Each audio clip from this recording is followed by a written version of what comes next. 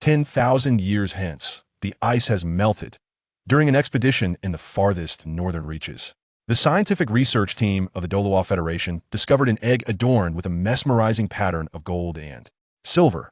Upon conducting an examination with their instruments, they were astonished to find signs of life within, prompting them to hastily transport it back to the research institute for incubation. The egg hatched, revealing not a creature of the expected kind, but a human-like infantine, extraordinary child born from an egg. Chapter 1. What is that? A disc-shaped, all-weather, soul-guiding reconnaissance aircraft glided across the ocean's surface, progressing steadily towards the distant line of pristine white snow. Director, we are nearing the extreme north, announced Nan Sheng, clad in a crisp, white military uniform, as he reported to Lan Xiao, who occupied the position of co-pilot. They were part of an expedition team from the Ancient Soul Beast Research Institute, under the auspices of the Heavenly Doe branch of the Douluo Federation Scientific Research Academy. Since the Douluo Federation embarked on its inaugural journey into space approximately 9,000 years ago, humanity has relentlessly pursued exploration beyond their terrestrial confines. This continuous endeavor has led to an ever-deepening understanding of the vast cosmos. With a burgeoning population and various other challenges, humanity began to contemplate interstellar migration.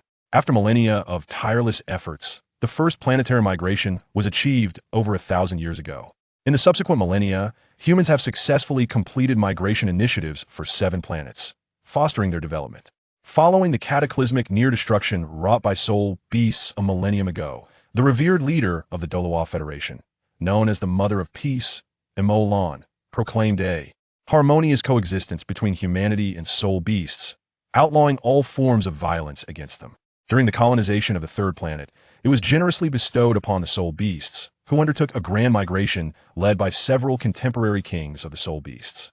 From the lesser plane of 10,000 beasts at last, the soul beasts found a true home. The 7th planet was similarly gifted to the soul beasts. With 2 planets to call their own, the soul beasts enjoyed a long period of recuperation, and the age-old enmity with humanity was finally resolved. Humanity began to engage in comprehensive collaboration with the soul beasts. Over the millennia, the narrative shifted from the soul beast dominion over Douluo Star, where humans struggled for survival, to the invention of soul-guiding devices by humans, which compressed the living space of the soul beasts, culminating in the retaliatory uprising led by the awakened soul beast kings a millennium ago. Today, humanity and soul beasts coexist in peace. The evolution of this era has ushered in a period of harmonious development between humans and soul beasts, both of whom are intricately linked through the profession of soul masters. The expedition team led by Lan Xiao has ventured into the extreme northern territory to investigate whether any remnants of ice-type soul beasts or traces of ancient soul beasts remain, thereby advancing the study of these primordial entities, once hailed as the last bastion of purity on the Douluo Continent. The extreme north's harsh environment protected the few remaining soul beasts from human harm. Though many soul beasts later migrated, the ecosystem of this region remained uniquely self-sustaining. Considerable effort was expended to gain the acceptance of the majority of soul beasts for the migration, yet some chose to remain or conceal themselves. Very well. Lan Xiao, adorned with the insignia of a major, possessed an admirable countenance. At the age of 31, he graduated from the Douluo Federation National Institute of Technology, specializing in soul beast research. All research institutions conferred military ranks, governed uniformly by the Federation. Nan Sheng cast a sidelong glance at him before turning her head away. Her charming demeanor elicited a knowing smile from Lan Xiao. Upon entering the extreme north, activate the life detector immediately. Adjust the detection intensity to the level of 10-year soul beasts, Lan Xiao commanded. Historically, the extreme north has been a desolate land, where scarcely any flora can endure in the era of soul beasts. Only large, cold-resistant soul creatures thrived, alongside unique entities such as the ice blue scorpion and the snow maiden. Before long, an all-weather soul-guided reconnaissance aircraft penetrated the extreme north, soaring towards its inner circles, enveloped in a gentle white halo that shielded it from the harsh cold outside. From the aircraft's underbelly, a soft green light cascaded downwards, forming a luminous circle on the ground, expansive enough to cover a square kilometer. Any life form with a strength exceeding that of a 10-year soul beast within this circle would be detected. This was the latest model of life detector, capable of probing 100 meters underground. The reconnaissance aircraft scanned along the coastline as it advanced. Although the life detector boasted an extensive range, the vastness of the extreme north necessitated considerable time to conduct a thorough sweep, even of just a portion. All right, since we have arrived, let us set the detection program. Everyone, take a moment to rest. I hope we uncover something significant this time, Lan Xiao remarked, stretching his body languidly, a faint smile perpetually gracing his lips. Observing him, Nan Cheng pursed her lips. This man always appeared nonchalant, seemingly indifferent to everything. Yet he excelled at every endeavor. During their school days, she hardly witnessed his exertion, yet he emerged as an academic prodigy. Afterward, he effortlessly secured a position at the research institute, while she, despite being accepted alongside him, remained a lieutenant he had been promoted twice through. Exceptional merit. It was known that advancing military ranks was exceedingly challenging, especially in peacetime, where ascending to the rank of a school-level officer typically required one to be over 40. Yet, this fellow was merely 31. The thought was infuriating. She clearly exerted herself far more than he. Even when he pursued her, it seemed she merely surrendered under his harmless smile. Oof. Lost in contemplation, a shadow fell before her, obscuring the light. A large hand tousled her hair, and that familiar voice resonated in her ear. All right, the instruments will sound an alarm if anything is detected. Come, let us dine together. While others in such significant departments would tread cautiously in romantic pursuits with colleagues, Lan Xiao exhibited no such awareness, brazenly fostering intimacy with Nan Cheng. Despite her numerous reminders, he remained unfazed, justifying his actions with the phrase, "I can't help it." Fine. Nan Cheng stood up, only to realize how effortlessly she acquiesced to his request. Truly infuriating, she raised her gaze, intending to give him a sharp look, only to be met with Lan Zhao's enchanting smile. His eyes captured her attention as he gently took her hand, guiding her toward the spaceship's dining area. The sound of his voice lingered in her ears. "I truly adore your silly demeanor." Who is he calling silly? As she pondered whether to express her irritation, a sudden series of rapid beep-beep sounds captured everyone's attention. Lan Xiao promptly joined her, his expression turning serious as they both focused on the screen. Attention all units, attention all units. A formidable life form may be present. Reconnaissance drones ascend to 3,000 meters, activate life detection systems. Temporarily set the shield to maximum strength and prepare interception weapons. His commands flowed without hesitation. The earlier nonchalance vanished, replaced by a palpable gravity. The red halo spreading across the screen was a clear indication of the situation's severity. Only a soul beast of 100,000 years caliber could emit such potent life energy. Utilize reconnaissance satellites for detailed observation, Lan Xiao instructed, patting Nanchang's shoulder. Understood. Nanchang's hands fluttered over the control panel like a butterfly amidst flowers, quickly establishing a connection with the satellite. Guided by her expertise, the high-definition reconnaissance satellite locked onto its target. Lan Xiao straightened, turning his attention to the main screen of the reconnaissance drone, where an image was rapidly magnifying. Initially, it appeared as a vast expanse of white, soon revealing the melting snow. Following that was a valley, enshrouded by ice and snow. Call it a valley was somewhat misleading. It resembled a fissure, which the high-resolution satellite rapidly magnified until reaching the depths of the gorge beside a fragmented rock. The immense life energy emanated from this very spot. The satellite pinpointed that location. Both Lan Xiao and Nan Cheng distinctly observed a faint golden glow flickering beneath the blanket of snow. Zoom in further, Lan Xiao commanded in a low voice. The image expanded once more, clarity enhancing. The snow's surface shimmered not only with gold, but also with silver. The two colors alternated in a slow, mesmerizing dance. Nan Cheng turned to him, her voice barely above a whisper. "What is that?" Chapter 2. Rebirth from the frozen state. Tian-Do star, the first administrative planet successfully discovered and colonized by humanity, boasts a rich history spanning several millennia. This celestial body is approximately half the size of the original Douluo star, with 54% of its surface enveloped by oceans, of which 40% consists of freshwater seas, while the remaining 60% comprises saltwater seas. Initially devoid of life, the planet underwent extensive development following humanity's arrival, harnessing the power of technology to transform its surface. Although Tian-Do star lacks native organisms, it possesses 80% of the environmental foundations akin to those of Douluo star. According to estimations by human scientists, the emergence of a single cellular organism could potentially lead to the birth of a civilized planet within merely several tens of thousands of years. The arrival of interstellar colonizers from Douluo star has undoubtedly accelerated this process significantly. The name Tian-do was chosen to honor the once mighty nation on the Douluo Continent.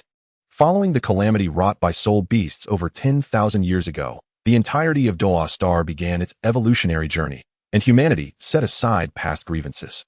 After nearly a century of deliberations and negotiations among the once divided Douluo Federation, Tian-do Empire, and Xingluo Empire, a decision was reached to merge into a singular entity.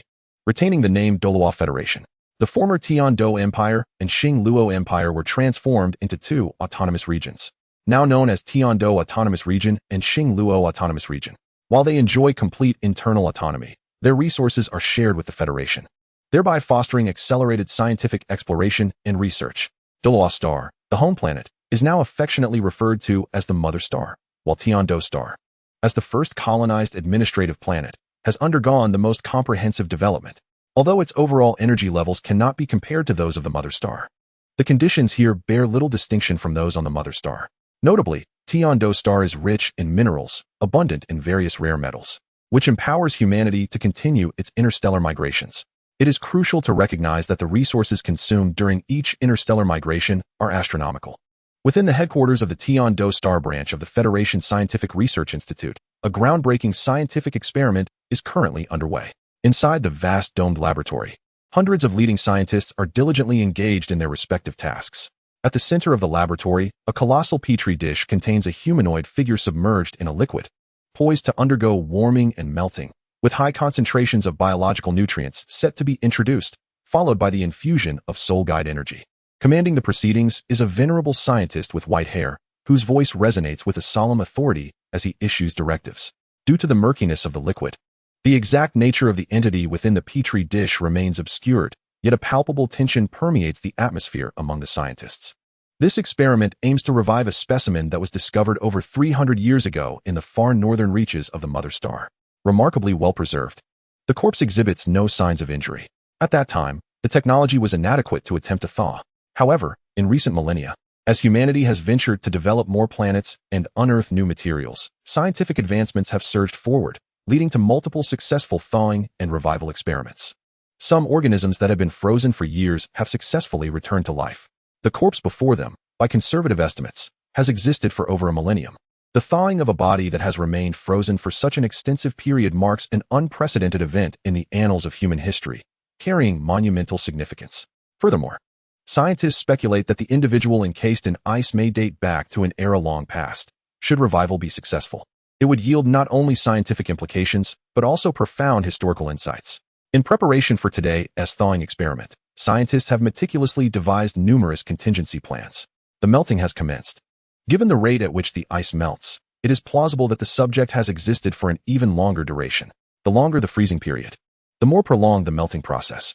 The scientists are filled with a palpable excitement. Undoubtedly, the greater the duration of the body's preservation, the more monumental the implications should she be successfully revived. As the melting concludes, the form of the subject becomes visible. Should we proceed with the injection of the cerebral restoration fluid and the organ repair solution? Commence the injections. Yes, repeat, commence the injections. The scientists are engaged in a flurry of anxious activity. Yet, in the next moment, an alarming siren blares. Emergency report. Injection is not feasible. The alloy needle cannot penetrate the subject, having already broken off. What? The lead scientist is taken aback. He is acutely aware of the strength of the alloy needle. Even materials as tough as mechanized armor should yield easily. Is it possible that the thawing is incomplete? Is the body itself not fully melted? The melting process is progressing smoothly, the body now soft, yet the skin remains extraordinarily resilient, rendering penetration impossible. Chief, what should we do now? Immediately administer soul-conducting energy to initiate strong stimuli for revival. The chief scientist decisively issues the command, though his countenance reflects despair. Not only he, but also the surrounding team of scientists share the same sentiment. They are all acutely aware that the likelihood of the subject's revival is dwindling. Based on prior experience, it is imperative to perform cerebral and organ restoration immediately post-thawing for any chance of survival. Super low temperature preservation is most effective for blood, yet the brain suffers the most damage. If the brain is not repaired promptly, the chances of revival may be less than 1%, unless the freezing lasted only a few hours. Moreover, this subject has been frozen for several millennia. The restorative solutions prepared for her are of an enhanced formula, yet if they can only be applied externally, their efficacy will undoubtedly be significantly diminished.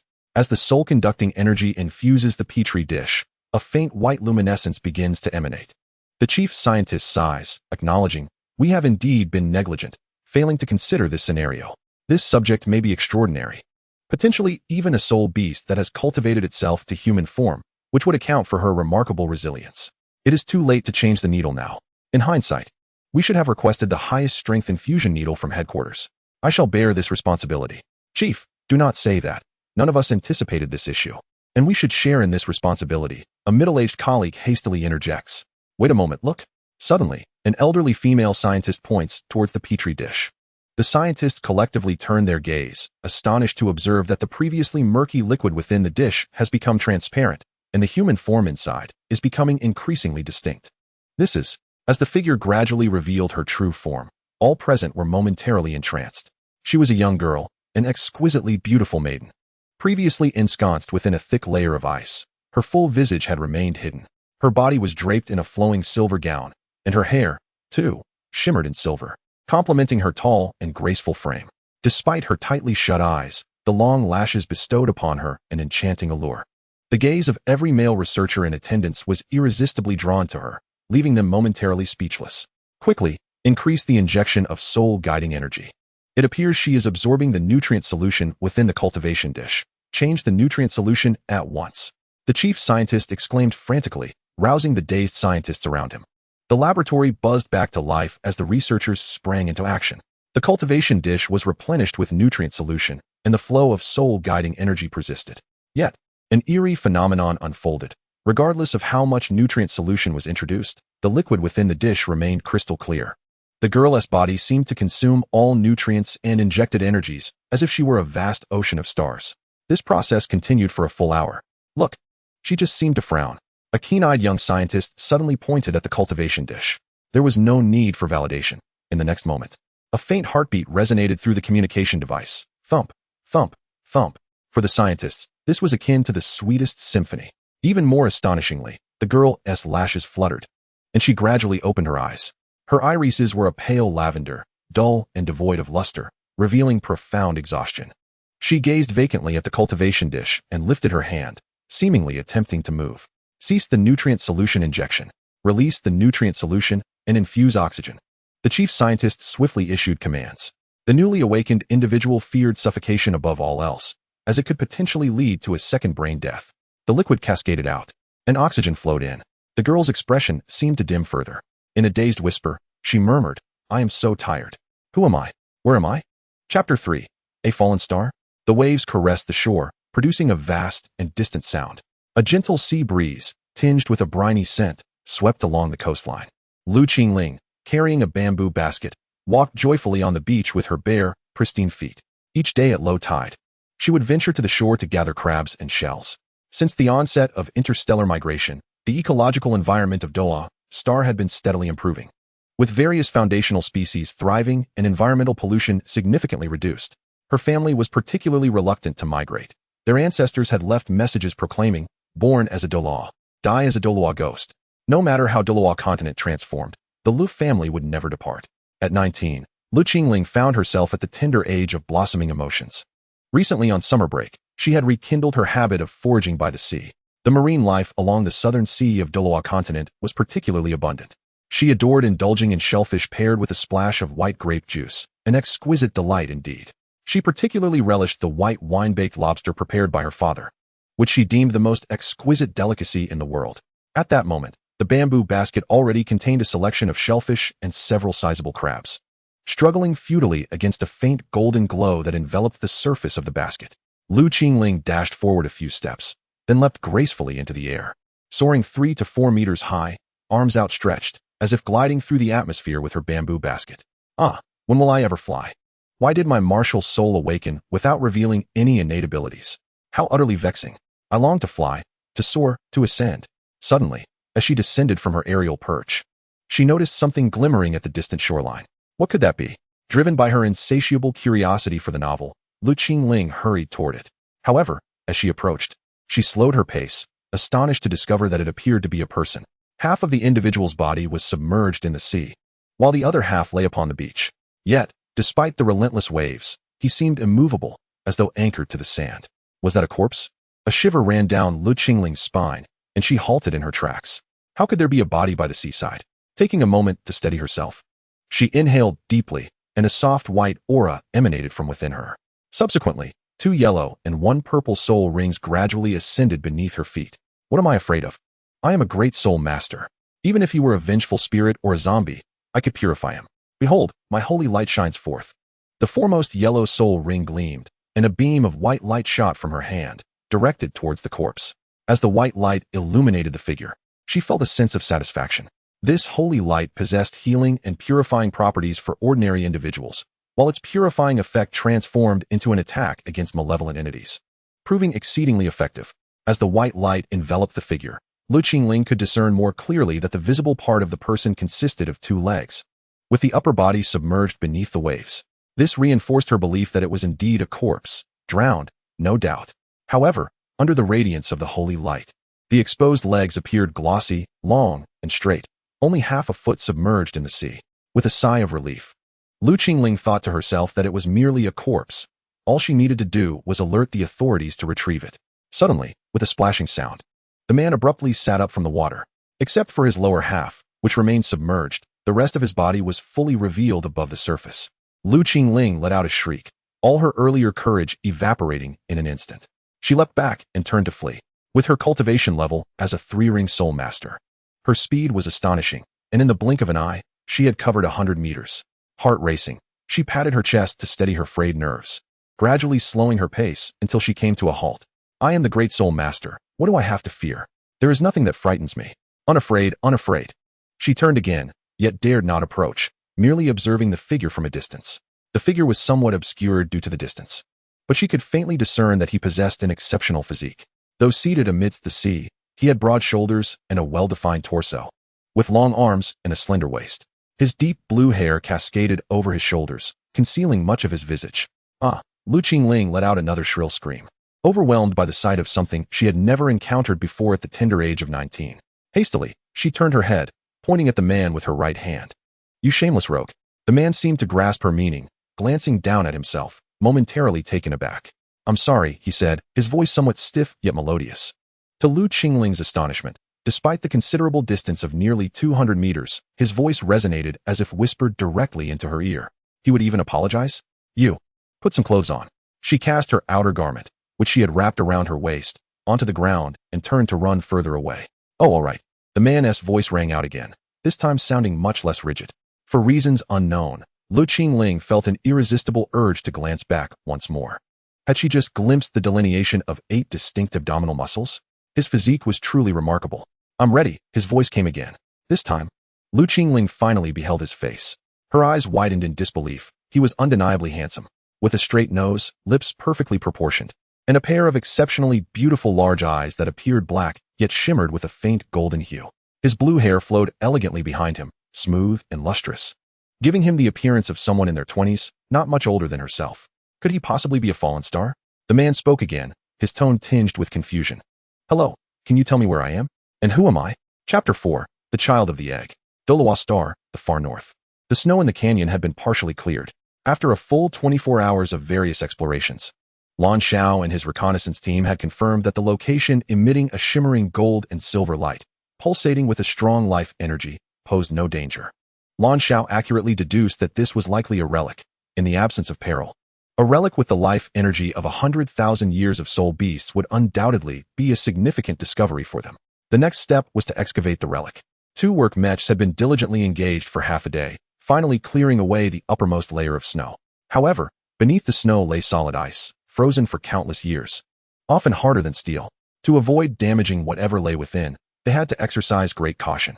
The ice layer was thick, yet after removing the surface snow, the transparent ice reflected the presence of the golden and silver halos more distinctly.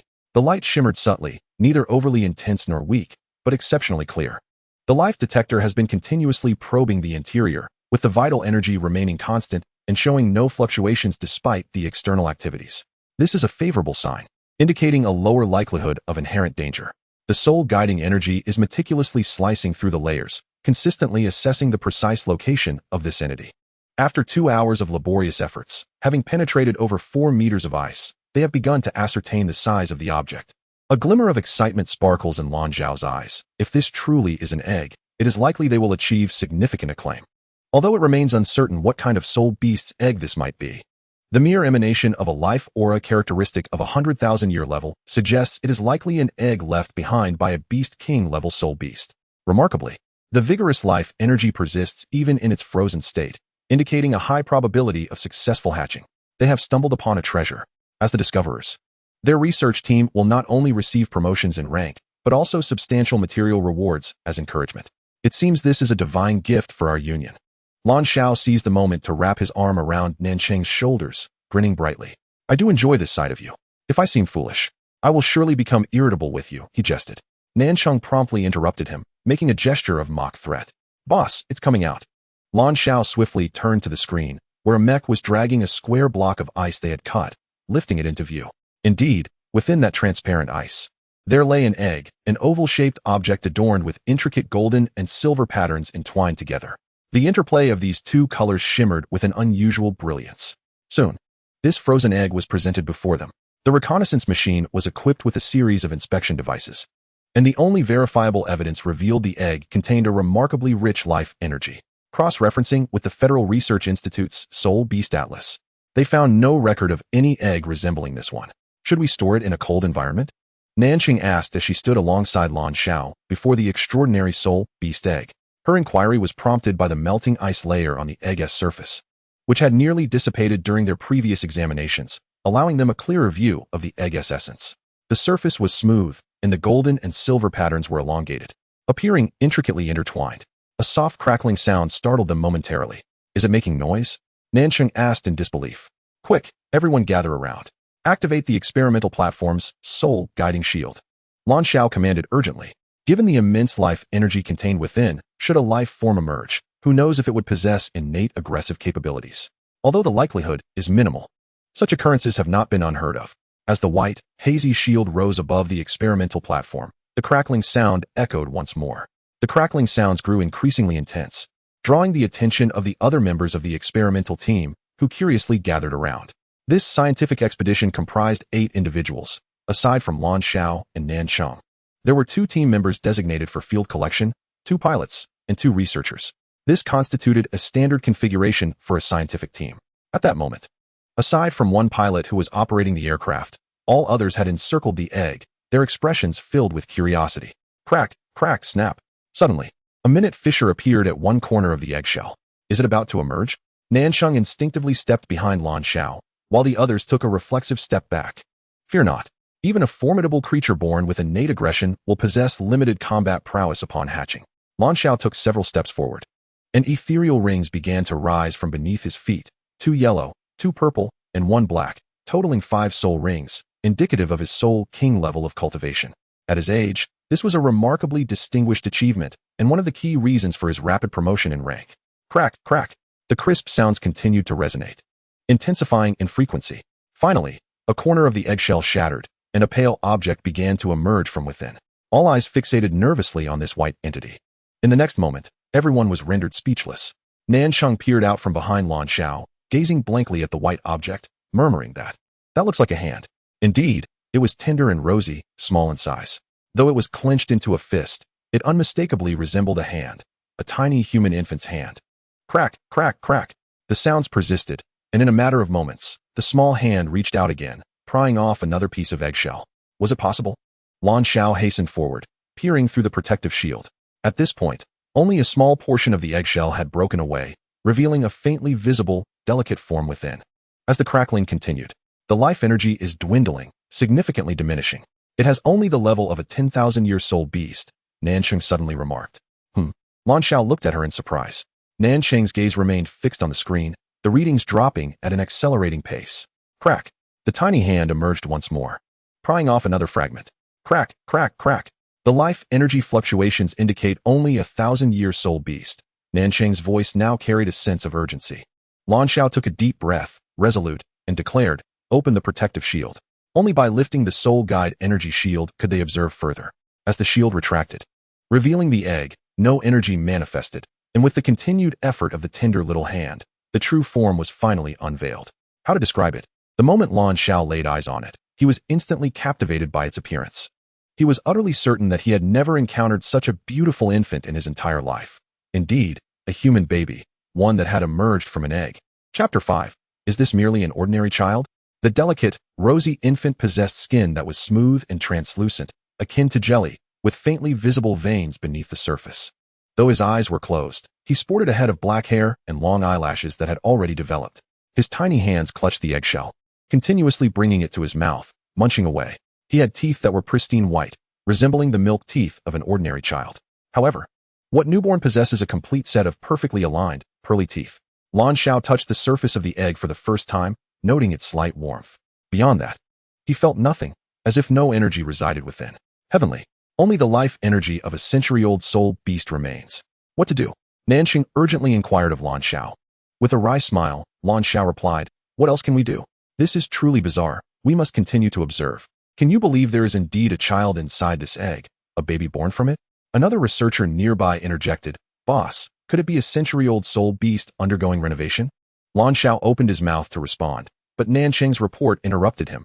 It has been 10 years, and only the energy level of a decade-old soul beast remains. Lan Xiao sighed in resignation. According to the Federation's records on ancient soul beasts and the information provided by divine-level soul beasts, a century-old soul beast, after renovation, should at least retain the energy level of a 100-year-old soul beast, along with its original memories and wisdom. It would never regress to the size of a helpless infant. Typically, they would transform into children, equipped with a degree of self-preservation. Crunch. Another piece was consumed. Nanxing approached, and upon catching sight of the infant nestled within the eggshell, her gaze became transfixed. The cherubic face, plump and rosy, was irresistibly adorable, adorned with 2 charming dimples. In an instant, her maternal instincts surged forth, her expression softening with tenderness. Fearing to harm the child, she gently reached out and cradled the infant from the broken shell. He was not heavy, weighing around 6 or 7 pounds, his body soft and warm, exuding a faint, pleasant fragrance. Carefully, Nanxing held him close, unable to restrain her voice as she cooed, "He is so beautiful." The other team members nodded in agreement, for indeed, this child was extraordinarily lovely. Suddenly, the infant paused, his tiny hands flailing around, but grasping nothing. The piece of eggshell had been entirely consumed. Wawa! He burst into tears, his cries resonating throughout the entire cabin. Nancheng, who had yet to marry or bear children, was startled, as were the others, who fumbled in confusion. Lan Xiao, who was about to remove the eggshell, stood frozen in place. "Why is he crying?" Nanxing asked, a hint of panic in her voice. "I shouldn't he have heard him? Ah, it's the eggshell. He must still be hungry. Quick, let him have another piece." As she spoke, she cradled the child and approached Lan Xiao.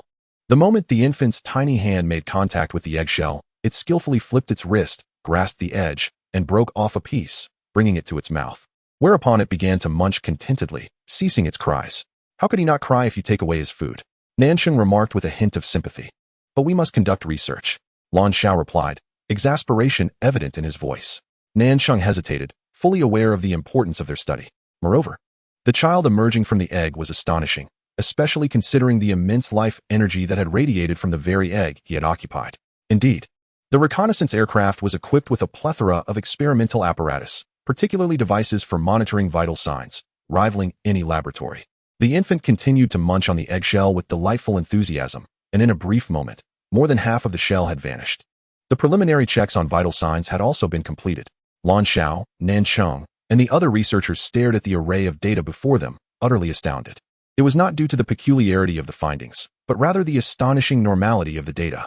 The readings were akin to those of any typical newborn. The essence of life energy was consistent with that of a normal infant, revealing no trace of any soul beast lineage. Remarkably, the child exhibited resilience, not crying at all during the blood test. Perhaps it was due to its ongoing consumption of the eggshell. When pricked, it merely furrowed its brow and resumed its munching. Could this truly be an ordinary child? Lan Xiao struggled to comprehend it, as did the entire research team aboard the aircraft. A child discovered beneath the frigid ice of the extreme north, emerging from an egg, could hardly be deemed normal. With no trace of soul beast bloodline, no unique energies, and everything appearing perfectly typical, it was inconceivable. After all, a normal embryonic infant would have perished long ago in such freezing conditions. Nevertheless, the data was irrefutable, meticulously collected by advanced equipment. Perhaps the child's singular distinction was its remarkable normality. While typical infants might exhibit slightly elevated or diminished indicators, this one displayed none. It was entirely unremarkable. In summary, this was a healthy, exceedingly normal human infant. Munch, munch, munch. The infant continued to consume the eggshell, blissfully unaware of the unfolding events. What should we do? Nanxing turned to Lan Xiao. Lan Xiao, equally bewildered, along with the rest, had initially anticipated a groundbreaking discovery, potentially a significant contribution to the study of ancient soul beasts. Yet, the current circumstances suggested they were on the brink of confronting an unsettling anomaly. Boss, this might pose a problem, researcher Chun Wei said with a wry smile. Not long ago, the Federation dealt with a case of scientific fraud. We truly would find ourselves at a loss for words. Scientific misconduct is one of the gravest offenses within the Douluo Federation. The rationale is straightforward.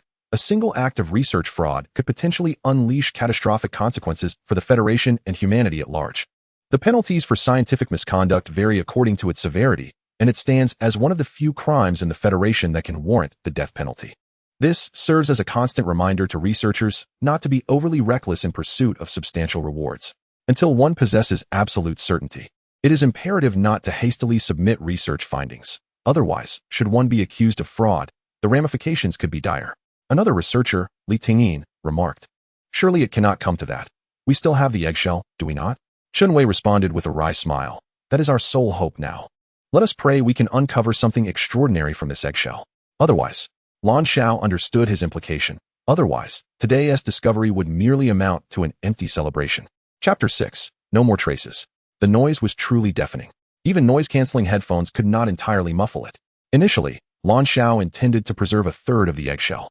But the infant emerging from the egg cried uncontrollably, its wails piercing and relentless. Nancheng, unable to bear the sound, fed it a bit more. As long as it was fed, the cries ceased. However, once they retained 1/5 of the eggshell, the infant began to wail again, its voice resounding like that of a tenor. 1/6, 1/7, 1/8, 1/10. Ultimately, only 1/10 of the eggshell remained, which was the limit. This decision was no longer solely Lan Xiao's to make. He had to account for the entire team. Thus, he steeled himself, allowing the infant to cry without further feeding it. Nancheng understood his decision. After all, they were engaged in scientific research. Although she often gazed at Lan Xiao with her captivating, tear-filled eyes, she refrained from suggesting that they continue to feed the child. They initially believed that the child would tire itself out and cease crying. Little did they know, the infant was truly exceptional. Despite its vocal exertions, it showed no signs of stopping, and its cries were remarkably penetrating, lasting 3 days and nights. During this period, the reconnaissance aircraft completed its scanning of the extreme northern region, yet the scientific expedition team found themselves exceedingly fatigued. No one could find rest amidst the din of the child's cries. Whether meditating or attempting to sleep, it was an impossible feat. The reconnaissance aircraft had a designated rest area, but even the metallic door could not contain the sound, leaving everyone utterly exhausted as the plane began its return journey. Activating its autopilot mode. Let us place him in the protective cover of the testing platform. You should try to rest a bit as well. The cover offers better sound insulation, and it is safe in there. He cannot escape, Lan Xiao said, gazing sympathetically at the pale-faced Nancheng. All right, she acquiesced, truly unable to endure any longer. The protective cover did indeed provide some relief from the cacophony, and the cries diminished somewhat, allowing everyone to feel a sense of respite. Except for the pilot, who needed to remain alert to ensure the smooth operation of the cruise, the others soon drifted off into slumber. These past few days have truly been exhausting. With the primary tasks now completed, a sense of relaxation enveloped me, naturally leading to a state of rest. Soon, everyone, including Lan Xiao, had succumbed to a deep slumber. The incessant cries of a baby filled the air, those beautiful, large eyes brimming with a sense of grievance. Meditating amidst such cries proved to be quite challenging, fraught with the risk of distraction, prompting Lan Xiao and Nancheng to opt for sleep instead. They drifted into a profound slumber, and the airplane gradually quieted, save for the still resounding cries of the infant, faint yet persistent. The pilot stifled a yawn, equally disturbed by the cries, fatigue weighing heavily upon him. After double-checking the cruise and safety systems, confirming all was well, he too closed his eyes and fell into a gentle sleep. Modern soul-guided reconnaissance aircraft are remarkably advanced. Even if a malfunction occurs in the cruise system, an alarm will sound promptly. Typically, issues are rare. Inside the cabin, the breathing of the passengers became noticeably tranquil, though the incessant wails of the infant remained an exception. On the last fragment of the eggshell, golden and silver patterns shimmered faintly, unbeknownst to anyone, as the baby cried. The frequency of light emanating from the remaining eggshell began to subtly shift. At the peak of the cries, the golden and silver lines gleamed most brilliantly, And as the cries diminished, so too did their radiance. Gradually, the eggshell responded to the cries, becoming translucent, and fine cracks began to appear on its surface, initially minuscule, yet steadily progressing. With a crisp sound, the eggshell shattered, not into shards, but into a fine powder, dispersing as a radiant light. The golden and silver halo effortlessly penetrated the protective shield, then re-entered it. When it enveloped the baby's mouth and nose, the cries finally ceased. The cabin fell into a serene stillness. After the golden and silver light flowed in, the infant succumbed to a deep sleep. Time passed, though how long, none could say. A low humming resonated through the cabin, gently rousing the slumbering passengers. Ah, what a delightful sleep. Is this the signal that we are beginning our descent? Are we nearing our destination? Nan Sheng, groggy, opened her eyes and looked in surprise at the indicator at the front of the cabin. The pilot had already awakened. Smiling as he confirmed, "Yes, we are about to arrive. We're in the descent phase." Suddenly, Nan Sheng felt a sense of something amiss, instinctively. She glanced towards the experimental platform not far from her. The tiny infant was curled up, his delicate skin seemingly glowing with a soft radiance, appearing small, yet somewhat lonely. Nan Sheng instinctively pondered the whereabouts of his parents. Surely they missed him dearly. Wait. She suddenly realized something was amiss. The little one had ceased to cry. Nan Sheng hurriedly stood and approached the baby. His small chest rose and fell gently with each breath, his rosy face occasionally twitching, even sporting a hint of a sweet smile. Is this truly sleep? Nan Sheng sighed in relief. Are we almost there? Lan Xiao stretched lazily and rose to his feet. Lan Xiao, come quickly. Look, he is not crying anymore. He looks so adorable when he is quiet. Nan Sheng exclaimed joyfully. Not crying. Indeed. Otherwise, we wouldn't be able to rest for so long, Lan Xiao said with a smile, instinctively turning his gaze to the side, where his expression suddenly froze. Nan Sheng was momentarily taken aback, glancing at the spot where the eggshell had been. Yes, it was gone without a trace. It wasn't me. I didn't do anything. Nan Sheng hurriedly explained in a panic. At that moment, the others had also awakened and gathered around. Realizing the eggshell had vanished, Lan Xiao gestured to Nan Sheng not to worry. If you say it wasn't you, then it wasn't he. The activation of the protective shield would leave a record. Let us check if it has been activated. Only then did Nan Sheng feel a sense of relief. Indeed, activating the experimental platform shield would leave a record, and each individual's access code was unique. Nonetheless, she felt a sense of satisfaction in Lan Zhao's immediate trust in her, allowing her to relax subconsciously. However, where was the eggshell? The monitoring system within the cabin swiftly provided them with the answer. As they exchanged glances, their eyes ultimately converged on Lan Xiao, who wore a wry smile. Don't look at me. I'm just as clueless. This truly is a case without evidence, and there are no traces left. Chapter 7, Lan Xuanyu.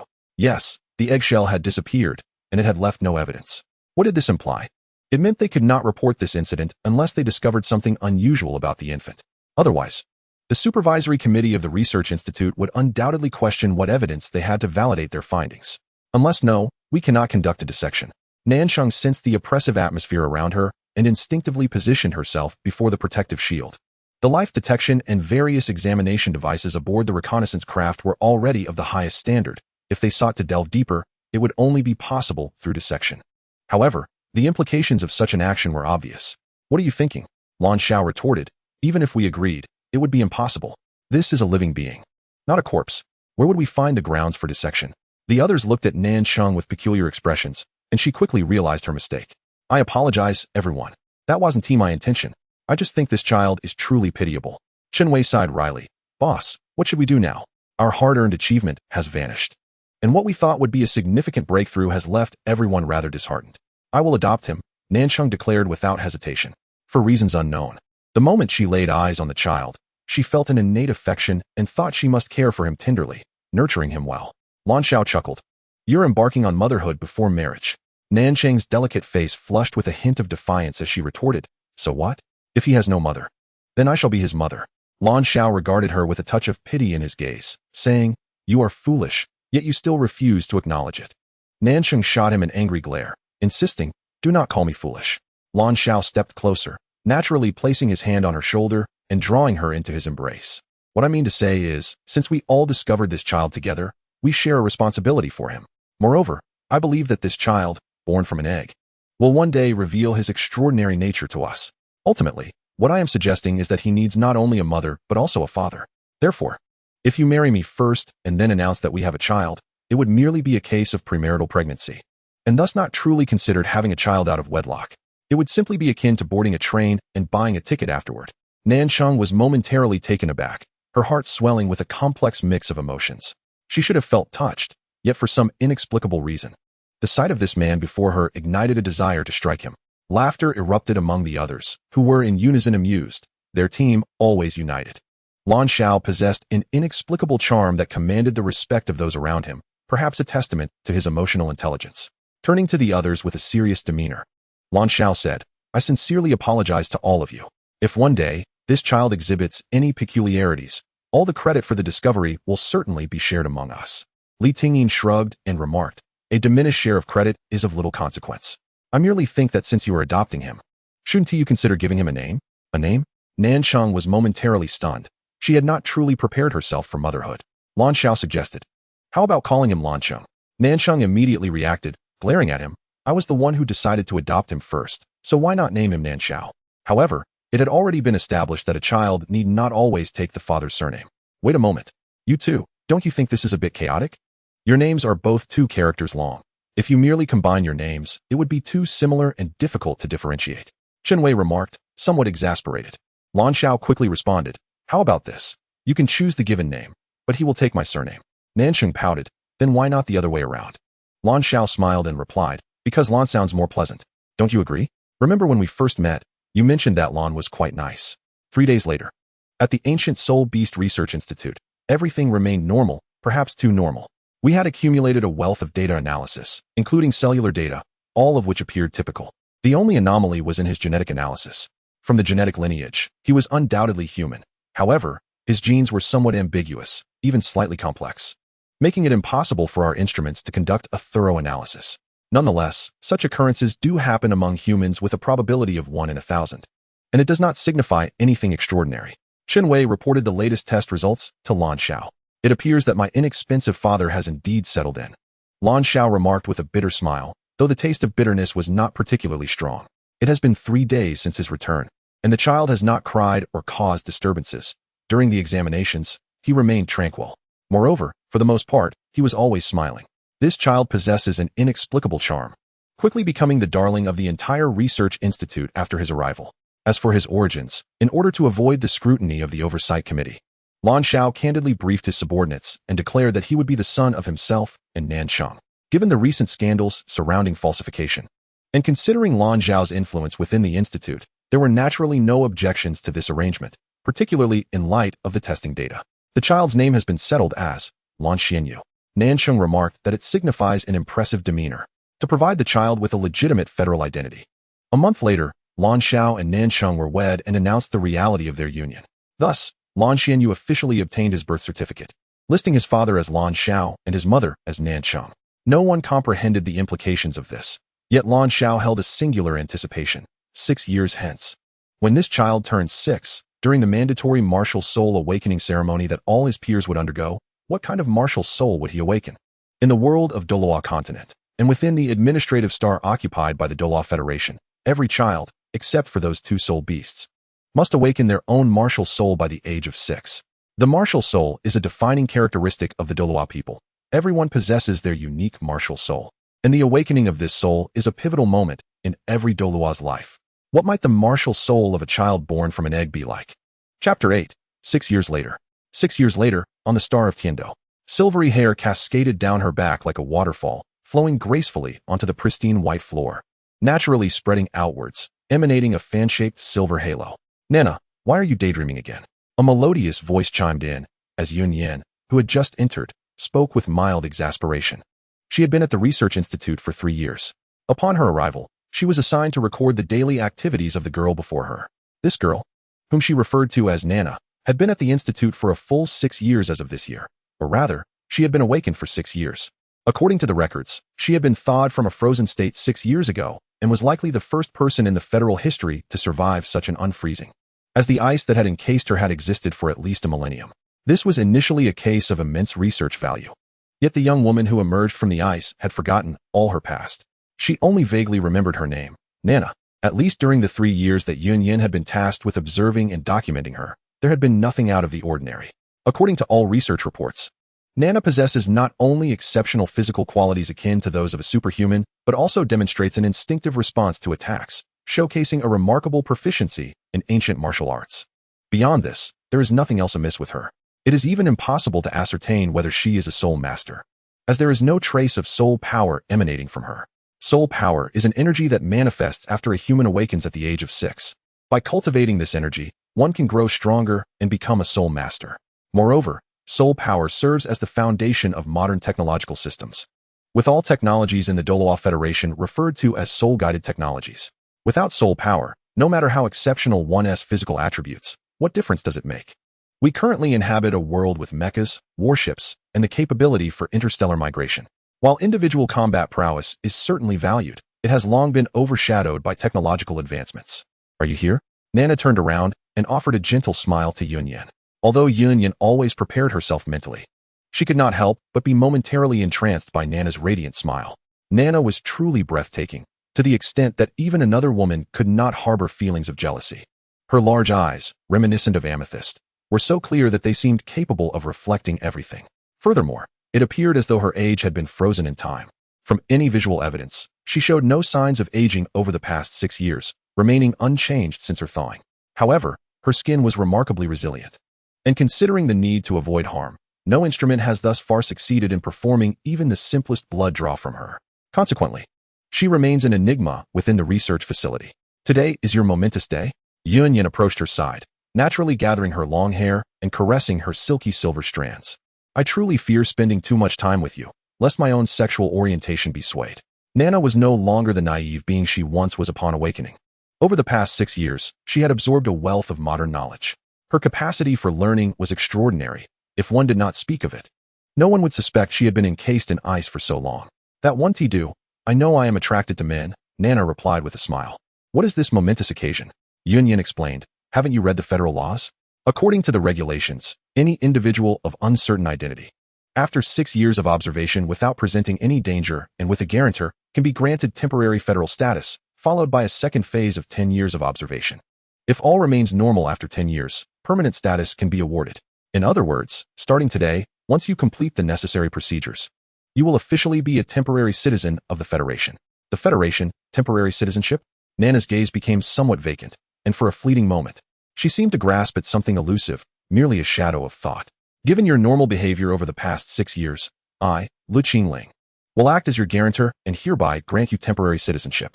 Temporary citizens enjoy most of the same rights as formal citizens of the Federation, with the exception of interstellar travel and the purchase of soul spirits above the black grade. For the next 10 years, you must strictly adhere to the law, and if all remains normal after that period, you will be granted formal citizenship.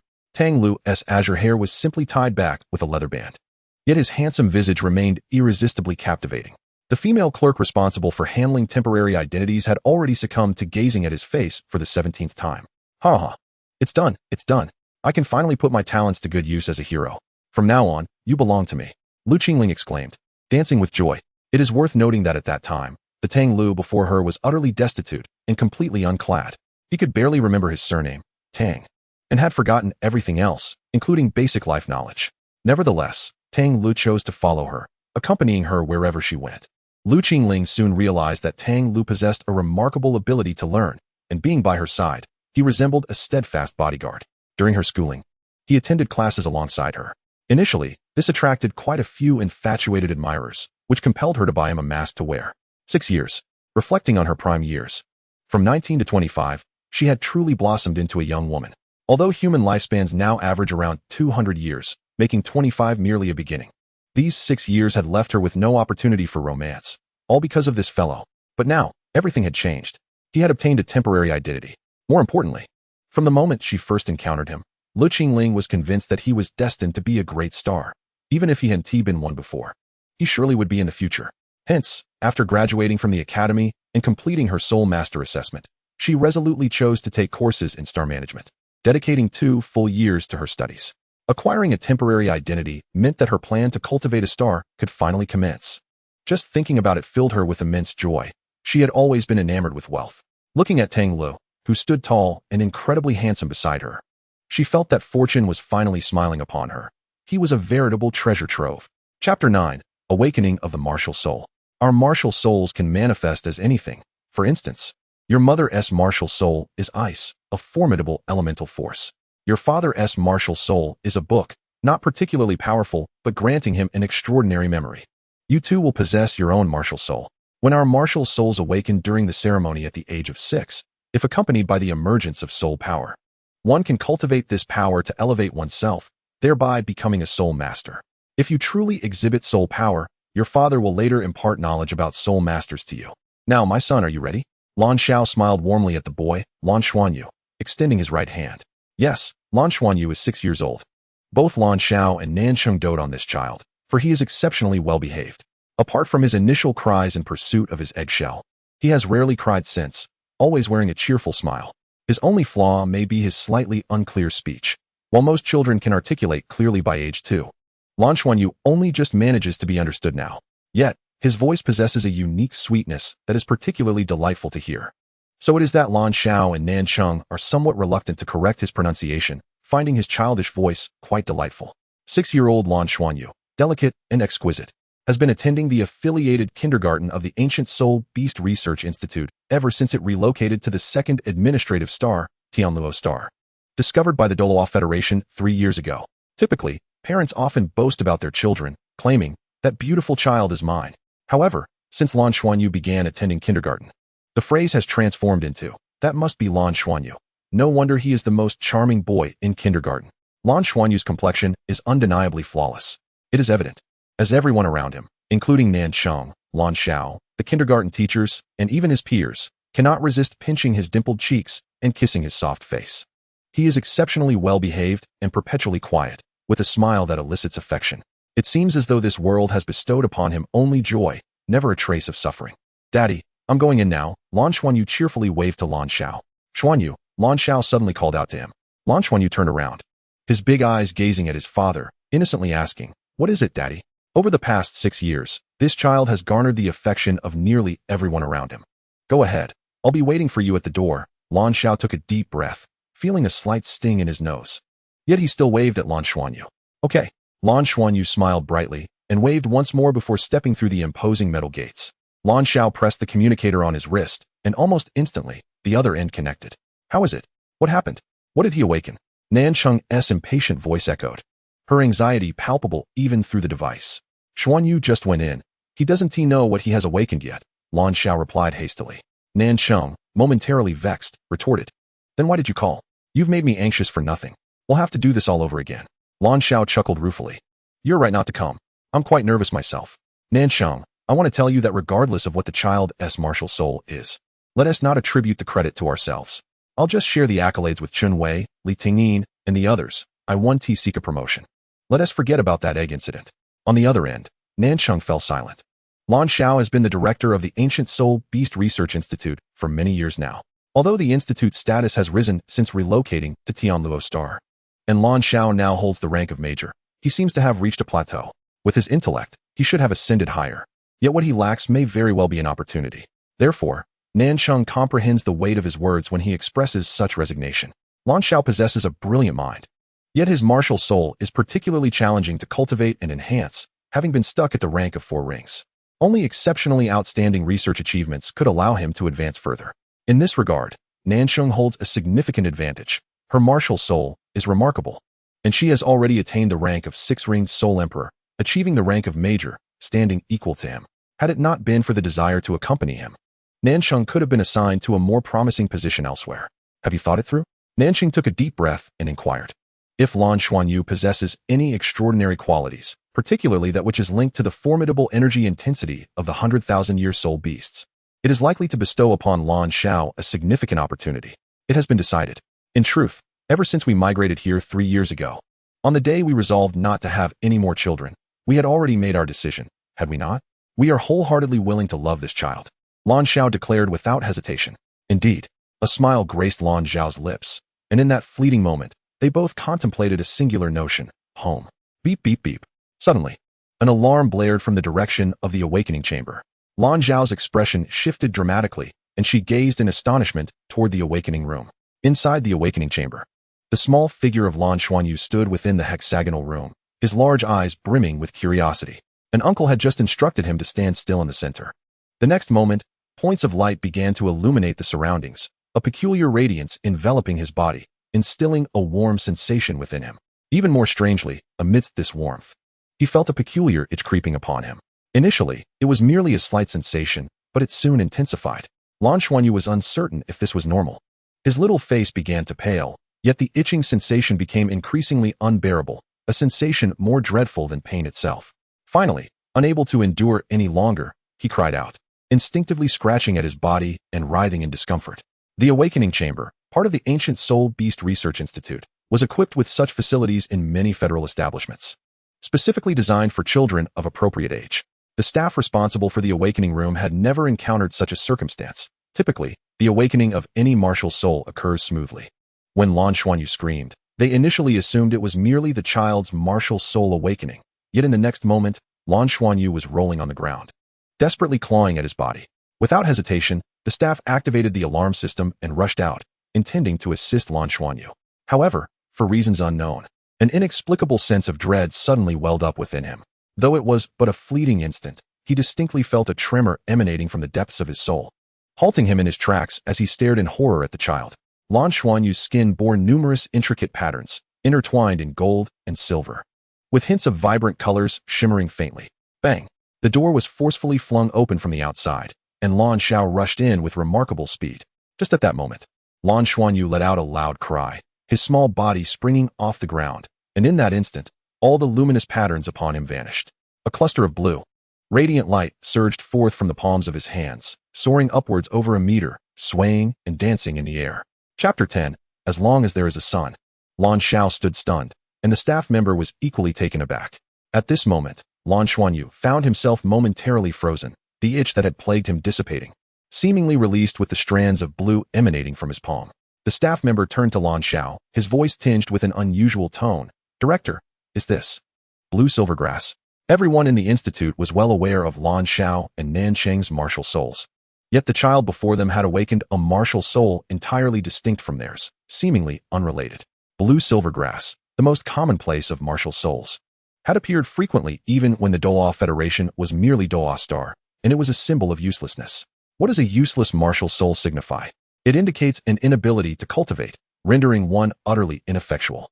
Even a martial soul as mundane as chopsticks can enhance one's dining speed. A martial soul akin to a hoe would bolster one's farming prowess. But what could blue silvergrass enhance? Humans are not cattle, they do not graze. Nevertheless, blue silvergrass possesses its own legends, the most significant of which have echoed throughout the Douluo Federation for millennia. Yet, over the course of these thousands of years, only 2 legends have been associated with blue silvergrass. Lan Zhao's astonishment far surpassed that of the staff member. Prior to this day, he had contemplated numerous possibilities. After much deliberation, he had resolved to allow Lan Xuanyu to awaken at the institute, ensuring that the circumstances remained within his control.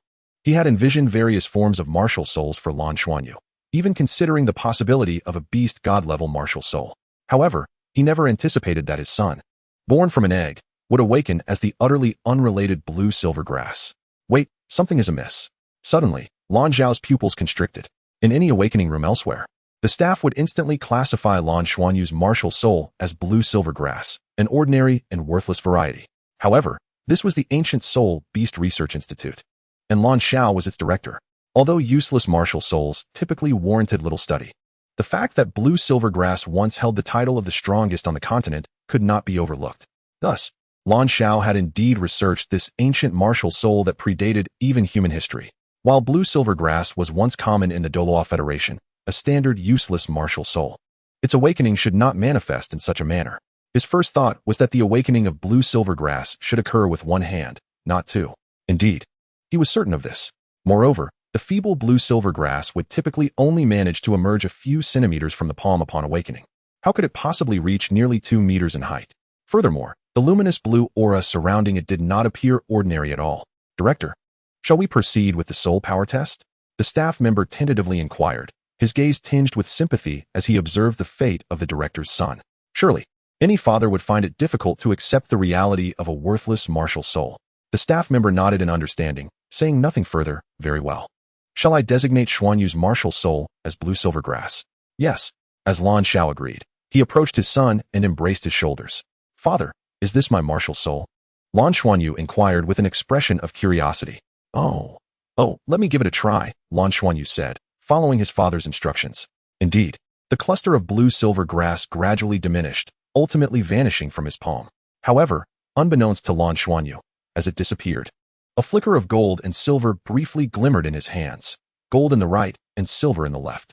The family resided in a spacious apartment near the research institute, enjoying the benefits afforded by a lieutenant colonel's salary. With 200 square meters at their disposal, the three of them lived comfortably, even having a dedicated training room. Closing the door, Lan Xiao guided his son to sit on the sofa, gazing intently at Lan Xuanyu. Xuanyu, what happened during your martial soul awakening today? Share all your feelings with me. Lan Xuanyu blinked his large eyes, a hint of fear in his voice. It was so itchy, father. I felt unbearably itchy. I scratched vigorously, but it was a deep itch from within my body, and scratching didn't help. Eventually, all the itchiness concentrated in my hands and burst out from my palms. Once it escaped, the itchiness disappeared. Meanwhile, the anxious Nansheng suddenly realized something and hurriedly ended the communication. Blue-silver grass. Xuanyu's martial soul is blue-silver grass. Her expression mirrored disbelief. Lan Xiao squinted his eyes, convinced that it was no ordinary blue-silver grass. It was certainly extraordinary. I am certain. Ordinary blue-silver grass does not sprout from one's hands, especially not during awakening, nor could it grow that long. Moreover, Xuanyu's blue-silver grass is far more beautiful. Nansheng, also engaged in ancient soul beast research, immediately contemplated a possibility. Could it be the legendary blue-silver emperor? If it were the blue-silver emperor, it would make sense. No, it doesn't make sense, Lan Xiao replied without hesitation. The level of the blue-silver emperor is undoubtedly significant. It could potentially be 100,000-year soul beast's reincarnation. However, that egg remains inexplicable. The blue-silver emperor is a plant. How could it emerge from an egg? Nansheng furrowed her brows. What if it is self-sealing? Sealing itself into an egg? That is certainly not the case. Lan Xiao shook his head. Nansheng did not persist in her thoughts, for she trusted her husband. Although young, Lan Xiao was considered an authoritative expert in the field of ancient soul beast research. What should we do now? Nansheng asked, her brow knitted with concern. Lan Xiao fell into contemplation. They had initially worried that Lan Xuanyu's martial soul might be too extravagant, drawing the attention of the higher-ups, which would compel them to disclose the truth. Yet now, it was blue-silver grass. Blue-silver grass?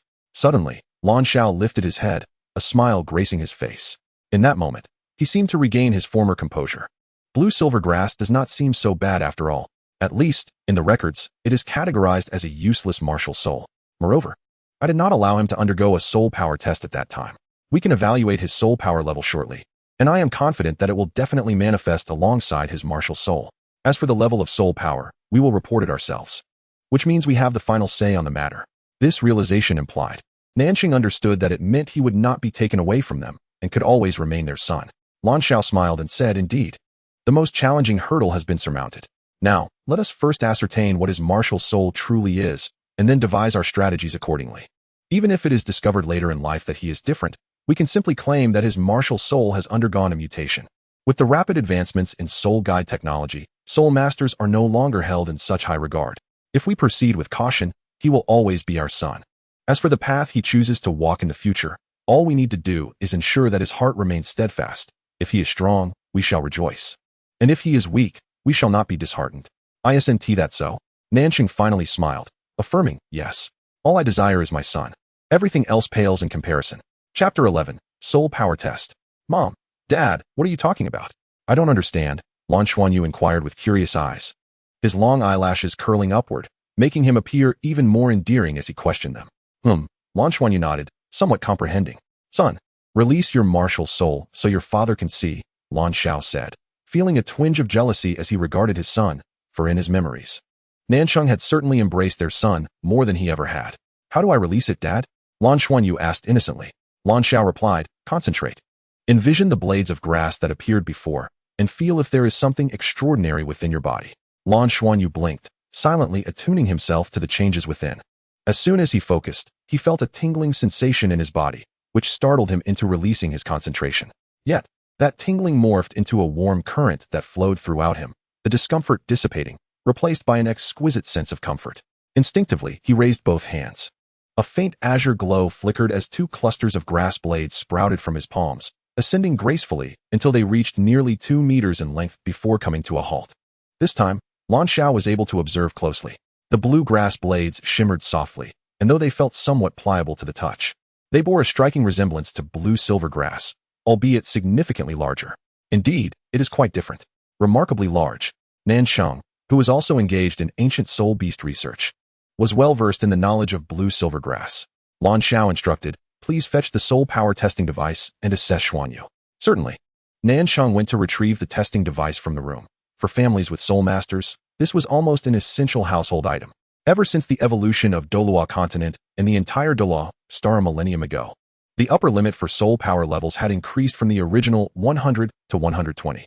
Those who surpassed the 99 level were referred to as divine rank.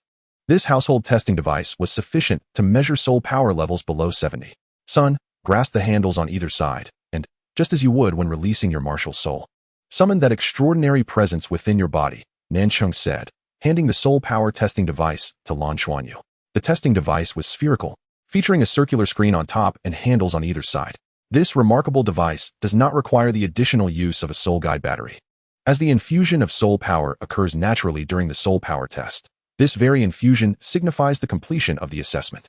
Lan Xiao grasped the handles on either side, feeling a pleasant sensation following the previous tickling, which diminished his initial trepidation. When that tickling sensation re-emerged, he suddenly felt a unique energy, invigorating and soothing, flowing down his arm and seemingly entering the testing instrument in his hand. Both Lan Xiao and Nansheng focused intently on the testing apparatus. The screen above the device flickered momentarily, as if numbers were about to appear, yet they vanished as quickly as they had emerged. In unison, they exchanged incredulous glances. Realizing the implications of the situation, there was no soul power. However, how could Lan Xuanyu's blue-silver grass, appearing so extraordinary, possibly lack soul power?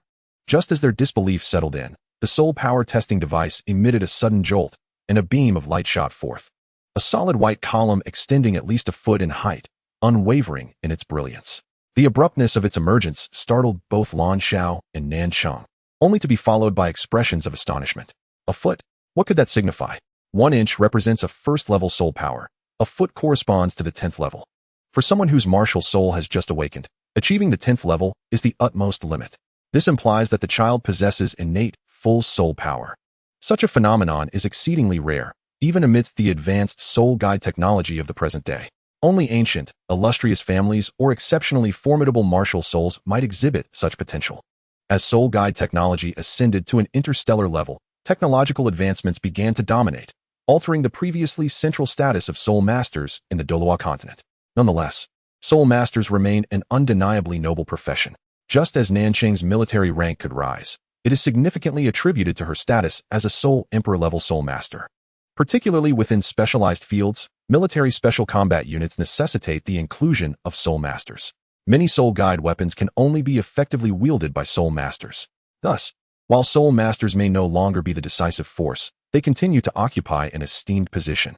Innate full soul power equates to genius. Any individual possessing such a gift will garner the Federation's attention.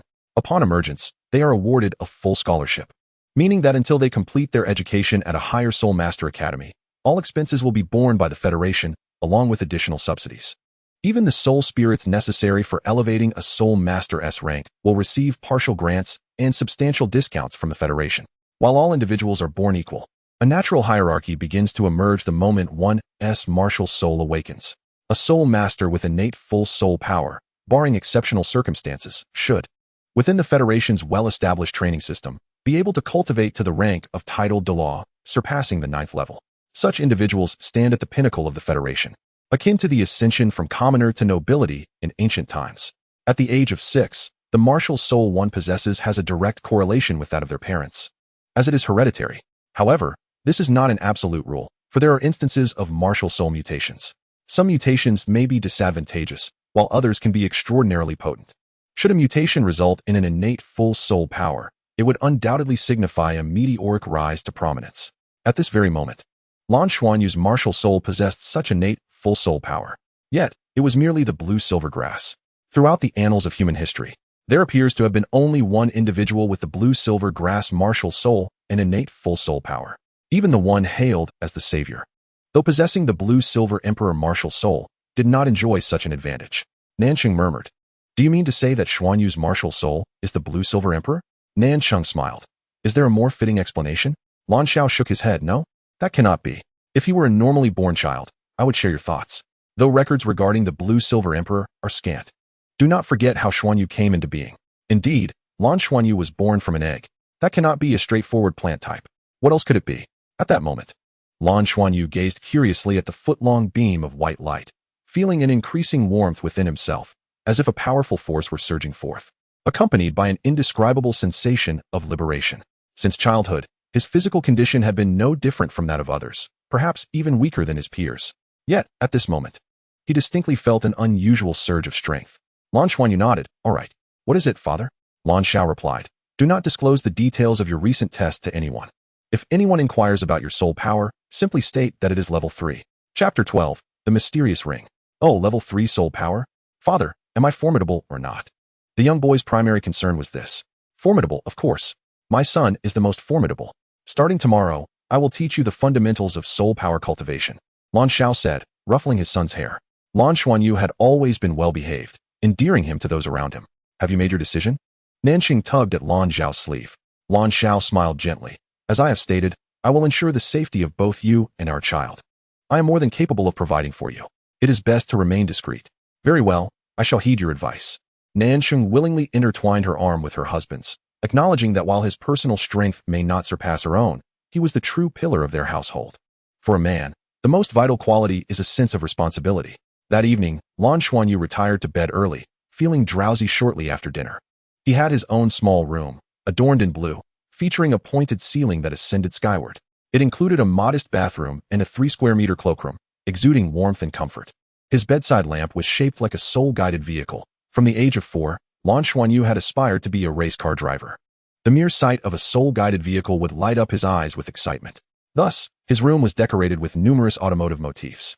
Lan Xuanyu fell into a deep, tranquil slumber. Gradually, the little boy drifted into the realm of dreams. The dream was shrouded in ambiguity. He merely heard melodious chants and vaguely perceived radiant halos. These halos shimmered in hues of gold and silver, encircling his form. In reality, he began to emanate a faint yet alluring glow, devoid of any accompanying energy, but flickering in tandem with the halos, alternating between gold and silver, reminiscent of that egg from long ago. He slumbered deeply, and the golden and silver luminescence gradually diminished, as if nothing had ever transpired. Yet, when the two clusters of light vanished completely, a silent ring of white light emerged from beneath his feet, ascending slowly. At that moment, a gentle golden hue radiated from his being, illuminating the white halo with striking clarity. The halo lingered until it finally dissipated above his head. However, the phenomenon was far from over. His body transformed into a silvery sheen, and yet another ring of white light rose from his feet, steadily climbing until it too disappeared completely. The room fell into dimness once more, yet within that obscurity, a small vortex seemed to materialize, devouring the surrounding light to such an extent that even the moonlight outside could no longer penetrate through the curtains seems to grace the floor. This vortex appeared at the location of Xiao Xuanyu's navel, and after what felt like an eternity, it vanished silently, allowing a dark blue aura to drift slowly from his navel. It wobbled toward him, ultimately settling upon the tip of his right thumb. The dark blue radiance coalesced, becoming an exquisite ring, a mere 5 millimeters wide, perfectly fitting upon his finger. Xiao Xuanyu continued to sleep soundly, seemingly untouched by the events unfolding around him. As dawn approached, the first light of morning crept in, and the door to Xiao Xuanyu's room swung open, revealing Lan Xiao stepping inside.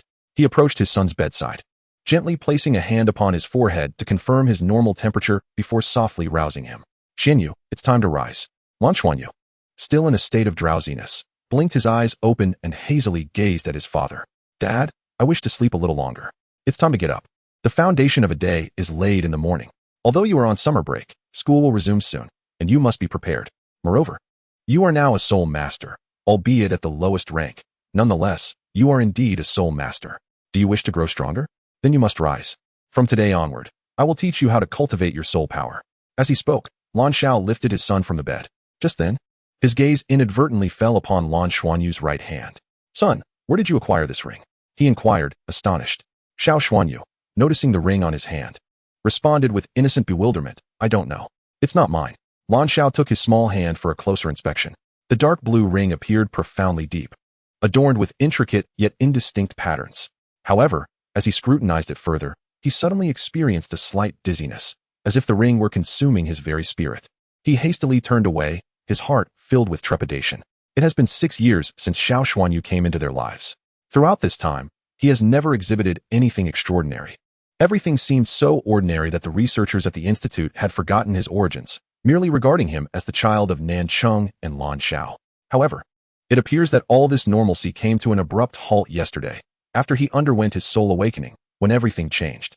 The innate, full soul power of the blue-silver grass can still find precedent, regardless of whether he is the blue-silver emperor. At least there have been similar occurrences in the past. Yet, from where did this ring originate? Lan Xiao hurriedly cradled Lan Xuanyu and brought him to the bedside, first drawing back the curtains and then carefully inspecting the window. There were no signs of it having been opened. Everything appeared entirely normal. Son, do you feel anything? When did you put on this ring? Xiao Xuanyu shook his head in confusion. Well then, when you look at it, do you feel any discomfort? Lan Xiao was most concerned that this inexplicably appearing ring might affect his son's health. No, it's quite beautiful, Xiao Xuanyu replied, gazing at the ring on his hand with interest. He attempted to remove it, but despite pulling with all his might, it felt as though it were affixed to his finger, immovable. Dad, I can't take it off. Let me try, Lan Xiao said, filled with trepidation towards the mysterious ring, as he reached out to remove it. However, a bizarre scene unfolded. The moment Lan Xiao's fingers touched the ring, an inexplicable force surged from it, abruptly repelling his hand. The suddenness of it caused Lan Xiao to loosen his grip, and Xiao Xuanyu tumbled onto the soft bed below, startled but unharmed. I'm sorry. I didn't mean to, Lan Xiao exclaimed, having staggered back 2 steps from the force, his mind now in turmoil. How could he remain calm? Where did this ring come from? He could not touch it, nor could he remove it. All of this indicated his son's uniqueness. After 6 years, it was only now that this extraordinary aspect was revealed. What should he do? How was he to face this? Xinyu, go wash up. Daddy will come find you shortly. Chapter 13. The simultaneous appearance of 2 soul rings. 10 minutes later, in the living room. What should we do? Nancheng said. Her brow furrowed as she looked at her husband. Lan Xiao smiled wryly. I honestly don't know what to do either. For now, we can only take it one step at a time and observe closely. If it becomes critical, we may have to report it. My greatest concern is that the changes in him might harm him. No, we cannot report it, Nancheng exclaimed, panic in her voice. If we do, they will surely take Xuanyu away. No, he is my life. Lan Xiao sighed. Let us just monitor the situation for now. I hope there won't be any more changes. Nancheng breathed a slight sigh of relief. So, will you still teach him soul power cultivation? Yes, I will. It is better to guide than to obstruct. His situation is indeed quite exceptional. Thus, it would be more prudent to guide him rather than merely conceal the truth. If we were to hide it without caution, any subsequent revelation could lead to greater complications. Initially, I had merely wished for him to attend a modest Soul Master Academy, one that would not draw undue attention. However, I now find myself inclined to enroll him in a more prestigious institution. There, he would be surrounded by numerous prodigies. And even if he were to exhibit some unique qualities, he would not stand out excessively. Nancheng remarked, I will heed your counsel. Your insights are undoubtedly more comprehensive than mine. After breakfast, Lan Xiao commenced his first formal instruction in cultivation with his son. My dear son, the cultivation method I am about to teach you is known as the Xiantian Gong. This technique is derived from the Tang sect, originally a closely guarded secret. Approximately 7 millennia ago, the Tang sect decided to make the foundational technique of Xiantian Gong public, enabling more soul masters to practice it, thereby enhancing the overall quality of practitioners in preparation for interstellar migration. The contributions of the Tang sect to the Federation have once again been immortalized in history. Should the opportunity arise in the future, you might consider joining the Tang sect, although it would be quite challenging. Nevertheless, it is one of the few sects that document a pathway to divine ascension. Lan Xuanyu listened with a mix of understanding and confusion as Lan Xiao elaborated on the cultivation methods of Xiantian Gong, a practice steeped in a history of several millennia. Over the ages, the Tang sect has produced countless talents and formidable figures, establishing itself as one of the most ancient and significant sects within the Federation. The importance of the Xiantian Gong as a foundational technique is self-evident. While its cultivation may not be particularly rapid, it serves to solidify one's foundation and is the preferred method for the vast majority of soul masters today. This is the basic operational route, Lan Xiao continued. Now, I will guide you using my soul power. During this process, you merely need to allow your consciousness to follow the flow of my soul power. Do not resist. Maintain your focus. Oh, Lan Xuanyu, being only 6 years old, naturally prioritized his father's instructions. Lan Xiao positioned his son in front of him, instructing him to face away, gently placing his hands upon the boy's back and cautiously infusing his soul power into his son's body, guiding it along his meridians. Little Xianyu felt a warm current coursing through him, gradually advancing as his consciousness moved in tandem with the comforting warmth bestowed by his father. following the trajectory he had previously described. To aid in his son's retention of the knowledge, Lan Xiao deliberately regulated the flow of his soul power slowly, creating a soothing sensation that enveloped Lan Xuanyu in an indescribable comfort. After a week had passed, a full hour was dedicated to this practice. How does it feel? Lan Xiao inquired as he opened his eyes to look at his son. Lan Xiao chuckled. I wasn't asking if you were comfortable. I meant to ask if you remembered the process we just practiced. Tilting his head in contemplation, little Xianyu replied, I suppose I remember it. Father, will this make my martial soul stronger? What will happen once it grows stronger? With innate full soul power, Lan Xuanyu possessed an inherent level of 10, and in order to ascend to a higher tier, he would require a soul ring.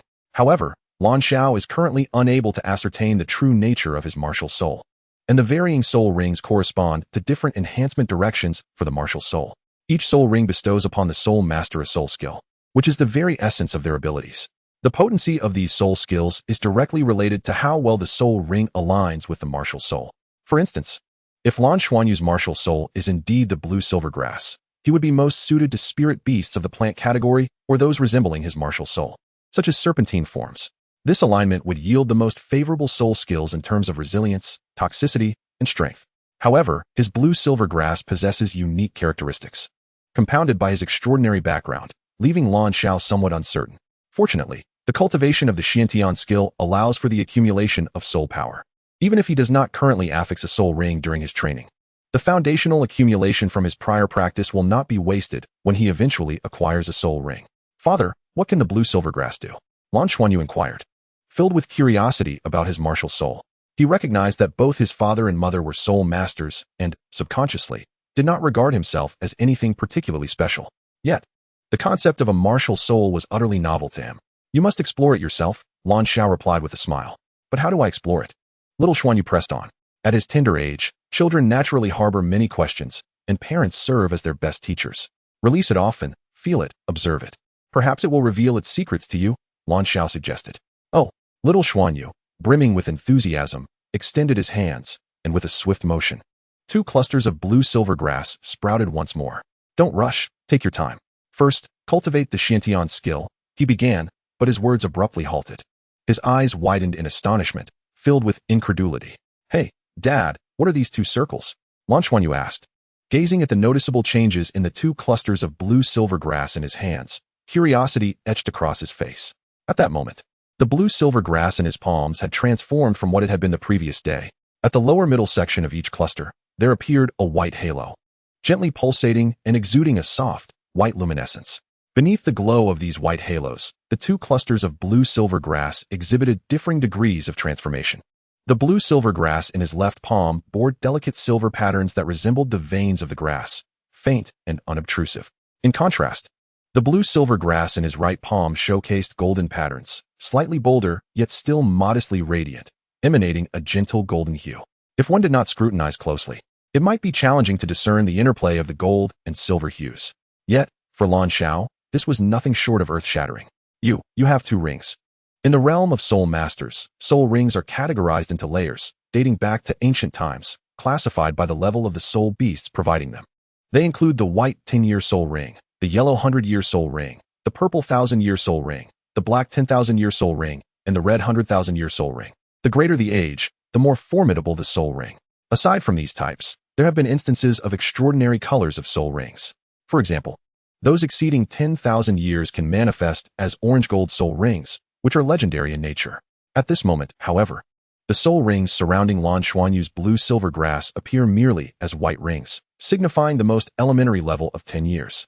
This is a typical scenario for low-ranking soul masters, as it is quite challenging to attain higher-level soul rings at the onset of one's cultivation journey. Theoretical studies suggest that the maximum level one can withstand at the first ring is merely that of a 100-year soul ring. However, the predicament lies in the fact that the white soul ring on Lan Xuanyu did not originate from a soul spirit. It merely appeared after a single night. To be precise, he simply fell asleep and awakened with a soul ring. What does this imply? Lan Xiao, who specializes in ancient soul beast research, understands that such an occurrence signifies a singular possibility.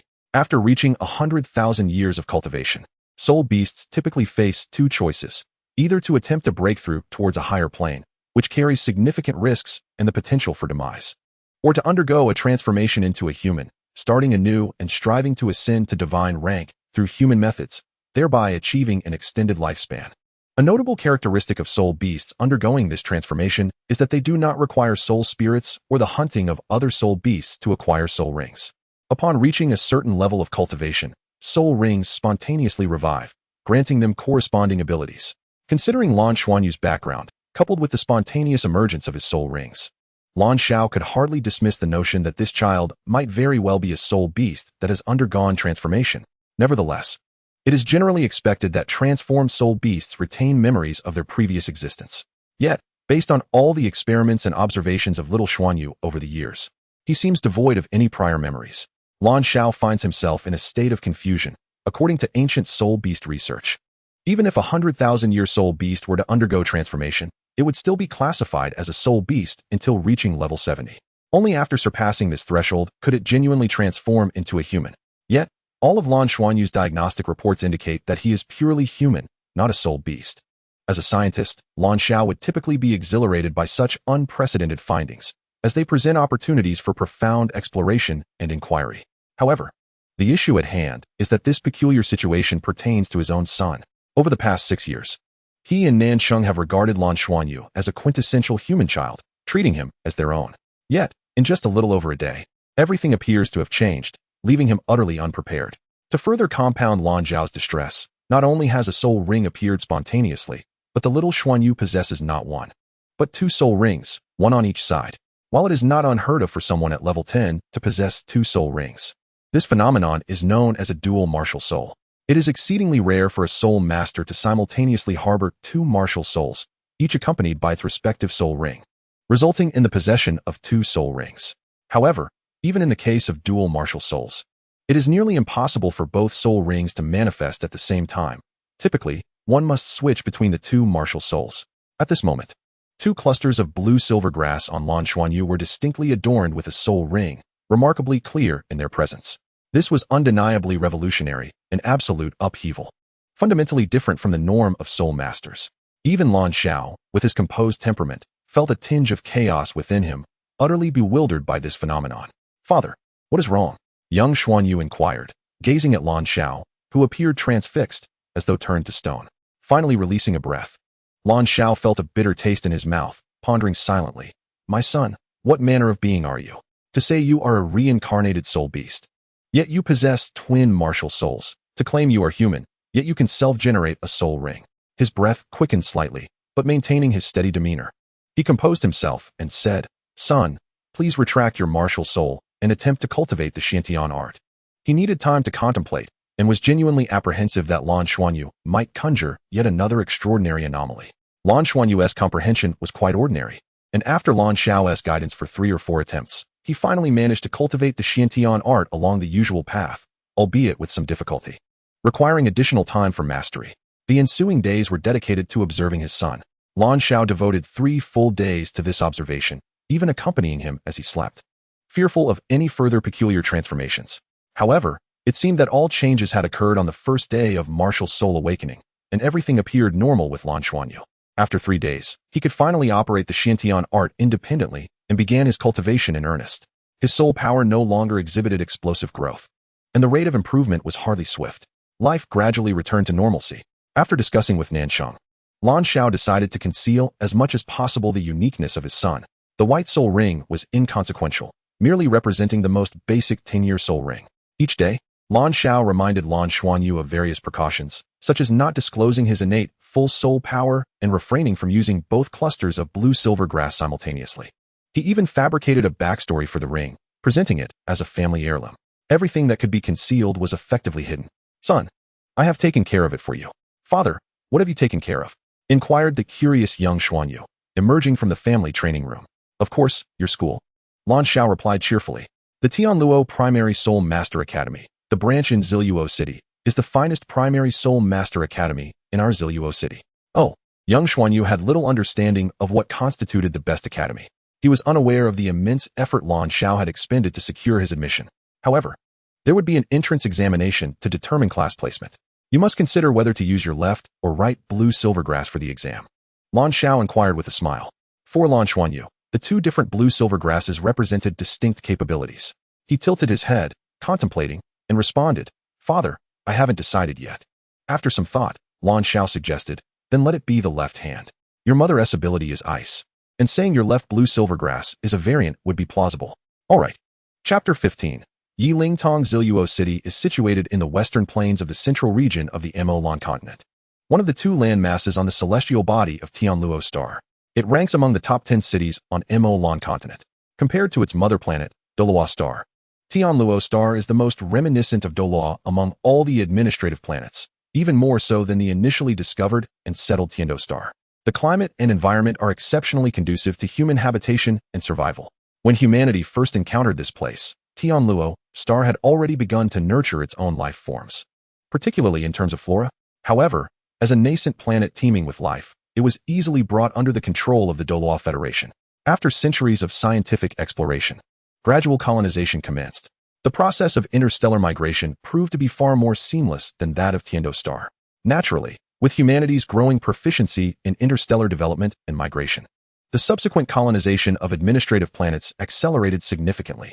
In addition to the 7 administrative planets already established, the Federation has outlined ambitious targets, aiming to complete the colonization of at least 3 more planets within the next century. Presently, the most significant constraint on broader interstellar migration is the population issue. The Federation has recently implemented policies to encourage childbirth. Ziluo City is a fully modernized metropolis, devoid of soil and characterized by towering structures made predominantly of metal. The sky is crisscrossed by serpentine aerial transit corridors, allowing soul-guided vehicles to traverse at high speeds. The contemporary soul-guided vehicles have evolved into soul-guided flying cars. However, due to the critical nature of airspace management, the Federation spares no expense in constructing metallic aerial corridors across resource-rich administrative planets, facilitating a more orderly movement of these flying cars.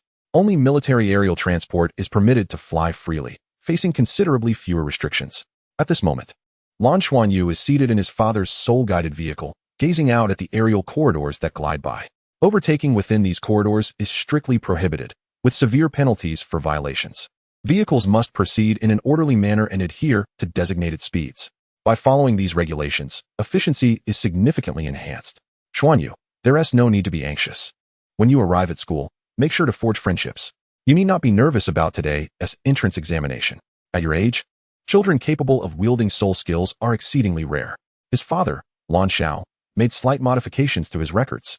So, if anyone asks your age, you should say you were 7, not 6. Just explain that you were ill and had to repeat a year of school. Father.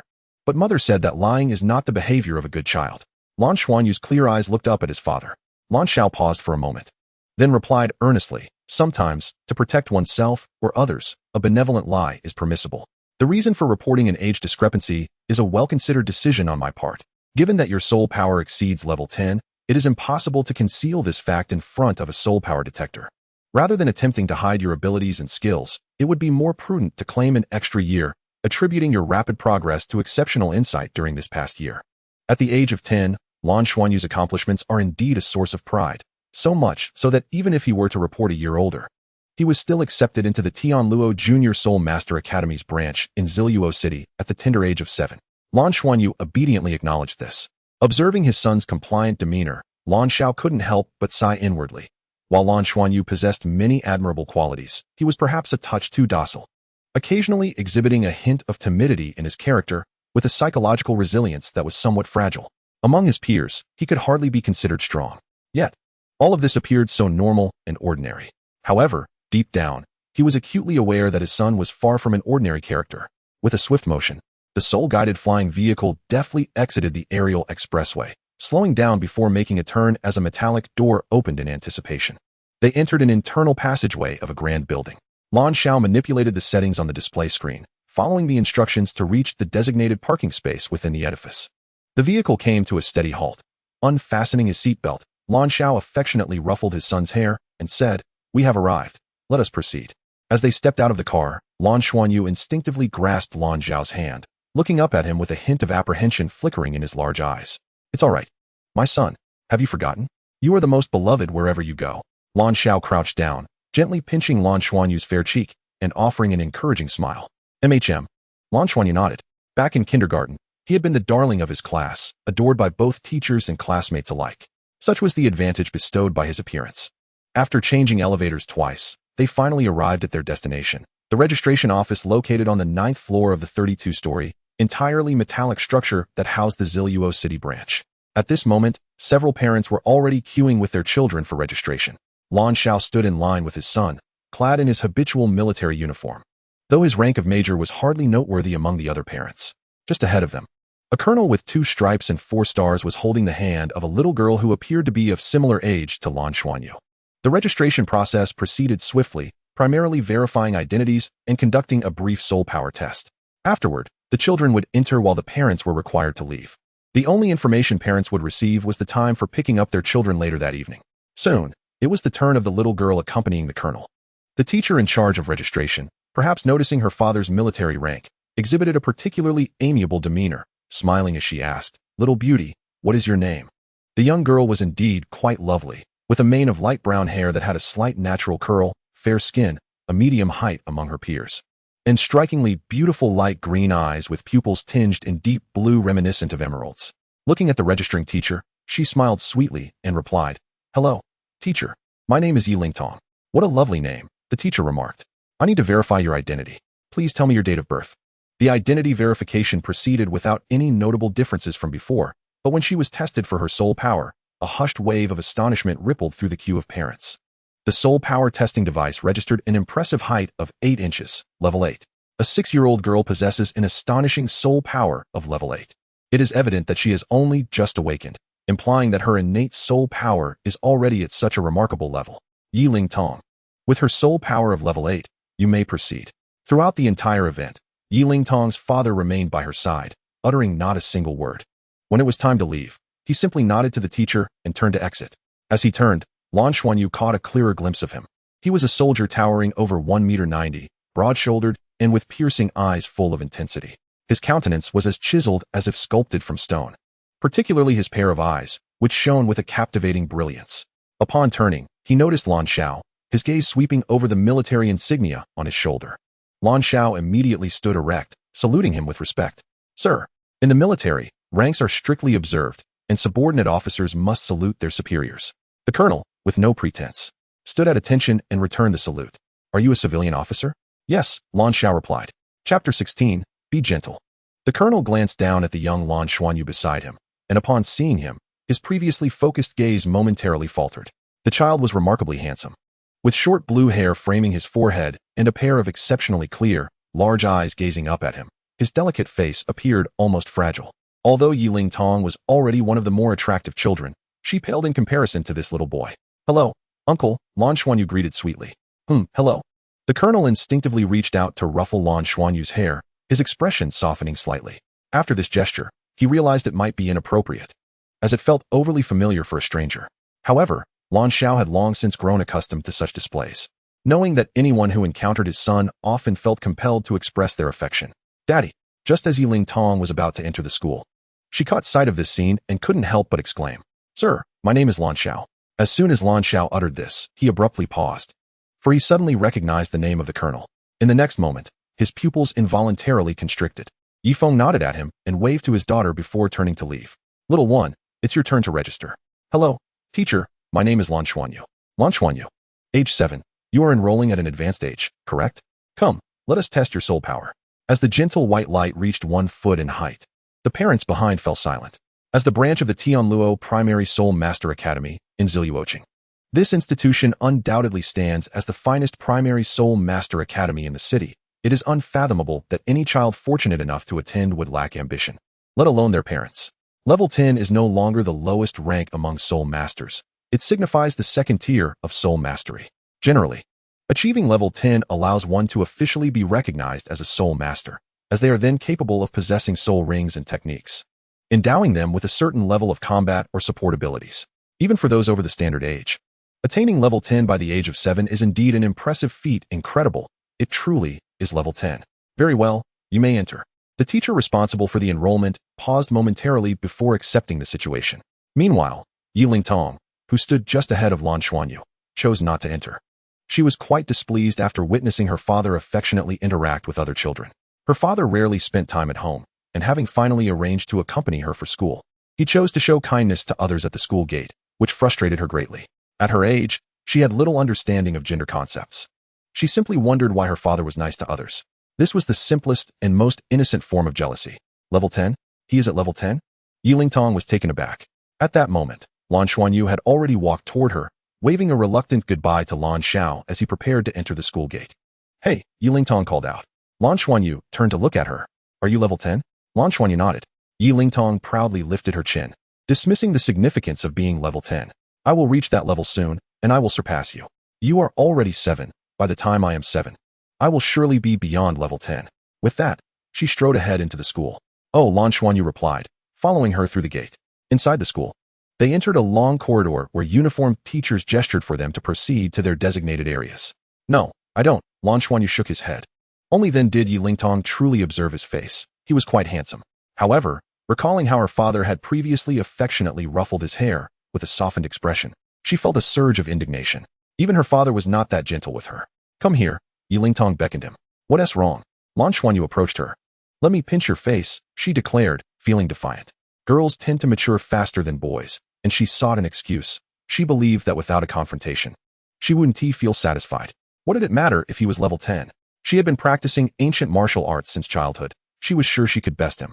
Just be gentle, Lan Xuanyu replied, seemingly accustomed to such interactions. His slightly chubby, rosy white face had undoubtedly been touched by many before. Being cute was not always a joy, and he had grown used to it. Yi Lingtong was momentarily stunned by his demeanor, but she raised her hand and firmly pinched Lan Xuanyu's cheek. It was soft and smooth, seemingly more delicate than her own skin, and slightly plumper. It felt rather pleasant to pinch. For some inexplicable reason, after that pinch, Yi Lingtong's irritation vanished. That hurts. Lan Xuanyu stepped back, looking at her with a hint of grievance. You're not nice. Yi Lingtong stubbornly retorted. So what? Rubbing his cheek, Lan Xuanyu replied earnestly, I don't like unkind people. Therefore, I don't like you. Yi Lingtong scoffed. Who needs your approval? With that, she turned and walked away. Lan Xuanyu felt a sense of bewilderment. He was unaware of how he had offended her. The new students numbered over 100 and would be divided into 6 classes, each consisting of 20 to 30 students, with one head teacher responsible for teaching and one assistant teacher overseeing daily life. The class placement exam turned out to be simpler than anticipated. It merely required the students to unleash their martial spirits, and that was that. After all, this was merely the entrance examination for an elementary Soul Master Academy, which could not possibly involve any combat assessments. The institution primarily aimed to understand the students' martial spirits and subsequently categorize them into classes based on the distinct paths of cultivation associated with those spirits. In the first class of Year 1, the focus was on offensive capabilities. When I call your name, please step forward, the instructor announced. Yi Lingtong. In the second class of Year 1, which specialized in control techniques, the instructor continued, Lan Xuanyu. The teachings at the Elementary Soul Master Academy did not yet encompass cooperative training among Soul Masters. Instead, they emphasized understanding one's martial spirit, exploring various cultivation methods, and enhancing personal growth along one's chosen path. Naturally, Lan Xuanyu, who possessed the blue-silver grass martial spirit, was assigned to the second class of Year 1, dedicated to the study of control techniques. This class comprised a total of 26 children, all focused on the control system. After being placed in his new class, Lan Xuanyu no longer encountered Yi Lingtong, and the discomfort on his cheeks had long since faded, his skin possessing excellent recovery capabilities. When Lan Xiao came to pick up Lan Xuanyu after school that afternoon, he did not see Yi Feng or even Yi Lingtong. What did you learn today? Lan Xiao inquired in the car. I met new classmates, Dad. I'm in Year 1, Class 2. So please don't get the wrong class when you come to pick me up next time, Lan Xuanyu replied. Did you make any new friends? Lan Xiao smiled. Lan Xuanyu nodded. Everyone has been very kind to me. Dad, I have a question. What is it? Lan Xiao asked. Dad, if someone wants to pinch my face in the future, can I refuse? I don't really like that, Lan Xuanyu expressed. Lan Xiao paused for a moment and assured him, of course you can. That is your freedom. Lan Xuanyu acknowledged. Chapter 17, Learning.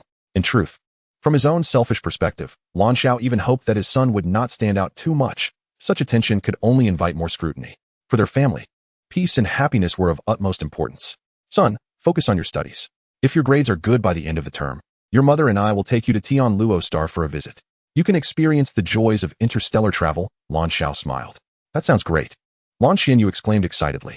His interests extended beyond soul-guided flying cars. He was particularly fascinated by planes and interstellar battleships, marvels he had only seen on television. The next day, Lan Xuanyu began attending classes as usual. The morning lessons were personally conducted by the homeroom teacher of Year 1, Class 2. Her course was titled Fundamentals of Soul Mastery. According to the curriculum for Year 1, the two most important subjects in the first academic year were the Fundamentals of Soul Mastery and the Fundamentals of Soul Beasts. The homeroom teacher, Chiu Uxian, was of petite stature yet possessed a sweet appearance, exuding a warm and approachable aura. Classmates, you have already acquainted yourselves with one another yesterday. Today, I will impart some knowledge about soul masters, she began. To be seated here signifies that you are at least innate soul masters with soul power. In our Douluo Federation, with the continuous advancement of soul guide technology, many high-tech products, and even sophisticated weapons can be operated by ordinary individuals. However, one must ponder, why should we strive to cultivate ourselves into soul masters, or even formidable soul masters? This is because, although scientific endeavors aim to empower ordinary people with the abilities and combat prowess of soul masters, fundamentally, soul masters will always excel beyond the capabilities of the average person. For instance, our soul guide mechas have evolved to an impressive level, with the invention of balance devices and stabilizers enabling ordinary individuals to withstand greater impacts and thus pilot mechas more effectively. Yet, when a soul master assumes the role of a mecha pilot, their resilience allows the mecha to unleash its utmost potential. This truth remains unchanged, even after millennia of advancements in soul guide mechas. Therefore, it is indisputable that we soul masters are the most exceptional among humanity. As you gather here to learn and aspire to become soul masters, it is imperative that you dedicate yourselves to becoming powerful soul masters. Although our Federation enjoys peace, our relentless pursuit of interstellar exploration exposes us to myriad wonders and, simultaneously, various dangers lurking within the cosmos. Our endeavor to grow stronger is essential, not only to safeguard the Federation, but also to protect our families and ourselves. For a group of 6-year-old children, profound philosophies may be difficult to grasp, but as educators, we must impart knowledge. Today, I shall elucidate the most fundamental concepts regarding the rank of soul masters. Now, Lan Xuanyu, Autumn Yusin said with a gentle smile, please unleash your martial soul. Nodding in affirmation, Lan Xuanyu raised his left hand, where a glimmering blue aura coalesced in his palm. A tuft of blue-silver grass emerged, accompanied by a circle of white soul rings encircling it. The blue-silver grass shimmered with a subtle silver glow, appearing unremarkable at first glance, suggesting that the initial soul ring had not significantly altered it. Only the leaves bore droplets resembling dew. As these droplets rolled upon the leaves, the fragrant aroma of the grass became increasingly pronounced. Autumn Yusin nodded and addressed the class. As you can see, Lan Xuanyu's martial soul is blue-silver grass. While this martial soul is relatively common, his ability to cultivate it to this degree by the age of 7 indicates a certain degree of mutation. For instance, the silver patterns on the leaves and those droplets could very well be manifestations of such a mutation. The surrounding white halo, known as the soul ring, is crucial for us soul masters. Although this white soul ring represents a mere decade of cultivation, the Federation has developed methods to enhance soul ring levels, albeit at a considerable expense. Should Lan Xuanyu continue to cultivate and reach a higher level, he may still have the opportunity to elevate his soul ring. Alright, Lan Xuanyu, please retract your martial soul. The soul ring symbolizes the disparities among soul masters. As the autumn rain gently falls, Chiu Yusin continues her lessons. Beyond the initial ranks of soul scholar and soul master, one can ascend another 10 levels to become a great soul master, followed by the ranks of soul respect, soul sect, soul king, soul emperor, soul sage, and ultimately, title Douluo. The levels from 90 to 100 are collectively referred to as title Douluo. Within this classification exist further distinctions. For instance, those above level 95 are termed Super Douluo, while those at level 99 are known as Limit Douluo.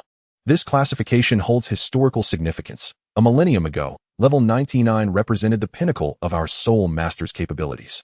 It was not until the epic-making Battle of the Plains, led by the formidable Dragon Emperor Daotang Wulin, that the Federation triumphed over the abyssal realm that sought to consume us, subsequently merging it with our mother planet. This monumental event catalyzed the evolution of the ancient life tree on our planet into the eternal tree, thereby facilitating the overall advancement of our world. The ramifications of that epic battle continue to resonate to this day, for without its outcome, the Federation would have struggled to amass the resources necessary for interstellar migration. Lan Xuanyu, an obedient child with a remarkable ability to concentrate his mental energy, listens intently. Although some of this knowledge has been imparted by his father, he remains fully engaged. Through his interactions with classmates yesterday, he has come to realize that he is the sole student in Class 2 of Year 1 to surpass level 10, making him the strongest in terms of soul power within his class. It is no wonder that Chiu Yusin has invited him to demonstrate today. The morning is dedicated to theoretical study, while the afternoon is reserved for practical exercises. For Year 1 students, these practical lessons primarily serve as physical training. The practical class for Year 1, Class 2, is combined with Class 1, allowing Lan Xuanyu to encounter Yi Lingtong once more in the afternoon session. Chapter 18. The Sorrow of Yi Lingtong. Yi Lingtong notices him as well. Although her initial hostility has diminished, her memory is sharp, and she holds on to grudges, particularly recalling Lan Xuanyu's earlier declaration of dislike towards her. Naturally stubborn, she thinks to herself, "You don't like me?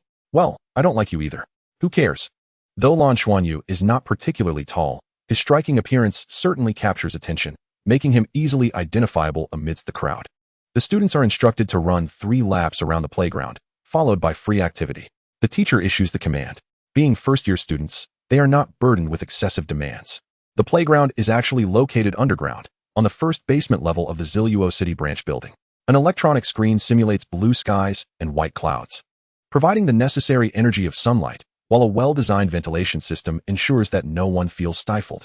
Each lap measures 400 meters, though 3 laps may not seem excessive. They are quite a challenge for 6-year-old children. The 4 homeroom teachers from both classes stand at the sidelines with recording devices in hand, as running serves as an optimal method for assessing physical fitness. They seek to better understand these newly enrolled students. Begin. At the teacher's command, Yi Lingtong is the first to dash forward, her speed astonishingly swift, eliciting gasps from the teachers. This velocity is far beyond what one would expect from a mere child. As she dashed out, the competitive spirit of the other children naturally ignited, with several classmates swiftly following in her wake. In the central position of Class 1, Blue Xianyu jogged leisurely alongside his peers. With his strong legs, this unhurried pace posed no challenge for him. After all, he had already attained the 11th level of soul power. Prior to receiving his soul ring, he had been at the 10th level, and the inexplicable appearance of the white soul ring had facilitated his breakthrough, elevating him to the 11th level.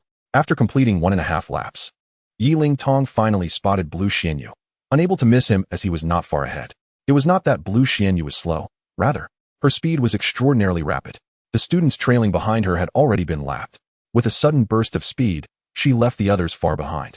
She soon reached Blue Xianyu's side, intentionally brushing past him. Startled, Blue Xianyu gazed at Yi Lingtong's retreating figure and murmured, a commendable drive for improvement. Having just passed him, Yi Lingtong distinctly heard his words, causing her to stumble slightly. Watch where you're going," Blue Xianyu exclaimed, pointing ahead.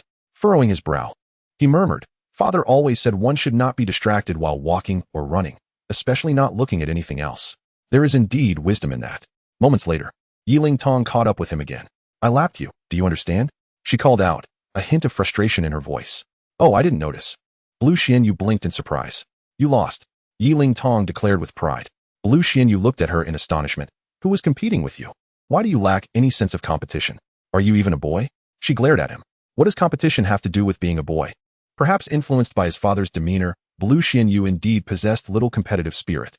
Yi Lingtong felt an urge to kick him, but the students she had previously left behind were catching up. She shot him a fierce glare and said, "Just you wait," before accelerating forward. Among the 2 classes, with over 50 students, Yi Lingtong was the first to finish, while Blue Xianyu came in 32nd. It was neither fast nor particularly slow. Qiu Yusin remarked to the assistant teacher beside her, "Why is Blue Xianyu running so slowly? He has already surpassed the 10th level. He should not be moving at this pace." The elder assistant teacher smiled and replied, "Though slow, he is steady. It seems he is not deliberately seeking speed. This child's temperament appears quite stable, which is a good thing, a rarity in a 7-year-old. Isn't that Yi Lingtong from Class 1? I heard she is the daughter of Captain Yi Feng. It seems she is approaching Blue Xianyu with some intensity." Qiu Yusin noted. "Are they about to fight?"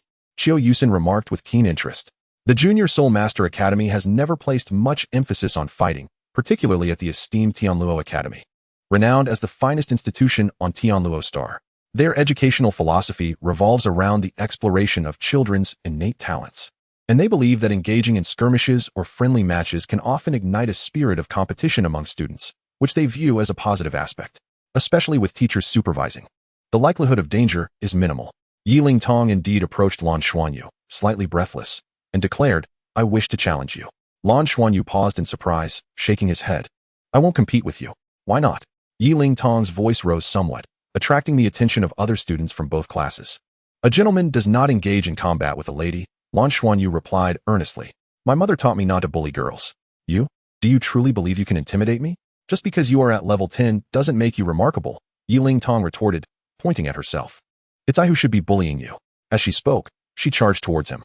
Lan Xuanyu, lacking any combat experience, instinctively retreated and raised his hands in defense. Yiling Tong swiftly closed the distance, seizing his raised right hand with her own, yanking it towards her while simultaneously delivering a kick to his left foot, twisting her body to execute a shoulder throw. Even Xiao Yusin, who had hurried over, observed that Yiling Tong's movements flowed seamlessly, both swift and agile, indicative of rigorous training. In stark contrast, Lan Xuanyu, overwhelmed with panic, exhibited no responsive actions, clearly lacking real combat experience. As Yiling Tong pulled him, Lan Xuanyu's retreat halted, and her motion caused his right arm to rest upon her shoulder. The force transmitted from her back lifted him off the ground. At that moment, a wave of fear surged through Lan Xuanyu. He had never encountered such a situation. His body instinctively sought self-preservation, and he felt a sudden warmth in his right arm, a heat that coursed throughout his being, dispelling the fear. Yiling Tong, however, experienced a different sensation. Upon grasping Lan Xuanyu's wrist, she felt a surge of confidence. Perceiving the panic in his eyes and recognizing his lack of practical experience, she contemplated whether throwing him would be too forceful, pondering if she should temper her strength at the last moment. Just as she was about to complete the flawless shoulder throw, an unexpected occurrence transpired. Lan Xuanyu, who had seemed perfectly normal, suddenly felt incredibly heavy. The weight was overwhelming, as if a mountain had settled upon Yiling Tong's back, causing her to falter. With a soft thud, the playground fell silent.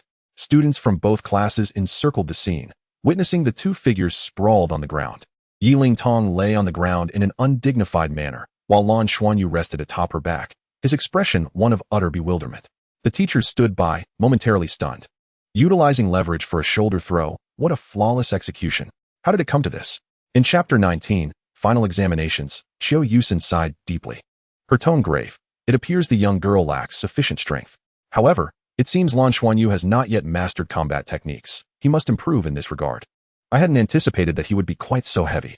Lan Xuanyu clambered to his feet, glancing at the teachers with a dazed expression, his large, innocent eyes pleading, "Teacher, she hit me." It was then that Xiao Yusin realized something was amiss. She hurried over and lifted Yiling Tong, only to discover that the little girl had fainted. Fortunately, the central area of the playground was covered in grass, and her face was adorned with blades of grass, clearly indicating she had been quite severely pressed down. Quick, take her to the infirmary. An hour later, Lan Xuanyu was compelled to weigh himself, standing at 1.3 meters tall and weighing 23 kilograms. He was a perfectly normal 6-year-old in terms of height and weight. When he encountered Yiling Tong again 3 days later, her complexion appeared rather pale, and her overall condition was evidently poor. During physical education class, she no longer ran ahead but instead jogged at the back. Classmates occasionally glanced at the two, laughter echoing around them. Even the teachers were inclined to believe that the incident had been mere coincidence. Just wait. Once I reach level 10 and acquire my soul ring, I shall challenge you again. A fierce voice resonated in Lan Xuanyu's ears as Yiling Tong passed by him. She had truly suffered that day, even sustaining minor fractures in her sternum. Although she had received treatment from a soul master and was now largely fine, she could not engage in high-intensity exercise for the time being. Thus, she was resolute in her determination to win against him once she had acquired her soul skills, without fail. Life at the junior academy was orderly and mundane. Lan Xuanyu diligently studied each day, amassing a significant amount of knowledge. In cultural studies, he consistently ranked among the top in his class, particularly excelling in the subject of soul beast fundamentals, where he stood as the top student in the entire grade.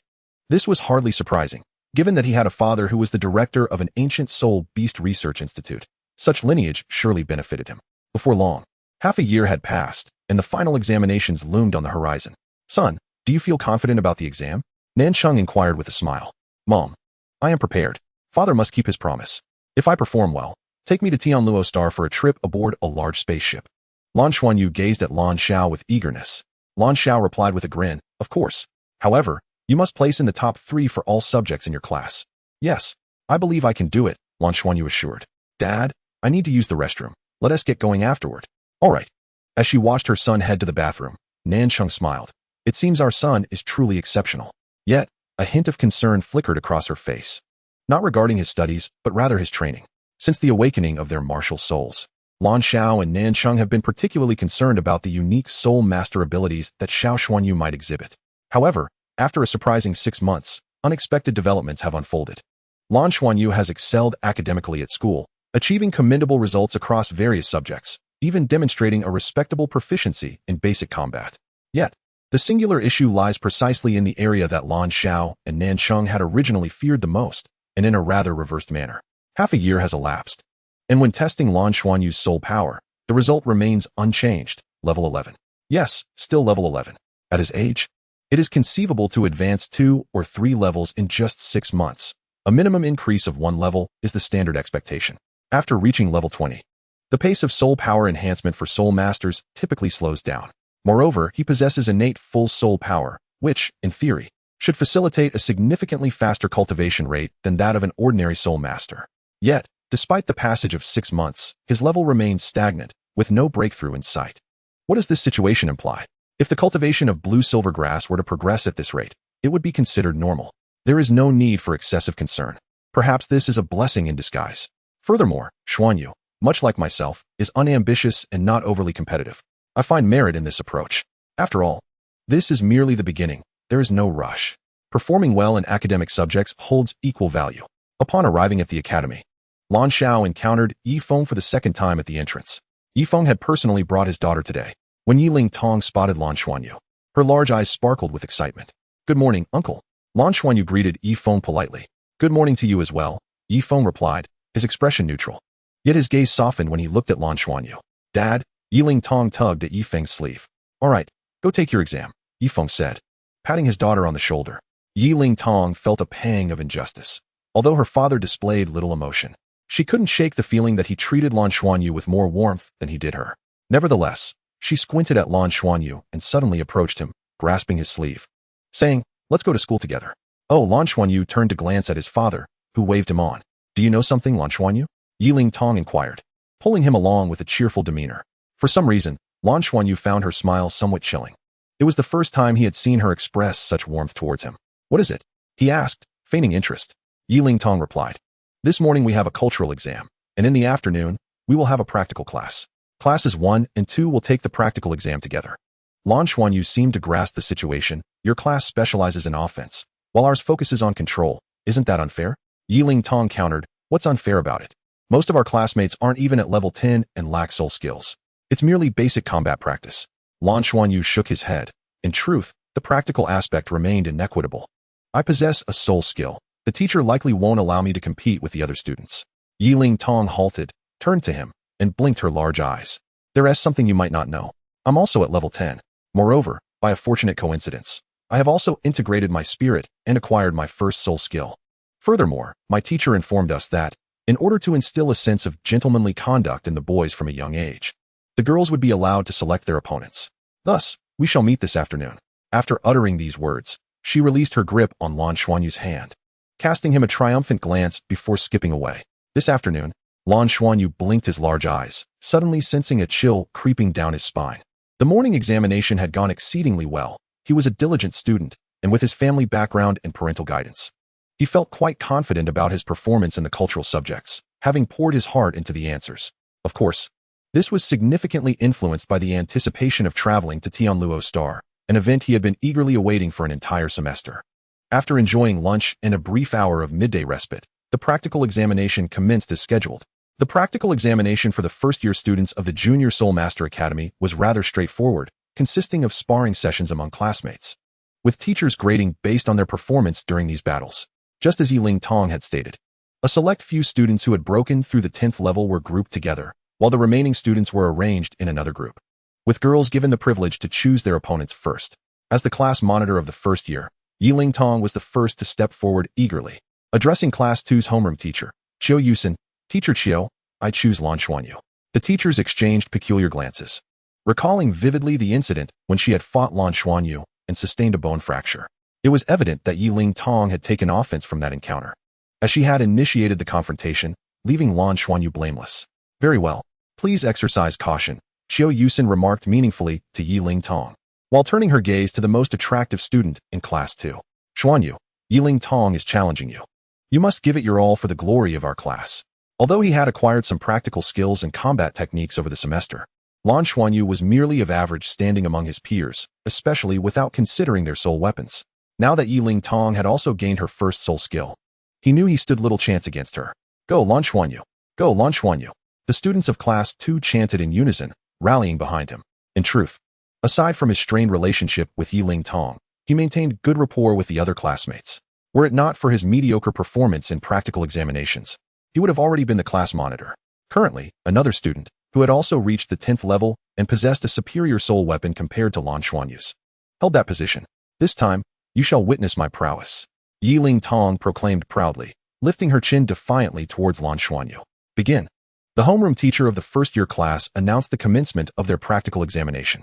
Yiling Tong had long awaited this day, having restrained her eagerness for quite some time. She immediately unleashed her soul weapon. Yiling Tong's soul weapon was exceptionally remarkable, and the teachers were well aware that among this cohort of students, hers was the finest. With innate soul power at level 8, she had advanced to level 10 in just a single semester of training. Her soul was a rare variant, distinct from her parents' souls, derived from a mutation of an earth dragon soul, evolving from iron armor dragon to celestial dragon, from the evolution of the Yalong species to the true dragon species. Although it is merely a weaker variant among true dragons, it is nonetheless a dragon martial soul. Dragon martial souls have always been recognized as the most formidable entities among martial souls. Reveal your martial soul, Yiling Tong called out to Lan Xuanyu. Observing her imposing demeanor, Lan Xuanyu couldn't help but feel a twinge of anxiety. He raised his left hand, and with a flicker of intent, a cluster of blue-silver grass adorned with silver patterns soared upward from his palm. Compared to the beginning of the semester, this blue-silver grass showed no discernible change. Droplets of water glided on the leaves, exuding a fragrance of life that mingled with the essence of the plant. As Yiling Tong noticed that his white soul ring had just emerged around the blue-silver grass, she could no longer contain herself. With a swift step, she charged toward Lan Xuanyu. Given his limited combat experience, Lan Xuanyu felt a surge of panic in response to Yiling Tong's sudden acceleration. Instinctively, he took a step back, and simultaneously, his white soul ring illuminated. Instantly, the blue-silver grass in his left hand radiated a faint silver halo, and the droplets of water on the grass seemed to come alive, coalescing under his command into a small vortex of water, approximately a foot in diameter, positioned before him. Indeed, his blue-silver grass was quite unique. The first soul ring granted him the ability to manipulate water elements, albeit with limited control, allowing him to summon approximately 10 liters of water at most. The effectiveness of this power, whether offensive or defensive, was rather mediocre. The vortex of swirling water was the result of Lan Xuanyu's numerous attempts and was relatively effective. The grass leaves spun with the flowing water, creating a visually appealing spectacle. Yet, Lan Xuanyu was acutely aware of its true power.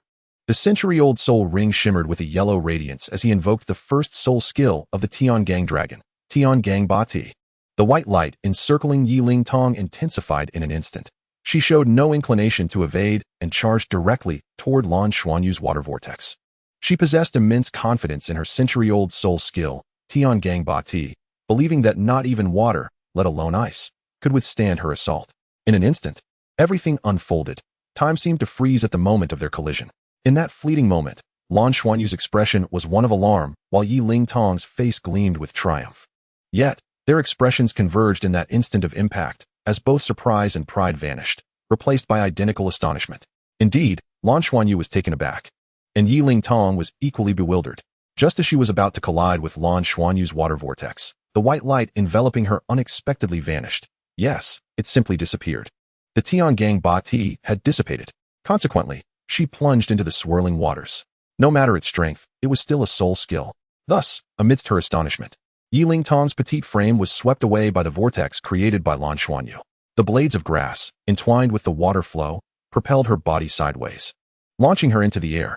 With a splash, Yiling Tong landed face first onto the grass. The students were astonished, and the teachers wore expressions of utter disbelief. What was happening? This was impossible. Yiling Tong emerged unscathed from the ordeal, yet her school uniform was completely soaked. As she rose from the lawn, tears streamed down her face as she cried out in anguish. Indeed, how could her formidable heavenly tyrant body have vanished so abruptly? How could it have suddenly failed? This was inconceivable. She had anticipated effortlessly shattering that water vortex and sending Lan Xuanyu flying, yet it was she who had been hurled away. How could Yiling Tong endure such humiliation? Chapter 21. Yi Feng's Visit. Son, try to see if you can condense water into ice. I can't, Mom. I have no way to do that. Your water arrow's impact is far too weak. You must integrate your soul power more effectively. Since your soul skill is water element control, you should focus diligently on mastering it. Your mental strength has been tested to be above average. You should be able to control it better. I'll practice more, Mom. This was a typical exchange between Lan Xuanyu and Nan Sheng. Throughout the semester, he had been diligently practicing his first soul skills control over the water element. Yet, for reasons unknown, he always felt as though he was hitting a wall, as if the water element were fundamentally incompatible with him. His control was merely superficial, and the power he wielded was disappointingly feeble, even inferior to an average 10-year soul skill. After the examination concluded, school was dismissed. He had unexpectedly triumphed over Yi Ling Tong and achieved a high score in the practical exam. However, Lan Xuanyu felt dissatisfied with himself. He despised the sense of fear that had gripped him when Yi Ling Tong charged towards him. The training room at home spanned 10 square meters. Equipped with a protective shield that allowed for soul skill practice and simulated the necessary environments for meditation, thereby providing supportive assistance. Upon entering, Lan Xuanyu made his way directly to the training room. He settled on the floor, raised his left hand, and released his silver-patterned blue-silver grass, which emitted a refreshing aroma and was adorned with droplets of water, exuding a comforting vitality. Gazing at the blue-silver grass in his palm, Lan Xuanyu murmured, "Oh, blue-silver grass, how do you control water? Why are you so weak? Yet, how is it that you can render Yi Ling Tong's soul skill ineffective?" He pinched a water droplet with his fingers and brought it closer. The droplet was colorless, yet it appeared silvery against the backdrop of the silver patterns on the blue-silver grass. In truth, he had never experienced the profound connection with the water element that Nan Sheng described. He had never felt it at all. "I have been practicing diligently. Why then? Are the results so underwhelming?"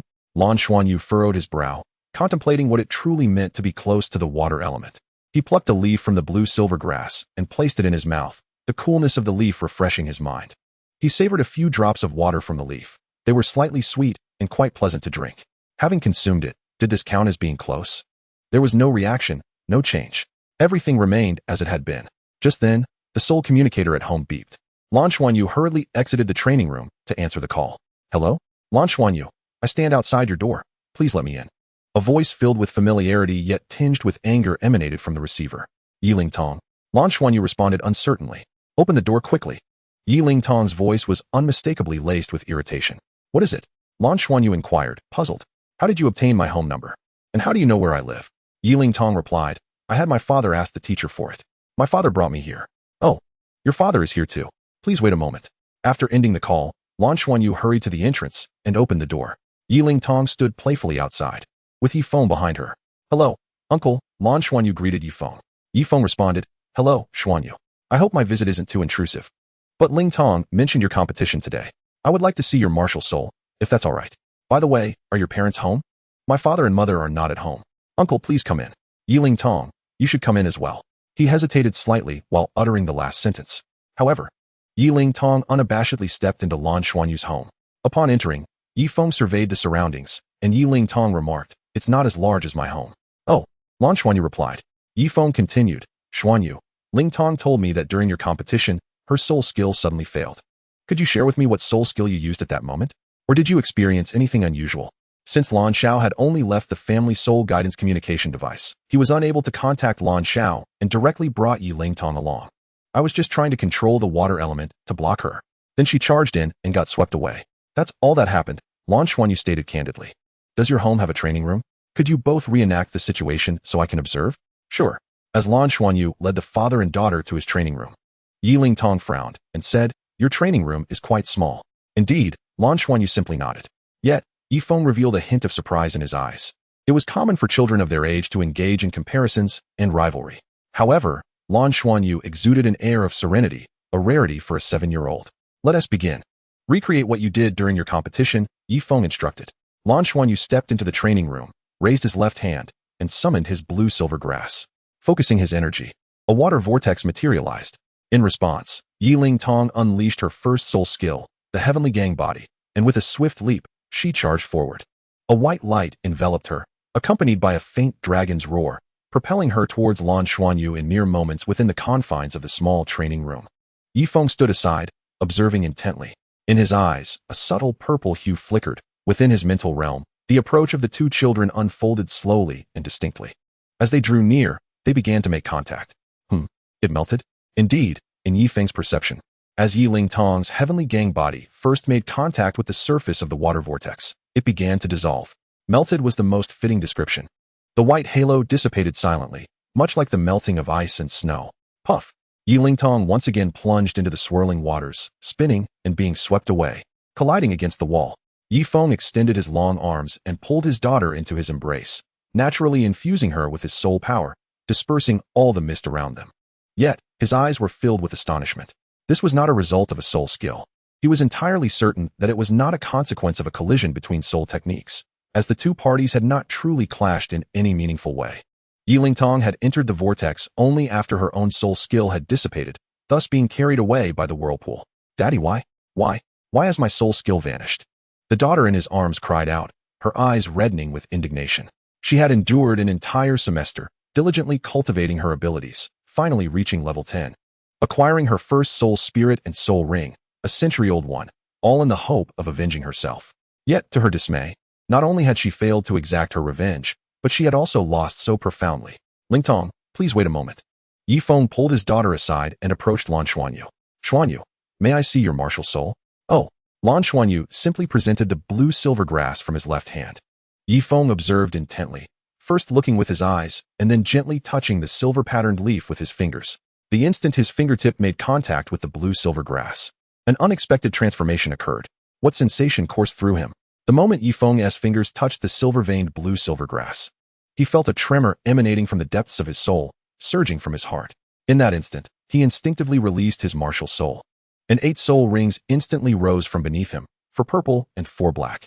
Moreover, his entire being seemed to unfurl, releasing an incomparably solid and profound aura. The iron-armored dragon martial soul. How did Yi Lingtong's heavenly gang dragon undergo mutation? It was born from her father Yi Feng's iron-armored dragon martial soul. Yi Feng was nicknamed the iron-backed azure dragon in the military. In Lan Xuanyu's eyes, Yi Feng's pupils suddenly transformed into a brilliant yellow, immediately followed by an overwhelming, terrifying aura that erupted from him. The mere residual force of his soul power sent Lan Xuanyu staggering backward, the oppressive pressure leaving his mind blank. At that moment, however, warmth surged through his right arm, a comforting sensation spreading throughout his body, shielding him. Simultaneously, the silver-patterned blue-silver grass emanating from his left palm underwent a sudden change. The grass leaves, which had been climbing upwards from his palm, instantly recoiled, curling downwards. The delicate leaves rapidly entwined around his entire forearm, the silver hue engulfing the original blue of the blue-silver grass, as the once faint silver patterns became vividly distinct. The water elements, previously swirling in the air, almost instantaneously solidified, transforming into a seemingly thin yet remarkably sturdy ice shield that stood before Lan Xuanyu. Although the ice shield shattered in the next instant, everything transpired almost instantaneously. Yi Feng immediately sensed something was amiss and swiftly dispelled his martial soul. Even though he did not directly strike at Lan Xuanyu, he was acutely aware of the formidable aura his martial soul could unleash at close range, given his cultivation level. Lan Xuanyu, having been forcefully expelled, slid down against the wall, devoid of life. Father, Yi Lingtong was equally taken aback. Although she was positioned further away, the terrifying pressure emanating from her father caused her to collapse onto the ground. Fortunately, their shared bloodline mitigated the impact on her. Lan Xuanyu, after experiencing a blankness in his mind, succumbed to unconsciousness. In this state, he seemingly perceived a melodious sound within his body, akin to the sound of a bowl shattering when it accidentally fell. Then, he entered a dream. In this reverie, 2 beams of light, one golden and the other silver, entwined and collided with one another. Neither seemed willing to yield, each striving to overpower the other, yet neither succeeded. Ultimately, a small orb shimmering with a spectrum of colors emerged, splitting into numerous fragments, making it momentarily difficult for Lan Xuanyu to count them. These orbs effectively isolated the golden and silver lights from one another. In the end, the tiniest of the colorful orbs shattered silently, merging into a small portion of the silver it had isolated. Subsequently, the colorful light reformed, albeit less numerous than before, seemingly enveloping the released silver light with its corresponding golden hue, while the silver light dispersed quietly. The remaining golden and silver lights appeared to settle, separating to either side, each engaged in their own endeavors. When Lan Xuanyu groggily opened his eyes, he was greeted by a circle of concerned faces. 5 individuals surrounded his bedside, gazing at him intently. "He is awake! He is awake!" exclaimed a youthful voice filled with excitement, as Yi Lingtong bounced with joy. "Xuanyu, how do you feel? Is there anything uncomfortable?" With a choked voice, Nancheng rushed to her son's side, grasping his small hand. Instinctively, Lan Xuanyu turned to sit up, rubbing his eyes. "Mom, what happened to me? How did I fall asleep?" Beside him stood not only Lan Xiao and Nan Cheng, but also Yi Feng and Yi Lingtong, along with a beautiful woman who bore a striking resemblance to Yi Lingtong. Thank goodness, it's all right, Nan Cheng exclaimed, enveloping Lan Xuanyu in a warm embrace, tears streaming down her face.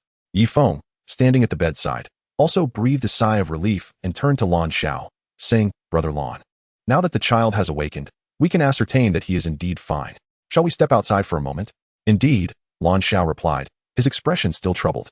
It was understandable. Any parent would feel distressed if their child had been rendered unconscious at home. The two men proceeded to the balcony, where Yi Feng, without hesitation, stood at attention and saluted Lan Xiao. I sincerely apologize for my recklessness and take full responsibility for the consequences of this incident. If in the future, Xianyu experiences any discomfort, I will devote myself entirely to his treatment. My apologies. Lan Xiao's expression was tinged with bitterness. The events had already been recounted by Yi Feng earlier. At that moment, Nan Cheng was on the verge of a crisis, and he had restrained her.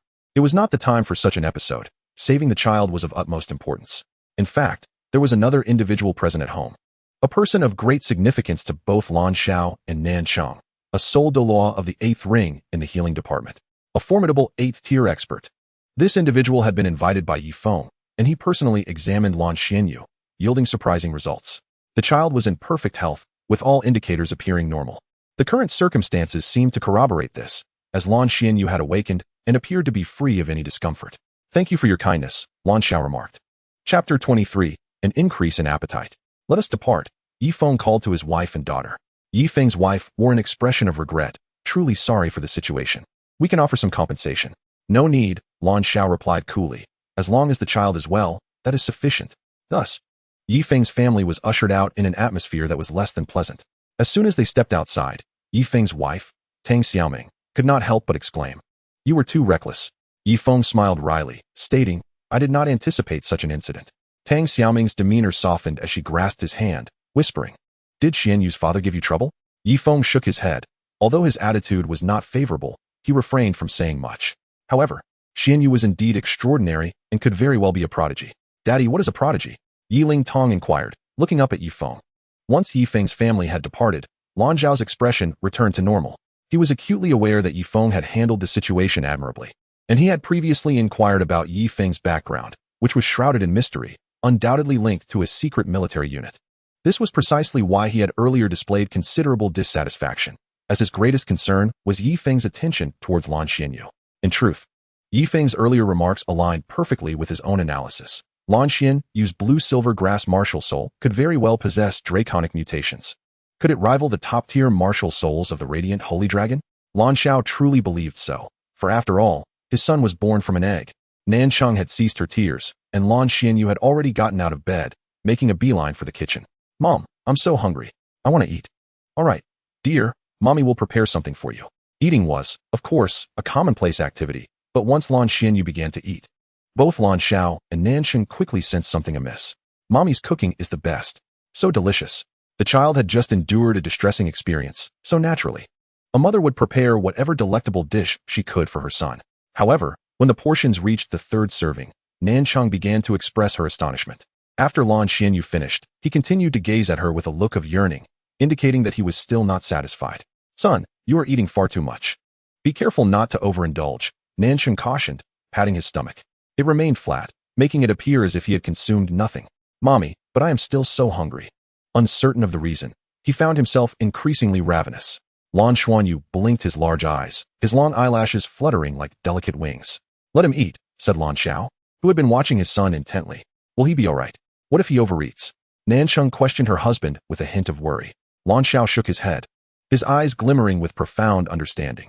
Our son is truly extraordinary. Oh. Nan Cheng harbored unwavering trust in her husband. However, when Lan Xuanyu reached for his 8th steak, she resolutely refused to prepare any more, as their supplies had indeed run out. We cannot allow him to eat any more. He has already had too much. It would be troublesome if he overindulged. Nan Cheng urged her husband with a sense of urgency. Lan Xiao turned to Lan Xuanyu, asking, Son, are you still hungry? Lan Xuanyu patted his belly and replied, I feel a bit better, Dad, but I'm still not full. Lan Xiao suggested, How about we take a break before eating again? I need to ask you something. All right, Lan Xuanyu agreed. Nan Cheng shot her husband a puzzled glance as Lan Xiao said, Come with me to the training room. The three of them made their way to the training room at home. Once inside, Lan Xiao closed the door and activated the protective barrier. Ruffling his son's hair, he inquired, Xuanyu, Uncle Yifeng mentioned that you released an ice shield before you fainted. Could you show it to your father and mother again? Huh, I don't know. I didn't release an ice shield. Lan Xuanyu responded, somewhat bewildered. Lan Xiao replied, let's take a look at this. As he spoke, he activated the soul guide communicator on his wrist, projecting a beam of light onto the wall of the training room, revealing a clear image. The footage displayed Yifeng crouching before Lan Xuanyu, examining his blue-silver grass. All training rooms were equipped with surveillance devices for monitoring practice sessions. Lan Xiao had clearly reviewed the footage prior, while it was Nancheng's first time seeing it. In the recording, Yifeng touched the silver-veined blue-silver grass, causing Lan Xuanyu to be propelled backward by the instinctive release of his martial soul. Yet, in that fleeting moment, a faint glimmer flickered in Lan Xuanyu's eyes, a peculiar radiance. Subtle, yet seemingly colorful. What captured attention most was the sudden curling of the leaves of his blue-silver grass in his left hand, wrapping around his palm and transforming it into a beautiful silver adorned with intricate silver patterns.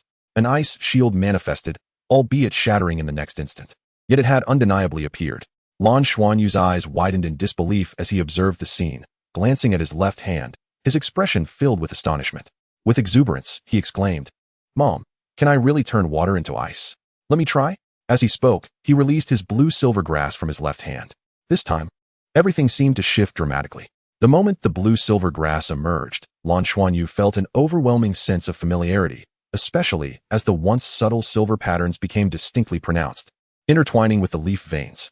The droplets of water gently rolled across the surface, and in Lan Xuanyu's perception, he could distinctly sense the trajectory of each droplet's movement. This sensation is truly marvelous, as if everything has become crystal clear. Ice, Lan Xuanyu tentatively called out, his mind conjuring images of ice. A wondrous scene unfolded before him.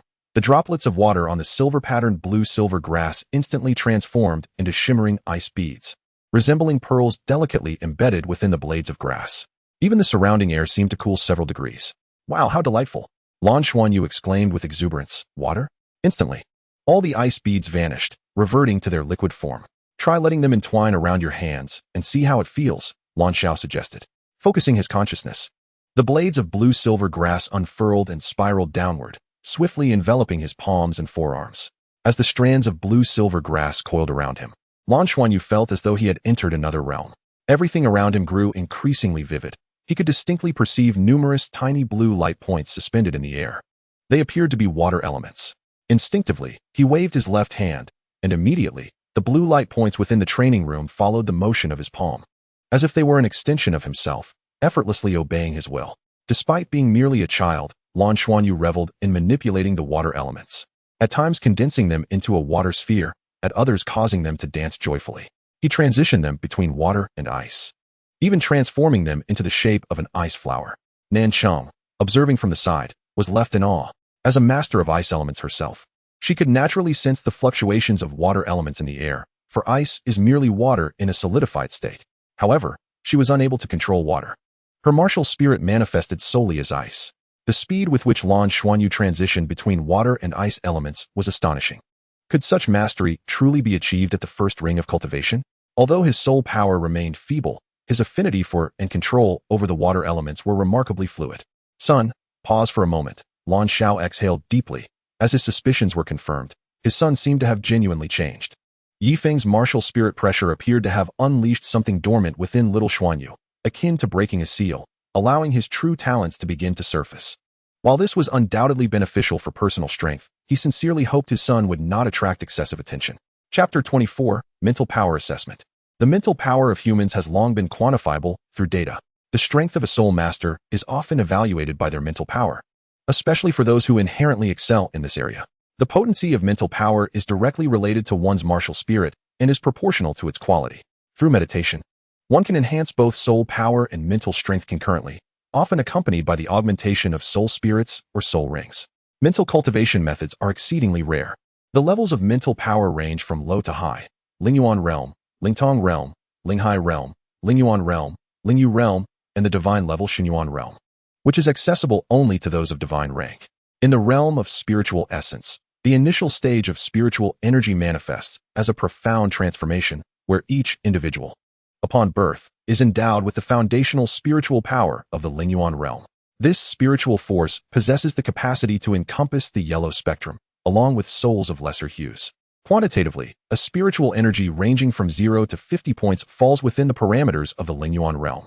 Clearly, Lan Xuanyu, who has recently awakened his martial soul, belongs to this tier. During the last assessment, his spiritual energy was measured at 18 points, superior to that of an average individual, yet rather commonplace among the first ring soul masters. Consequently, his previous struggles with water element manipulation were rather apparent.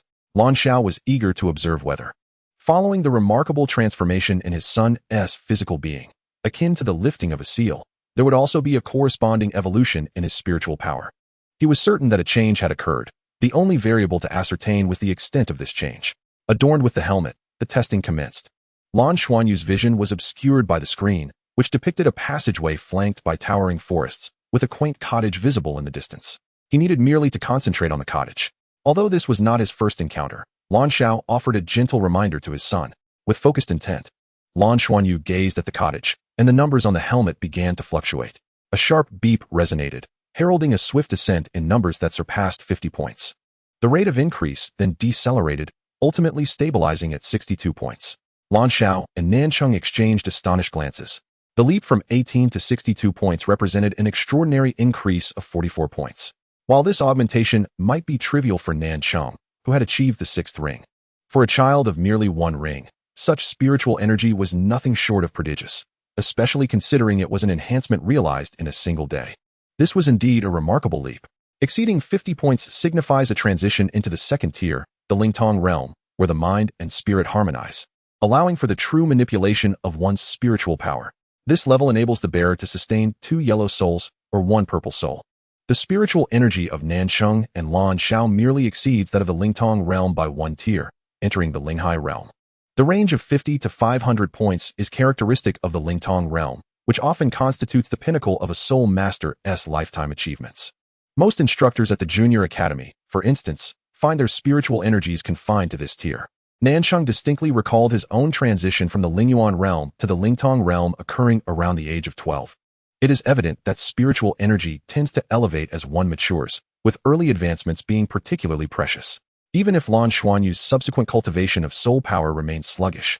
Possessing spiritual energy at the Lingtong level is already a testament to his genius. It is no wonder he exhibits such adeptness in controlling water elements. Upon concluding the test, Lan Xiao and Nancheng opted not to divulge the changes in their son's spiritual energy. It was perhaps best that he remained unaware of certain truths. Dad, I believe I performed quite well on my exam today. Don't forget your promise to me. Lan Xuanyu suddenly recalled an important matter of personal significance. Father cannot forget. In fact, the tickets had been purchased 3 months prior. Lan Xiao remarked with a smile. With the conclusion of the examinations, the holiday was upon them. Lan Xiao now felt that entering the holiday after Lan Xuanyu's breakthrough was undoubtedly a fortuitous development. At least, even if the Academy discovered it later, it could be explained. The holiday spanned a full 2 months, so they could simply say he suddenly had an epiphany. However, interstellar travel across planets is no trivial endeavor. Lan Xiao and Nancheng are regarded as part of the affluent class, and this interstellar journey has indeed consumed a considerable portion of their savings. The tickets were long ago acquired at a discounted rate, and they were non-refundable. Long live Dad! Lan Xuanyu exclaimed with excitement, bouncing up and down. The following day, Lan Xuanyu returned to school, and Lan Xiao merely instructed him not to disclose the changes in his martial soul to others. The examination results were released, and as anticipated, Lan Xuanyu excelled, finishing in the top 3 in all academic subjects, while his practical exam score soared to 1st place due to his victory over Yi Lingtong. Although the teachers felt that his 1st place score was somewhat inflated, they still awarded it to him. Upon seeing Yi Lingtong, Lan Xuanyu couldn't help but frown and asked, "What do you want?" Yi Lingtong was momentarily taken aback by his question. In truth, she had no intention of causing trouble today. After witnessing Lan Xuanyu being knocked unconscious by her father yesterday, she felt somewhat uneasy. "Nothing. I just wanted to ask how you were doing," Yi Lingtong replied. Lan Xuanyu responded, "I'm doing well. Quite well indeed. Yesterday, I was engrossed in playing with the water element for such a long time that I accidentally condensed some while asleep, resulting in a mishap this morning.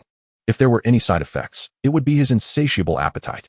He had devoured an enormous breakfast, which, although better than the previous evenings, was still several times larger than usual." Yi Lingtong, fidgeting with the hem of her clothing, hesitated before saying, "I'm sorry. My father truly did not mean any harm yesterday. He mentioned that your martial soul is quite unique, likely a mutated one, which suppresses our souls. His martial soul acted defensively, hence the reaction. Oh, it's fine. I'm okay. Lan Xuanyu shook his head. His impression of Yi Ling Tong was not particularly favorable. As she had bullied him since their first encounter, it would be odd to have a good impression of her. As for Yi Ling Tong's beauty, there were other girls in school who were equally lovely, but more importantly, they did not surpass Lan Xuanyu in attractiveness. Regarding yesterday's incident, although still young, Lan Xuanyu vaguely understood that it was likely Yi Feng's pressure that had induced some changes in his martial soul, thereby enhancing its strength. Rather than being detrimental, it seemed to be a positive development. Enjoy your break. See you next semester. Lan Xuanyu waved at Yi Ling Tong and turned to leave. Watching his retreating figure, Yi Ling Tong bit her lip and muttered to herself, "What are you so proud of, Humph?" Despite her words, her mind wandered to her father's evaluation of this boy from yesterday. Yi Feng had remarked that Lan Xuanyu was a promising talent, and perhaps a child destined for miracles. His martial soul could potentially be extraordinarily powerful. Yi Ling Tong was merely a young girl, whose admiration had always been directed towards her formidable father. Though reluctant to concede that she was inferior to Lan Xuanyu, she found her martial soul rendered ineffective whenever it approached the soul skills of Lan Xuanyu. How could she strive for victory under such circumstances? Subconscious thoughts began to surface, such as whether she should improve her relationship with him. Furthermore, she sensed a peculiar change in Lan Xuanyu after yesterday. He seemed somewhat different in both temperament and aura. Wishing everyone a Merry Christmas. Chapter 25. The spaceship Lan Xiao and Nansheng had arranged their vacation well in advance after booking their tickets. For them, this journey was a rare opportunity. Growing up on their home planet, and then moving to Tianluo Star after marriage, they had never set foot on Tiando Star. After all, it was the first stop for human interstellar migration, holding epoch-making significance for all of humanity. They were eager to witness the current state of the planet that had been first developed by humans. "Mom, can we board the spaceship soon?" Lan Xuanyu asked excitedly, tugging at Nansheng's hand while seated in the car. Nansheng looked into her son's large eyes and chuckled softly. "Silly boy. This is the 6th time you've asked me the same question." Yes.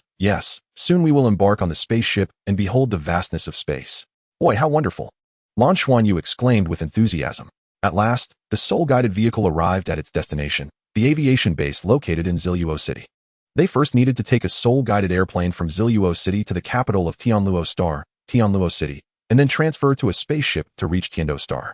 As of now, only the capital, Tianluo City, possessed spaceships capable of traversing the cosmos, and flights were infrequent, necessitating prior reservations. Lan Xuanyu had already experienced a soul-guided airplane before. In the past, whenever his parents had time off, they would take him to various cities and tourist attractions on Tianluo Star. He was most eager for the spaceship, as space was the ultimate dream for children of his generation. 3 hours later, the soul-guided airplane landed smoothly at the Tianluo City Aerospace Center. After another half-hour ride on a shuttle, they entered the expansive core area of the Aerospace Center. The entire center was adorned predominantly in white, with enormous white metallic walls and large screens displaying various images. "Wow, Mom, is that a space battleship?" Upon seeing the images, Lan Xuanyu could not contain his excitement and jumped up. Nansheng quickly bent down, gesturing for silence. Xuanyu, please keep your voice down. It is important to maintain decorum in public areas, as we must not disturb others." "All right, I understand, Mom. But is that really a space battleship?" Lan Xuanyu whispered, his excitement barely contained. Nansheng looked up at the large screen. Against the backdrop of the boundless starry sky, numerous silver-white battleships soared through space, with hundreds of them varying in size. Among them, the largest vessel, resembling a fortress, was surrounded by numerous other warships. Indeed, these were warships. Observing the numbers on their hulls, it was evident that this was the recently commissioned 4th Fleet of the Federation's Space Combat Group. Lan Xiao, standing nearby, answered her son's inquiries. "Dad, how magnificent. I want to pilot a warship when I grow up, okay?" Lan Xuanyu exclaimed, shaking his father's hand with uncontainable excitement. Lan Xiao smiled gently, reaching out to pat his son's head. However, becoming a warship pilot is no simple endeavor. It requires diligent study and admission into the warship department of a prestigious academy. One must ponder, which youth has not harbored dreams of space? Lan Xiao, too, had once been young, yearning to become a commander of a space warship. Yet, such aspirations are not easily fulfilled. To ascend into the cosmos and become a part of a warship's crew demands efforts that words alone cannot encapsulate. Without over 20 years of specialized training and rigorous practice, success is nearly unattainable. The space fleet stands as humanity's most formidable weapon for interstellar migration, serving as the crucial safeguard for achieving such endeavors. It is worth noting that humanity has spent thousands of years to establish merely 4 space fleets, each of which represents a vital asset of the Douluo Federation. However, with the increasing control over administrative planets and advancements in human technology, the resources provided by the occupied administrative planets have significantly accelerated the construction of space fleets. Humanity has even begun to attempt the establishment of the first space transfer station, the exact location of which is known only to senior military officials.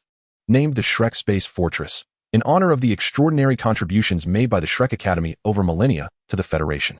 Simultaneously, the 5th and 6th space fleets of the Federation are under construction, projected to be completed within 50 years. Lan Xuanyu's gaze remained transfixed on the grand display before him. The warships were truly resplendent, particularly the gleaming metallic turrets that sparkled with an ethereal glow. He could almost envision the breathtaking spectacle of a barrage of fire. Come now, we mustn't be late, or we shall miss our flight aboard the spaceship. Nanqing beckoned her son. Okay. The family of 3 proceeded to complete the boarding procedures, which were somewhat cumbersome, requiring them to pass through 3 security checks. Given the high cost of spaceships and the historical instances of miscreants targeting them, security measures were exceedingly stringent. After navigating through numerous checkpoints, they finally entered the inner area and awaited their departure. Through the expansive glass windows, Lan Xuanyu beheld a magnificent vessel resembling a cannon standing on the open ground. Yes, that is the spaceship we shall board shortly. Lan Xiao preemptively answered her son's unasked question. How wonderful. It's so large. Lan Xuanyu's excitement persisted unabated. I love space, Dad. I'm not afraid of boredom. His enthusiasm remained undiminished by his father's words. Let us board. After the final security check, the family of 3 finally boarded the spacecraft. Naturally, the seating arrangements aboard the spacecraft varied in tiers of luxury. In reality, the average working class could hardly afford the privilege of space travel. Lan Xiao and Nan Xiang, who were already considered upper middle class, found that this annual cosmic journey would deplete their savings significantly. Even so, they were confined to the most basic accommodations. Each passenger had approximately 1 square meter of space. Vertically oriented, featuring a semi-reclining chair secured by metal straps on either side, though these were separated from one another. Despite the close quarters, the seating was relatively comfortable. The child's seat differed from that of the adults. Lan Xuanyu's space was somewhat smaller, yet it allowed him to lie flat, situated right next to his parents. This family arrangement was offered as a package deal when purchasing tickets, rendering it a more economical choice. Welcome aboard the Federal Space Administration Flight 7703. We hope that our companionship during this lengthy journey will afford you comfort and joy. Below are a few simple guidelines. We kindly ask all passengers to adhere to them. A melodious female voice announced over the intercom. Chapter 26. Space Travel. Space travel is relatively prolonged and bears certain risks. Therefore, we kindly ask our esteemed passengers to cooperate with our astronaut service personnel throughout the journey to ensure a safe arrival at our intended destination. Metal safety belts are located on either side of your seats and will automatically fasten during takeoff, turbulence, landing, and wormhole traversal. Notifications will be provided during these instances, so there is no need for alarm. Furthermore, the safety shields will automatically close during takeoff, landing, and wormhole passage, supplying ample oxygen and pressure balance. Should you experience any discomfort, please press the green button on your right. We will promptly assess your condition and provide assistance. To our esteemed practitioners, please take note. If you wish to cultivate on board, kindly ensure that you close the safety shield of your seat while practicing to avoid disturbing others. Additionally, please refrain from practicing during takeoff, landing, and wormhole traversal to ensure your safety. The announcement detailing safety precautions lasted a good 10 minutes. Yet Lan Xuanyu listened with rapt attention. Surrounding him was a silvery world, and soon the cabins filled with fellow travelers. The spacecraft's interior seemed to be divided into several tiers. They were situated on the lowest level. What lay above piqued Lan Xuanyu's curiosity. Lan Xiao informed him that the upper tiers offered more luxurious accommodations, with prices increasing 5-fold with each tier. It was said that the highest tier cost hundreds of times more than their standard seating. Naturally, Lan Xuanyu's family remained in their designated area. Lan Xiao glanced at her son a short distance away and smiled gently, reassuring him not to be nervous, as they would experience considerable acceleration. Once we reach space, everything will be fine. Okay, Lan Xuanyu replied, nodding in agreement. 3 metal straps slowly secured themselves, automatically adjusting to the dimensions of each passenger's body. They fastened around the chest, waist, and legs, ensuring that each individual was snugly fitted into their seat. Prepare. Ignition. At that moment, a faint luminous membrane rose on either side of Lan Xuanyu's seat, enveloping him entirely within his designated space. The protective shield activated. With a hum, Lan Xuanyu felt the entire spacecraft shudder violently, and in the next instant, it began to vibrate gently. A force seemed to emanate from beneath him, pressing him firmly into his seat. At that moment, he found it increasingly difficult to breathe. The immense pressure, coupled with the intense tremors surrounding him, instilled a palpable fear in young Lan Xuanyu. Was traversing the cosmos truly this daunting? Just then, a warmth spread from his right arm throughout his body, easing his tense physique considerably. The force that had been pinning him to his seat appeared to diminish. With a long exhale, Lan Xuanyu noticed that the metallic walls of the cabin slowly opened, revealing a viewport through which he could gaze outside. What met his eyes was a vast expanse of clouds swirling past. "Prepare for atmospheric re-entry. Please fasten your seatbelt," the announcement echoed. Suddenly, the spacecraft's vibrations intensified, accompanied by a pronounced buzzing in his mind. In that instant, the world before him seemed to blur into a double image. This tumultuous experience persisted for several seconds. And then, as if breaking free from a shell, the spacecraft jolted violently before stabilizing. All tremors and buzzing ceased in that moment, restoring everything to normalcy. This was... Lan Xuanyu felt a mix of astonishment and confusion as the shield above him retracted, and shortly thereafter, the metallic safety harness released. He heard the sounds of gasps and relieved exclamations. Clearly, he was not the only one embarking on his maiden voyage aboard a spacecraft. Turning to glance at his parents, Lan Xiao looked at his son with surprise. He had expected the boy to be frightened to tears. After all, Lan Xuanyu had always been somewhat sensitive. Yet, at that moment, he appeared relatively composed. A twinge of worry crossed Lan Xiao's mind, as ever since awakening his martial soul, the boy had begun to exhibit increasingly extraordinary traits. "Mom, may I come over to you?" Lan Xuanyu's large eyes turned towards Nancheng. "Of course," she replied, opening her arms wide. Remembering his mother's admonition against speaking loudly, he stifled his exuberance and hurried over, leaping into Nancheng's warm embrace. "Mom, flying in a spaceship is a bit frightening," he exclaimed, nuzzling into her arms. Nancheng stroked his head, her face radiating joy, and Lan Xiao couldn't help but smile. Regardless of the child's origins, he was undeniably their son. "Yes, he is our child, and no one can harm him or take him away. We must protect him at all costs. Is space travel really like this? If you find it frightening now, how will you ever become a pilot?" Lan Xiao chuckled. "I'm not scared. I want to be a pilot," Lan Xuanyu declared, sitting up straight with earnest determination. "Very well, then you must continue to strive. First, maintain your current performance in school. Once you reach the intermediate academy, I will guide you through the relevant examinations. Upon gaining admission, one can embark on a journey of knowledge at the preparatory academy." Given the unique background of Lan Xuanyu, Lan Xiao is inclined to encourage him to pursue the path of a battleship pilot, which is preferable to drawing attention through his increasingly distinctive abilities as a soul master. Once he reaches adulthood, his growing strength will afford him greater means of self-protection. Indeed, the vastness of cosmic navigation can be rather monotonous, a realization that dawned on Lan Xuanyu rather swiftly. On the first day, his curiosity led him to explore every nook and cranny of the spacecraft. However, the cabin was limited in size, and the lower-tier compartments did not permit access to higher-tier areas. Each individual was confined to their own minuscule space, and even meals consisted solely of pre-prepared nutritional paste. The flavor? It resembled seasoned mashed potatoes. A single serving was tolerable, but after several repetitions, the ever-hungry Lan Xuanyu found himself losing his appetite. "Mom, Dad, I'm so bored. What should I do?" By the second day, he could no longer contain his feelings and express them to his parents.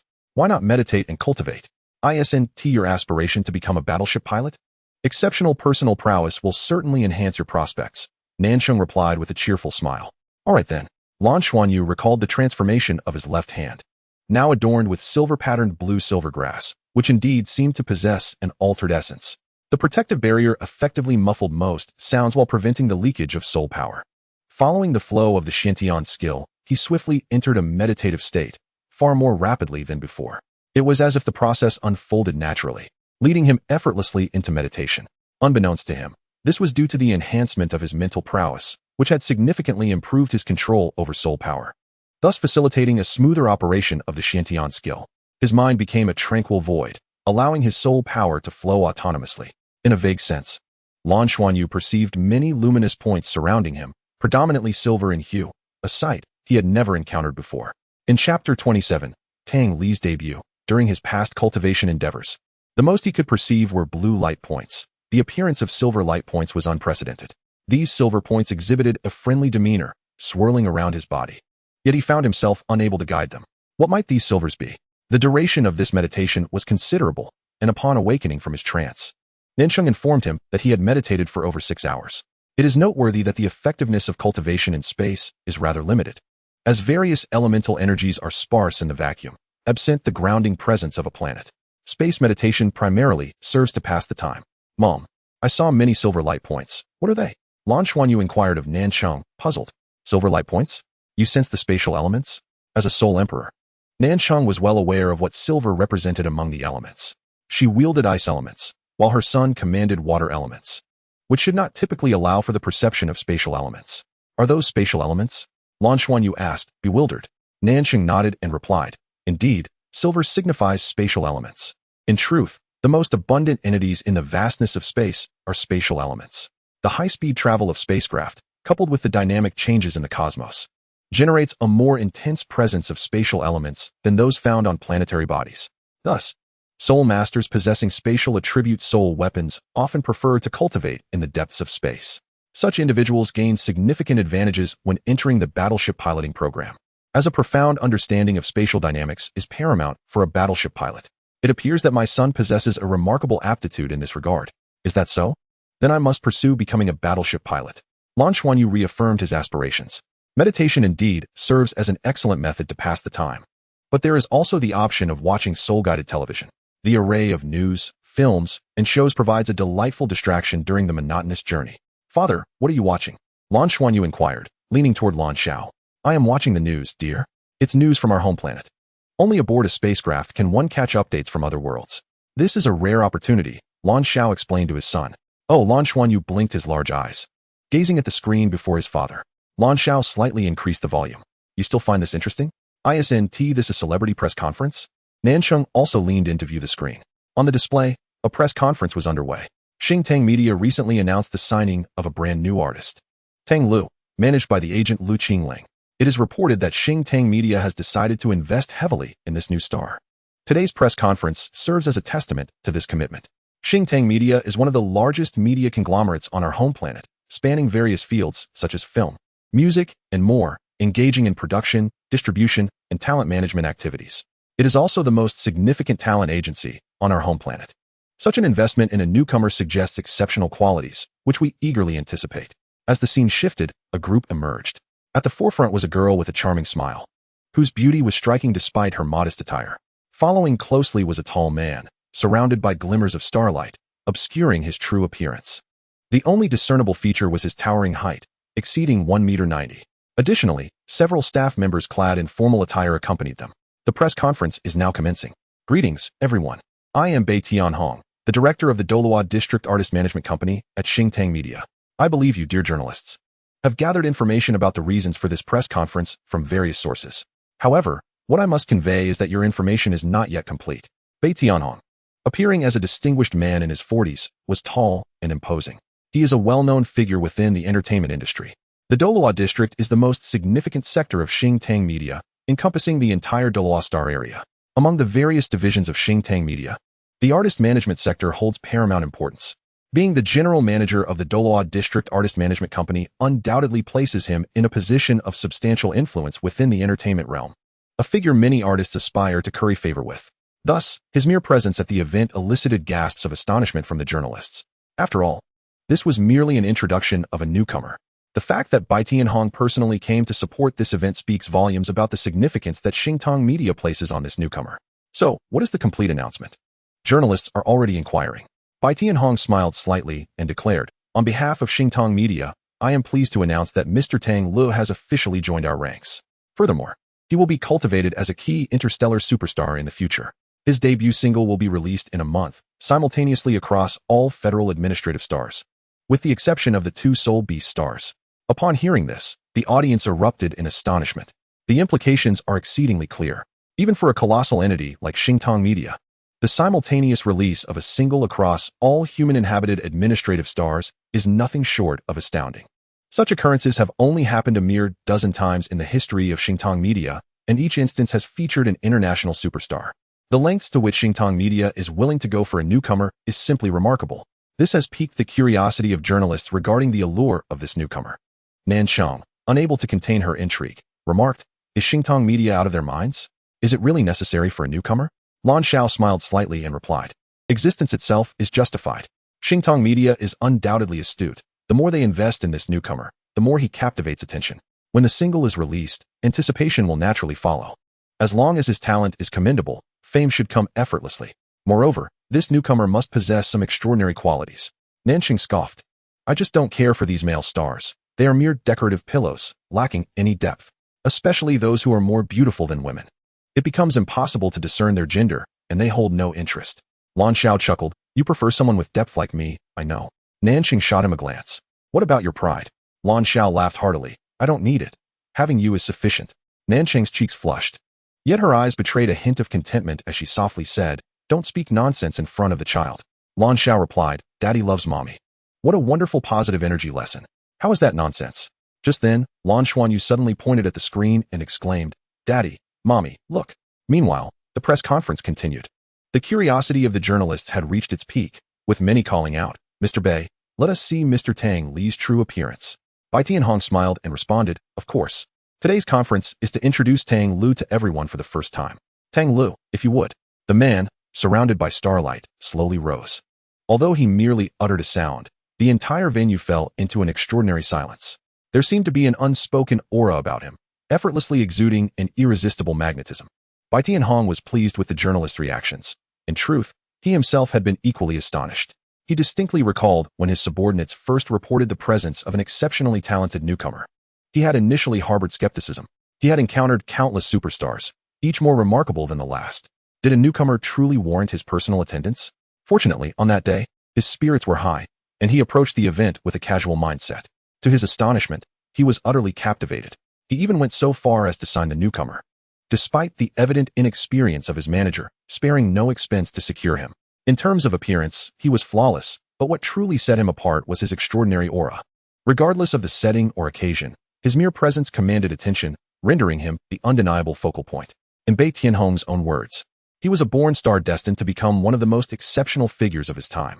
Chapter 28. Tang Lu and Xianyu. Initially, Bai Tianhong harbored reservations about the name Tang Lu, but upon meeting him in person, he deemed the name inconsequential. Securing his signature was all that mattered. Lu Lingqing glanced at Bai Tianhong, who nodded in acknowledgement. With a sense of pride, Lu Lingqing pressed a button, dissolving the starry barriers surrounding Tang Lu. As the shimmering lights faded, the tall, slender figure of the man was finally revealed. At the precise moment his true visage emerged, Lu Xianyu pointed towards the screen. Silence enveloped the room, both inside and outside the screen. The smile on Lan Zhao's face vanished, replaced by a look of bewilderment, while Nanqing's gaze grew fixed. In the press conference, all journalists were rendered speechless. He stood there effortlessly, clad in a sharply tailored deep blue suit with yellow checks. His simple blue hair falling casually across his forehead, exuding an air of authenticity, untouched by artifice. His azure eyes reflected the silhouettes of everyone present, his nose elegantly sculpted, every feature harmoniously proportioned. His expression remained serene, yet there was a hint of melancholy in his brow. Unconsciously, all gazes gravitated towards him, as if he were a black hole, not merely attracting but consuming them entirely. The journalists, particularly the female reporters, were utterly entranced, striving to articulate their admiration. They could conjure no other word than perfection to describe him. Handsome male stars were not uncommon, yet his unadorned charm transcended mere attractiveness. Moreover, his subtly melancholic demeanor evoked a visceral urge to embrace him, to comfort him, to soothe the sorrows that lay within. Hello everyone, I am Tang Lu, he said, nodding slightly to the gathered journalists before taking his seat once more. His voice was calm, imbued with a natural magnetism that captivated the hearts of all present. At that moment, the journalists erupted into a frenzy. The atmosphere transformed into a cacophony of excitement. Tang Lu, how old are you this year? Tang Lu, you are so handsome. I want to be your fan. Tang Lu, do you have a girlfriend? In an instant, a torrent of inquiries erupted from the reporters, overwhelming the atmosphere. Yet, Tang Lu remained composed, his expression barely shifting. Tang Lu, I love you. A sudden scream pierced the air, igniting a frenzy among the attendees. The press conference, attended by hundreds, descended into chaos. And one could only imagine the remarkable scene that would unfold for this melancholic, yet perfect man as he made his formal debut. Mom, are you all right? Lan Xuanyu gently shook Nanqing's arm. However, Nanqing seemed oblivious, her gaze fixated on the visage displayed on the screen, her eyes sparkling with an unusual light. Lan Xiao, having regained his composure from the shock, turned to observe his wife's expression, unable to suppress a twitch at the corner of his mouth. All right, that's enough. Finally, Nanqing snapped out of her trance, casting a fleeting glance at him. What do you mean, enough? Lan Xiao replied nonchalantly. I recall someone mentioning earlier that certain individuals are mere decorative pillows, lacking depth, especially those male stars who are more beautiful than women.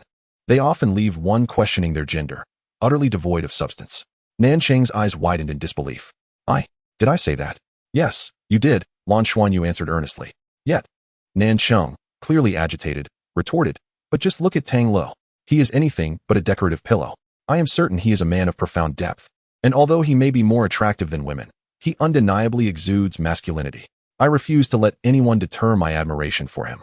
He shall be my idol from now on. With a decisive click, Lan Xiao shut off the screen.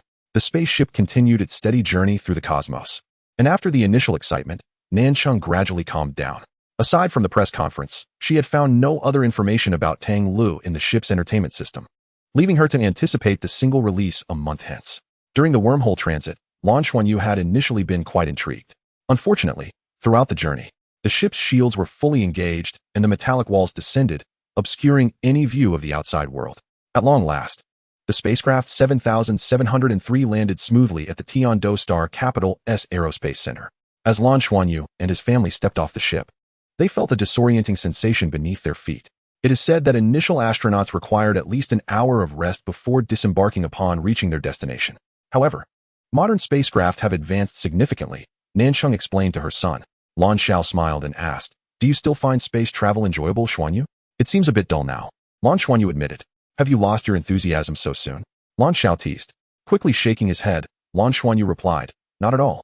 Dad, battleships must fly even faster, right?" Lan Xiao chuckled. "You will have to enlighten me on that in the future. My expertise does not lie in battleship piloting."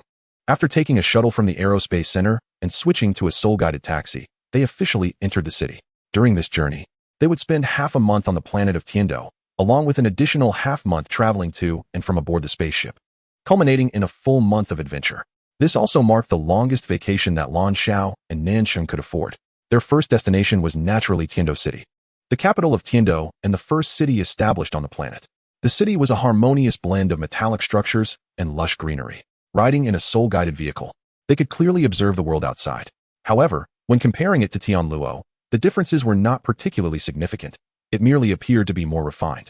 From an aerial view, Tiando City exuded an endless expanse, as if it stretched beyond the horizon. "Mom, where are we headed next?" Lan Xuanyu inquired of Nancheng, having meticulously planned the itinerary. Nancheng smiled and replied, "First, we will check into our hotel. Let us rest today, and our exploration will commence tomorrow. We will begin with Tiando City itself. There are several museums left by the early interstellar immigrants that we should visit, as well as a few renowned parks worth exploring. Then we shall spend a day at the largest commercial center in Tiando City." Lan Xiao chuckled wryly. "The commercial center? Do be cautious with your spending." Nancheng shot him a playful glare. "Are you worried about finances? We've come all this way. It would be a loss not to indulge a little. Besides, I must buy my son some splendid clothes. He is so handsome. When he grows up, he will certainly be as charming as Tang Lo." As she spoke, she glanced down at the hand of her son, Lan Xuanyu, and suddenly exclaimed, "Speaking of which, dear, don't you think our son bears a resemblance to Tang Lo? I hadn't noticed before, as their eye and hair colors differ. Yet, in terms of their features, there is indeed some similarity. Our son's facial contours seem a touch softer, and his eyes are even larger." Chapter 29, Nana and Xuanyu. Lan Xiao retorted playfully, "Have you lost your senses? It's fine to admire your idol, but don't drag my son into it." Nancheng laughed. "Some people seem to be a bit envious, huh?" Lan Xiao replied, "What do I have to be envious of? They are not even on the same planet. He is on his home planet. I truly cannot fathom the mindset of fans like you." Nancheng declared proudly, "That is simply because you do not understand. It is a delightful expectation within one's heart. Who does not harbor a Cinderella dream? I must learn from Tang Lu's refined demeanor and style, so I can present it to my son. He is so attractive. I can only imagine how many young ladies will be drawn to him as he grows. The thought brings me joy. I shall direct my future daughter-in-law to handle household chores, and I will be liberated. You have won. Your imagination is boundless." Lan Xiao sincerely admitted. The hotel was quite ordinary. While Tiando offered some unique culinary delights, the majority of species, like those on Tianluo, had been transplanted from their home planet, resulting in minimal differences. After a day of rest, the family of three set off for their first destination, the Interstellar Immigration Museum. Tiando was the first administrative star to be colonized, leaving behind a wealth of precious historical materials that illuminated the dawn of human interstellar migration for the people of Douluo. Its historical significance was profound. The celestial Do star is an extraordinarily unique planet. Viewed from the vastness of space, It reveals a striking duality of color. The Eastern Hemisphere is a myriad of blues, entirely composed of oceans, while intriguingly, within these waters, there exist both saline seas reminiscent of Douluo Star and some freshwater bodies, all boasting remarkably good water quality. In contrast, the Western Hemisphere is a complete landmass, with fissures that form an intricate network of rivers. Celestial Douluo Star is abundant in minerals, and whether in its terrestrial or aquatic realms, most of the life forms are transplants from the mother planet. Over the years, this has allowed the entire planet to flourish, providing the Federation with a wealth of resources. Upon entering the Interstellar Immigration Museum, Lan Xuanyu's eyes were immediately drawn to a colossal model of Celestial Douluo Star, towering at over 10 meters in height. They had employed a guide to elucidate the history of this remarkable planet, since the harmonious coexistence of humanity and soul beasts began a millennium ago. Significant strides have been made towards interstellar migration. The population of humans and the number of soul beasts have been surging dramatically during that era. Although the mother planet continued to evolve, the consumption of resources was overwhelming, making interstellar migration an urgent necessity. The guide earnestly narrated the tale, showcasing precious photographs left by the initial expedition teams that first ventured to Celestial Douluo Star. These utensils were brought from the mother planet, representing the first artifacts to land there. "Behold, this is blue silvergrass," the guide proclaimed. "You may wonder why it is displayed here. In truth, blue silvergrass was the first plant to be introduced to Celestial Douluo Star. While not a rare species, it possesses remarkable vitality and adaptability, as well as the ability to purify the air. It was the extensive transplantation of blue silvergrass that paved the way for the future of Celestial Douluo Star. Thus, in the realm of interstellar migration, blue silvergrass has played an indispensable role." As Lan Xuanyu absorbed this information, he glanced up at his parents, exclaiming, "Father, Mother, how significant blue silvergrass is. My martial soul is blue silvergrass. How can I not take pride in that?" At that moment, a slightly bewildered yet melodious voice resonated from a short distance behind Lan Xuanyu's family. Two tall women stood there. The one on the left wore a flowing white dress, her golden short hair framing her face, and her azure eyes adorned with playful freckles at the tip of her nose, exuding a striking beauty with a hint of vigor. She gazed at her companion and asked, "What's with blue silvergrass?" The other woman simply shook her head in silence. "It's nothing. I just felt a sudden familiarity." Compared to the golden-haired woman, this one was even taller, her most distinctive feature being her cascading silver hair, which flowed down to her ankles. Maintaining such long hair is typically a hassle, as few choose to let it grow so long. Yet her silver locks were not only smooth, but possessed a shimmering, crystal-like quality. Her face was mostly concealed by a black mask, revealing only her captivating eyes, which left Lan Xuanyu's family momentarily speechless. Those truly are extraordinarily beautiful eyes, with long, curled lashes framing the clear and translucent violet irises. Especially when her gaze carries a hint of bewilderment, it evokes an irresistible sense of tenderness. Although her mask conceals her age, she appears to be merely in her 20s. "Auntie, my martial spirit is the blue silvergrass," said Lan Xuanyu proudly, raising his head to look at the silver-haired woman, his large eyes blinking with delight. The silver-haired woman instinctively lowered her head, only then noticing the child not far in front of her. Her gaze naturally settled on the small figure of Lan Xuanyu. Clad in khaki trousers and a deep blue top, his attire was unremarkable, but it hardly mattered given his striking appearance. He was undeniably handsome, particularly when his beautiful, large eyes were fixed upon the silver-haired woman, blinking with long, fluttering lashes. "Wow, what an adorable little handsome boy," exclaimed the golden-haired woman in surprise, immediately squatting down to meet Lan Xuanyu at eye level. "Hello, little one. You are so cute. What is your name?" Turning her head to the silver-haired girl, the golden-haired woman remarked, "Nana, this child is truly stunning. I have never seen such a delightful little one." Nana too noticed the charming Xuanyu, but the moment their gazes met, she felt as though she had been struck by lightning, her entire body freezing in shock. In that instant, an electric sensation surged along her spine to her brain, leaving her mind blank. It felt as if something had suddenly crashed into her consciousness. A pain that was indescribable made her emit a soft groan, instinctively retreating a couple of steps and crouching down, clutching her head. "Ah, Nana, what happened to you?" Yunyan exclaimed, startled by Nana's sudden change, rushing to her side. Lan Xiao and Nansheng also looked on in surprise. The masked girl was evidently extraordinary. But was she unwell? "Auntie, your hair has fallen on the ground. It will get dirty," Lan Xuanyu said as he ran up to the silver-haired woman, gathering the strands of hair that had fallen.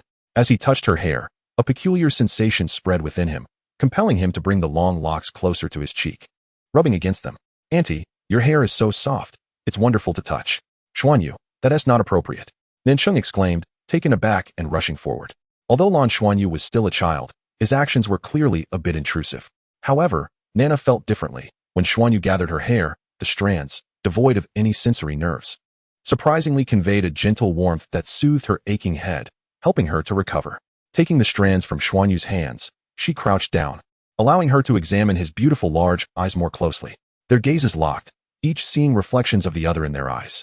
Lan Xuanyu smiled at her, unable to resist the urge to reach out his hand, only to remember his mother's earlier call. "Auntie, your eyes are truly beautiful. Why are you wearing a mask?" he asked with a cheerful smile. In the next moment, they understood why the silver-haired girl always wore a mask. Nana lifted her hand and removed one side of the mask, revealing her visage. At that instant, it seemed as though the entire museum brightened a few degrees. Her eyes were strikingly beautiful, and when her cheeks were unveiled, even within the elegantly adorned museum, she radiated an extraordinary brilliance. She was undeniably exquisite, a beauty that words could scarcely encapsulate, as if no description could adequately convey her breathtaking features. Her slightly pale, fair skin and violet eyes held not a single flaw. It was hard to fathom that a person could possess such beauty. Even in the realm of contemporary virtual games, the artists could not replicate her level of allure. No wonder she wore a mask. Without it, she might find it difficult to navigate through life. "Auntie, you are truly beautiful," exclaimed Lan Xuanyu, his youthful face reflecting astonishment as he stepped closer to Nana. "You are beautiful as well," Nana replied instinctively. At that moment, her mind remained somewhat blank. Although she had awakened 6 years prior, she had never felt such a profound impact, solely due to the presence of this child. A fateful encounter, how exhilarating. Chapter 30, A Sense of Familiarity. "I never expected you to be so fond of children," Yunyin remarked, grasping Nana's hand as they continued their stroll through the museum. After their brief exchange, Lan Xuanyu had left with his parents, and the two women continued to explore the exhibits. As Yunyin spoke, her curious gaze lingered on Nana. Having been responsible for her care for several years, Yunyin had grown accustomed to Nana's tranquil demeanor, which always seemed to suggest a detachment from the world around her. However, today, upon witnessing the charming little boy, her emotions unexpectedly shifted, and for the first time in years, she experienced a headache. "Did that child stir memories within you, prompting you to recall something?" Yunyin inquired with curiosity. Nana gently shook her head. "I am uncertain. It was simply a sudden headache. I felt as if I knew that child." Yunyin instinctively responded. "That cannot be possible. The child appears to be only 6 or 7 years old. And you have only been awake for a similar duration. As for before, you must have been in slumber for a millennium." Realizing her words, she quickly covered her mouth. Casting an apologetic glance at Nana, Nana furrowed her brow, gently shaking her head. "Indeed, theoretically, I should not have any acquaintance with that child. Yet, what was it about him that resonated with me?" "Mom, that auntie was truly beautiful," Lan Xuanyu remarked to Nansheng.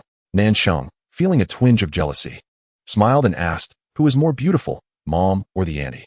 Lan Xuanyu promptly replied, "Both are beautiful." Lan Shao laughed heartily. "You little rascal. You certainly know how to flatter. However, this is the first time we've heard you compliment someone else's beauty.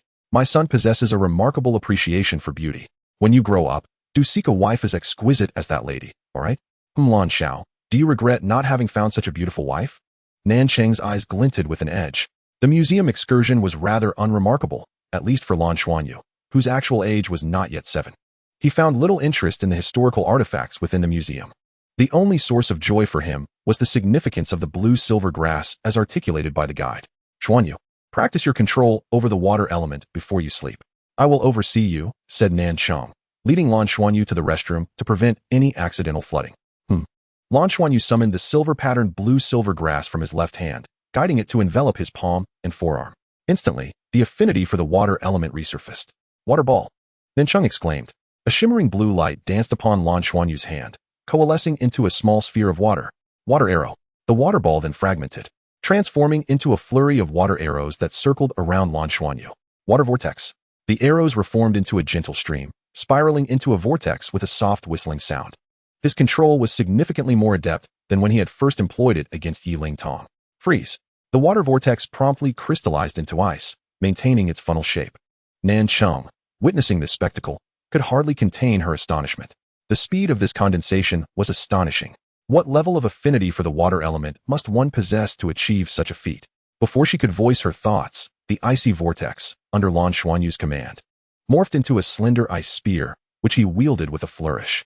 "Mother, is this what you referred to as the ice spear technique? Is the ice wall similar? I believe I can even detonate the ice wall now. They seem to obey my commands." Observing her son's increasing mastery over the water element filled Nan Sheng with a bittersweet smile. In truth, despite having attained the rank of sole emperor, her experience was primarily in administrative roles, with her real combat encounters being scant. The ice element in her hands was mostly utilized for cooling in the summer or making ice cream. She realized that she had little to impart to her son. After an hour of play, it was only when Nan Sheng called a halt that Lan Xuanyu finally retired for the night. It seems your son is destined to become a prodigy. What shall we do? Nan Sheng nestled against Lan Xiao, expressing her helplessness. Lan Xiao sighed softly. While I wish to shield him from attention, we cannot stifle his growth, can we? Let nature take its course. However, given his rapid development in mental acuity and water element control, we should consider finding him an additional instructor or a supplementary class outside of school. Participating in practical exercises would be beneficial for him. Fortunately, his soul power is still increasing at a relatively slow pace. He will likely soon be surpassed by his peers, making him less conspicuous. Nan Sheng, somewhat anxious, grasped his hand. Could there be danger? Lan Xiao chuckled softly. Your concern is causing you distress. The exploration of the cosmos by the Federation has a rich history spanning thousands of years, with each endeavor meticulously prepared. When have you ever witnessed danger manifest? Moreover, I merely serve in a logistical capacity, responsible solely for data analysis and genetic comparisons, thus incurring little risk. Nan Sheng inquired, how long will you be away? Lan Xiao replied, that is precisely what I wish to discuss with you. It may take a minimum of 3 to 6 months. It is indeed a lengthy duration. However, with the advancements in interstellar long-distance communication technology, we will at least be able to converse once a week. Nan Sheng embraced her husband tightly, expressing, I find it difficult to part with you. Perhaps I should transfer to another department. With my cultivation as a sole emperor, if I were to attempt a position in a primary combat division, my salary would likely increase significantly. No way. I am quite the traditionalist. How could I allow my wife to earn more than I do?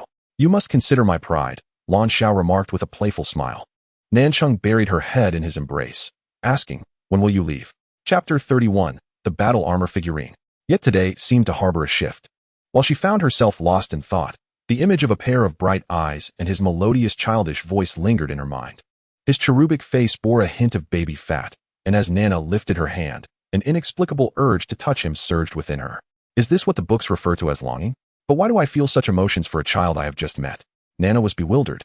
Yet she felt a profound connection with that boy. Even with Yun Yan, after such a long time together, she found herself somewhat resistant to his closeness. However, when that child entwined her hair, an extraordinary warmth enveloped her. It was as if she longed to cradle him in her arms. Lan Xuanyu, was it? But where is he now? Nana slowly closed her eyes, feeling an inexplicable sensation of her consciousness extending outward. She quickly envisioned the world beyond. As a Federation citizen residing in the family quarters of the Academy of Sciences, she occupied a modest one-bedroom apartment, devoid of the extensive security measures present within the Academy. She sensed her awareness continuously expanding, her thoughts reaching outward. There lay the sports field of the family area, and in the distance, the silver-white hemispherical structure was the Academy where she had lived for 6 years. Yet, why could she see so clearly? Nana, in a state of confusion, sought to comprehend her sensations and soon recognized familiar figures. They were well-known scientists, presumably just finishing their work and exiting the academy. Is this perception? Can I truly sense from such a distance? Who am I exactly? I wonder if I can reach out to where that child is. The journey of the Lan Xuanyu family continued, with Nan Sheng organizing a rather packed itinerary. Starting the following day, they busied themselves with a whirlwind tour. They visited several significant landmarks in Tiando City before heading to explore other cities. Along the way, they encountered various elements distinct from Tianluo Star, yet the majority bore resemblance. After all, most of what existed was constructed following interstellar immigration, and Tianluo Star had drawn extensively from the experiences of Tiando Star during its development. Thank you, Mother, Lan Xuanyu said with a beaming smile. What pleased him most were the small toys nestled within his travel case. Among them, his favorite was a figurine, a model of a man clad in golden armor, standing approximately 30 centimeters tall. Lan Xiao informed him that this was no ordinary armor, but rather a battle armor, a rare possession reserved for exceptionally powerful soul masters. The figurine held significant meaning, representing one of the most formidable soul masters in human history. The craftsmanship of the figurine was exquisite, comprising over 70 intricate components, with the golden armor accessories being particularly splendid and striking.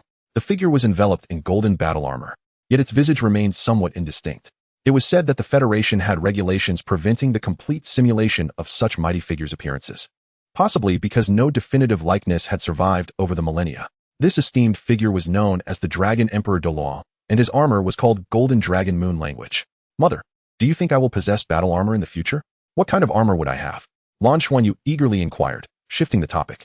He had asked this same question countless times, his fascination with battle armor as a young soul master unyielding. Indeed, you will. As long as you dedicate yourself to training, you will certainly become a battle armor master. Every path leads to the pinnacle. The most powerful battle armor masters can rival the combat capabilities of warships. Lan Xiao replied with a smile. Dad, Mom, since you are both soul masters, why aren't you battle armor masters? Lan Xuanyu asked curiously. Nansheng sighed. Becoming a battle armor master is no simple feat. It requires immense resources. Only frontline soul masters qualify to apply, and the approval process is exceedingly stringent. The costs associated with each battle armor master are astronomical. To forge your own armor and become a battle armor master demands wealth of astronomical proportions. Thus, only the most exceptional individuals can hope to achieve this. What defines the most exceptional? Lan Xuanyu queried. Nansheng pinched his tender cheek. You have many questions today. My son, to be considered exceptional, focus on graduating from your junior academy and aim for admission into the intermediate academy of Tianluo Academy. That will provide you with an opportunity. Yes, I must become a battle armor master. Lan Xuanyu declared earnestly. Lan Xiao teased, just a few days ago. Someone aspired to be a warship pilot. Has that changed now? Lan Xuanyu's face flushed slightly. I can do both. Haha. Both Lan Xiao and Nansheng chuckled in unison. To avoid overspending and compromising their subsequent travels, Nansheng and Lan Xiao decided to conduct their final shopping on the last day. The prices in the Federation were remarkably stable, devoid of the vast discrepancies across different planets that could lead to exploitation. Thus, there were no restrictions on such interstellar purchases. Tiando Shopping was a large chain store, prevalent across major cities on Tiando Star. Undoubtedly, the flagship store in Tiando City was the largest of them all. As Nansheng arrived at this place and beheld the vast expanse of the mall, she regretted not allocating more time for herself to indulge in shopping. For women, shopping does not invariably necessitate purchasing items for oneself. Rather, the thrill of the buying process is paramount. One moment, she was selecting a new outfit for Lan Xuanyu, and the next, a pair of shoes for Lan Xiao. The items Nansheng chose for herself were rather few. Darling, what do you think of this? A protective talisman. They say it's the creation of the esteemed mind control master, Qing Guanghan. It will help you remain alert at all times. Since you'll be traveling far, it's best to carry it with you. It will benefit your work. Although it is a bit pricey, let us go ahead and purchase it. Nansheng remarked to Lan Xiao, pointing at a pendant intricately carved from blue crystal displayed in the window. Do you really agree with me going? Lan Xiao asked, a hint of surprise flickering in his eyes. A wave of emotion washed over Lan Xiao as he grasped her hand, saying, perhaps I should. Nansheng raised her hand to cover his mouth. All right, let us not discuss this. I can sense your desire to go. Do it. It's just a matter of 6 months at most. We will be here waiting for you. With a deep breath, Lan Xiao's eyes glimmered with resolve. He would not let his wife down. This time, he was determined to achieve something significant, casting aside pride and laziness. That talisman is purchased. It is a safeguard for your safety. Excuse me, miss, I would like to buy this talisman. Please ring it up for me. Xuanyu. Wait here with Daddy while Mommy goes to pay. Where's Xuanyu? Chapter 32, A Reunion with Nana. Just as Nansheng was about to proceed to the checkout, she glanced down and noticed that Lan Xuanyu, who had been by their side moments ago, was nowhere to be seen. It's all right. He hasn't wandered off. Lan Xiao reassured her with a smile. You go ahead and pay. I will find him. In such an advanced department store, the surveillance systems were exceptionally comprehensive, making it virtually impossible for a child to get lost. Lan Xuanyu was undoubtedly just caught up in play, having ventured off to some other part of the store. Indeed, Lan Xuanyu was somewhat playful. He was currently standing in a shop that sold figurines, captivated by a particularly exquisite model, his youthful face alight with desire. The golden figurine of the Dragon Emperor Douluo had opened the door to his fascination with these intricate models. However, his mother had previously stated that he could only choose one. The prices of these figurines were quite steep. At that moment, he had his eye on another figurine. Adorned in silver, with enormous wings unfurled behind, flowing silver hair cascading down his back, wielding a silver-white spear, and sporting purple eyes with a slightly cartoonish expression, all encased in silver armor. Young man, do you like this one? The salesperson had noticed him standing there for quite some time. The store was not overly crowded that day, and seeing how handsome Lan Xuanyu was, she approached him. Lan Xuanyu nodded eagerly. Auntie, can you make this silver dragon Douluo cheaper? He had seen this figurine before when he purchased the Dragon Emperor Douluo model. At that time, he could only select one. Opting for the Dragon Emperor Douluo, his mother had told him that they were a pair, and that the silver dragon Douluo was the wife of the Dragon Emperor Douluo. The salesperson responded with a smile, I'm afraid not. This is a limited edition from the 30th generation, and the armor is crafted from rare metals. We do not have the authority to lower the price. Oh, Lan Xuanyu pouted slightly. Thank you, Auntie. I will come back to buy it later. The salesperson, noticing his charming demeanor, smiled and said, You must hurry. There are very few of this limited edition left. Our store has only this one. Oh, Lan Xuanyu exclaimed, a hint of urgency in his voice, for he truly adored this figurine. I want this figurine. Just then, a melodious voice chimed in. The salesperson quickly stood up, eyes sparkling as he looked towards the newcomer. Wow, where did you buy your wig? It resembles the silver dragon Douluo's. However, upon seeing the visitor, he momentarily froze. Silver long hair, purple eyes, and the same black mask. Auntie, it's you. Nana gazed at him with gentle eyes, crouched down, and raised her hand. After a brief hesitation, she could not resist touching his delicate cheek. Indeed, you really like this figurine, don't you? Auntie will gift it to you. What? No. Mom said I can't just take things from others, Lan Xuanyu hurriedly replied. Nana smiled softly. But I just touched your little face, didn't I? Consider it a reward. Lan Xuanyu was momentarily taken aback, clearly perplexed by this kind of exchange. Glancing at the salesperson, who was already wrapping the silver dragon Douluo figurine, he felt a wave of conflict wash over him. Noticing his furrowed brow, Nana couldn't help but smooth his forehead. Frowning, doesn't he suit you? You look best when you're happy. Auntie, can I really have it? Lan Xuanyu asked hesitantly. Of course, Nana replied with a smile. Auntie will take you to find your dad and mom later to help persuade them. All right? Really? Lan Xuanyu's large eyes sparkled with excitement. Seeing his joyous expression, Nana felt an inexplicable urge to grant him the world. Indeed, it's true, Nana's expression, hidden beneath her mask, radiated warmth. Suddenly, Lan Xuanyu grasped her hand and placed it against his cheek. Auntie, may I let you touch it a few more times? Haha, this little guy is quite the charmer at such a young age. How adorable. The salesperson couldn't help but chuckle. Nana abruptly turned her head, her purple gaze turning icy as she fixed her stare on the salesperson. What did you say? The salesperson shuddered, feeling as though her entire being had been encased in ice. Her body trembled involuntarily. Lan Xuanyu was startled as well and tugged at Nana's hand. Auntie, what's wrong? Nana paused for a moment, her expression returning to normal as she lightly addressed the salesperson. If you cannot speak properly, then it is best to remain silent. A wave of panic swept through the salesperson, who meekly mumbled a couple of affirmations, hastily bowing her head to complete the packaging. Xuanyu, how did you end up here? Your father was looking for you.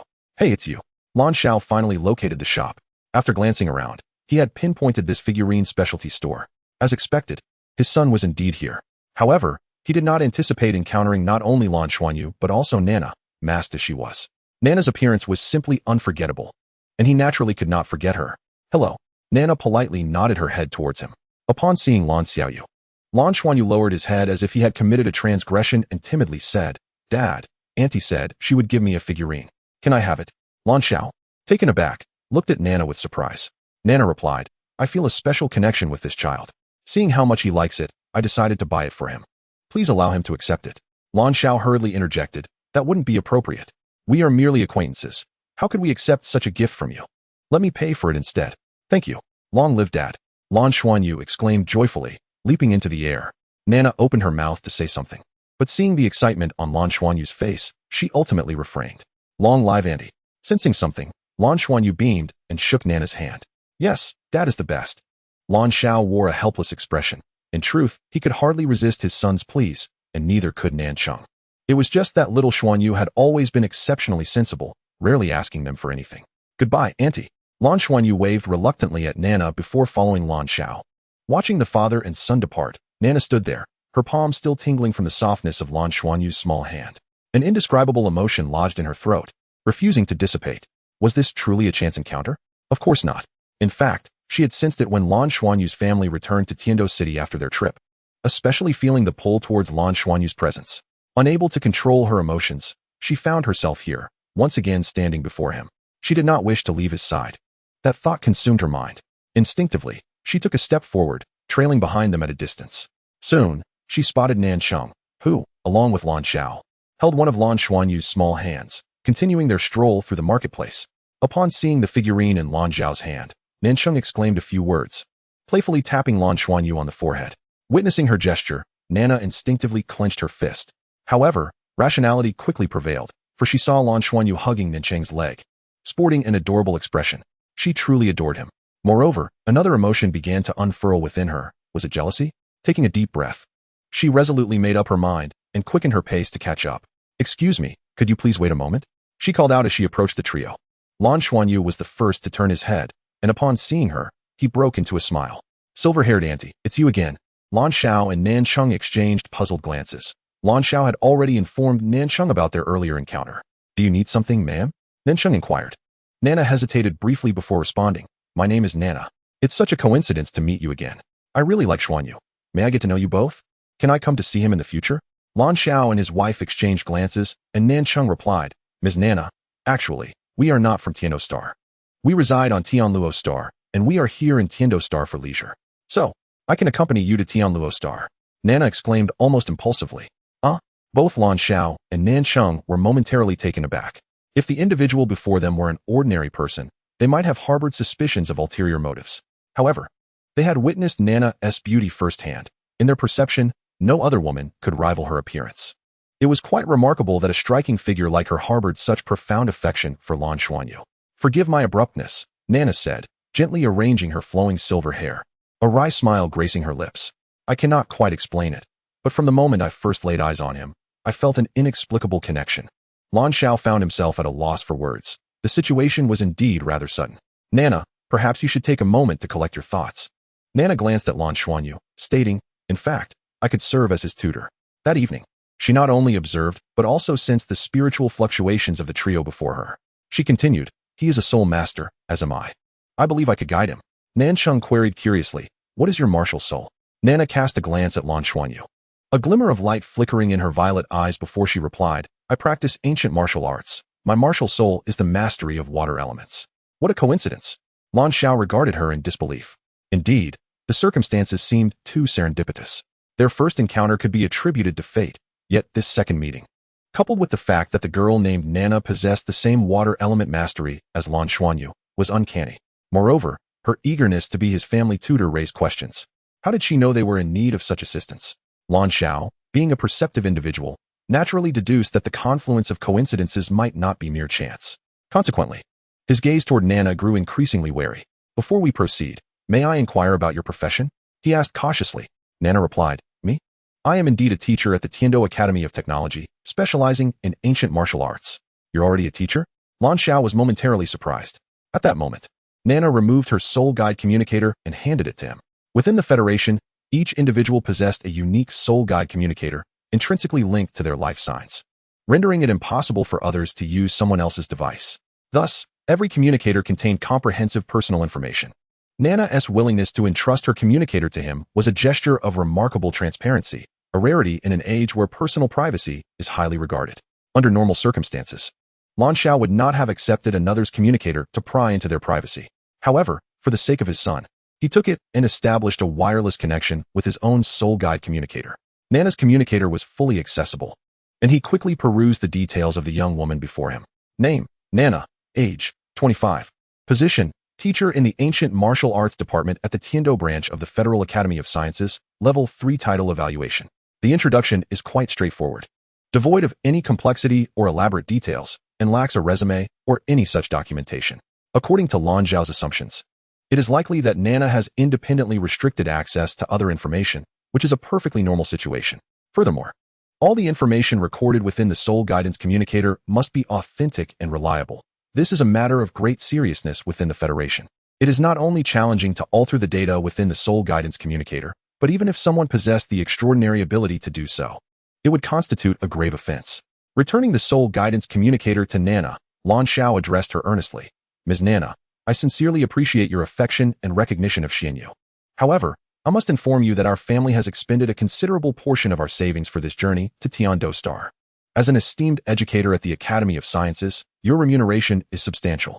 Regrettably, we may not be able to afford your teaching fees. Moreover, should you accompany us to Tianluo Star, it would entail relinquishing your position here, a responsibility we cannot bear. He spoke candidly. Indeed, their family could not shoulder the burden of hiring a private tutor from Tiando Star. Setting aside the subsequent teaching fees, even the travel expenses and compensation to the academy were beyond their means. You need not worry about any financial burden. I require no payment. I simply have a fondness for this child and wish to teach him. I will cover all expenses myself, Nana stated without hesitation.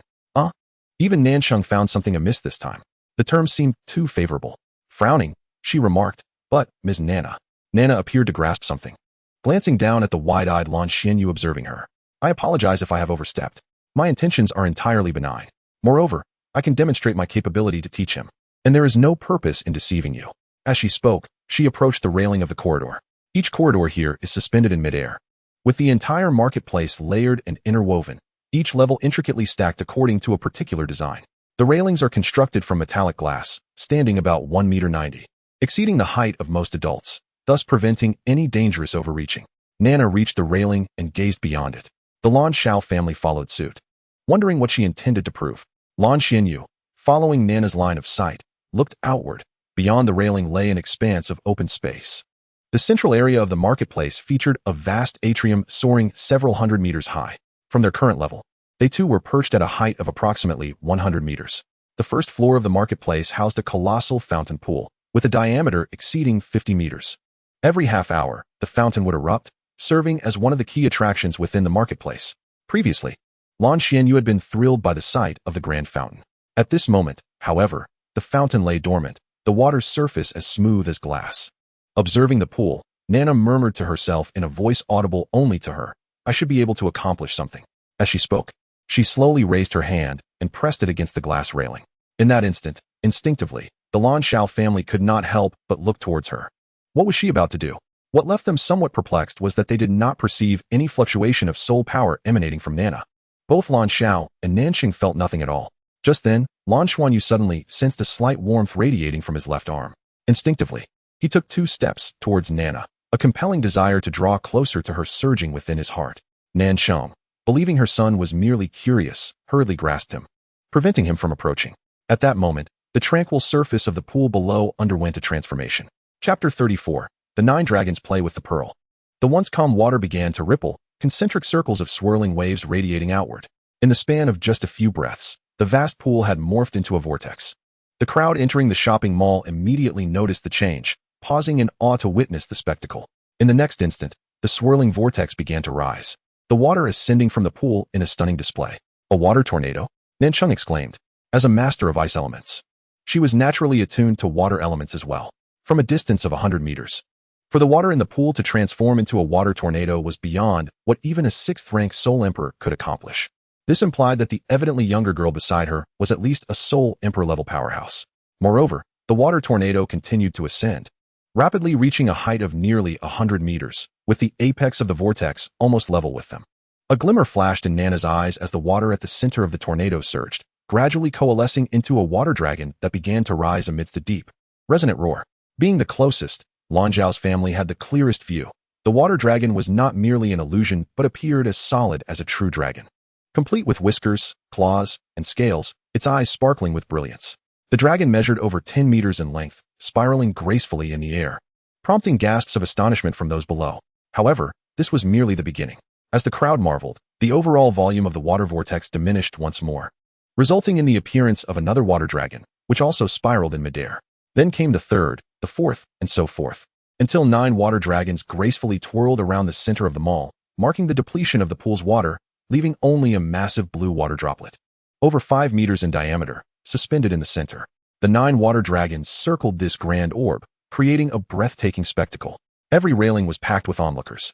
Not only customers, but even the staff from the stores could not resist rushing outside. Customers gasped in awe while recording videos with their soul-guided communication devices. This was indeed a magnificent sight. To them, it seemed like a delightful surprise orchestrated by them all. At that moment, Lan Xiao and Nancheng were utterly astounded. Their mouths agape. Could this truly be the work of Nana? If this was indeed her doing, to what level had her mastery of water elements ascended? Nana turned to Lan Xiao and Nancheng, asking, Is it sufficient now? Nanxing tentatively inquired, Are you a title Douluo? Nana paused momentarily, pondering. A title Douluo, perhaps that is indeed the case.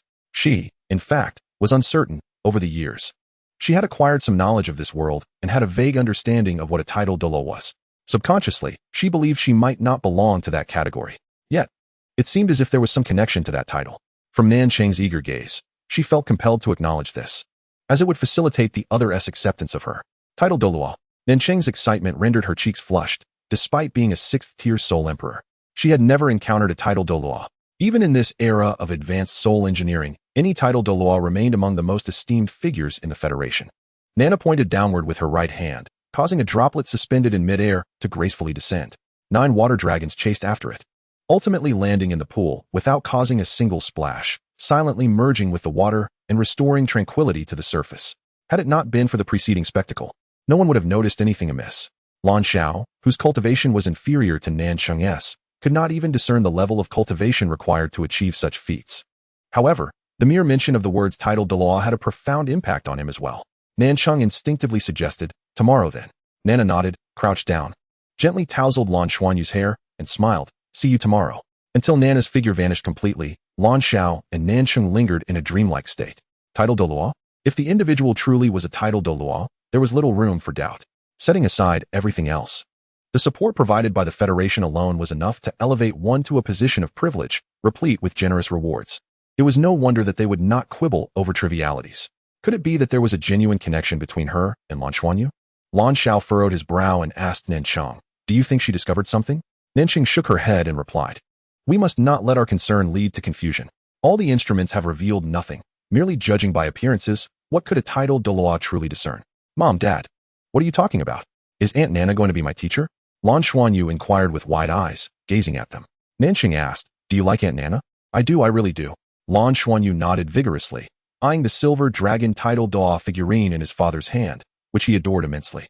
To be favored by a tidal Douluo and to refuse would not be an easy matter, especially when the intentions were entirely benevolent. At least on the surface, it was evident that Nana genuinely cared for Lan Xuanyu, even willing to reveal her abilities in front of others. The spaceship, however, waits for no one. Early the next morning, they packed their belongings and returned to the Tiando Star Aerospace Center, preparing to depart on the spaceship. "Will Aunt Nana come?" Lan Xuanyu scanned the waiting room, yet he saw no sign of her. His father was unsure. Perhaps it truly depended on fate, though Lan Xiao voiced this sentiment. Deep down, he harbored a desire not to encounter that captivating figure again. Before the spaceship took off, the lengthy safety announcements persisted. Lan Xuanyu felt somewhat disheartened, pouting until the spaceship ignited and ascended into the cosmos. Because he had yet to catch a glimpse of Nana, he wished for Lan Xiao to contact her. However, Lan Xiao declined, merely stating that if fate permitted, they would surely meet. If not, then it simply was not meant to be. Chapter 35, Disappearance. Tiando Star Scientific Research Institute. "Nana, have you risen yet?" Yin inquired as he pressed the intercom outside Nana's door, leaning against the wall with a hint of ennui. Although Nana had now attained a semblance of freedom, due to the peculiar circumstances, she remained under his care for reporting purposes. The scientist had conferred upon her the title of teacher, prompted by her occasional, inadvertent displays of ancient martial arts. Efforts had been made to encourage her to assume the role of a teacher, but she had consistently declined, preferring instead to spend her time in idle contemplation. "What shall we do today?" Nana was disinclined to accompany him to the spa, asserting that her body was not to be seen by others. Such a traditional mindset. Even in the face of amnesia, would they still go shopping? How mundane. Perhaps he ought to take her to the affiliated college of the academy. She might find an interest in teaching. If she truly became a teacher, he would no longer need to visit her so frequently, granting him a measure of freedom. Why hasn't she opened the door yet? In the past, whenever he called, Nana would answer within 5 seconds. Yet today, it had surpassed 10 seconds. "Nana, it's me, Yin. Open the door." He called out cheerfully, but there was still no response. After nearly a minute of waiting, a sense of unease washed over him. He swiftly retrieved his backup access card, a privilege of his guardianship, and unlocked the door, stepping inside. The room was immaculate, the bed meticulously made, yet there was no trace of Nana to be found. "Nana," he called again, searching every room. His expression darkened as he realized her absence. Nana never ventured out alone. He quickly dialed her sole communicator, only to be met with a busy signal. The communicator was equipped with a positioning device, but if forcibly disabled, the tracking would cease. In contemporary society, such a scenario was nearly unimaginable, as individuals were profoundly reliant on their communicators. Yet it was clear that Nana had turned hers off. Scanning the surroundings, he spotted a piece of paper. Without delay, Yin hastily dialed the number. On their return journey, Nancheng and Lan Xiao felt drowsy. The return trip always seemed more exhausting, accompanied by a tinge of reluctance. Lan Xiao felt a sense of relief at not encountering Nana again. He deemed it a fortuitous happenstance. What he truly desired was the safety of his family, rather than his son's success. He believed in the natural flow of events. Bai Xuanyu's emotions had also settled, gazing out at the vastness of space. Occasionally lost in thought, the cosmos was indeed beautiful, serene in its silence, with starlight as its sole adornment. The boundless expanse of space imparted upon him a profound sense of freedom. His shield was activated, and during these 7 days, The most effective way to pass the time was undoubtedly through meditation. Ever since the day his silver-patterned blue-silver grass underwent a transformation under Yi Feng's pressure, Lan Xuanyu discovered that the operation of his Xiantian Gong seemed to flow more smoothly. This was naturally due to the enhancement of his mental strength, which also strengthened his control over his soul power. He finally felt a sense of acceleration, as if he were on the verge of breaking through to the 12th level of soul power. It had already been over 6 months since he progressed from the 11th to the 12th level, which could hardly be considered rapid advancement. At that moment, a melodious and gentle voice suddenly resonated in his mind. Almost instinctively, Lan Xuanyu straightened his body and looked around, murmuring to himself, "Aunt Nana, is that you?" The voice was so familiar that he recognized it immediately. "Sit tight and do not move. It is I." Nana's voice echoed again in his mind. Due to the barrier of the shield, Lan Xuanyu's voice would not be heard by the outside world. With a hint of excitement, he exclaimed, "Aunt Nana, you are on the spaceship too. I thought you hadn't come aboard." I was rather disappointed. Nana smiled slightly. "How could I not come? What I promised will certainly be fulfilled." "That is wonderful. Aunt, will you really be my teacher in the future?" Lan Xuanyu inquired eagerly. "Do you wish for that?" Nana responded with a question. "I do. Can I call you Teacher Nana from now on?" Lan Xuanyu replied with enthusiasm. Nana agreed. "Teacher Nana, where are you?" Lan Xuanyu asked curiously. He could not see her, yet he could hear her voice, which was quite astonishing for a child not yet 7 years old. "I am not on your level, so you cannot see me. But that is all right. I am communicating with you through mental strength. We can still converse, can't we?" Nana explained. "I see. Dad said we don't have enough money to buy tickets for other cabins. Aunt Nana, can you lie flat where you are?" Nana paused for a moment. "Yes, I can. In the future, Xuanyu will certainly be able to sit in better accommodations." "Teacher Nana, can I come find you?" Lan Xuanyu asked. Nana hesitated again. "That may not be possible. According to the spaceship's regulations, you cannot come up here." If Lan Xuanyu were able to reach a higher cabin, he would realize that, in every layer, there was no trace of his teacher Nana. "Oh, then I suppose I can only meet you when we disembark," Lan Xuanyu said, somewhat disappointed. In truth, it was not impossible to meet. "If you wish to see me, then close your eyes and try to meditate. I will come to see you, all right?" Nana's voice grew even more tender. She truly did not want to witness any trace of disappointment in this child. The deep-seated affection she felt was somewhat surprising to her, an emotion she could not contain. "Okay." Lan Xuanyu settled into a cross-legged position in his seat, silently entering a meditative state. The soul power of his Xiantian Gong naturally circulated, and the enhancement of his mental strength allowed him to swiftly reach a meditative state. For children, there are typically few distractions. Upon entering a state of meditation, their consciousness becomes a vast emptiness, akin to darkness. They can only faintly perceive a glimmer of light surrounding their bodies, predominantly silver. At that moment, within the depths of their darkened mind, a radiant light suddenly illuminated the surroundings, as if igniting everything in sight. Gradually, a figure began to materialize. With silver hair and violet eyes, devoid of a mask, she bore an exquisite visage and a gentle smile. It was Nana. She softly called out to him. Lan Xuanyu felt an unseen force gently urging him forward, and in the next instant, the scene before him became as vivid as reality. Lightness enveloped him, and as he looked down, he discovered he was floating in this space, directly before the silver-haired, violet-eyed Teacher Nana. "Teacher Nana, wow, how marvelous. Where's this?" he exclaimed, astonished by his surroundings, and to his surprise, he found he could move and felt as if he were firmly grounded. Chapter 36, The Game. It resides within your heart, or rather, within your consciousness. Once your mental strength grows stronger, you will comprehend this. Our consciousness is, in essence, a realm, though most individuals cannot master this space. Thus, at present, you can only be guided into your own consciousness space by me. Your consciousness space is still quite fragile, but it will strengthen with time. Nana explained with a smile. Lan Xuanyu was somewhat perplexed. Consciousness space? Is that synonymous with mental strength? Nana pondered for a moment and replied. That seems to be the case. I only began to understand these concepts naturally after utilizing my mental strength. It's truly fascinating. Will I be able to meet you here in the future, Teacher Nana? Lan Xuanyu inquired. Nana responded. As long as the distance isn't too great. It should be possible. However, I must be the one to seek you out. That is wonderful. Lan Xuanyu exclaimed with delight. Nana continued, from now on, I will be your teacher. What do you wish to learn? Lan Xuanyu paused. Unsure, I'm not quite certain. However, there's a girl at school who always tries to bully me. Her soul skill is a century-old one, yet for some reason, it fails when used against me. Teacher Nana, can you fight? Nana hesitated. I suppose I can. But isn't fighting bad? Lan Xuanyu queried. Nana smiled. That depends on the nature of the fight. If it's to protect those who need protecting, then it is not wrong. For instance, if someone were to bully your mother, wouldn't you defend her? And when you wish to protect her, yet lack the capability to do so, what would you do? Lan Xuanyu seemed to grasp the concept. Perhaps the essence of cultivation was indeed to protect? To safeguard those dear to him? Yes, you may interpret it that way, Nana affirmed. Indeed. To protect and guard those we cherish. Suddenly, Nana's gaze became somewhat vacant, as if she were lost in thought. Lan Xuanyu waved his hand before her eyes. Teacher Nana. What is the matter? Nana snapped back to reality. I'm not entirely sure. It feels as if I suddenly recalled something. Xuanyu. What do you wish to learn most at this moment? The teacher must also reflect on how to instruct you. Lan Xuanyu tilted his head and said, Teacher Nana, I am somewhat hesitant to strike others. Is there a way to avoid being hit? Nana smiled and inquired, Why are you reluctant to hit? I am a bit timid. Lan Xuanyu replied bashfully.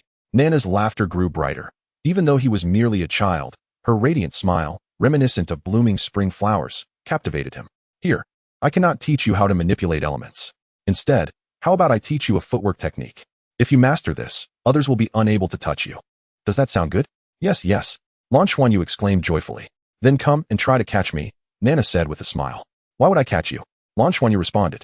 If you catch me, I will reward you. If you fail, there will be a penalty, Nana explained. A reward? Lan Xuanyu asked, his eyes widening with excitement. If you catch me, I will allow you a kiss. If you fail, I will make you kiss me instead. How does that sound? At that moment, Nana herself was taken aback. Ever since awakening from her frozen state, she had never allowed anyone to come close, not even women. Yet, facing this child, for some reason, all her defenses seemed to vanish.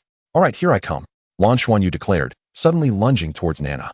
She merely stepped back, evading him just as his fingers grazed her form. He quickly adjusted his footing and leapt forward again. Nana subtly twisted her body and effortlessly sidestepped his grasp once more. Lan Xuanyu instinctively attempted to unleash his martial spirit, but quickly realized that he was unable to do so in this realm. He could only chase after her. Although Nana appeared to be moving within a confined space at a leisurely pace, her footwork followed an intricate principle, making it impossible for him to close the distance. The mental exertion began to weigh on him. After a brief interval, Lan Xuanyu halted, the surroundings seeming to blur into a haze. Teacher, I cannot catch you. I feel so tired. Shall I grant you a kiss? Lan Xuanyu raised his face, offering it. Nana chuckled. Not yet. You shall owe me that for now. We can save it for later. Now, continue your meditation and rest. Once I sense your spiritual energy has recovered, I will return to you. In the realm of meditation. Whenever Lan Xuanyu's spiritual power revitalized, Nana would naturally reappear, inviting him to chase her. Despite his efforts, he could never catch her, which occasionally frustrated him. However, during those moments, Nana would intentionally allow him to grasp her, granting him a moment of joy before they resumed their game. This playful pursuit continued until the spaceship landed. Amidst the intense vibrations, the spacecraft, designated 7703, traversed the atmosphere of Tianluo Star, gradually descending to the Tianluo Star Aerospace Center and landing smoothly. A collective sigh of relief filled the air. After 7 long days of confinement in a semi-reclined position, the burden had been substantial for everyone. Only Lan Xuanyu appeared radiant. For some reason, as they disembarked the spaceship, Nansheng felt that her son's large eyes seemed to sparkle more than usual. Lan Xuanyu almost blurted out, Good. Good at what? Nansheng looked at her son with confusion. Lan Xuanyu smiled at his mother. It's a secret, I won't tell you. Nansheng feigned seriousness. Then I shall confiscate your figurines. Mommy, my dear mommy. Lan Xuanyu immediately embraced Nansheng, making a cute face with his watery eyes. Although Lan Xuanyu felt somewhat fatigued, he remembered what Nana had told him. Rather than sleeping directly, he should enter a meditative state in his small room. As he immersed himself in meditation, he soon entered a state of forgetfulness, and his mental space lit up once again. Chapter 37, Family Teacher. Nana.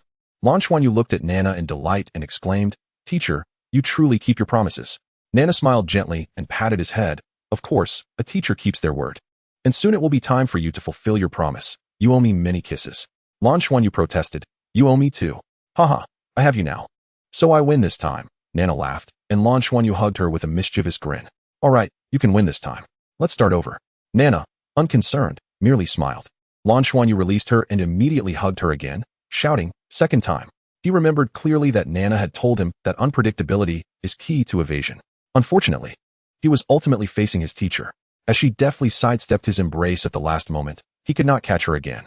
The playful sparring continued until he was utterly exhausted, at which point he returned to his meditation. In a dim alley of Ziluoqing, Nana, wearing a mask, walked out slowly. The silver aura surrounding her gradually receded as she strolled along the street. She was uncertain of her destination and had no place to stay. In fact, She was not as wealthy as Lan Xiao presumed. The financial aid from the Tiando Star Scientific Research Institute was meager, but she rarely spent money. She was not far from Lan Xuanyu's home. In truth, they had returned on the same spaceship, but Nana had not purchased a ticket. She increasingly realized her uniqueness. Though her memories had not returned, other aspects, such as her abilities, seemed to be gradually restoring with her conscious desire. The streets were somewhat desolate at night as she walked forward, casting a long shadow under the streetlights. Morning arrived. Lan Xuanyu stretched widely, easing his body that had sat for an entire night. At his age, it was typically challenging to meditate for a full night. Usually, he would wake naturally after a certain period. However, following his chase with Nana in his consciousness, his spirit often felt fatigued, allowing him to remain in a meditative state for longer. Uncertain of the reason, Lan Xuanyu felt a peculiar difference about himself today. It seemed his soul power had made a notable advancement. Mother, I believe my soul power has upgraded. He dashed into the kitchen, where Nancheng was preparing breakfast, and exclaimed with exuberance. Nancheng replied with a smile, Is that so? That is splendid. We shall test it shortly. Despite the lengthy duration since his last upgrade, she could not dampen her son's enthusiasm. Darling, could you fetch the soul power testing device for our son? It appears he has upgraded, she called out, continuing her task of frying eggs, which were Lan Xuanyu's favorite. Recently, his appetite had notably increased, and he had been consuming quite a lot. As expected, upon testing with the device, Lan Xuanyu's soul power officially surpassed the 12th level. This marked his first upgrade since reaching full innate soul power. Though the progress was slow, it filled him with joy. At that moment, the doorbell rang.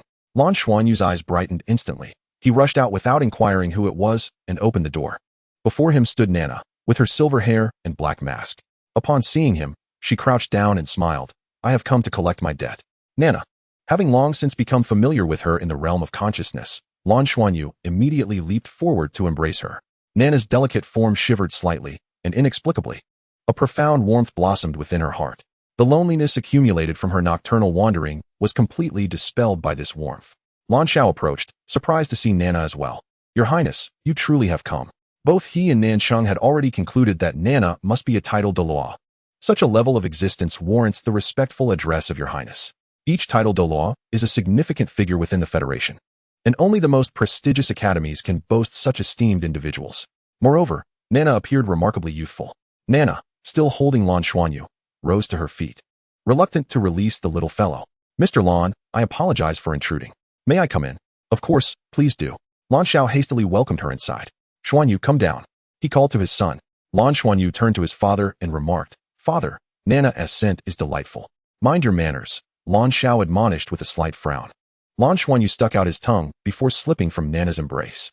At that moment, Nancheng emerged and was equally astonished to see Nana, exchanging a glance with her husband. She asked, Your Highness, have you had breakfast?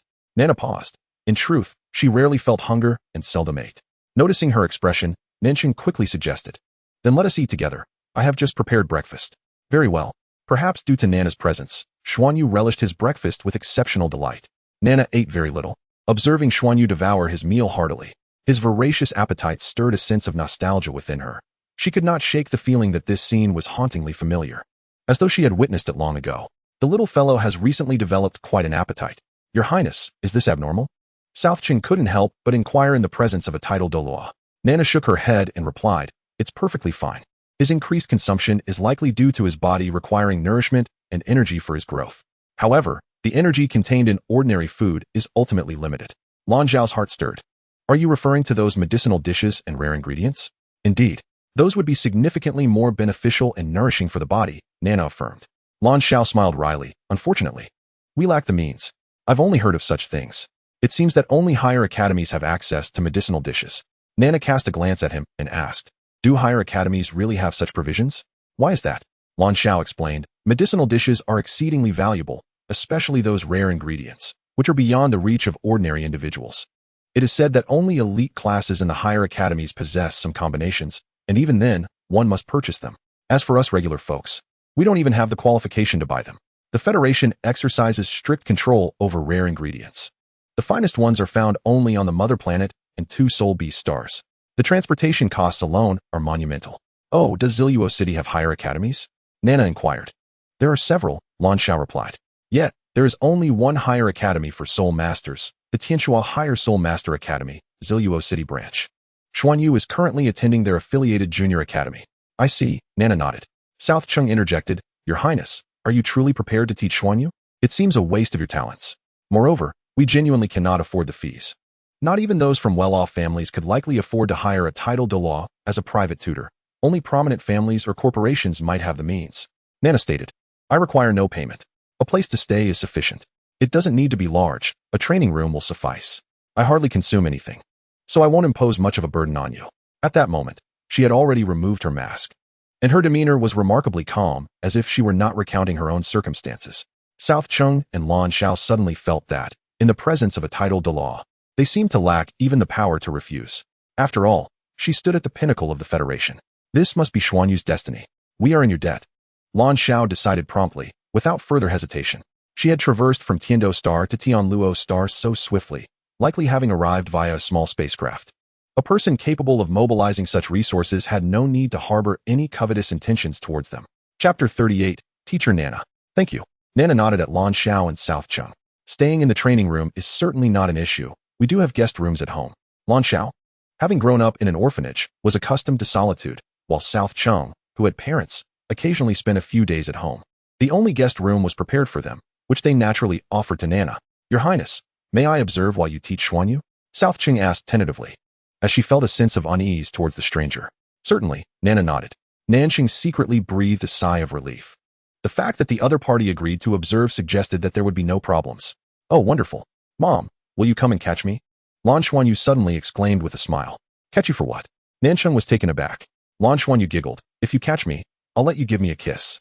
Seeing her son's adorable demeanor, Nanqing couldn't help but smile and raised her hands to grab him, saying, Then I'll kiss you until you're familiar with it. 100 kisses before I let go. Though she spoke these words, her attempt to grasp him fell short. Lan Xuanyu leapt back, evading her reach. With a laugh, Nanqing spread her arms wide and lunged at her son, but Lan Xuanyu squatted down, exerting force from an unusual angle, darting away just out of reach. Although Nanqing was not primarily a combat soul master, her cultivation level was still at the 6th ring, granting her physical abilities far superior to those of an ordinary person. Missing the first grab was understandable, but missing the second caught her by surprise.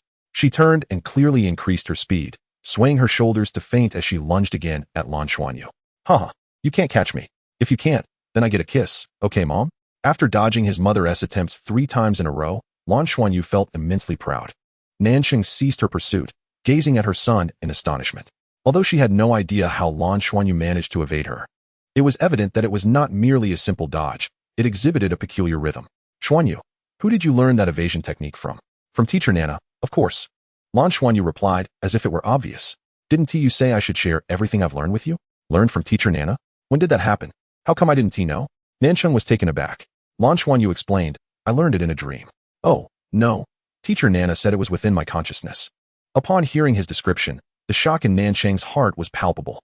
To invade another's spiritual realm without causing harm and to impart knowledge, what formidable mental strength must one possess to achieve that?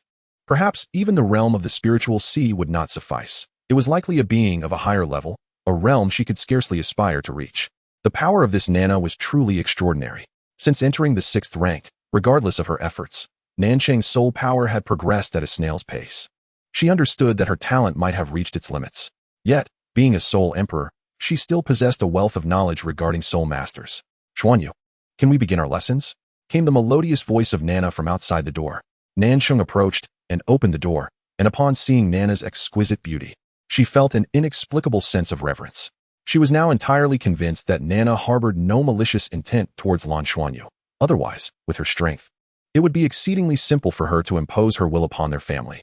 It is essential to recognize that titled Douluo-level powerhouses have considerable immunity, much like the nobility of ancient times. As long as one does not commit heinous crimes, the federal constraints on them are generally minimal. Your Excellency, Nanqing said, slightly bowing in respect to Nana. Nana replied, there is no need for concern. I will teach him well. You should also sit in on the lessons. Your martial soul is ice, after all, and there are aspects you can learn from. Nanqing hurriedly nodded. Although she did not possess an overwhelming desire for strength, she felt more at ease accompanying her son in his studies. Upon entering the training room and closing the door, Nana gazed at Lan Xuanyu and smiled. Xuanyu, at your age, it is crucial to establish a solid foundation. Therefore, we shall engage in some simple training today. Let us commence with a pressure resistance exercise, shall we? Pressure resistance exercise? What is that, Teacher Nana? Lan Xuanyu inquired with a look of curiosity. Nana explained, in a moment, I will apply some pressure. And you will use your soul power to resist it. This is what we call a pressure resistance exercise. It will benefit both your soul power and your body. For soul masters, appropriate pressure can better stimulate their potential. Oh, understood. While Lan Xuanyu did not fully grasp the concept, Nansheng felt a sudden realization. The changes in Lan Xuanyu's martial soul had indeed been triggered by the pressure exerted by Yi Feng, hadn't they? However, would this pressure be harmful to him? Sensing her concern, Nana reassured her, I will manage it well. You should join in as well. As she spoke, she waved her left hand. And Nansheng felt a blur before she found herself in a different position. Previously, she had stood beside Lan Xuanyu, but now Nana was at the center, with each of them on either side. What kind of ability is this? In her astonishment, an unusual aura emanated from Nana. Nansheng perceived an invisible pressure bearing down on her. Though not overly strong, it compelled her to channel her soul power to resist. She swiftly released her martial soul, and the temperature of the surrounding air noticeably dropped as 4 yellow and 2 purple soul rings rose from beneath her feet. At the moment her martial soul was unleashed, Nansheng felt the pressure acting upon her intensifying. The increase was gradual yet persistent. She glanced at Nana, who stood focused on Lan Xuanyu, seemingly oblivious to her presence. Yet, the palpable sense of oppression was undeniably real. Suddenly, Nansheng felt that her understanding of the world of soul masters was woefully inadequate. Only when it came to Lan Xuanyu did a smile grace Nana's delicate face, and Lan Xuanyu too sensed the pressure emanating from her. The pressure enveloped him from all directions, akin to a constricting force on his body. He followed Nana's instructions, releasing his soul power and channeling it along the route of the Shintian art. The pressure gradually intensified. Under its weight, Lan Xuanyu even felt his soul power's flow accelerate. Though it was being consumed at an alarming rate, he concentrated on the changes within his body, striving to control his soul power and maintain its trajectory, ensuring it followed its original path. The martial soul can be released, Nana's voice resonated. Happy New Year to everyone. Chapter 39, Crisis. Lan Xuanyu raised his left hand, and the silver-patterned blue-silver grass sprang forth from his palm almost instantaneously. In the face of the pressure, he did not even need to exert control. The grass leaves twisted downward, wrapping around his fingers and encasing his forearm entirely. As the silver-patterned blue-silver grass was released, Lan Xuanyu suddenly felt that his perception of the surrounding environment had become remarkably clearer. Even the intensity of the pressure seemed to be palpable. The water element coalesced, forming a protective shield around his body. At that moment, he sensed a shift in the pressure. It was no longer an omnidirectional force, but rather a gradient of strength, with certain areas exerting more force than others. He hastily adjusted his water element shield to counteract the stronger areas of pressure, striving to maintain control. A faint smile graced Nana's lips. The clever child did not need explicit instructions, instinctively responding to the pressure she exerted. However, it did not take long for Lan Xuanyu to begin feeling fatigued. Initially, it was his soul power that began to wane. After a certain threshold, Nana ceased to increase the pressure, yet it remained constant, continuously altering its form of oppression. In addition to the fatigue from his soul power, there was also mental exhaustion. He was diligently managing his water element shield, and weariness had begun to set in. Yet, the pressure remained unyielding. On the other side, Nansheng felt exactly like her son. Although she was at the 6th rank, the pressure acting upon her was considerably stronger. Unbeknownst to her, the collar of her garment had become soaked with sweat. From her vantage point, she could see the water element shield emanating from Lan Xuanyu, which seemed to mirror her own condition. Remarkable. To apply pressure to both herself and her son simultaneously with such exquisite control was truly formidable. At that moment, Nansheng felt entirely reassured. However, under the weight of the pressure, she sensed that she was nearing her limit. Persevere, she heard Nana's voice whisper in her ear. Huh. Nansheng was momentarily taken aback. All right, she replied with a wry smile, realizing she could not disclose her lack of interest in enhancing her strength, as she was merely a researcher. Naturally, she felt no pressure, not being a primary combat soul master. Nevertheless, the pressure upon her intensified further. Lan Xuanyu opened his mouth, attempting to call out, only to discover that he could not produce any sound, nor could he afford to be distracted in the slightest. Thump, thump, thump. He distinctly heard the rapid beating of his own heart. This is so uncomfortable. Teacher Nana, I don't think I can hold on any longer. Lan Xuanyu looked at Nana with a pitiful expression, while she continued to gaze at him, her face adorned with a smile, her eyes brimming with encouragement. Upon meeting each other's gaze, Nana's heart softened, and she instinctively eased the pressure slightly. For Lan Xuanyu, the encouragement reflected in Nana's eyes was monumental. Instinctively, he straightened his chest, transforming his previously pitiful expression into one of newfound determination. Clenching his fists tightly, suddenly, his right hand began to glow with a radiant light. A cascade of golden blue-silver grass sprouting forth from his palm. In that moment of resolute conviction, it spiraled upward from his hand, swiftly enveloping his right hand and forearm. A warm current surged through his right hand, radiating throughout his body. Lan Xuanyu felt an extraordinary lightness, as if the pressure had significantly diminished. What astonished him even more was the overwhelming surge of power coursing through him, accompanied by a significant boost in confidence. Since the awakening of his martial soul, which comprised the silver-patterned blue-silver grass and the golden-patterned blue-silver grass, he had discovered that the silver-patterned blue-silver grass in his left hand could manipulate water elements from the very beginning. However, despite having a white soul ring on his right hand, he had been unable to unleash any soul skills, no matter how hard he tried. In that moment, he finally sensed the transformation brought forth by the golden-patterned blue-silver grass, which seemed to represent power. With unwavering determination in his heart, this newfound strength was finally unleashed. Just then, he felt a remarkable rise in his nearly depleted soul power, as if it had been rejuvenated. The silver-patterned blue-silver grass in his left hand began to tremble slightly, resonating in a peculiar way with the golden-patterned blue-silver grass in his right hand. Nana, who had been acutely aware of the changes in his body, suddenly changed her expression. The pressure exerted on Nancheng and Lan Xuanyu dissipated rapidly. She swiftly appeared in front of Lan Xuanyu and, without hesitation, pressed her palm against his chest. The two streams of energy surging into Lan Xuanyu's body felt overwhelming, as if his very being was expanding. The impact was focused on his chest, specifically the area around his heart. Nana acted just as the two energies were on the brink of colliding. A gentle flow of soul power was infused, transforming rapidly into a vortex that swirled the two energies together without allowing them to make contact. While Nana's expression reflected surprise, a fleeting moment of panic flickered across her face. As the pressure vanished, Nancheng gasped for breath, simultaneously witnessing Nana's actions. The sight of Lan Xuanyu's transformation startled her as well. At that moment, Lan Xuanyu appeared drastically different from his usual self. Nancheng was alarmed to see that his small face was adorned with silver patterns on the left side, while the right side bore golden patterns. The two distinct designs seemed to converge towards the center, as if vying for dominance over one another. Lan Xuanyu's body appeared to have visibly expanded, and the fluctuations of his soul power were significantly stronger than usual. Even his eyes had transformed, one shining gold and the other silver, giving his charming visage a somewhat fearsome quality. "Crown, Xuanyu, what's happening to him?" Nancheng exclaimed in shock. Nana furrowed her brow, recognizing the unusual energies at play. He possessed dual martial souls, and the two energies within him were clashing. It seemed that he had initially awakened only one of them, but under pressure, the other had also emerged. They sensed each other and immediately launched an attack. This was incredibly troublesome. Sweat began to bead on Nancheng's forehead. It was all too sudden, with no prior warning. Everything was happening too fast. "Is there any danger?" she asked, her voice trembling. "What should we do now?" she pressed urgently. Chapter 40, Two Energies. Nana replied, "I will find a way. Please refrain from speaking to me for now." As she spoke, she sat cross-legged in front of Lan Xuanyu, reaching out to cradle him in her arms. With her right hand resting on his chest, she isolated the two energies while quietly attuning herself to the changes within.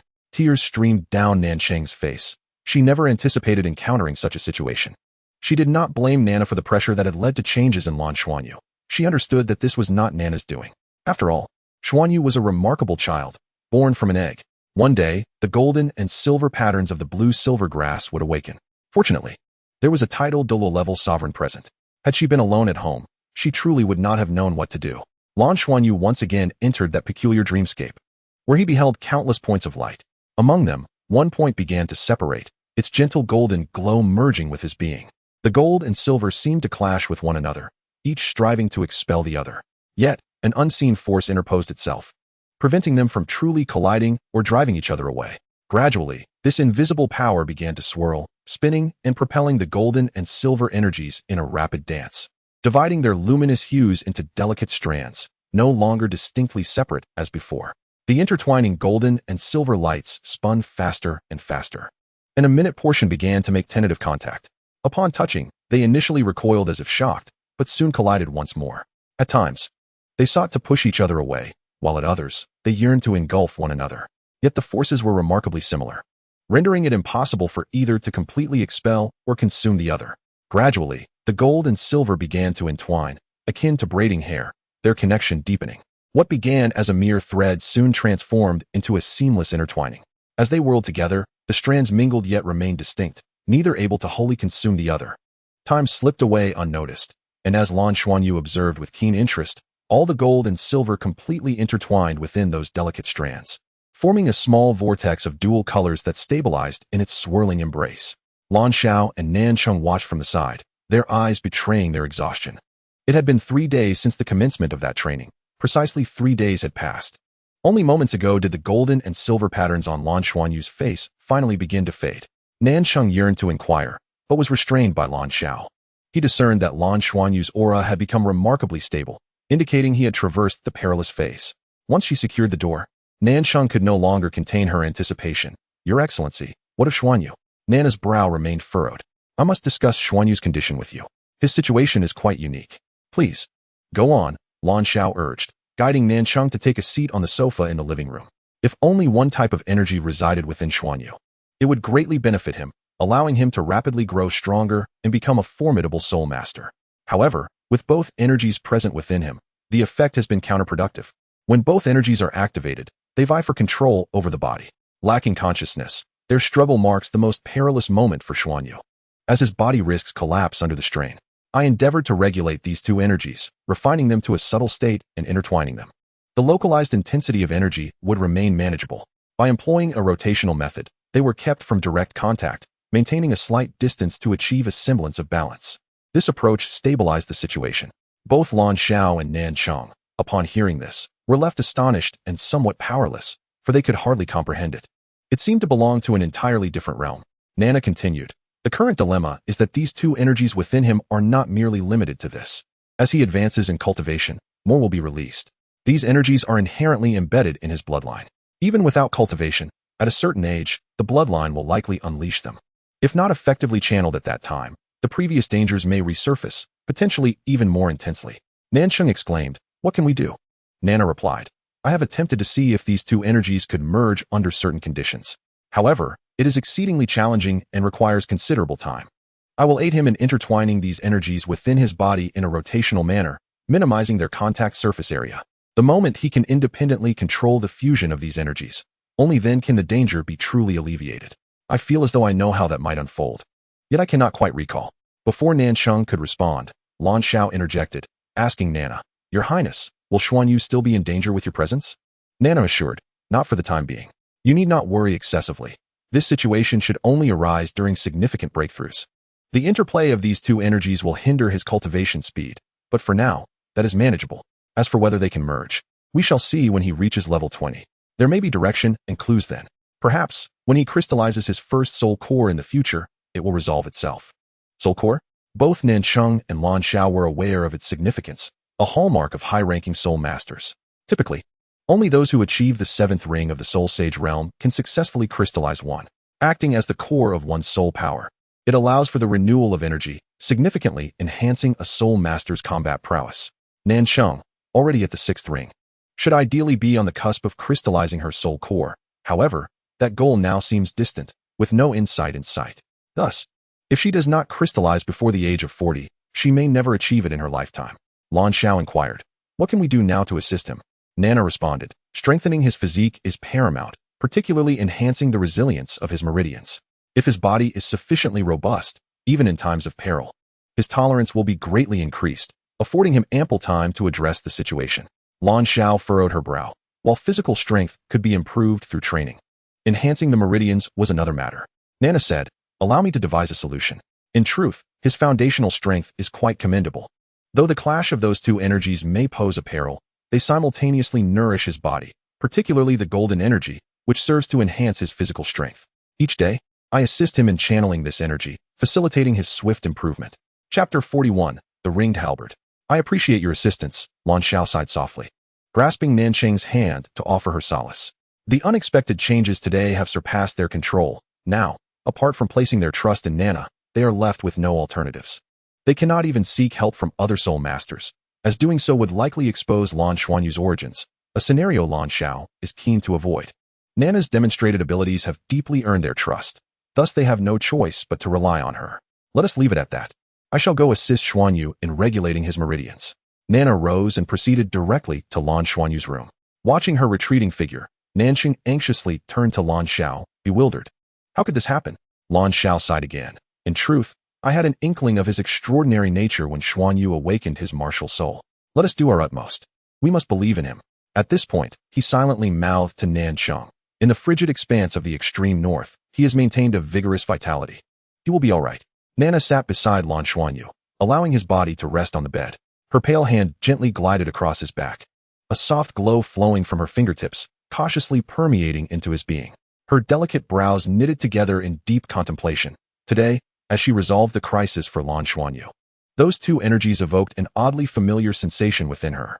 It felt as though she had grasped something profoundly significant, yet she could not articulate it. It seemed she ought to know how to manage this, yet the recollection eluded her, an agonizing predicament.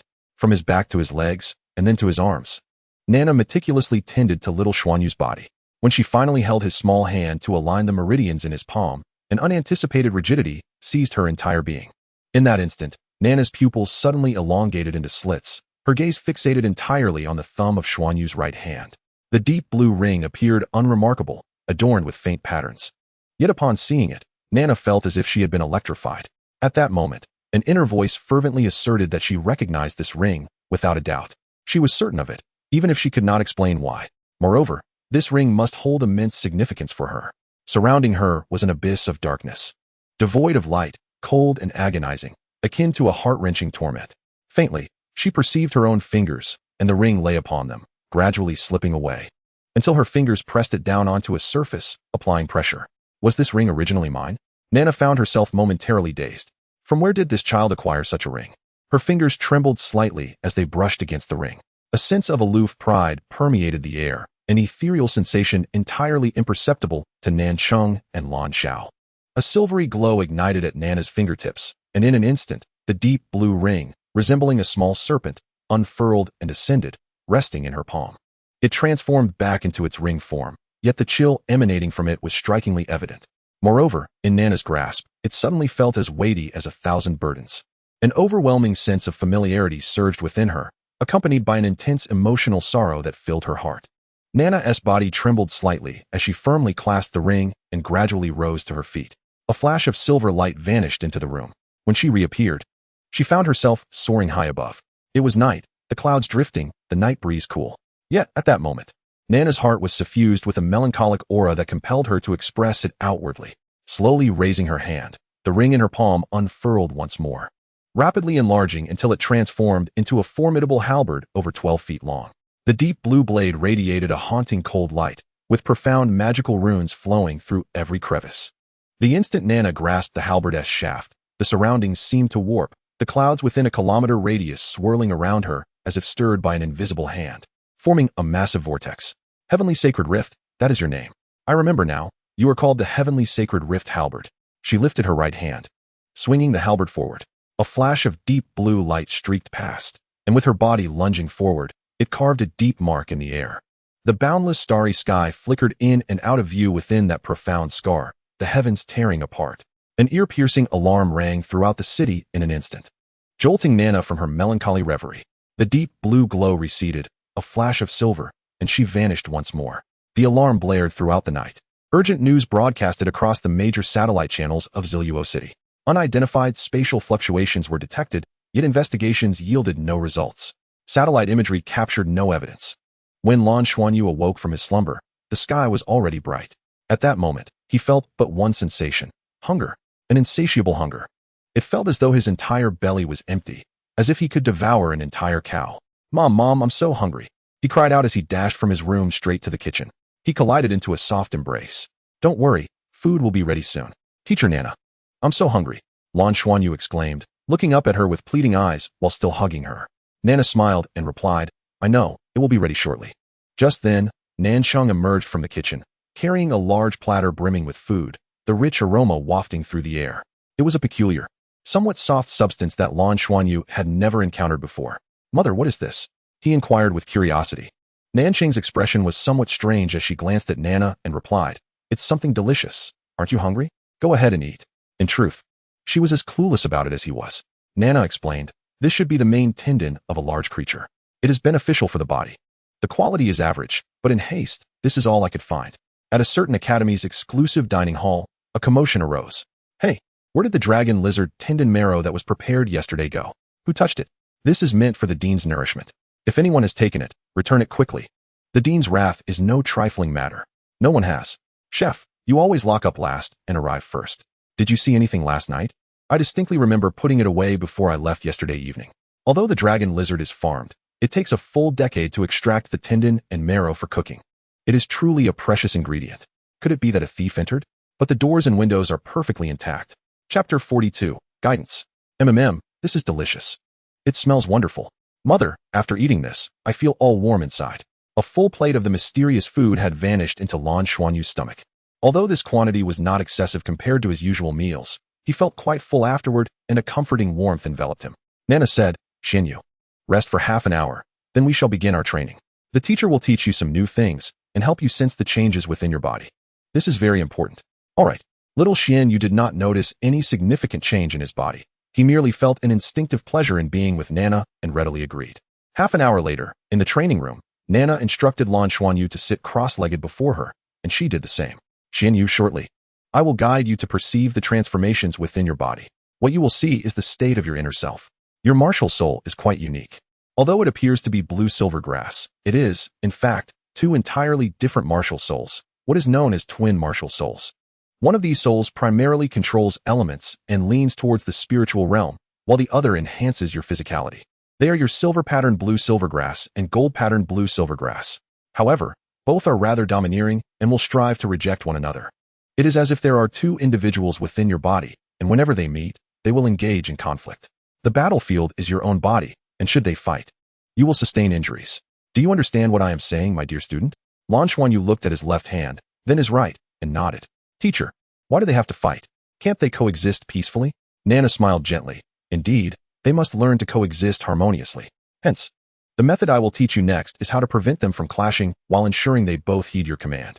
Their tempers are fierce, so you must mediate their relationship daily, all right? To have them obey you, you must first become familiar with them. Closing his eyes, he followed his teacher's guidance. As Lan Xuanyu shut his eyes, a warm aura enveloped his body, granting him a sensation akin to soaking in tepid water. He then beheld a peculiar sight, a swirling vortex of gold and silver hues, spiraling within his chest. Delicate strands intertwined, rotating at a steady yet moderate pace. The golden and silver colors symbolized the two forms of his blue-silver grass. His teacher had meticulously arranged them within his body, and the force generated by their rotation prevented them from coming into direct contact. However, in the future, it was hoped that they would merge, thereby resolving the inherent conflict between them. Thus, at the very core of the vortex, they would lightly brush against each other. His task was to maintain the vortex's rotation at an adequate speed during his daily practice to preserve equilibrium. Currently, his teacher was sustaining this vortex, but he would need to learn to do so himself. This endeavor required his mental strength. Nana displayed remarkable patience in instructing Lan Xuanyu, guiding him as she narrated the process. Naturally, it was his own soul power that directed these energies, and this guidance was indeed a process of mutual fusion.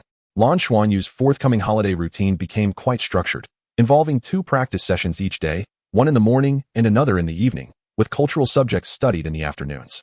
Nansheng and Lan Xiao returned to work, leaving Nana to accompany him daily, teaching him diligently.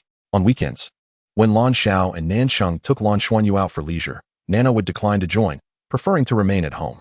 The bond between Lan Xuanyu and Nana deepened steadily. Most children are not particularly fond of studying and training, as it can be a rather tedious process. However, ever since Nana's arrival, Lan Xuanyu found joy in practicing alongside her. She had a knack for capturing his attention and guiding him through various means. The training became enjoyable, and as a result, the outcomes improved significantly. Aside from the slow advancement of his soul power, he made considerable progress in other areas. Thus, the holiday came to a close. Teacher Nana, I am going to school now. Will you continue to teach me? Lan Xuanyu pleaded, looking up at her with a pitiful expression as he clung to her leg. Of course, I will be waiting for you at home, Nana replied gently, stroking his head. That's wonderful. Teacher Nana, I really like you. Hold me, please. Nana lifted him up, and Lan Xuanyu eagerly leaned in to plant a kiss on her cheek. Nana was momentarily taken aback, yet her gaze seemed to soften as she pressed her cheek against his. Xuanyu, we must leave now, or we will be late. Lan Xiao called, turning his head to suppress any pangs of jealousy towards his son. After all, having such a stunning beauty at home was undeniably captivating. Fortunately, once his son started school, he too would embark on his own exploratory journey. With the holiday over, Lan Xuanyu, embodying the natural curiosity of a child, felt a sense of anticipation for school. After alighting from the vehicle and bidding farewell to Lan Xiao, he eagerly stepped through the school gates. The homeroom teacher of Class 2, Autumn Yusin, patiently awaited her students at the entrance of the classroom. Each morning, she stood there, counting her pupils as they entered one by one. From a distance, she spotted the strikingly handsome Lan Xuanyu, whose appearance was simply impossible to overlook. "Good morning, Teacher Autumn." Lan Xuanyu greeted her, bowing respectfully with impeccable etiquette as he approached. "Good morning, Xuanyu," Autumn Yusin replied with a smile. "Oh, it seems you've grown taller during the break." "Really? Thank you, teacher," Lan Xuanyu beamed with delight. "Go on in now," Autumn Yusin said, unable to resist ruffling his hair. This child was not only good-looking but also excelled academically. What teacher could possibly dislike him? Especially after he had triumphed over the exceptionally talented Yi Lingtong at the end of the last semester, he had undoubtedly brought her much pride, further endearing him to her. "Lan Xuanyu." At that moment, a familiar voice rang out. Turning around, Lan Xuanyu saw the class leader of Class 1, Yi Lingtong, peeking out from her classroom and waving at him. "What is it?" he asked, somewhat reluctantly. "Come here. I need to tell you something," Yi Lingtong replied. "I'm not going." "I have class," Lan Xuanyu interjected, darting into his classroom before she could say another word. Yi Lingtong pouted with frustration. "Lan Xuanyu, just you wait." Autumn Yusin merely chuckled at the scene, finding it amusing. Lan Xuanyu was the brightest star of Class 2, while Yi Lingtong was the pride of Class 1. Yet, there was a palpable rivalry between them. Yi Lingtong was always striving to surpass Lan Xuanyu in every way, but she had yet to succeed. Teachers appreciated such competition, as it fostered quicker growth. The Soul Master Academy encouraged this spirit of rivalry. When the bell rang for the second time, the new semester commenced without the fanfare of an opening ceremony, directly plunging into lessons. The first class for Class 2 was taught by Autumn Yusin herself. After a holiday, "I imagine you all have become quite lazy," she began. "We will start with a test to measure your soul power and mental strength. This will reveal whether you've been slacking off during the break. This afternoon, we will have a practical combat class against Class 1. There are rewards for winning, and, well, let's just say the consequences for losing are not so pleasant," she added with a mischievous smile. Lan Xuanyu suddenly felt a chill run down his spine at the thought of a practical class against Class 1. He regretted having so abruptly dismissed Yi Lingtong's invitation. However, recalling the progress he had made with teacher Nana over the break, he felt a surge of confidence. "Ah, Xuanyu, you've reached level 12. Quite an improvement. It seems you haven't been idle. And your mental strength is impressive too, 32 points. You're on the verge of a breakthrough." Autumn Yusin commended him during the testing of his soul power and mental strength. Unbeknownst to her, due to the distraction of controlling the swirling gold and silver within him, Lan Xuanyu's mental strength test results were not entirely accurate. As predicted by Chiao Yusin, some students were indeed slacking off. However, given that the Ziluo branch is directly affiliated with the Tiando Academy, the overall caliber of students admitted here remains remarkably high, to varying degrees. Every student has made some progress during the holiday. After conducting all the assessments, formal classes commenced. Chiao Yusin glanced at Lan Xuanyu, who was attentively listening, and sighed inwardly. This child, endowed with innate full soul power, was expected to excel. Yet, a semester had passed, and his soul power had only risen by 1 level. Such a pace was rather languid. At this rate, it was uncertain whether he would reach level 20 by the age of 12. If he failed to do so, advancing to a better institution would be impossible. Lan Xuanyu was wholly absorbed in the lecture. The material presented by Chiao Yusin differed significantly from what Nana had taught him. Nana focused on practical training, while Chiao Yusin emphasized foundational knowledge. In truth, the most profound impact on Lan Xuanyu came from Nana's demonstration of the Nine-Dragon Play Pearl. It was then he realized that soul masters could be both intriguing and formidable. This newfound interest naturally led him to approach his studies with greater diligence. The afternoon's practical class arrived as scheduled. Upon encountering Yi Lingtong again, Lan Xuanyu noticed her displeased expression as she glared at him with palpable anger. He deliberately averted his gaze, but Yi Lingtong approached him nonetheless. "Lan Xuanyu, just wait and see how I deal with you," she declared fiercely. Lan Xuanyu shrugged, recalling who had drenched him last time. Enraged, Yi Lingtong retorted, "Not this time. My father has taught me how to counter your influence. With my soul skill effective, how could your decade-old soul skill possibly overcome me? You'll see soon enough. Gather round." The teacher's voice rang out, summoning the students from both classes to assemble in formation. The rules of the practical class were straightforward. Each class would send 1 student to compete. The loser would be eliminated, while the winner continued to compete until all members of one class were ousted. The class that lost would have to run 5 laps around the playground. Is that clear? The head teacher of Class 1 spoke with conviction. Although the first-year students were still young, many of whom had yet to develop their soul skills. The physical prowess of Assault-type soul masters generally surpassed that of Control-type ones, thus presenting an overall advantage.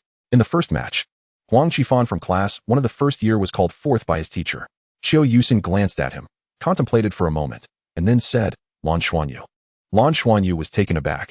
He had not anticipated being the first student chosen by Qiu Yusin. She had her reasons for this decision. She had heard Yi Lingtong's earlier remarks and was somewhat aware of the girl's background. Her father was quite a notable figure. Given Yi Lingtong's claim of having a method to use her soul skill, the situation could indeed prove troublesome. However, as the class leader, Yi Lingtong would likely remain in the rear, overseeing the proceedings.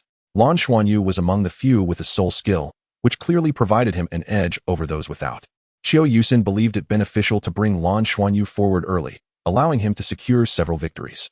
As he stepped forward from amongst his classmates, the supportive shouts of Go! Lan Xuanyu! Resonated behind him. Class 1 of Grade 1 did not show any signs of weakness either. Huang Qifan, give it your all. Yi Lingtong stood at the forefront of Class 1, her large eyes fixed on Lan Xuanyu, contemplating how he must not lose right from the start. Otherwise, she would have no chance to vent her frustration. Both sides took their positions, with Qiu Yusin and the class teacher of Class 1, Gong Yinghao, standing nearby to supervise. Let the match begin. Gong Yinghao exchanged a glance with Qiu Yusin, a flicker of unnoticeable pride gleaming in his eyes. With a resounding shout, Huang Qifan summoned a faint yellow glow that surged around him, causing his 6-year-old frame to visibly expand, reaching the height of a 9-year-old. A circle of yellow soul rings then ascended from beneath his feet, and the brilliance radiated forth. His arms grew robust, and he unleashed his first soul skill, Bear Strength. Qiu Yusin looked on in astonishment. She distinctly remembered that Huang Qifan had not broken through by the end of last semester. He had no soul rings. The Battle Bear, a relatively common type of bear martial spirit, possessed certain earth attribute control abilities. Huang Qifan not only had his first soul ring, but astonishingly, it was a 100-year one. Clearly, his family circumstances were quite favorable. Conversely, Lan Xuanyu's martial spirit was water, and facing such a physically powerful soul master would certainly put him at a disadvantage. However, contemplating this now was futile as Huang Qifan charged towards him. Witnessing Huang Qifan's inflated, muscular form startled Lan Xuanyu, prompting him to instinctively take a step back. Gong Yinghao, the class teacher, smugly remarked to Qiu Yusin, Teacher Qiu, a strong start is of utmost importance, wouldn't you agree? Qiu Yusin rolled her eyes, as if to say their victory was guaranteed. Just as she thought this, Gong Yinghao's expression morphed into one of disbelief as the situation in the arena shifted. While retreating, Lan Xuanyu's left hand entwined with the silver-patterned blue-silver grass, instinctively crouching to evade Huang Qifan's aggressive grasp. He swiftly turned and positioned himself behind Huang Qifan. Simultaneously, he pointed to Huang Qifan's feet, causing a patch of ice to silently form. As Huang Qifan lost his footing and fell, Lan Xuanyu seized the opportunity to leap onto his back, conjuring an ice spike in his left hand, which he pressed against Huang Qifan's heart, declaring, "Don't move. You have lost." Chapter 44, The Rematch with Yi Lingtong. This scene left not only Huang Qifan, but also both teachers dumbfounded. The entire sequence unfolded with remarkable speed and appeared deceptively simple. Evade, maneuver behind, freeze water into ice, cause the opponent to lose balance, capitalize on the moment, and control the opponent's vital point to secure victory. It all seemed to occur so naturally. Yet, this transpired with a mere 7-year-old child, rendering it anything but ordinary. Qiu Yusin herself was momentarily stunned. Children of this age typically engaged in direct confrontations, determining who was stronger, and even if they employed techniques, they were usually rather crude. However, Lan Xuanyu's recent display was as fluid as flowing water, straightforwardly defeating Huang Qifan. Freezing water into ice. Gong Yinghao blurted out, his complexion darkening as he spoke. As Autumn Rain Xin observed Lan Xuanyu, who had just descended from Huang Qifan's back, she murmured, "Teacher Gong, what did you just say? I, Gong Yinghao, am truly vexed." Lan Xuanyu himself found the victory rather perplexing. How had he managed to win? He had merely employed the footwork taught to him by Nana, and the ice cone technique was also imparted by her. Nana had once advised him that, at his tender age, the ice cone's damage was the most he could achieve and that he should utilize it wisely, as it required minimal soul power. In conjunction with the ice cone, Nana had instructed him in a close combat technique that involved intimate and fierce engagement. With ample practice, he had naturally begun to apply these skills. "Teacher Gong, allow me to take my turn." Yi Lingtong eagerly stepped forward. At this moment, Huang Qifan also stood up, his expression one of utter bewilderment. Pointing at Lan Xuanyu and exclaiming, "You cheated." Yi Lingtong tugged at him, urging him not to embarrass himself. explaining that what Lan Xuanyu had demonstrated was practical combat skill. After reflecting on her previous defeats, she had exerted unprecedented effort during this holiday. Confident in her progress across various aspects, she had also discovered a method to counter Lan Xuanyu's martial spirit. Her chances of victory seemed promising. Very well, Gong Yinghao conceded. Unable to fathom anyone capable of countering the significantly enhanced combat skills of Lan Xuanyu. The first-year students were notoriously weak in combat effectiveness, and should he continue to win, he might soon find himself in dire straits. Allowing the formidable Yi Lingtong to take the stage was a reasonable choice. Eagerly, Yi Lingtong dashed forward, calling out, Lan Xuanyu, do not get too cocky. I am coming for you. At this moment, Lan Xuanyu was still somewhat dazed. He had not anticipated victory to come so effortlessly. Everything seemed to fall into place seamlessly. Daily, he chased after teacher Nana, who had naturally guided him through various techniques during their pursuits. For instance, when his movements became distorted, Nana would intuitively unleash a stream of water to correct his posture. She had imparted numerous small tactics, particularly regarding timing during evasion or pursuit. When Huang Qifan lunged at him just moments ago, Lan Xuanyu perceived numerous openings in his approach and instinctively chose the simplest method to confront him, resulting in his unexpected victory. It truly seemed rather easy. Upon hearing Yi Lingtong's approach, he hastily leaped off Huang Qifan and, facing the fierce aura emanating from Yi Lingtong, raised his hand to send an ice cone hurtling towards her shoulder. Yi Lingtong let out a huff, the sound of a dragon's roar subtly resonating from her. As a layer of white light erupted from within her, a manifestation of her century-old soul ring technique, the heavenly gang dominance body. How swift! This attack was significantly faster than Huang Qifan's. Moreover, Lan Xuanyu could discern that Yi Lingtong's footing was remarkably stable, her vulnerabilities far fewer than those of Huang Qifan. With one hand reaching for him while the other guarded her front. This time, Lan Xuanyu did not retreat. Instead, he boldly advanced. A pale blue aura emanated from his left hand, enveloping his entire being in a thin shield. Yi Lingtong's heart leapt with joy. She had encountered Lan Xuanyu's water element several times and understood its power was not formidable. Under the enhancement of her heavenly gang dominance body, what could this feeble water shield possibly achieve? Without hesitation, her right hand exerted force, aiming directly at the chest of Lan Xuanyu. He crossed his arms in front of his chest, seemingly attempting to ward off Yi Linglong's grasp. However, just at the moment of her strike, his body suddenly spun around. Yi Linglong maintained her momentum. In her eyes, Lan Xuanyu's rotation might dissipate some of her strength, but it could not possibly thwart her attack. Yet, just as her palm was about to make contact, the silver patterns of the blue-silver grass entwined around Lan Xuanyu's left hand flickered brightly. Immediately, Yi Linglong perceived Lan Xuanyu before her becoming blurred, as if shrouded in a delicate veil. The air temperature dropped significantly. With a hiss, Yi Linglong was astonished to discover that she was not grasping a soft water shield, but rather a solid and slippery ice surface. As Lan Xuanyu spun, her palm naturally slid away into empty space. His body glided along the side of her right arm, swiftly maneuvering behind her. With a sudden clench of his fist, the thin layer of ice surrounding him shattered explosively, transforming into a flurry of ice mist. Despite his relatively low cultivation level preventing him from directing the full effect of the ice mist at Yi Linglong, the proximity between them was so close that he was nearly pressed against her back. Yi Linglong's reaction was swift. Upon realizing Lan Xuanyu had slipped past her, she wasted no time in responding. Having been trained in ancient martial arts from a young age by her father, her adaptability and practical experience in combat were unmatched among first-year students. She pivoted on her toes, retreating sharply, leaning her back, while simultaneously thrusting her elbows outward to strike behind her. The sight of this maneuver left both class directors, Qiu Yusin and Gong Yinghao, momentarily stunned. While Lan Xuanyu's clever response, particularly his transformation of the water shield to ice in conjunction with his spin, was impressive, Yi Linglong's steady counterattack equally astonished them. In their memories, they had never encountered such a remarkable first-year student. As Yi Linglong leaned back, she suddenly felt a powerful impact behind her accompanied by a resounding bang. In addition, a wave of coldness enveloped her. Even in the state of her Tiangang body, she felt a chill coursing through her body, causing her movements to lag slightly. With two sharp sounds, two ice spikes struck her elbows. Despite the protection of her Tiangang body, she still felt a sharp pain at the tips of her elbows. Lan Xuanyu was equally startled, fearing that the ice spikes might truly injure Yi Linglong. He had held back his attack and refrained from thrusting at her back. To his surprise, Yi Linglong's Tiangang body defense was so formidable that the two ice spikes shattered upon impact. Both paused for a moment, yet Yi Linglong's combat experience proved slightly superior.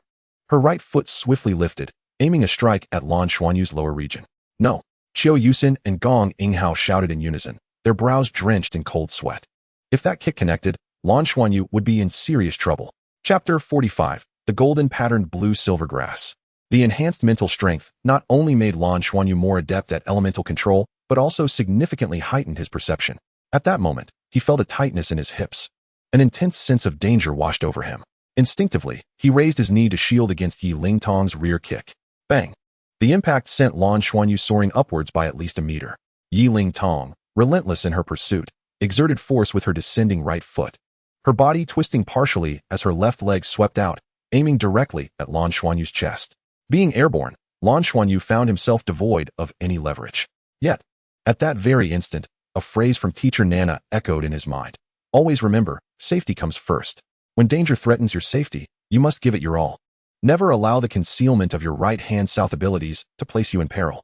Nana had spoken those words with such seriousness that they etched themselves clearly in Lan Xuanyu's memory, especially since he had been the one to inform her that Lan Xiao forbade him from using his right-hand abilities lightly. A fleeting thought crossed his mind, and he tightened his right fist with sudden determination. Golden patterns of blue-silver grass erupted from his palm, spiraling rapidly around his right hand like slender ribbons. An indescribable surge of power coursed through his body, and a faint glimmer of golden light danced in his eyes. With a swift motion, his right hand reached out to grasp Yi Lingtong's incoming left foot.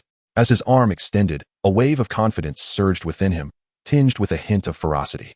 Everything around him seemed to slow down, including Yi Lingtong's advancing kick. With impeccable precision, he seized her foot. Initially, Yi Lingtong regarded Lan Xuanyu's attempt to catch her foot with disdain. Despite being a girl, in her tightened body state, she was absolutely confident that no one, not even the strongest students in the assault department, could match her strength. Yet, as Lan Xuanyu's hand grasped her foot, she felt as if she had struck an iron plate. Instantly, a tremor emanated from the depths of her soul. And as her foot made contact with Lan Xuanyu's right hand, a wave of numbness and weakness washed over her. With a soft gasp, she collapsed like a boneless snake. Lan Xuanyu had already lifted his left hand, ready to unleash the water element. However, he never anticipated that the formidable Yi Lingtong would suddenly go limp. Now, his right hand held her foot, lifting her body effortlessly. The transition occurred so swiftly that even the teachers were unable to discern what had transpired. As Lan Xuanyu released his grip, Yi Lingtong, now fully collapsed on the ground, gasped for breath, the residual shock still lingering in her heart. Gong Yinghao rushed over. Lingtong, are you all right? Qiu Yusin approached as well. Being a female teacher, she was more equipped to examine Yi Lingtong's condition.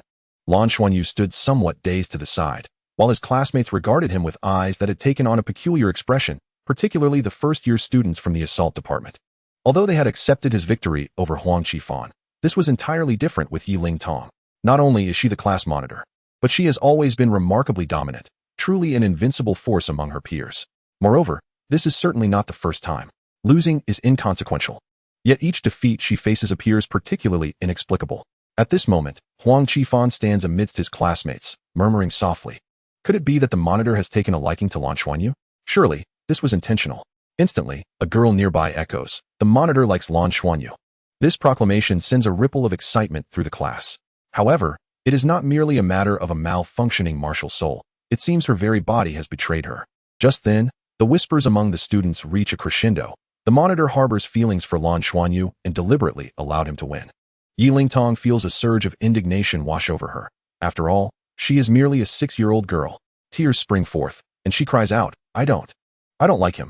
She leaps up from the ground, dashes towards Lan Xuanyu, and shoves him, causing him to stumble before fleeing. Lingtong calls out their homeroom teacher, Gong Yinghao, and seeing that Yi Lingtong shows no signs of stopping, he hastily gives chase.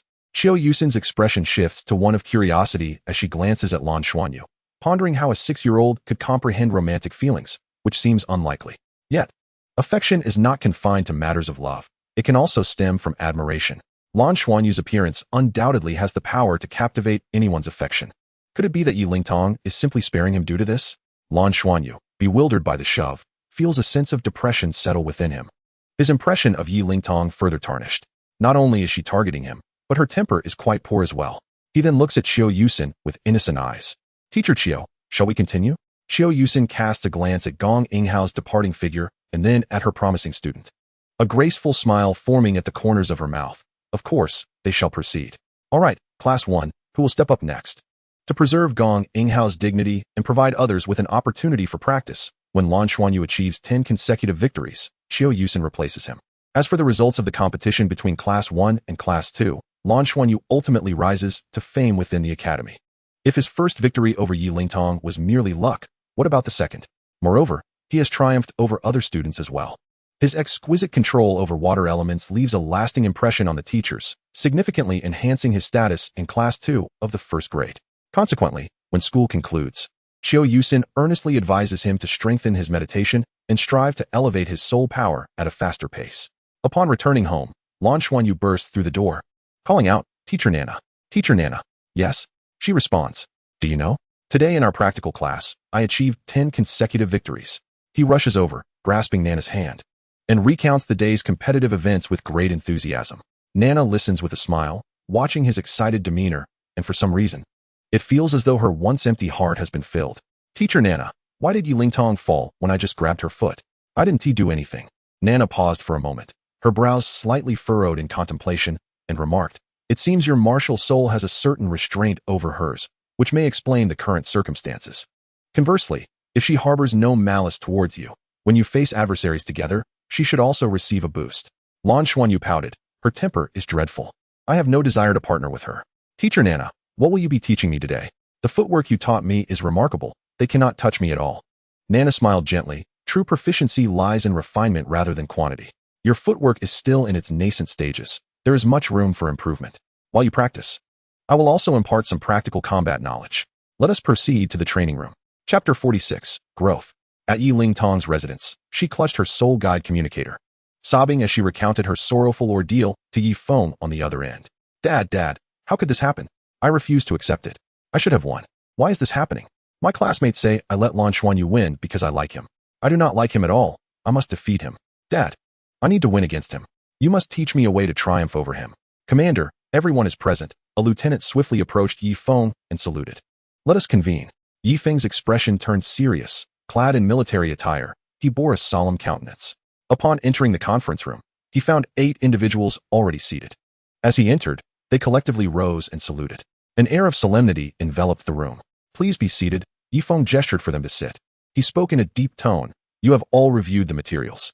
This situation is extremely urgent, which is why we have mobilized the Falcon Special Operations Team. To prevent public panic, we must act swiftly. From this moment forth, all Soul Guide communicators must remain silent until the mission concludes. We will utilize internal communication devices. The intelligence department will coordinate with us and provide timely updates. All units, prepare for combat. We are about to face a brutal, organized adversary with formidable counter-reconnaissance capabilities. We must not allow any escapees, as this could inflict significant harm on the public." Yes, for Lan Xuanyu, life was fulfilling and joyous. Ever since Nana arrived, this sentiment had only intensified. Initially, Nansheng would deliberately observe Nana, but soon she recognized that Nana genuinely cared for Xuanyu. The expressions, particularly the gaze, were unmistakably sincere, indicative of a heartfelt connection. Moreover, as Lan Xuanyu maintained his cheerful demeanor and made notable progress each day, she felt reassured in her work. Conversely, Yi Lingtong's attitude towards Lan Xuanyu grew increasingly hostile. Influenced by her classmates' gossip, she purposefully distanced herself from him. As they were not in the same class, their encounters became infrequent. Lan Xuanyu, harboring a poor impression of her, naturally refrained from seeking her out, continuing his daily routine undisturbed. Thus, 3 months passed in the blink of an eye. "Wow, son, it seems you have grown taller once again." With a beaming smile, Nansheng positioned her son in front of her, gesturing to indicate that Lan Xuanyu had already surpassed her abdomen in height. Remarkably, the boy, not yet 7 years old, had already reached over 1.30 meters, making him one of the tallest among his peers. Not only had he grown taller, but his physique had also become more proportionate and sturdy. He had always possessed good looks, but now his skin seemed to radiate a subtle glow, delicate and lustrous. Wherever he went, he attracted attention. As she compared their heights, Nansheng smiled at Nana, who was nearby. Although she was unsure how Nana accomplished it, it was evident that Lan Xuanyu's physical transformation was closely linked to the nutritious food he consumed daily. Nansheng had taken the time to research and recognize some of the ingredients, which she discovered were quite precious, though she was unaware of their exact prices. Remarkably, Nana had never asked her for a single penny. If not for Nansheng insisting on giving her a salary, she would have refused it altogether. The presence of someone who wholeheartedly cared for her son brought Nansheng great joy. Moreover, in her eyes, Nana likely possessed formidable powers, a title Douluo, which instilled in her not just recognition, but also a profound respect.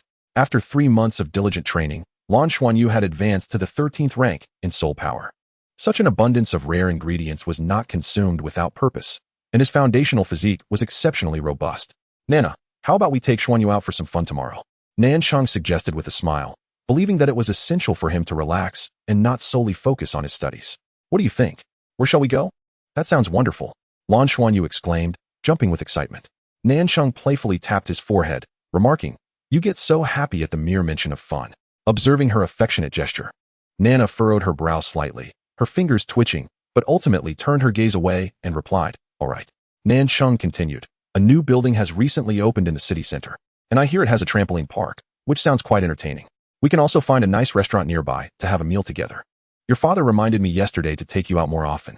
Yes, you're the best, Mom," Lan Xuanyu cheered. "Now, continue studying with teacher Nana while I go out to buy some food."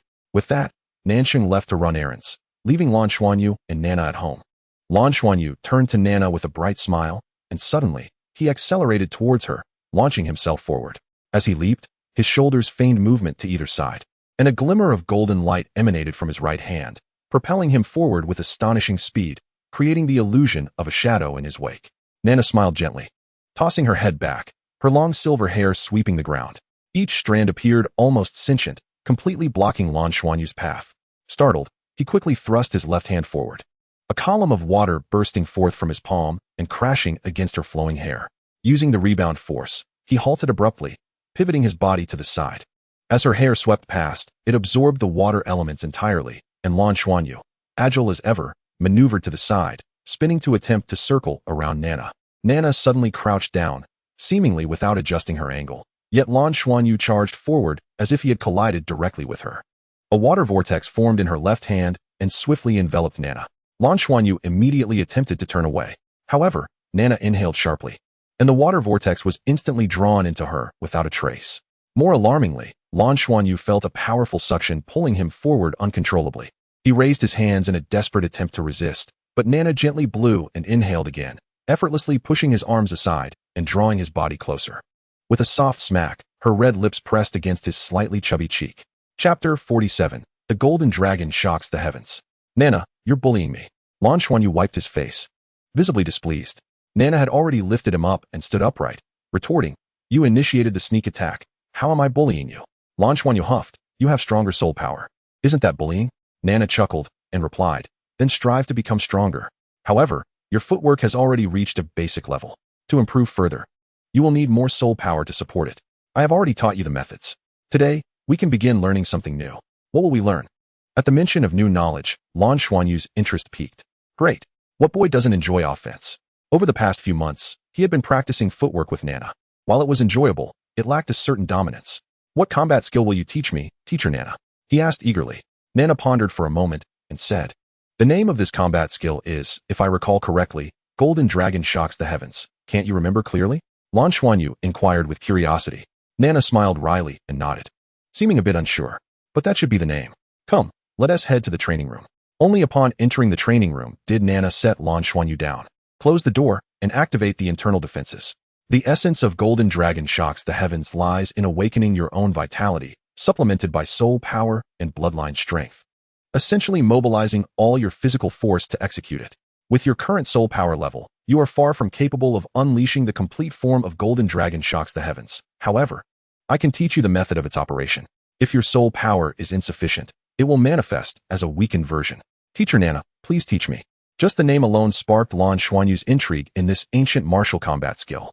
"Remember the bodily changes that will occur?" Nana instructed as she squatted behind him, placing her right hand on his back, gently infusing his body with her soul power and mental energy. "The core mystery of Golden Dragon Shocks the Heavens lies in the reverse operation of your vitality." Nana's voice resonated within Lan Xuanyu, and suddenly he felt a rush of energy, as if he had plunged into a spiritual world. In his consciousness, a figure resembling himself appeared, allowing him to clearly observe the flow and changes of blood within that body.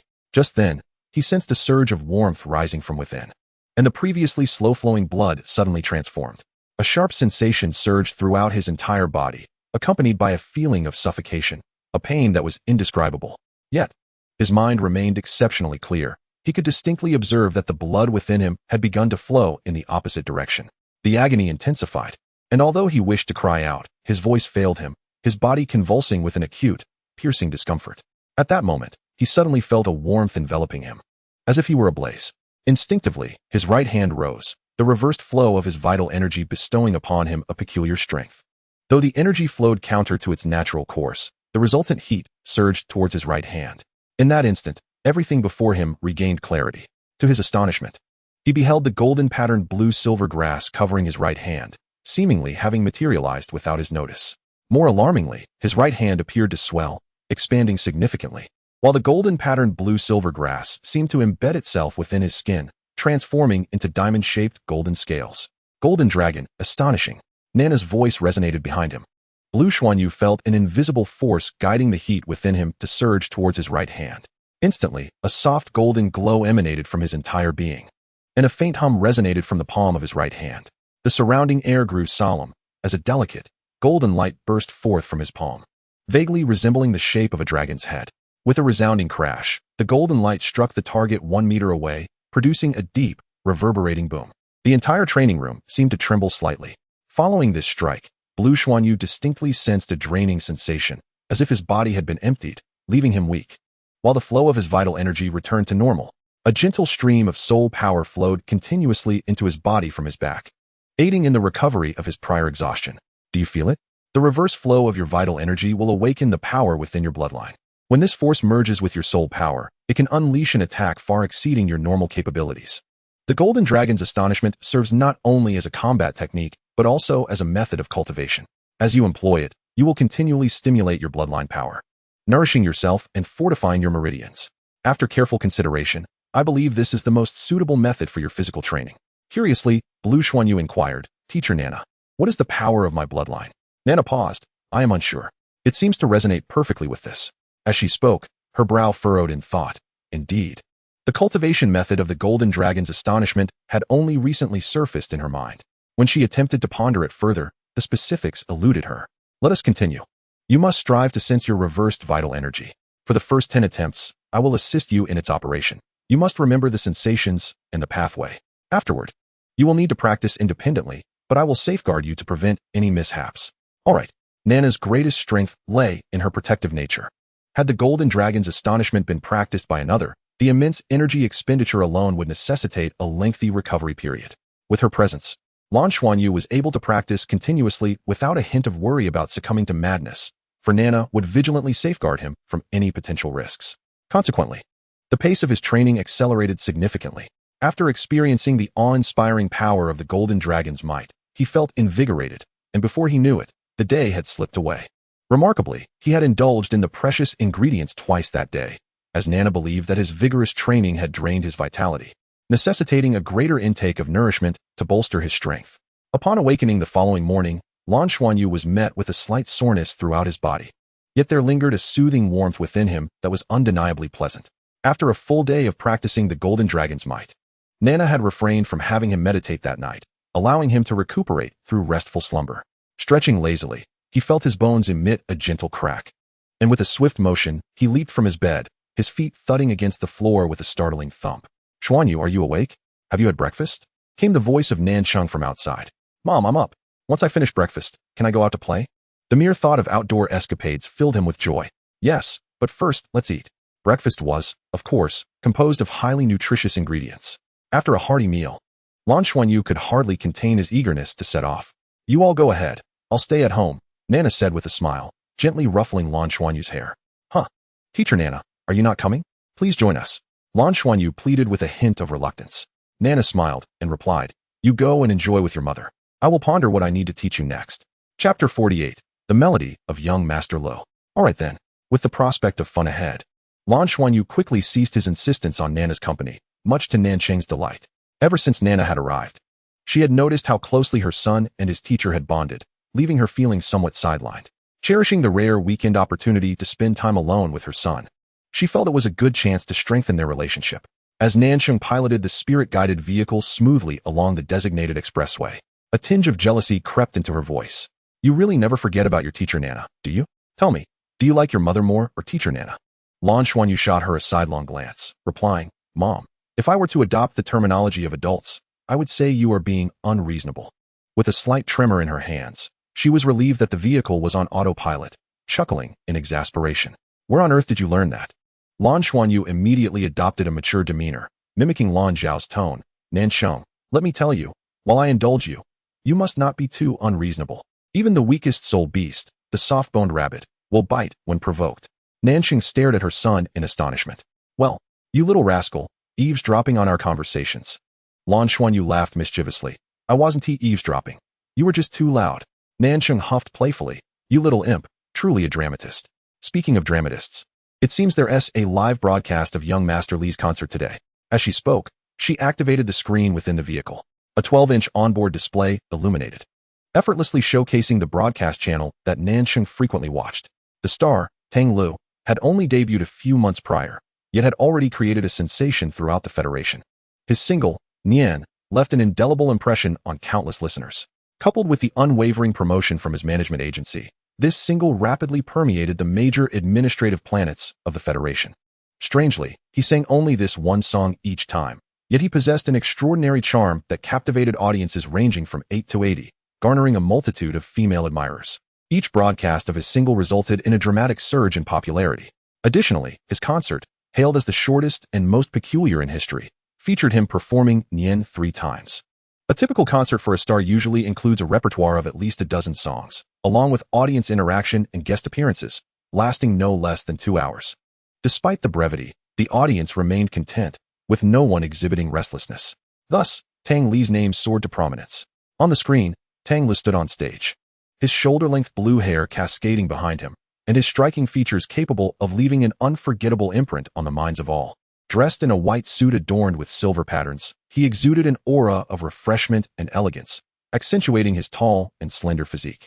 Mom, your eyes are sparkling, remarked Lan Xuanyu, glancing at Nansheng, who was utterly mesmerized. However, she quickly gestured for silence and turned up the volume of the car's audio system. Her breath, fragrant as orchids and musk, lingered in my senses, even after the passage of countless ages. Her hands were delicate and elongated, and her embrace was always my safest haven. A person experiences 3 lifetimes, one in existence, one in society, and another deeply rooted in the heart. In which lifetime does she reside? Her 3rd lifetime has always been present, indelibly etched in the depths of my soul. As long as I exist, she shall forever remain. Regardless of where her 1st lifetime has led her, or whether her 2nd lifetime holds any memory, she has always been here. My recollections have long since faded, yet my heart continues to seek. No matter where she may be, I shall carry her 3rd lifetime in pursuit of the other 2. When shall these 3 lifetimes converge? When shall my memories regain their clarity? May the heavens illuminate my path, guiding me through realms divine and abyssal, above and below. I yearn for these 3 lifetimes to intertwine, for our 2 lives and 6 lifetimes to ultimately unify into that singular existence of 3 lifetimes. Take me away. Take me away. Take me away. Tang Lu's voice began clear and resonant, but as the song progressed, it gradually grew hoarse. His gaze shifted from clarity to confusion, and then deepened into contemplation, until the final line was sung, leaving only an echo of emptiness. Though the song contained no explicit longing, each line resonated with profound emotional depth. Nansheng had lost count of how many times she had listened to this song, yet at this very moment, her eyes involuntarily glistened with emotion. Lan Xuanyu, too, found himself enveloped in an unexpected tranquility. Given his tender age, he could hardly grasp the profound emotions conveyed in the melody. He merely perceived its beauty, which sent gentle tremors through his heart. The young master of music must have once loved deeply. Otherwise, he could not have sung such a poignant song. Nansheng murmured to herself. Mother, what does it mean to love deeply? Lan Xuanyu inquired with curiosity. Nansheng playfully tapped his forehead, chiding, Little one, do not ask too many questions. You will understand when you grow up. Mother, why are you so violent? Lan Xuanyu protested. With a playful smile, Nansheng replied, How am I violent? Even if I were, your father is not here. So who would you complain to? Lan Xuanyu suddenly grew serious. I will tell Teacher Nana. Mother, I have noticed that every time you tap me, Teacher Nana seems rather displeased. Nansheng paused, a chill running down her spine, as she vaguely sensed a similar feeling. Nana is likely a formidable soul Douluo. Humph, Mother is jealous. It seems you are closer to Teacher Nana than to me. Nansheng pouted. Mother, do you love me? Lan Xuanyu grasped Nansheng's hand, his eyes wide and playful. Despite knowing he was feigning innocence, Nansheng's heart melted, and she couldn't help but pinch his cheek. What am I to do with you? Of course, mother loves you, my precious son. You are the best mother. Chapter 49. Trampoline Invasion.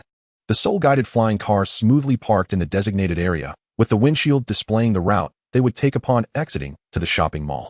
It is undeniable that with the advancement of technology, people have become increasingly lazy, and life has become ever more convenient. Trampoline World. Upon entering this venue, Lan Xuanyu couldn't contain his excitement and cheered.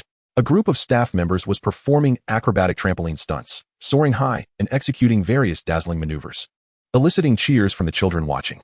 Eager to join in, Lan Xuanyu rushed forward but was halted by a staff member. Little one, you must change into trampoline socks before you can enter. Outside the trampoline area were socks equipped with numerous non-slip pads, designed to prevent slips during jumps. After Nansheng helped her son change into the socks and settled the fees, they finally entered Trampoline World. Lan Xuanyu, unable to contain himself, dashed onto a trampoline, where the elasticity propelled him upward. As it was his first experience, he found himself slightly out of control under the force of the bounce. However, being a soul master, he quickly regained his balance mid-air and landed back on the trampoline. In the next moment, he soared high again. "Wow, he jumped so high!" exclaimed a nearby child, astonished by Lan Xuanyu's impressive leap of over 3 meters. Lan Xuanyu himself was taken aback by the height he achieved. He faintly sensed that this seemed to be somewhat related to his weight. He carried a weight that was rather incongruous with his outward appearance. Nonetheless, the sensation of soaring was truly delightful. After becoming accustomed to the trampoline's elasticity, he quickly immersed himself in the activity, reveling in sheer joy. He had even begun to attempt some somersaults on the trampoline. Nansheng observed from a distance. As long as Lan Xuanyu was happy, she felt content. As a soul emperor, although she could not fly, her jumping ability far exceeded that of an ordinary person. And even a brief glide through the air was within her capabilities. Thus her interest in trampolining was rather limited. Simply watching her son play joyously sufficed for her. Lan Xuanyu leaped high, and his entire demeanor seemed transformed. His spirit was liberated, imbued with an exhilarating sense of flight. In the current Federation, all shopping centers boasted their own intelligent control systems, designed to orderly execute various tasks within the premises. Much like the guidance Nansheng received while parking earlier, tasks like inventory management and reception no longer required dedicated personnel.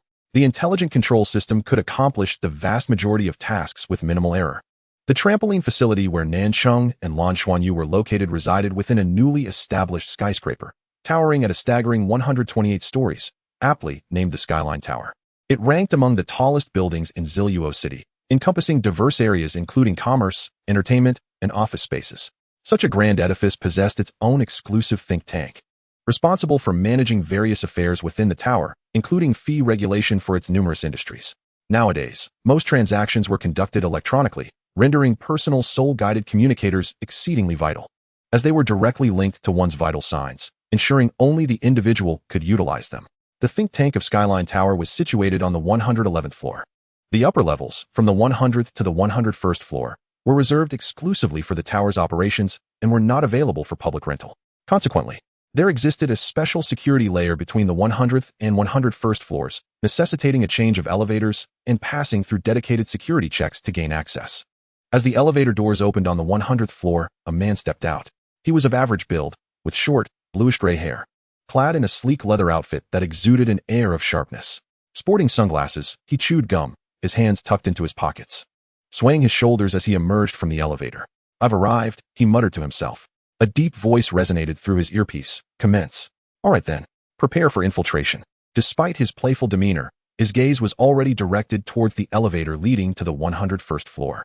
This elevator was guarded, and upon noticing him lingering outside the 100th floor's elevator, 2 of the 6 guards stationed there approached him, clad in full-body micro-armor. One must not underestimate such gear. This high-tech product of the Federation was both offensive and defensive. Even a regular person donned in it would possess capabilities equivalent to at least a 4th-ring soul master, with defensive prowess surpassing that. Moreover, those who are stationed here are certainly not ordinary individuals. They are all specially trained with formidable combat prowess. "Do not linger here. Please depart at once." A guard's voice emanated through the electronic amplification of his helmet. "And what if I choose not to leave?" The man in the leather jacket shrugged nonchalantly. "Do not provoke trouble. Otherwise, you will bear the consequences," another guard replied in a low, stern tone. "Oh, I'm leaving. Is that not sufficient?" The leather-clad man appeared somewhat disheartened, raising his hands in a gesture of harmlessness before turning towards the office building.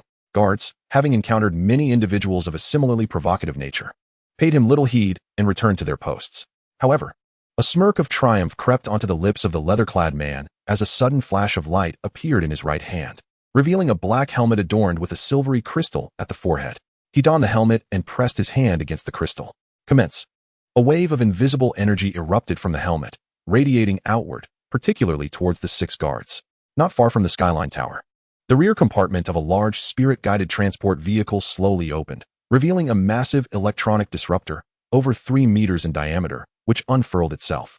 Inside, 6 individuals surrounded the disruptor's control panel, simultaneously channeling their spirit power to maximize the disruptor's output. An invisible interference wave shot forth, aimed directly at the 111th floor of the skyline tower. Isolation complete.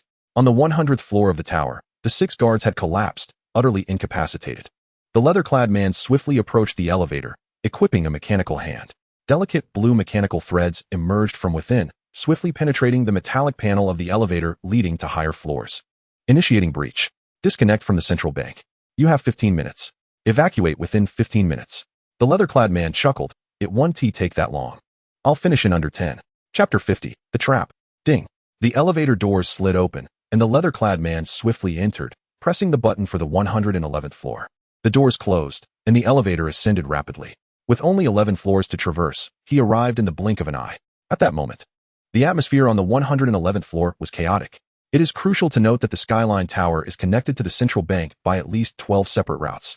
Thus, a disconnection due to network issues would be improbable. The simultaneous disruption indicated a serious problem.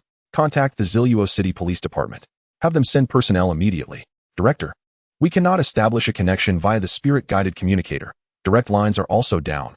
The staff reported anxiously. No, there must be an exceptionally strong interference signal. Quickly, shut down the systems. Disable the internal systems, the director exclaimed in exasperation. Bang! The door swung open, and the man wearing the helmet stepped inside. The heavily fortified door, protected by a tri-layer encryption, failed to offer any semblance of defense after the network was severed. The supervisor exclaimed, "Who are you? How did you get in?" "This is impossible. Even with external interference, our internal systems cannot be breached." "Impossible?" the intruder retorted. "Someone informed me of your internal multi-layered passwords, and here I am." It was that simple.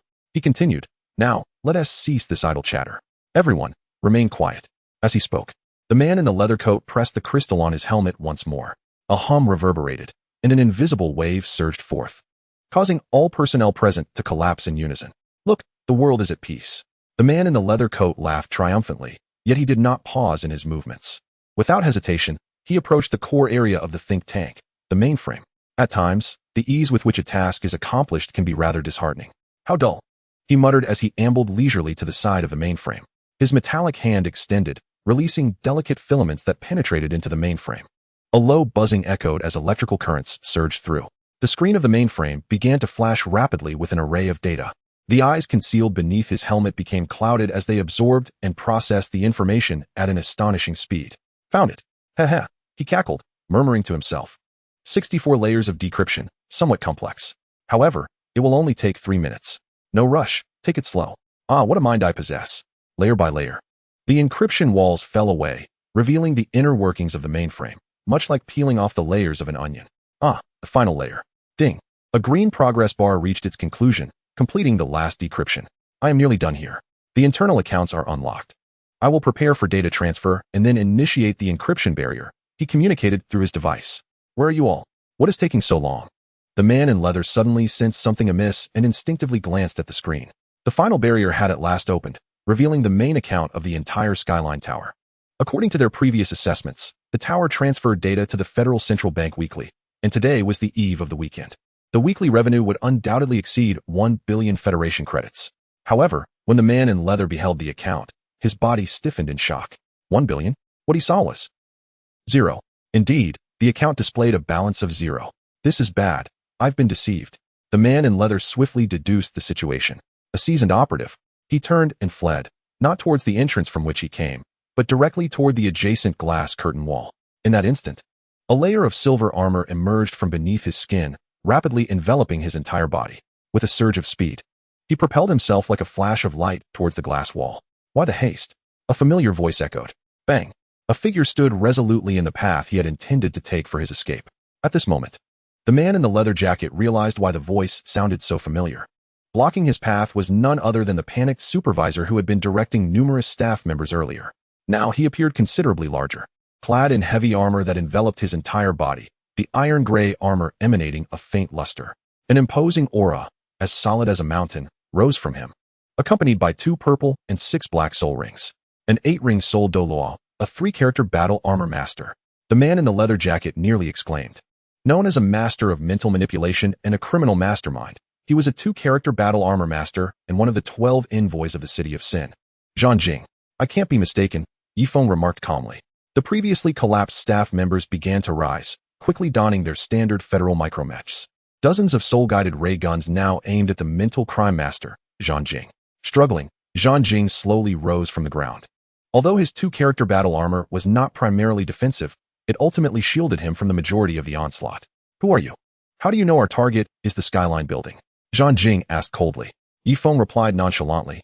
I've had my eyes on you for quite some time. You have orchestrated terror attacks and high-tech crimes repeatedly, causing significant losses to the Federation and harm to the populace.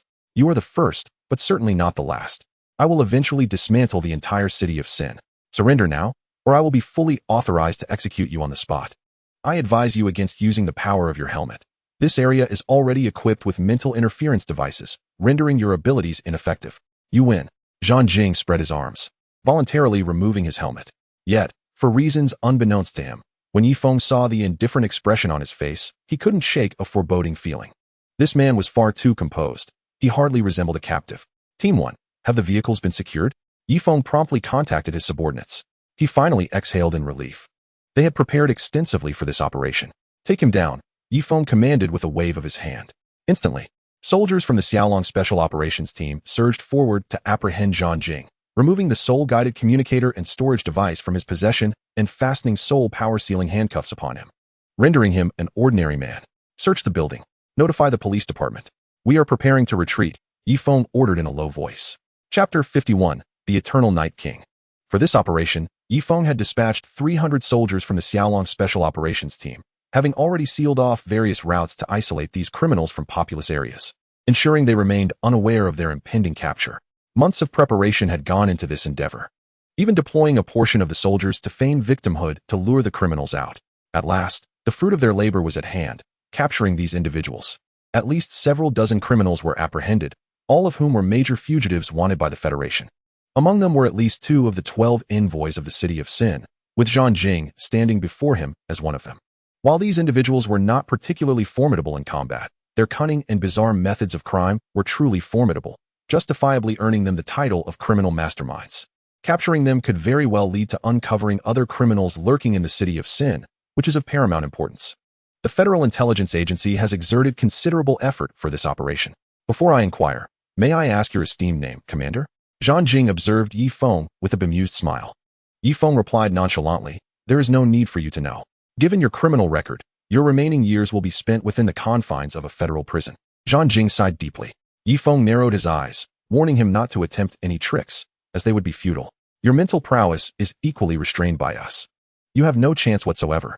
Zhanjing raised his hands, glancing at the handcuffs binding him, and suddenly smiled broadly. Commander Yi, do you believe that soon you will personally unlock these handcuffs for me? Yifeng's pupils constricted sharply. Yifeng, the commander of the Xiaolong Special Operations Team, a rising star in the military at the age of 34, has a 6-year-old daughter named Yi Lingtong. I am not mistaken, am I? Zhanjing observed Yifeng with a cryptic smile.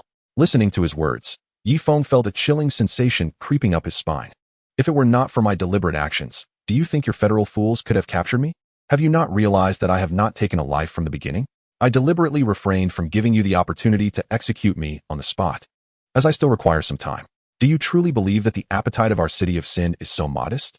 A mere 1 billion federal coins warrants such a grand display? How naive. If one is to play, one should play for stakes worthy of the game. 2/3 of your Xiaolong Special Operations Team are absent to avoid alerting the enemy, correct? Thus, your current forces are insufficient. Cease your deceitful words. Yifeng maintained his composure, determined not to let the opponent's taunts disturb his equilibrium. We shall see. Suddenly, a piercing alarm echoed, and the lights throughout the intelligence center dimmed significantly. Below the 100th floor, all illumination extinguished in an instant. Within the Tianji building, aside from areas illuminated by natural light, Darkness enveloped everything. Here it comes, here it comes. Zhang Jing erupted into a maniacal laugh. Yifeng stepped forward, seizing him by the throat. Who has arrived? What have you done? Just then, his military communication device on his wrist beeped. Without hesitation, Yifeng answered.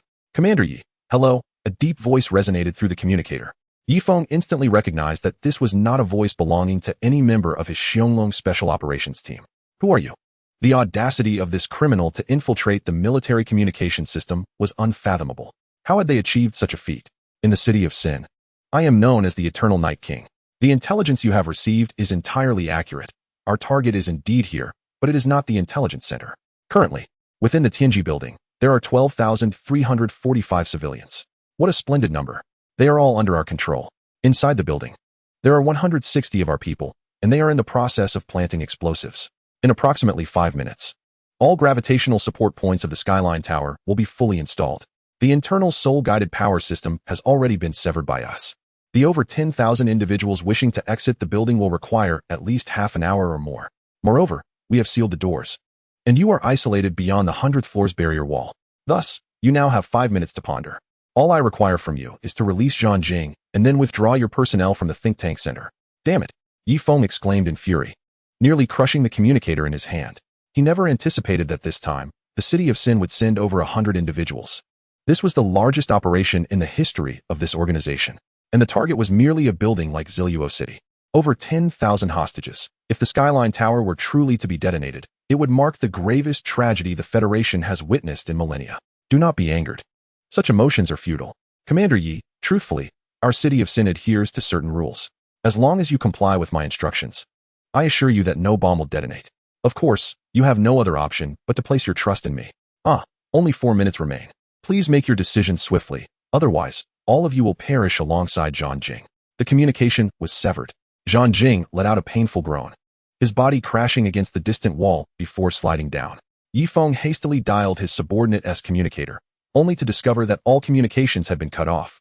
Even their military internal signals were disrupted, rendering him unable to contact his personnel. At that moment, they were utterly isolated and defenseless. At the trampoline venue, Lan Xuanyu was joyfully bouncing, having played for an hour. He could now perform some complex moves alongside the staff. Soaring through the air and flipping, he relished that exhilarating sense of freedom.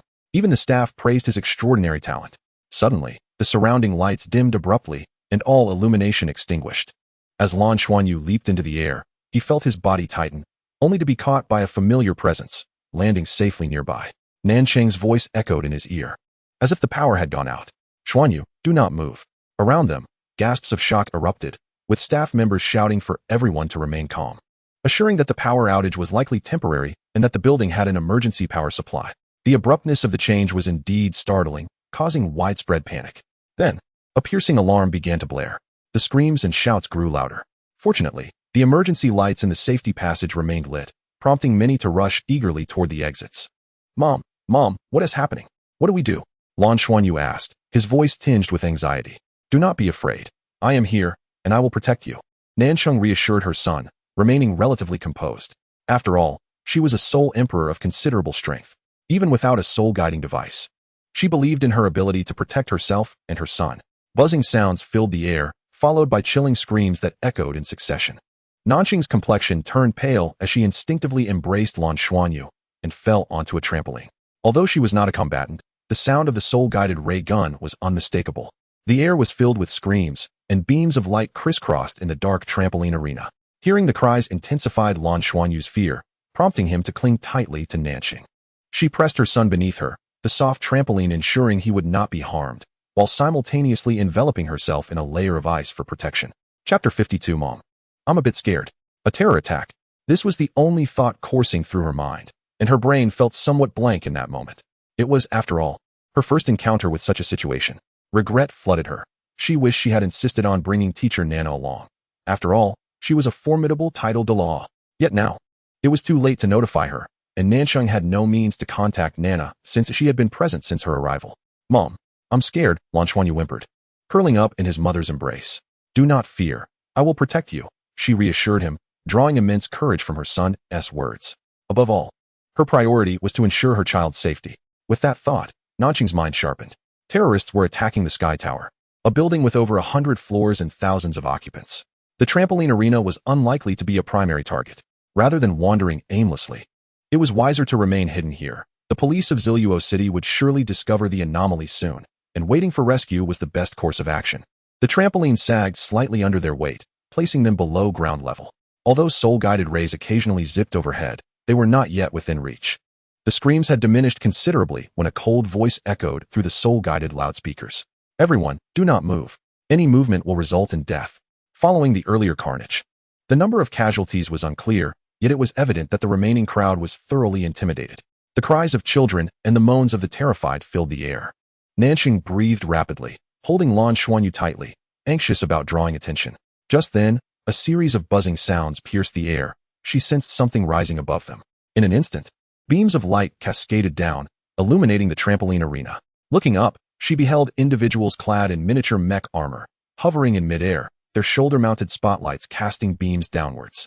Each of these mech suits was entirely black, and before Nanxing could fully comprehend the situation, several beams of light suddenly focused her way.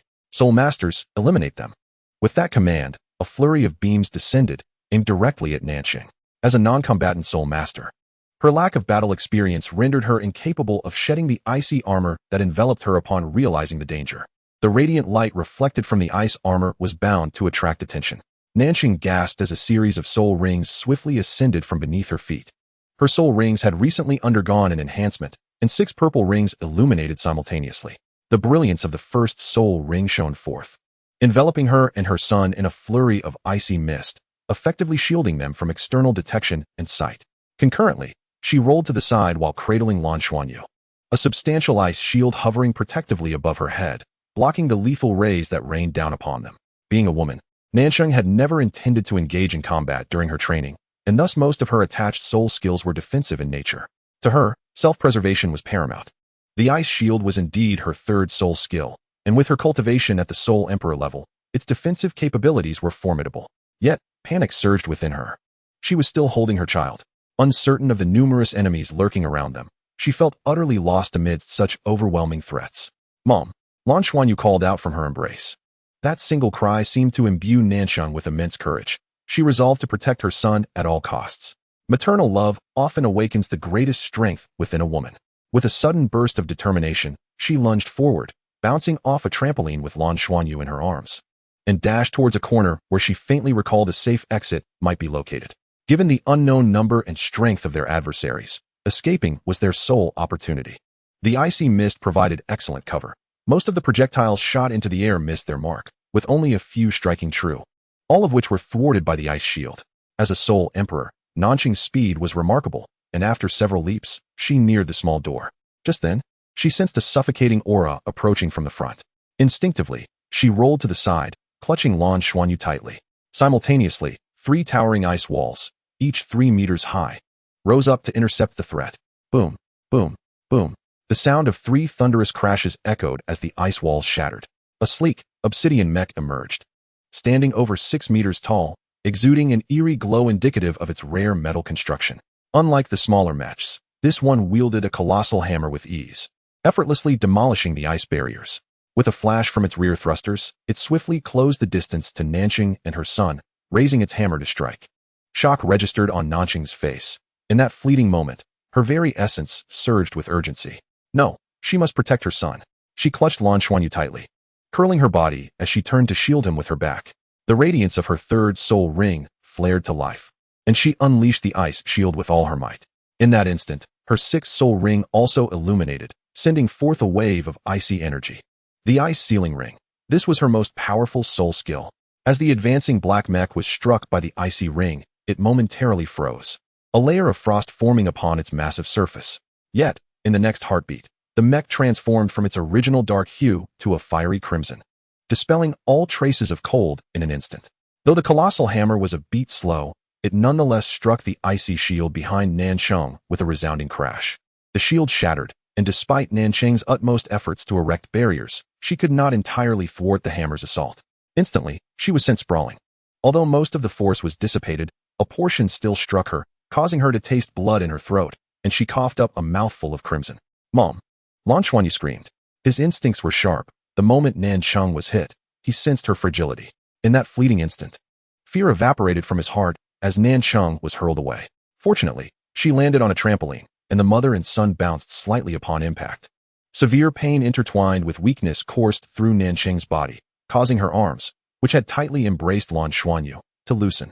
He swiftly wriggled free from her grasp. Golden and silver patterns of the blue-silver grass immediately entwined around his hands. With a flick of his left hand, an ice spear shot towards the black mech soaring in the air. This little figure stood defiantly, shouting at the mech, "You shall not harm my mother." The black mech hovered ominously, its shoulder revealing a soul-guiding cannon that shimmered with a dark metallic sheen, aimed directly at the mother and son. The ominous glow of the cannon's mouth intensified. Soul Masters must not be allowed to live. They would not permit even the slightest variable to emerge. Therefore, this mother and son were destined to perish. Chapter 53, The Grasp of Evil. In the think tank center, Commander Yi pondered the situation. The communication from the Eternal Night King rang out once more. Yi Feng's breath quickened. The torment within him was palpable. Those were more than 10,000 lives at stake. However, if he released the current captive, Zhang Jing, the Federation could suffer catastrophic losses. Digital currencies possess specific codes, intricately complex to the extent that even the Federation's mainframe cannot fully control them to prevent human theft. Within mere minutes, he discerned that the criminals of Sin City were not merely after the digital currency within the Tianji Tower. They aimed to exploit the re-establishment of the central bank's connectivity to surreptitiously seize the digital currency housed within the central bank's mainframe, using Tianji Tower as a point of equivalence. But did he have any choices? How can you ensure the safety of all hostages? Yi Feng inquired coldly. The Eternal Night King chuckled, seemingly amused. No guarantees. But do you have a choice? Please, come to the window, Commander Yi. Yi Feng hesitated, instinctively perceiving it as a trap. Yet in the next heartbeat, a tremendous explosion resonated, shaking the entire Tianji Tower. Almost reflexively, Yi Feng lunged towards the window, witnessing a burst of flames erupting from the tower's midsection, accompanied by a cascade of shattered walls, glass, and even human limbs. Damn it! Stop! Yi Feng's heart trembled. He had faced countless foes before, yet he had never encountered a situation as dire as this. The Eternal Night King chuckled. What a beautiful firework display. Too bad it's not night.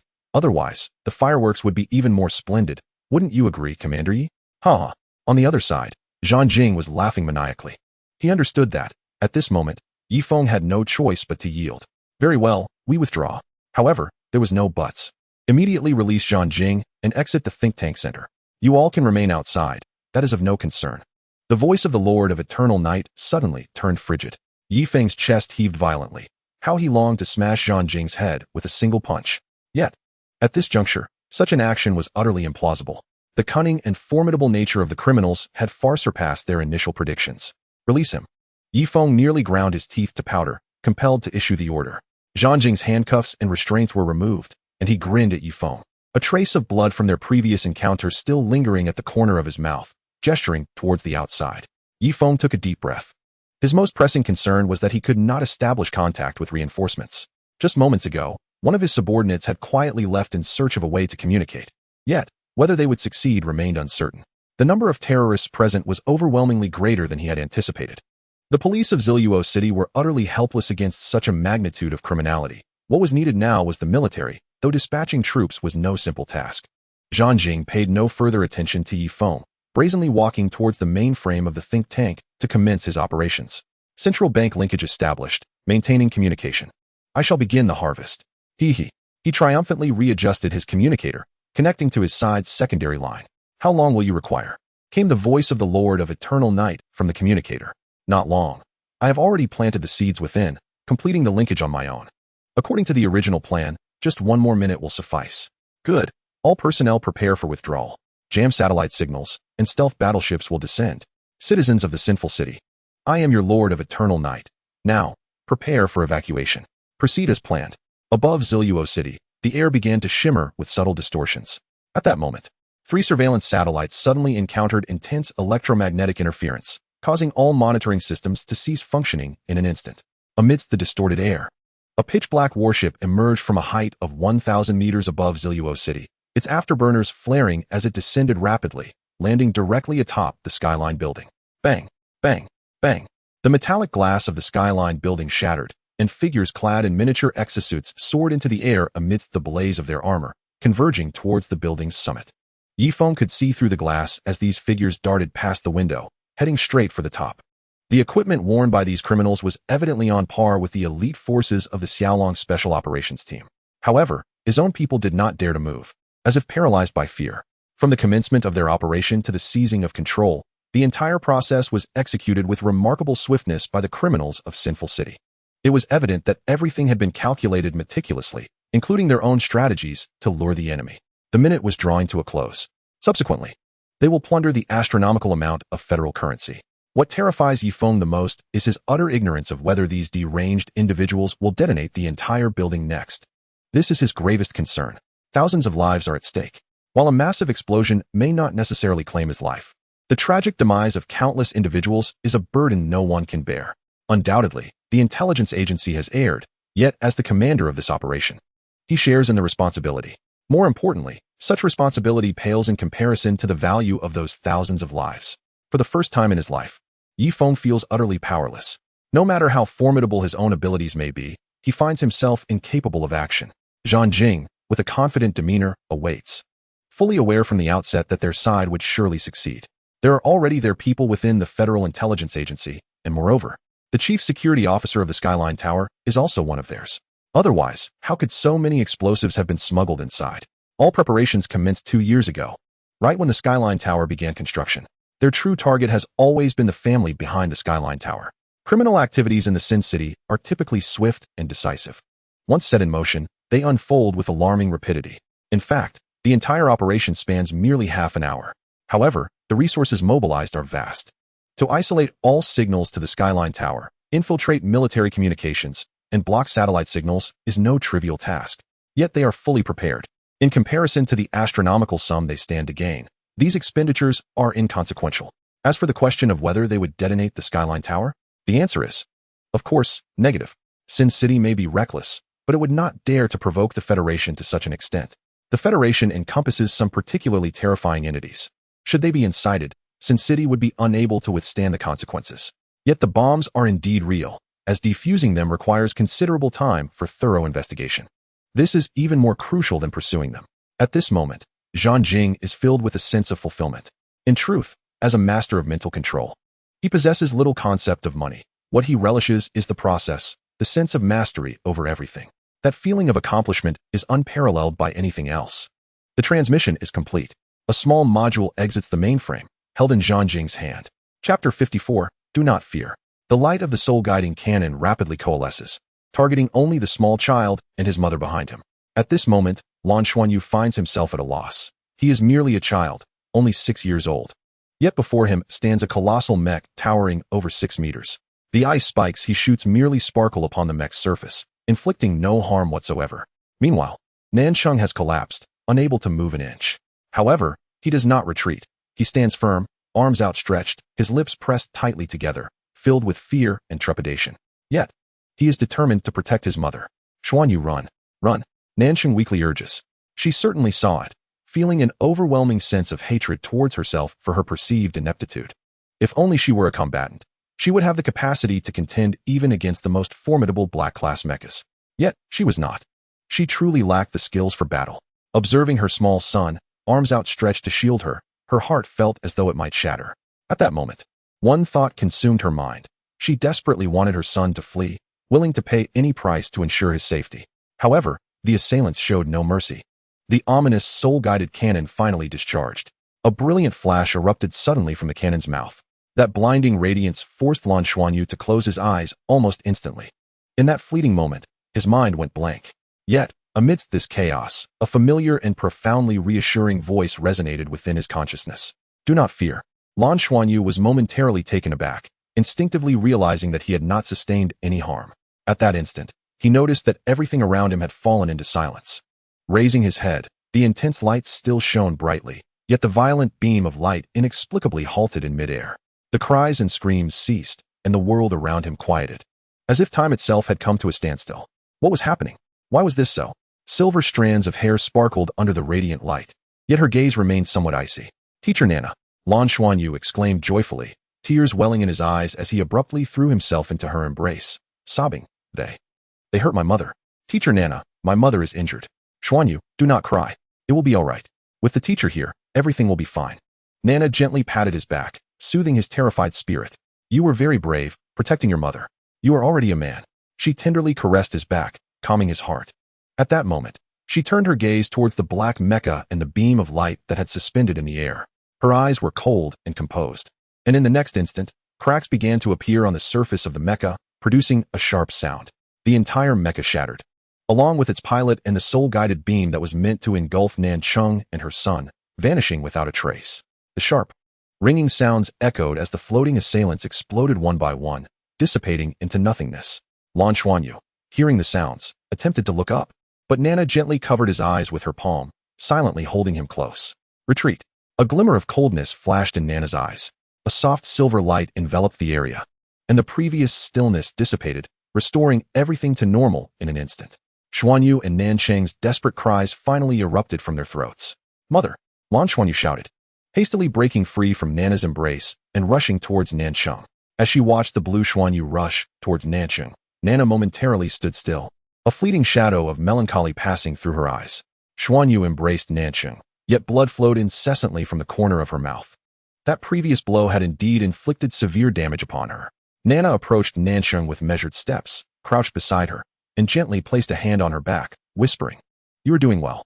Nancheng was taken aback, momentarily perplexed by her words, but in the next instant, a refreshing aura surged through her entire being. An indescribable sensation of relief washing over her. The pain from her injuries diminished significantly. A cascade of silver light radiated from Nana, enveloping the surroundings. The deceased remained unchanged. Yet the wounded citizens began to heal rapidly under the shimmering silvery glow. The sounds of groans and cries diminished remarkably. All eyes instinctively converged upon that silver figure. Though they could not move, their vision and hearing remained intact, allowing them to witness the unfolding scene clearly. They had no comprehension of the nature of the silver-haired woman, while the assailants seemed as fragile as paper before her, unable to even raise a hand against her. Most importantly, they were saved. Nancheng's condition stabilized swiftly. Nana looked down at her and said, "Those who harmed Xuanyu cannot be spared. I must ensure his safety by having him stay with me." Yes, yes. Nancheng nodded repeatedly. She had witnessed everything that had transpired. As a Soul Emperor, she was astounded by Nana's actions, which had completely surpassed her understanding of the Soul Master realm. What kind of ability was this? The power to suspend space itself over such an extensive area, even halting energy. What an extraordinary existence. She had no doubts now. This teacher, Nana, was undoubtedly a formidable being at the title Douluo level. What could have transpired in the Sky Tower? Regardless of the events, Xuanyu being by her side was undoubtedly the safest option.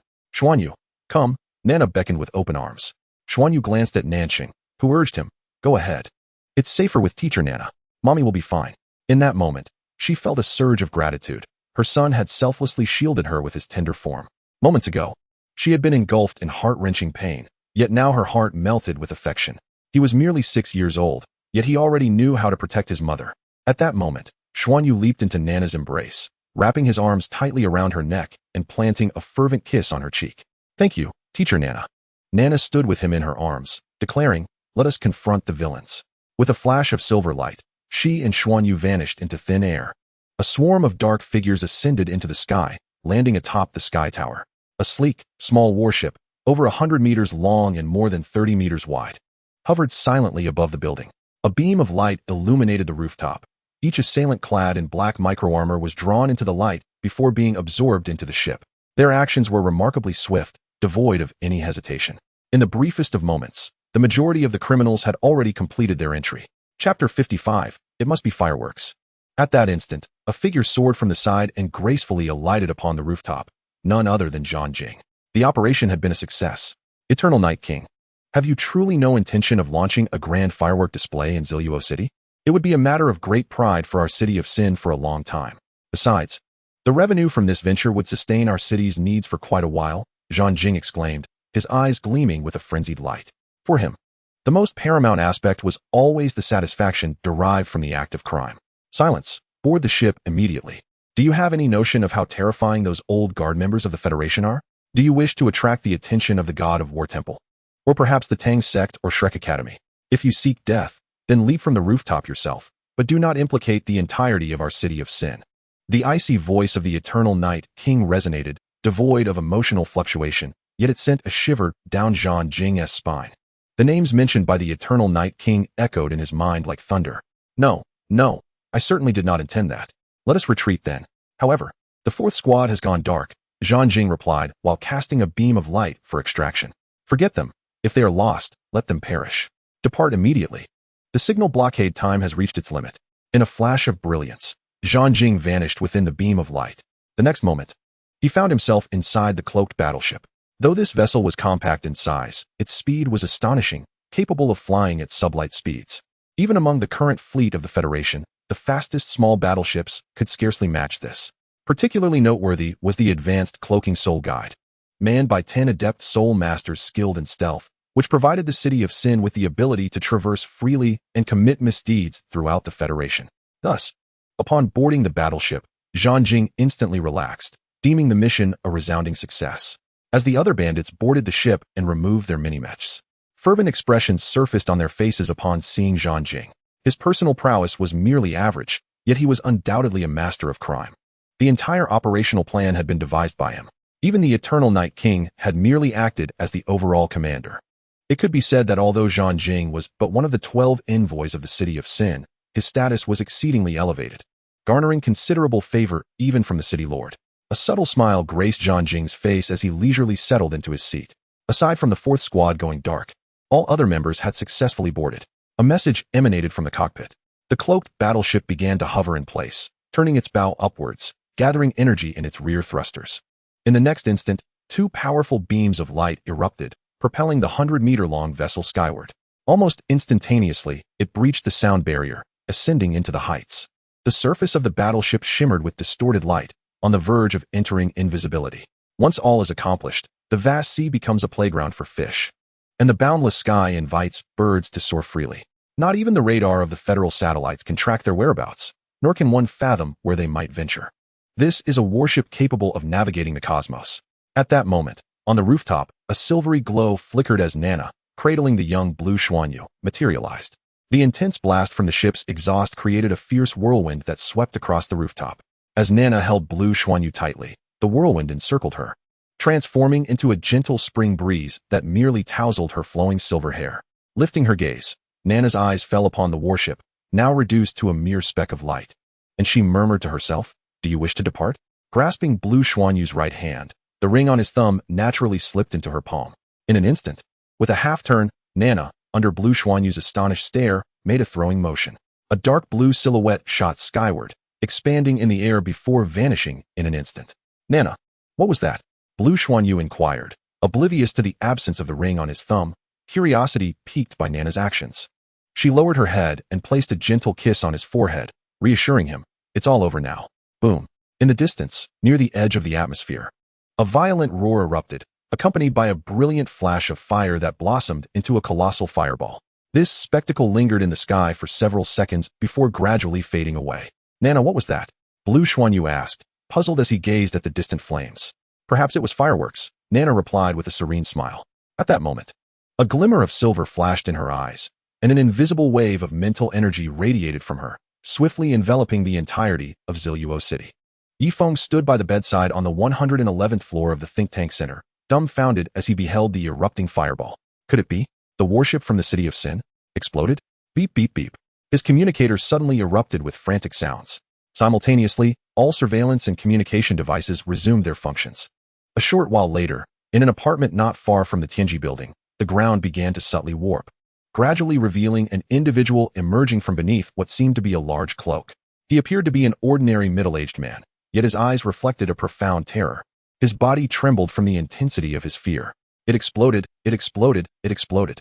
Which faction was responsible? Who could it be? If I hadn't been hidden beneath this cloak, that mental force would have captured me. It's terrifying. This must be a spirit realm level of mental cultivation. My goodness. Such an entity exists in Ziluo City.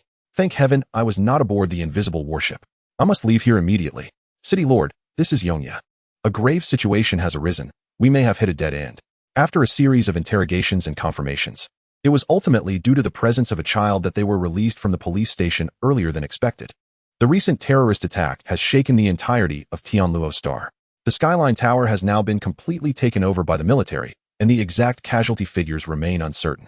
Bomb disposal experts have defused over 100 explosives. This costly edifice was on the verge of collapse. Nonetheless, the losses incurred by the Skyline Tower are substantial. Chapter 56. What if I choose not to accompany you? Upon returning home and unlocking the door, Lan Xuanyu was the first to rush inside. Teacher Nana, Teacher Nana, he called out as soon as he entered.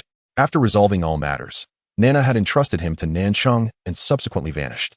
The moment Lan Xuanyu spotted her, he excitedly rushed over and clung to her leg. Teacher Nana, you are amazing. When can I be as formidable as you? Nana smiled gently. You must study diligently. Train hard, and one day you will achieve it. Teacher Nana. Nansheng approached her quickly, her body trembling with excitement. Nana offered her a reassuring smile. It's nothing. You are safe, and you all must be tired. Rest for today. No, I want to train with you. Teacher Nana, I want to grow stronger. Lan Xuanyu suddenly declared stubbornly. The events of the day had left a profound impact on his young mind.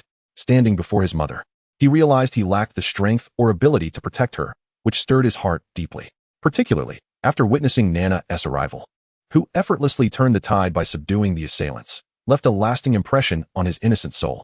If Teacher Nana could do it, then surely he could too. All he needed was to train diligently. If you're not tired, of course you can, Nana replied with a smile. Nansheng nodded vigorously. All right. Then you should study well with Teacher Nana. I will go take a shower and prepare dinner for you. At this moment, her admiration for Nana transcended into profound gratitude. Had it not been for Nana's timely intervention, it is likely that both mother and child would have faced dire consequences. The news of the terrorist attack in Douluo City spread rapidly throughout Tianluo City, with extensive coverage that evening. The final casualty figures were staggering, 131 fatalities and over 700 injuries. The Skyline Tower suffered significant damage, yet the assailants were entirely eradicated. However, the reports did not elaborate on how the assailants were completely neutralized. The infamous terrorist organization, City of Sin, claimed responsibility for the attack, only to subsequently vanish without a trace. The federal authorities were enraged, ordering a thorough investigation and a nationwide search for the remnants of the City of Sin, while also providing compensation to the families of the deceased. Inside the confinement chamber of the Douluo Military Command, the door creaked open. Yifeng slowly lifted his head in the dimly lit space, the brightness from outside irritating his eyes, causing him to squint slightly. Commander Yi, please follow us. Yifeng stood up, unencumbered by any soul-guiding devices that would restrict his movements. Yet, he appeared somewhat disheartened. After all, more than 100 lives were lost in this terrorist attack. Someone must bear the responsibility. As the direct executor of this operation against terrorists, he bore an undeniable responsibility. Naturally, the intelligence agency also faced severe dereliction of duty. The federal Tianluo Star investigation team was promptly formed and has already arrived in Douluo City, making him an obvious subject of inquiry. Inside the metallic interrogation chamber, the atmosphere felt rather frigid. Commander Yi, please elaborate on the entirety of the terror attack at the Skyline Tower that you experienced. The investigator, a woman in her 30s wearing black-rimmed glasses, prompted him. The narrative began 3 months prior, as Yifeng willingly recounted the entire sequence of events, sharing all that he had witnessed and heard. The conversation spanned 2 hours. Very well, Commander Yi. Everything you have narrated has been duly recorded. You will have to endure a few days in solitary confinement while we await the investigation results. With a sense of melancholy, Yifeng rose and walked towards the exit. He was not the sole individual under investigation. The magnitude of the incident was such that it reverberated throughout the entire Federation. An act of terrorism of this scale was unprecedented, especially considering it had threatened the lives of thousands. The City of Sin was thrust into the spotlight. However, the organization behind it proved to be exceedingly cunning, effectively concealing itself. 3 days later, the doorbell of Lan Xuanyu's home rang. Duansheng had left for work, while Lan Xuanyu was heading to school, leaving only Nana at home. Emerging from her room, Nana furrowed her brow, lightly shaking her head as she muttered to herself, "They've come again." Approaching the front door, she opened it to find 7 or 8 individuals waiting outside, among whom stood a familiar face at the forefront. "Nana, you truly are hard to find. What brings you to Tianluo Star?" Yun exclaimed, seizing her hand with an urgent expression tinged with an oddity. As she spoke, her soul-guided communicator illuminated, projecting a beam of light that formed a 3-dimensional image in the air. The scene depicted the top floor of the Skyline Tower, where Nana, cradling Lan Xuanyu in one arm, unleashed a dark blue beam that shot skyward, culminating in the explosion of the City of Sin's invisible warship. Nana was taken aback. "Where did you obtain this footage?" Yun replied, "At that time, the satellite was interfered with. This is the first image captured after the interference was eliminated." "I can hardly believe it. Was that truly you?" Nana nodded affirmatively. Yun gasped, realizing that Nana had been thawed from the ice at least a millennium ago. Was she truly that powerful? Yet, how had all previous detection instruments failed to register her condition? As he spoke, he took a half step forward. his eyes visibly brightening as an invisible pressure enveloped Nana. Though he concealed it, the intimidation was palpable. Nana merely glanced at him, her tone nonchalant. "What if I choose not to accompany you?" The middle-aged man appeared struck by lightning, stumbling back 3 steps, blood seeping from his orifices. Clang, clang, clang. The others behind him swiftly brandished their soul-guided weapons, all aimed at Nana. "Stand down." Yunyan quickly extended his arms, shielding Nana. "Cease at once." The middle-aged man could not help but exclaim loudly, his face now filled with astonishment. When the footage was presented to the Federal Bureau of Investigation, they had already taken the matter of locating Nana very seriously, which was why they had summoned him. Yet, who could have anticipated that this stunning woman, seemingly in her 20s, would possess such terrifying capabilities? It was only upon closer interaction that he truly grasped the fathomless depths of the woman before him. A force far beyond his capacity to contend with. His immediate command to cease was driven by a fear that his subordinates, unaware of her might act recklessly against her, potentially leading to an irreversible catastrophe. After all, this Ms. Nana had already proven her prowess by dispatching criminals. Chapter 57, Nana's Conditions. "For that child?" Yunyan blurted out. Nana's gaze suddenly sharpened as she focused intently on him. Yunyan was taken aback. He had never encountered this version of Nana before. What was happening? With an air of calm, Nana stated, "Remember my words. If anyone dares to harm that child, they shall face my wrath without hesitation." Her tone was tranquil, yet for some inexplicable reason, all present felt a shiver run through their souls. The middle-aged man silently lamented. What kind of entity was this? Those fools at the FBI were truly courting disaster. He was merely a prospective warrior of the War God Hall. Was this not a perilous situation? Nana furrowed her brow. Yunyan cautiously inquired, "Nana, what is your relationship with that child?" Nana replied, "He is my student." "A student?" Yunyan blinked in surprise.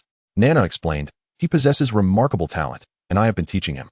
He was at the Skyline Tower when the terrorist attack occurred, and I saved him." Her words were simple, yet she had conveyed the entire sequence of events. Nana fell silent. The prospective warrior standing nearby secretly gave a thumbs up. Yunyan was indeed well suited for the task of engaging with her, articulating himself quite adeptly. Moreover, judging by Nana's earlier demeanor, although she was powerful, she bore no malice towards the Federation. If her intentions were merely to protect that child and uphold justice, she was, without a doubt, a valuable asset rather than a threat. With proper guidance, she might even prove beneficial to the Federation. Furthermore, since she had been thawed from stasis, her potential for research was significant. After this incident, it remained uncertain how the Federation would address her unique situation. As a newly promoted title Douluo, he felt a sense of impotence before her. It was evident that she must be a powerhouse of at least the super Douluo level. Such an individual was indeed a rare talent. One could only wonder if she could be recruited into the War God Hall. "Very well, I shall accompany you." Nana ultimately acquiesced. She herself felt little fear regarding formalities or titles, but she did not wish to disrupt the tranquil life of Lan Xuanyu. "Excellent. Thank you, Nana." Yunyan exclaimed, eager to step forward for an embrace, only to be halted by Nana raising her hand. "However, I have 2 requests," she stated coolly. "First, I wish to bid farewell to my student." Yunyan promptly nodded, understanding the necessity. "Second, this child is physically weak and requires nourishment. Every day, they must deliver some precious ingredients to him, at least something on par with earthworm tendons." Yunyan turned to the preparatory war god beside her, realizing that such matters were beyond her authority. Upon hearing Nana's words, the preparatory war god felt a sense of relief. A powerful being like Nana, who is not affiliated with the Federation, fears nothing more than being unencumbered. An unencumbered strong individual acts without hesitation. However, it was evident that Nana cared deeply for her student, which meant she had attachments and emotions. This made the situation considerably better. "Not a problem. The War God Hall will handle this matter. We have specialized channels for it. Rest assured, Your Grace Nana." After their previous encounter, he unconsciously began to address Nana with respect. "All right, if there is nothing else, I will bid him farewell tonight. You may leave. Return to fetch me at this time tomorrow." With that, Nana firmly closed the door. Yunyan, standing before the now closed door, felt a twinge of awkwardness and turned to the preparatory war god. He nodded to her and turned to exit first. Yunyan hastily followed him, whispering, "Do you think Nana might have second thoughts?" "Ah, that's fine." Yunyan nodded, feeling somewhat relieved. "Researcher Yun, do you know what level of cultivation His Grace Nana possesses?" The preparatory war god suddenly inquired. I have no idea. During the initial assessment, we found no energy within her. Only that she seemed like an exceptionally healthy, ordinary woman." Yunyan replied, looking distressed. The preparatory war god's expression turned peculiar. "An ordinary woman? An ordinary woman who could nearly drive one to the brink of madness with just a glance." An ordinary woman capable of destroying a warship that had already accelerated to supersonic speeds with a mere gesture? If she were an ordinary woman, what significance would the term ordinary hold in this world? Back in her room, Nana sat silently on the sofa, an inexplicable sense of melancholy enveloping her heart. Since awakening, she had been in a state of confusion. Years had passed, yet it felt like the blink of an eye, leaving no profound impressions. Until she met Lan Xuanyu. For reasons unknown, he captivated her like a magnet from the very first glance. The feeling was extraordinarily strange, even somewhat ineffable. Perhaps this was fate. Ultimately, she had to depart. Nana understood that if she stayed any longer, the trouble she would bring to Lan Xuanyu would far exceed any assistance she could provide. After all, he had parents, and she was merely an outsider. How would she address him when they met? Given his nature, he would surely look at her with longing. Perhaps even cling to her leg, his eyes misty, possibly shedding tears to prevent her from leaving. At that moment, could she truly harden her heart and walk away? Suddenly, a sharp pain spread through her heart, and Nana was taken aback to realize that if such a situation arose, she might very well stay against all odds. No matter the circumstances. Yet, she was not afraid of facing anything. Having lived 2 lives and forgotten one, she was unencumbered. Yet little Xuanyu remains but a child, and it pains him to think that his own actions may have caused him so much trouble. Moreover, it is likely that his parents do not wish for this either. With a gentle sigh, Nana felt a tinge of agitation stir within her. Chapter 58. Teacher Nana has departed. As evening fell, Lan Xuanyu alighted from the school bus with a lightness in his step, his hands mimicking the movements of the golden dragon's awe-inspiring technique. The more he practiced, the more he sensed the boundless profundity of this technique. Not only was its inherent power formidable, but it also contributed to his physical enhancement. Despite feeling utterly exhausted after each training session, he invariably awoke the next day invigorated, acutely aware of his progress. In front of his home, he entered the code, his mother's birthday. There was a particular fragrance about Teacher Nana that he adored, making it impossible for him to resist drawing near to her. Teacher Nana, he called, but she was nowhere to be found. Peering into her room, he noticed everything was impeccably arranged, as if no one had ever inhabited the space. He hurried to the training room and restroom, yet still found no one. The house felt desolate. Had Teacher Nana gone out? At that moment, a faint hum resonated, and a shimmering projection appeared in the living room. It was Nana's image. In the light of the projection, Nana wore a gentle and wistful expression, raising her hand as if to caress his face. She had to leave due to certain circumstances. I had hoped to bid you farewell in person, but I feared that the sorrow of parting would render me indecisive. Continue to practice the Golden Dragon's technique. When you have mastered it fully, you will be able to stand on your own. Do not weep. A man must not shed tears, even though you are still young. The day you stood before your mother in defense already marked you as a man. This is merely a temporary separation. We shall meet again in the future. Enough of this. If I say more, I truly will find it hard to depart. I will send my soul guide communication number to your mother and bid her farewell as well. Xuanyu, goodbye. As the image of Nana waved at Lan Xuanyu, his eyes welled with tears. Teacher Nana, he cried out, rushing forward. But of course, he embraced nothing but air. Please don't go. At the Celestial City Aerospace Center, Nana, who had just boarded the spaceship along with a group of staff members including Yun Yan, felt a momentary stiffness before turning to glance in a particular direction. Yun Yan followed closely, having just received a soul guide communication from Nana, indicating that she could leave with them immediately. This news filled her with inexplicable joy. Completing the mission sooner was undoubtedly the best outcome. What's wrong, Nana? Yun Yan inquired. Nana shook her head. It's nothing. Let us go. Xuanyu. We will certainly meet again. Nana had departed, and Nansheng harbored an inkling that this was connected to the bandits from that day. After all, Nana had bravely intervened to save her and her son. She had also heard about the fireworks blooming in the sky on the news and suspected it might relate to Nana. Lan Xuanyu remained in a gloomy mood for nearly a week. He truly held a deep affection for Nana, and her departure inflicted a considerable blow to his tender heart. Yet, he remained steadfast in remembering Nana's words. He was determined to strive diligently and attain the rank of level 20. For only then could he reunite with his beloved teacher. Presently, he had already reached a soul power of level 13, and the journey to level 20 seemed not too distant. Moreover, the recent events at the Sky Tower had profoundly underscored the significance of cultivation in his mind. He had been training with even greater diligence than before, and each day, precious ingredients were delivered to him, facilitating his rapid growth in all aspects.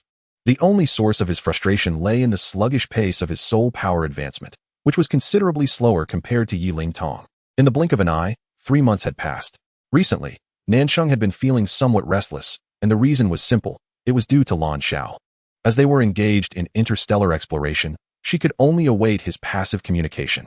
Since their acquaintance, they had never been apart for such an extended period. She truly missed him. On the final day of the second semester of the first year at the Tianluo Academy's Ziluo branch, Lan Xuanyu arrived at school early. During this semester, his academic performance had improved significantly. Compared to the previous term, he had secured first place in nearly every subject. The teacher assigned a modest amount of holiday homework, which primarily involved reviewing and previewing cultural subjects, along with training tasks. Recently, Lan Xuanyu felt that he was nearing the threshold of level 14 soul power. His cultivation speed had finally accelerated compared to when he was learning alongside Nana. At this rate, he should be able to reach level 20 before he turned 10, a commendable achievement among his peers. As attaining level 20 before the age of 12 was regarded as exceptional, Qiu Yusin was quite pleased with her proud student. This child could almost be described as perfect. It was impossible for a teacher not to cherish such a pupil. Obedient and diligent, excelling in academics and practical skills, and possessing a unique martial soul. Most importantly, he was quite handsome. His delicate features made her occasionally wish to pinch his cheeks, though, as a teacher, she knew she must refrain from such indulgences. She mused about how wonderful it would be to have a son like him, or perhaps a daughter, whom she could coax into becoming her son-in-law. As she gazed at Lan Xuanyu, Qiu Yusin suddenly realized she might be overthinking it. Xuanyu, please stay for a moment. I have something to discuss with you, she beckoned. Of course, Teacher Qiu, Lan Xuanyu replied, having just finished packing his bag and preparing to leave when he was called back. Xuanyu, there is something I need to inform you. You can prepare well for this holiday, Qiu Yusin said softly. What is it? Lan Xuanyu inquired with curiosity. Chapter 59, The High Energy Youth Class. Qiu Yusin smiled gently. It's certainly good news. I've received word that next semester, our Tianluo Academy will establish a high-energy youth class, selecting the most outstanding talents from all affiliated academies to join. Blue Xinyu exclaimed in astonishment. What is the high-energy young talent class? Qiu Yuxian replied. It is a special class composed of students who excel academically and possess great potential. This class will not adhere to the standard curriculum. Instead, it will employ an advanced teaching approach, guided solely by the finest educators from our institution. Thus, it may also be referred to as the genius class. The enrollment criterion for this class is that students must be under 10 years of age and be recommended by various academies. Our college has opportunities for first, second, and third-year students to apply. Since you are only 8 years old, you are perfectly suited for this. The assessment will be based on comprehensive qualities. If you succeed in gaining admission, your future prospects of being sent to a prestigious Soul Master Academy will be almost guaranteed. And your age will provide you with a significant advantage, leading to limitless possibilities. Therefore, you must not be idle during this holiday. You must diligently train and fully showcase your comprehensive qualities. Once accepted, it will be a remarkable achievement that will surely elicit envy from the teachers. The high-energy, young talent class. Thank you, Teacher Qiu. Can I tell my mother? Blue Xinyu inquired. Of course you should. She will need to assist you in preparing. Remember, the better your personal attributes, the greater your chances. Our college has only 10 spots available for the assessment, but I have already registered you from our class. Do your best. Thank you, Teacher Qiu. I will certainly strive to succeed. Blue Xinyu nodded vigorously. Though he was still a child, his growth in the past 6 months had been markedly faster than before. Having found meaning in his diligent training, whether inspired by Teacher Nana or motivated by the desire to protect his mother, which left a profound impression on him. Blue Xinyu. Yiling Tong bit her red lips softly and nodded at Blue Xinyu. Compared to a few months prior, her delicate face bore a hint of pallor, and her gaze seemed less vibrant than before. I came to find you. Yiling Tong approached Blue Xinyu directly. What do you need me for? Blue Xinyu asked with curiosity. Yiling Tong pressed her lips together. I am here to tell you that I will certainly find a way to defeat you.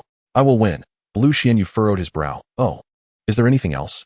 If not, I will take my leave. Yiling Tong appeared somewhat irked. Don't you even want to ask where I have been for the past few months? You are truly insufferable. Watching him stride away, Yiling Tong suddenly felt a pang in her nose, and tears streamed down her cheeks. These past months had been filled with unhappiness for her.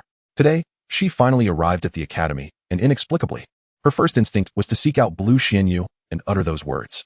Deep down, she merely desired someone to confide in, to express how miserable she had been. Yet, her stubborn nature compelled her to assert her intention to defeat him, and then he simply walked away. Am I that detestable? He indeed harbored no affection for Yiling Tong. In truth, he disliked assertive personalities. Whether it was Lan Xiao, Nan Cheng, or even Teacher Na Na, each interacted with him with warmth and kindness, bringing him joy.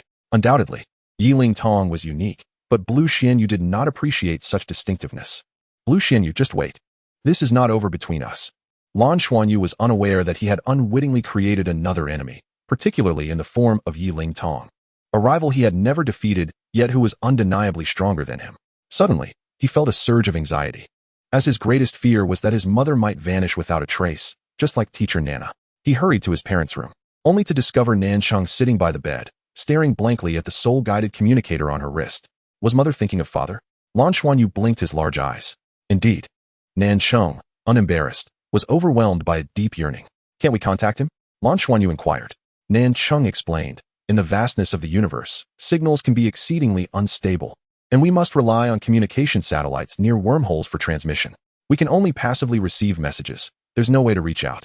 Oh, Lan Xuanyu replied. Mother, I miss father too, but there's nothing we can do. Mother, I'm hungry. Nansheng sighed inwardly, lifting her son into her arms and planting a kiss on his face. You've grown heavier. I can hardly carry you anymore. All right, I'll go prepare your meal. Long live mother. Lan Xuanyu cheered. With a smile, Nansheng stood up, feeling grateful to have her son by her side. She was so thankful for adopting this child born from an egg. No matter the circumstances, his presence always brought her joy. Just as she was about to head to the kitchen, suddenly, the soul-guided communicator on her wrist rang. Instinctively, she looked down to see a number with many digits. This is, unable to contain her excitement, she pressed the call button. This is Nansheng. On the other end, there was a rustling sound. And after a moment, a voice they both knew all too well came through. Nansheng, it's wonderful. I finally managed to reach you. It was him. It truly was him. The tears that had been suppressed for days flowed uncontrollably, causing her hands to tremble slightly. Don't cry, don't cry. It's all my fault. Lan Zhao's voice came through, tinged with emotion. Chapter 60, Father has returned. One never truly distances themselves from family. Such a feeling is impossible. Undoubtedly, Lan Zhao missed his home, longing deeply for his wife and child. Cheng Cheng, time is limited, let me speak. Remarkably, Lan Zhao remained composed and spoke quickly. Nansheng quickly stifled her sobs and replied, Go on. Father, I'm here. Lan Xuanyu called out eagerly. Nansheng feigned anger. And what about me? Lan Zhao chuckled. Of course I miss you both. I miss you terribly. Nansheng's cheeks flushed. That's more like it. But we still have a month and a half to wait. The call ended. Nansheng was momentarily stunned before clenching her teeth in frustration. Yet, Lan Xuanyu noticed that her eyes sparkled with renewed brightness, shaking off her earlier despondency. Suddenly, Nansheng bent down, cupped Lan Xuanyu's delicate cheeks in her hands, and planted a flurry of kisses on him, exclaiming with joy, I'm off to make you dinner. Undoubtedly, this brief minute of communication infused them both with tremendous vitality, serving as Lan Xuanyu's most cherished gift for his first-grade graduation. The vacation would indeed last for a month and a half, just as Lan Zhao had predicted. Lan Xuanyu shared with Nansheng the details about joining the high-energy youth class next semester, naturally receiving her unwavering support. He set a personal goal for himself, to elevate his soul power to level 14 within the next month and a half, followed by a comprehensive enhancement of his abilities. The family training room could provide a gravitational force of up to 3 times that of normal gravity. When Nana initially guided Lan Xuanyu, she had him practice under a gravity of 1 times. Determined to make the most of this holiday, he resolved to increase the gravity to at least 5 times, aiming to strengthen his physique further. During the previous semester, perhaps due to the rare ingredients he consumed, he had grown taller and more robust, surpassing his peers in stature. Although his soul power had not advanced rapidly, he could distinctly feel his physical capabilities improving at a remarkable pace, particularly in terms of strength and speed. Additionally, his control over the water element had become increasingly adept, enabling him to execute intricate tasks with finesse.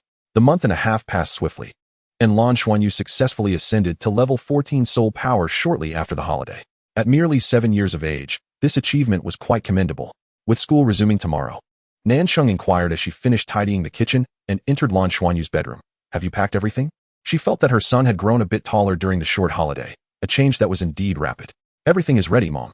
I plan to meditate in the training room tonight, Lan Xuanyu replied. He had begun to sleep less frequently, as per Nana's teachings, which emphasized that longer meditation, especially entering a deep meditative state, significantly aided cultivation. He remembered Nana's guidance distinctly. That's wonderful. Make sure to go early, Nansheng said with a smile, gently caressing her son's cheek. Just then, a knock resonated at the door. The mother and son exchanged glances before Lan Xuanyu exclaimed, Dad. With a leap, he sprang from his bed, and in an instant, he dashed out of the room, leaving Nansheng momentarily stunned. As Lan Zhao entered, he was greeted by the sight of a dark figure lunging towards him, and without needing to look closely, he instinctively opened his arms. Lan Xuanyu, resembling a playful monkey, clung to Lan Xiao, who felt a sudden weight and couldn't help but chuckle. You've certainly grown heavier, my boy. Dad. Lan Xuanyu exclaimed, hugging Lan Xiao tightly, having not seen him for over half a year. How could he not miss him? Nansheng had also rushed out of the room, and, upon seeing Lan Xiao, her eyes glistened with tears. His face bore the marks of time, with a scruffy beard and an unkempt appearance. Yet his bright eyes offered a sense of reassurance. Lan Xiao smiled broadly, revealing a set of white teeth. Where else would I be if not home? Especially with my two treasures here. Pooh, shameless. Who are your treasures? Nansheng retorted playfully. Nansheng's cheeks flushed as she said, somewhat irked, have you not eaten yet? Allow me to prepare something for you. The kitchen has just been tidied up, and now it will get messy again. Despite her words, she hurried towards the kitchen. Wonderful. How delightful. Lan Xuanyu exclaimed with joy. Lan Xiao set his son down, planted a kiss on his cheek, and whispered, I will go check on your mother. It is essential to comfort her. All right, go ahead, Daddy, the boy replied. As Lan Xiao entered the kitchen, he found Nansheng bustling about, already taking out an array of exquisite ingredients. Stopping in his tracks, he gazed at the familiar scene, his eyes becoming misty. After nearly 8 months apart, was there anything he longed for more than this daily sight? What could possibly evoke such excitement and warmth? Chung, Lan Xiao called softly. Yes.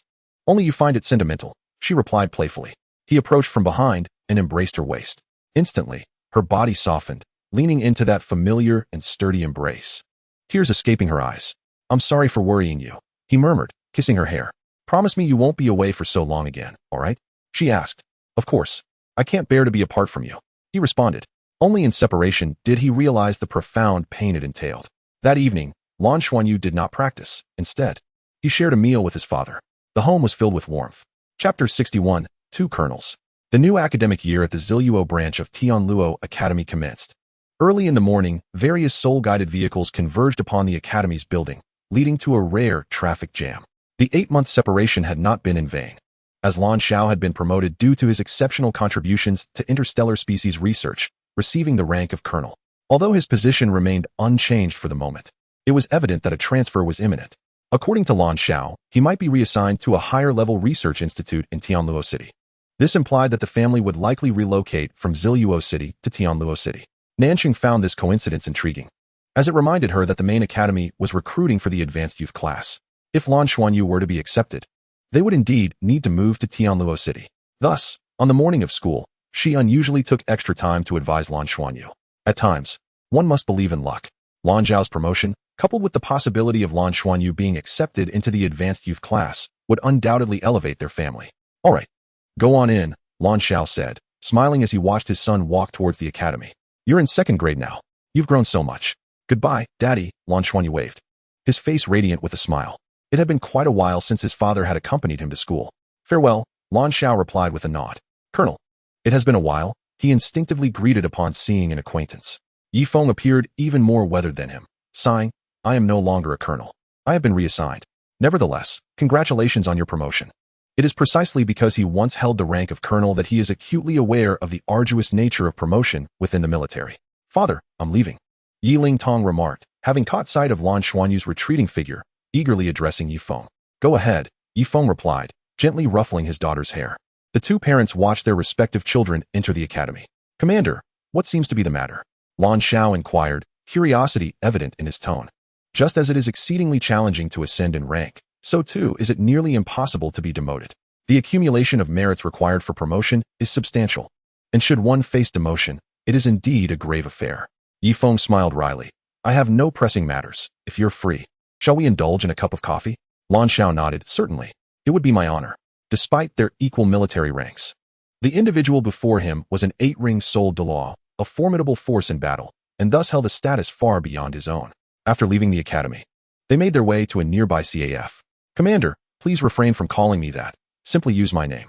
Very well, Brother Yifeng, what indeed has transpired? Lan Xiao queried, perplexed. Yifeng replied with a rueful smile. Surely you have heard of the tragedy at the Skyline Tower? I was the one in charge of apprehending the criminals during that incident. The entire operation went awry, and we fell directly into the trap laid by the City of Evil. Fortunately, due to an unknown powerful intervention, they were thwarted, but over 100 lives were lost. As the commanding officer at that time, I was utterly powerless. The responsibility lies squarely with me. Lan Zhao's brow furrowed. Yet, you are so young and have attained such a high position. You must have made countless contributions to the Federation. How can this be? Yi Feng raised his hand, interrupting him. This is the best outcome I could hope for. The military has shielded me, or I would already be facing a court-martial. A few years of reflection may serve me well. I intend to diligently cultivate my abilities and see if I can strive towards achieving the rank of title Douluo in the future. Should I reach that level, the circumstances would be markedly different. Lan Xiao quickly nodded. Indeed, sometimes misfortunes can lead to unforeseen blessings. Taking a sip of coffee, Yi Feng's eyes sparkled with newfound vigor. Your son Xuanyu is truly exceptional. Last semester, he managed to defeat Ling Tong. This child possesses twin martial souls, does he not? Lan Xiao felt a chill run down his spine, but remained silent. Yi Feng continued, you need not deny it. Having such talent is indeed a boon. I accessed the records of that match through my privileges. If I am not mistaken, the two blue-silver grasses he wields exhibit distinct mutations. This explains why Ling Tong suffered such a defeat. I have been preoccupied with my own matters and hadn't the chance to consult you until now. I wish to discuss matters concerning Xuanyu. Lan Xiao asked, what do you mean? He neither confirmed nor denied the assertion. Understanding that excessive denial in front of a perceptive individual might raise suspicions, Yi Feng replied, this child is extraordinarily gifted and should be nurtured to prevent his talents from waning. To be frank, I noticed him from the moment he caused Ling Tong's soul skill to falter. Though Ling Tong's heavenly dragon martial soul may not be the strongest among dragon-type martial souls, it is indeed of the true dragon lineage. Brother Lan Xiao, as a researcher of ancient soul beasts, you must be well aware of the esteemed position that dragon-type martial souls hold among all martial souls. They are undoubtedly among the highest echelons of existence. Thus, the circumstances surrounding Xuanyu are self-evident. His martial soul has undergone a mutation, which is either related to dragons and represents a higher echelon of dragon martial souls, or it is an entirely different formidable martial soul. Perhaps it remains underdeveloped at present, yet the essence of that martial soul is unmistakable. I inquired with Ling Tong several times about the encounters with Xuanyu and can almost assert that his mutated martial soul is exceptionally remarkable. Given your son's extraordinary talent, how can it be overlooked? Lan Xiao remarked, there is nothing to overlook. After the commencement of the school year, they will be taking the entrance examination for the high-energy youth class at Douluo Academy. I wonder if they will be able to pass. Yi Feng replied with profound significance. In fact, there exists another avenue. It is not imperative to pursue the path of the Soul Master Academy. If you consent, I could assist him in entering the military system, enrolling directly in a military academy for training. His future trajectory could even aim toward the War God Hall. The mention of the War God Hall caused Lan Xiao to involuntarily shudder. He was well aware of the nature of that institution.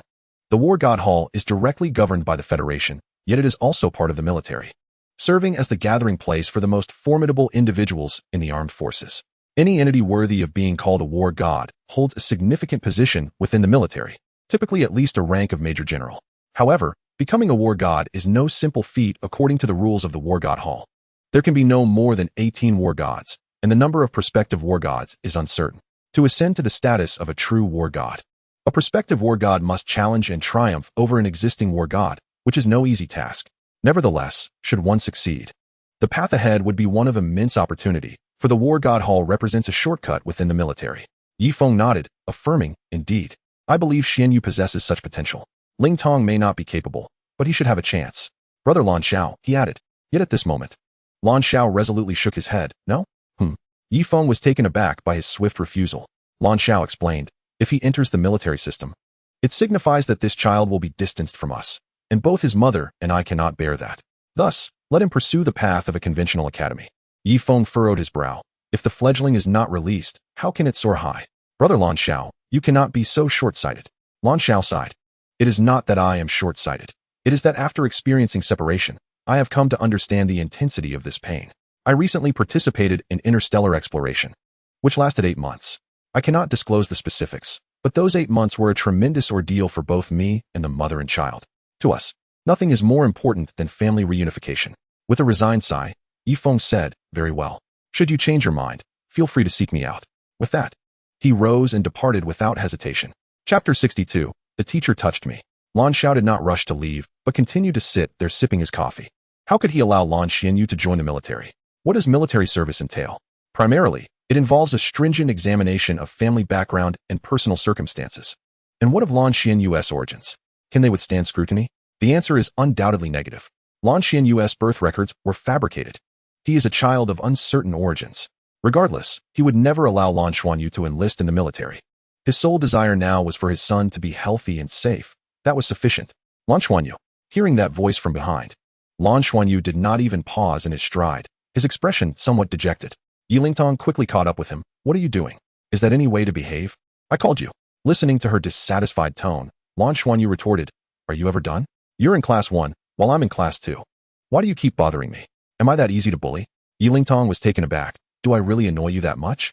Only then did Lan Xuanyu halt and look at her. If I were to bully you every time we met, wouldn't you find me bothersome? That's exactly how you are. With a huff, he turned to walk away. Yilingtong was momentarily stunned by his words, but then her anger flared. And she shouted at his back, I bully you? I'm the one who gets hurt every time. How have I bullied you? Do you have any shame? Lan Xuanyu. Just wait. We'll meet at the high-level youth class assessment. Lan Xuanyu felt a bit vexed. Every encounter with Yilingtong seemed to unfold this way. But the school was rather small, and there were only a few classes in the first year, making it difficult to avoid her. During those few months when she wasn't around, he had enjoyed a quieter life, free of much trouble. It wasn't that he was afraid of Yilingtong. He simply found her a bit troublesome.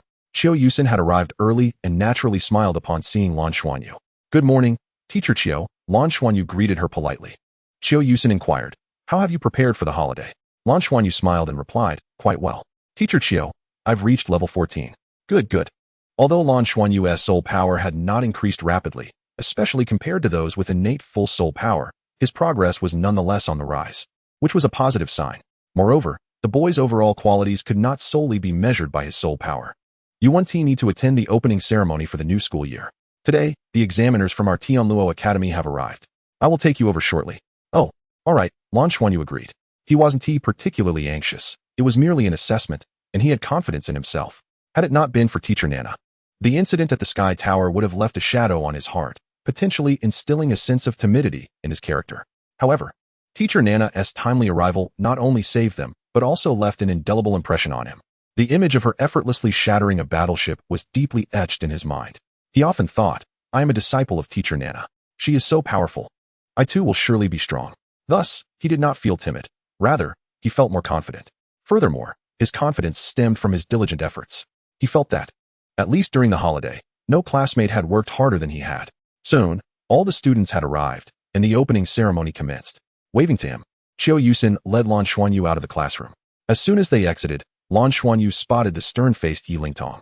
Undoubtedly, she represented class 1 of the second year. They exchanged glances, then instinctively turned their heads away from each other. Gong Yinghao and Qiu Yusin exchanged glances. Qiu Yusin wore a gentle smile, while Gong Yinghao's brows furrowed slightly. The memory of last semester's match, where Lan Xuanyu triumphed over Yilingtong, still cast a shadow in his mind. If Yilingtong could be deemed exceptional, then Lan Xuanyu was truly extraordinary. Although he appeared to lack the prowess of Yilingtong, she consistently fell short against him. Gong Yinghao was certain that Yilingtong had not held back in their encounters. Teacher Qiu, Gong Yinghao greeted Qiu Yusin. Shall we walk together? He gestured for her to proceed ahead. Of course. The two teachers moved forward, while Lan Xuanyu and Yilingtong naturally walked side by side behind them. You are finished. Yilingtong silently threatened Lan Xuanyu with her lips. He merely shrugged, pretending not to notice. Her frustration at his nonchalance made her want to reach out and grab him. But Lan Xuanyu deftly evaded her hand with a subtle shift of his feet. Teacher Qiu, Yilingtong is trying to touch me. Lan Xuanyu suddenly exclaimed.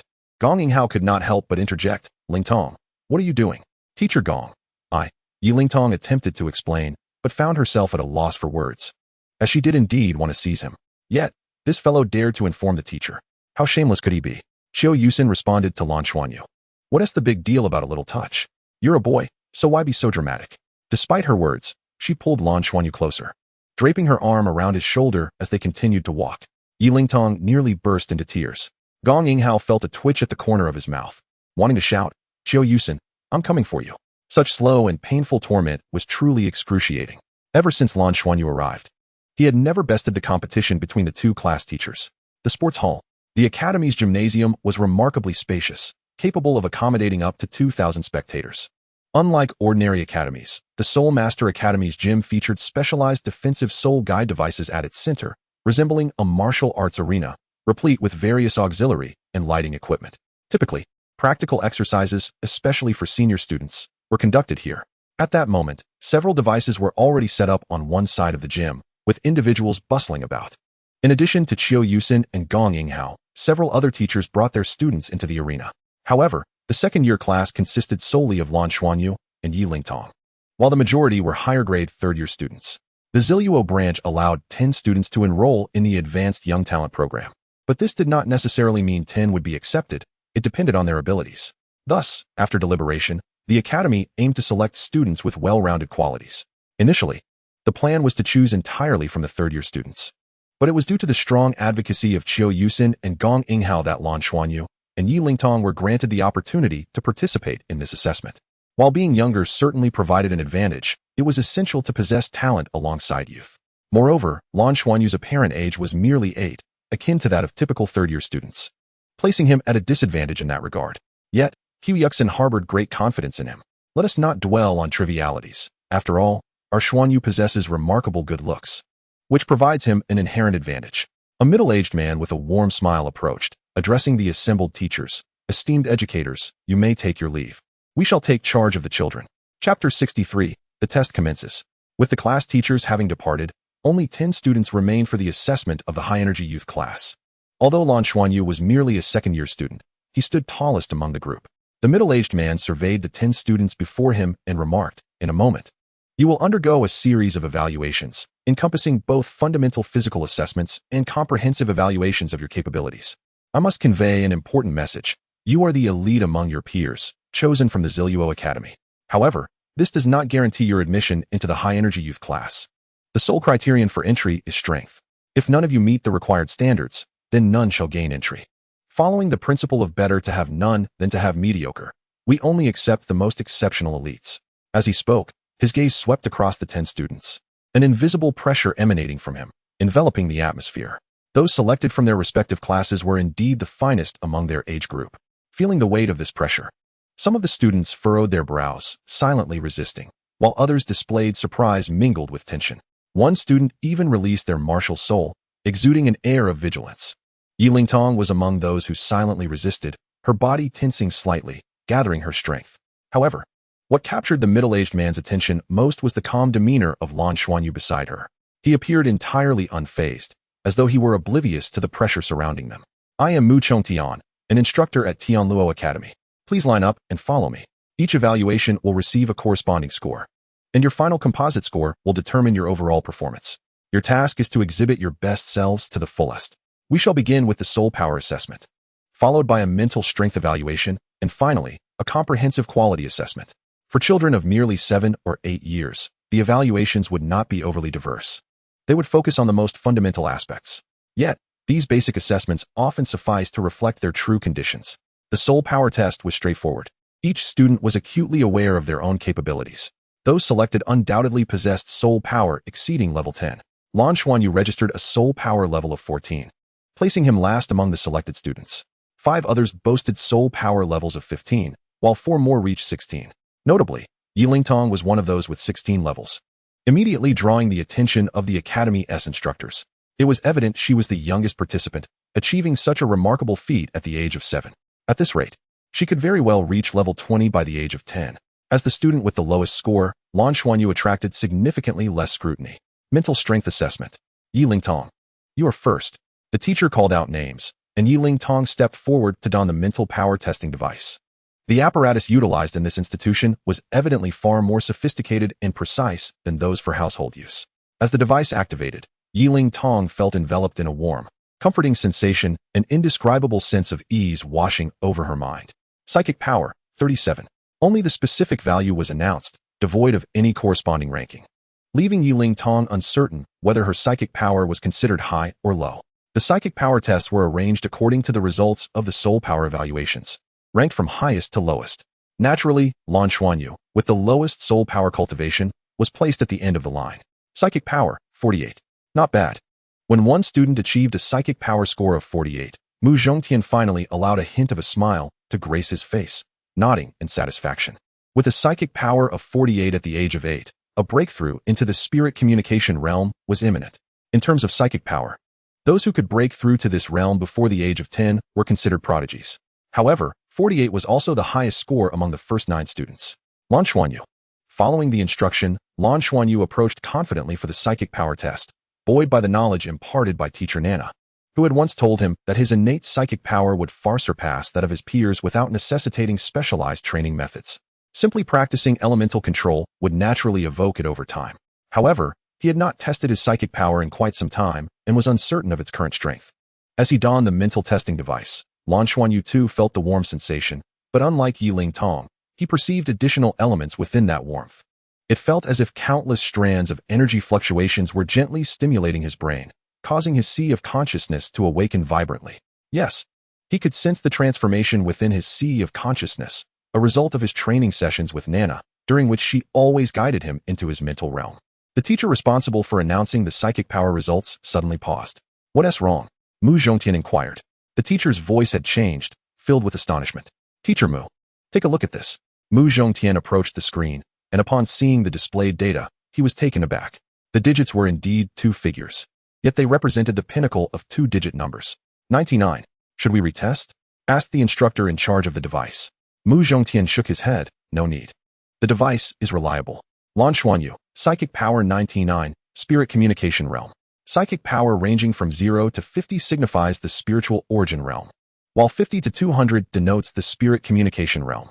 In this realm, the mind and spirit connect, allowing for the initial mastery of one's psychic power for personal use, enabling the bearer to sustain 2 yellow soul spirits or 1 purple soul spirit. At the age of 8, possessing the spirit communication realm with nearly 100 psychic power, what did this signify? While the child's soul power might be somewhat lacking, his psychic power could undoubtedly be described as extraordinary. Yet Mu Zhongtian refrained from excessive praise, for the preceding 2 assessments were merely the foundational data. They were now poised to enter the simulation chamber for the comprehensive evaluation. Your martial soul, practical abilities, and overall qualities will be evaluated in the final assessment. Strive to present your true self.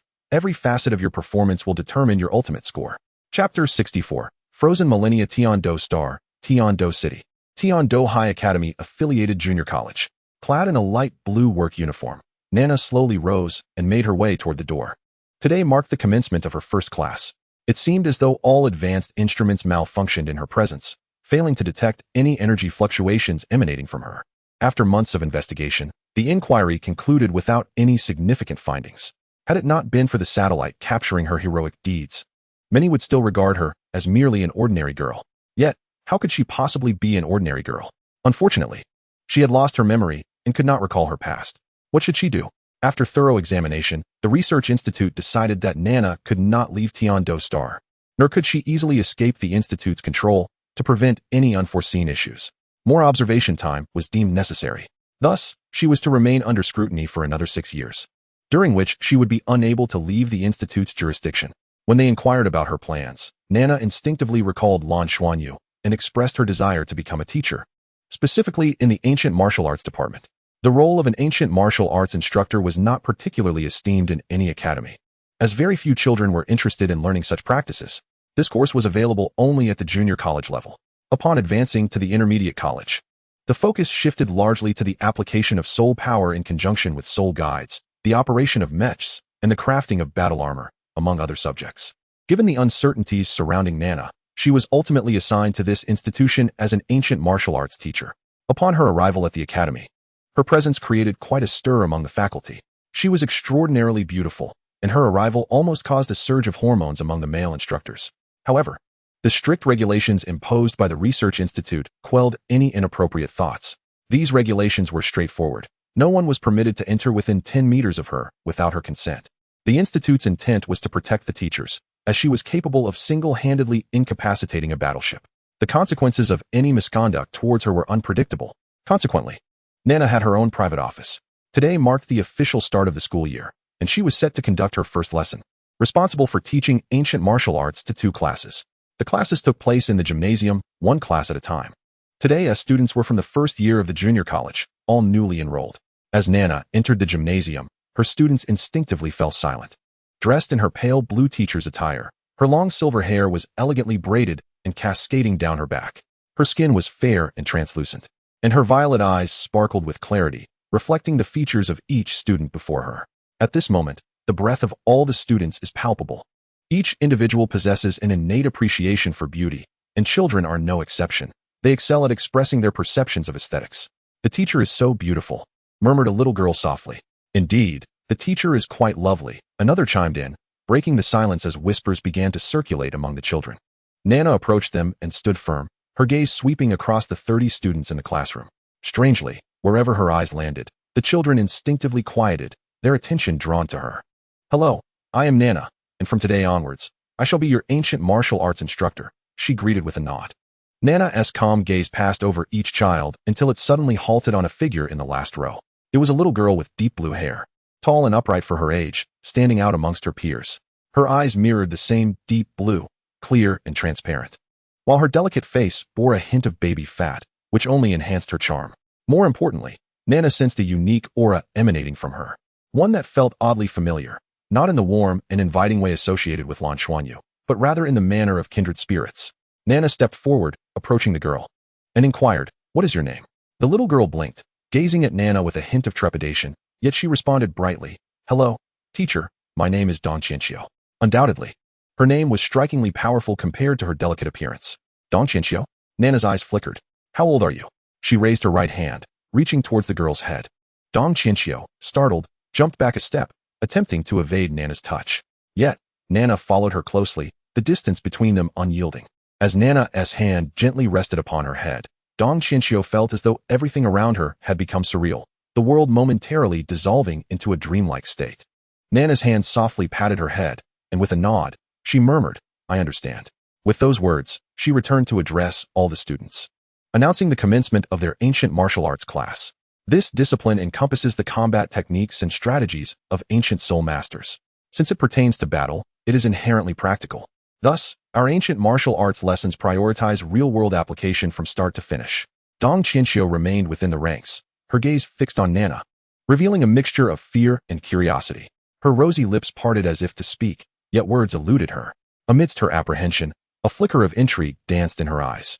What, after all, had this beautiful teacher Nana truly comprehended? "Tangluo, we are about to embark on a tour of Tianluo Star. By the way, are you really not planning to sing another song? I must admit, your rendition of Nian was simply exquisite. Yet, just one song feels rather monotonous, doesn't it? The lyrics of Nian are your own creation. Given your remarkable talent, why not compose another?" Chapter 65, The Simulation Chamber. What is a simulation chamber? Lan Xuanyu was genuinely curious, for this marked his first encounter with such a facility. It wasn't that Lan Xiao and Nan Sheng were reluctant. Rather, he was simply too young. Generally, only individuals over the age of 10, possessing a certain degree of self-control, are permitted to utilize the simulation chamber. This is due to the complete immersion into an alternate reality. Entering at too young an age may lead to a loss of self and confusion regarding one's perception of the original world. However, Lan Xuanyu had heard that with advancements in technology, simulation chambers have reached an exceptionally high level of sophistication, nearly achieving a 100% simulation of the real world. For instance, the training for mecha masters is predominantly conducted through simulators, allowing for combat and piloting experiences without the risk of injury while fully replicating the conditions of battle, yielding exceptional training results. Typically, however, some degree of pain is incorporated as a stimulus, though it is kept within manageable limits. 10 silver simulation chambers gleamed brilliantly, each occupying approximately 4 square meters, sufficient to accommodate individuals of various physiques. Under the guidance of the instructors at the academy, 10 students entered their respective simulation chambers. The cockpit of the chambers was quite peculiar. It was not a conventional seat, but rather an amorphous, transparent substance resembling viscous liquid. As Lan Xuanyu stepped inside, he felt as though he were wading through a mire, an utterly bizarre sensation. He turned and settled down. Mu Zhongtian personally supervised Lan Xuanyu, intrigued by this child whose mental power approached 100. As Lan Xuanyu gradually sank into the substance, he felt his entire body enveloped. And as his head began to submerge into the gelatinous material, a sense of panic arose within him. At that moment, a metallic mask descended from above, covering his face. And in the next instant, his body was completely immersed in the transparent gel. The sticky sensation vanished, replaced by an overwhelming sense of freedom, while the mask sent tingling sensations coursing through him, causing ripples in his mental sea. Do not panic, students. What you are experiencing is completely normal. You are about to enter another world. Your task is to survive in this realm. If you are killed within, your comprehensive assessment will conclude. During this evaluation, you will find yourselves in a life or death battleground, where you may employ any means necessary, even defeating fellow classmates. The comprehensive assessment begins. With a faint hum resonating, Lan Xuanyu felt an unexpected lightness envelop him, as though he were plummeting downward. In the next moment, the darkness before him erupted into light. The gentle sunlight radiated warmth, and his consciousness sharpened. Blinking in astonishment, he discovered he was beside a small river, the water gently flowing before him, the air fresh and saturated with earthy scents.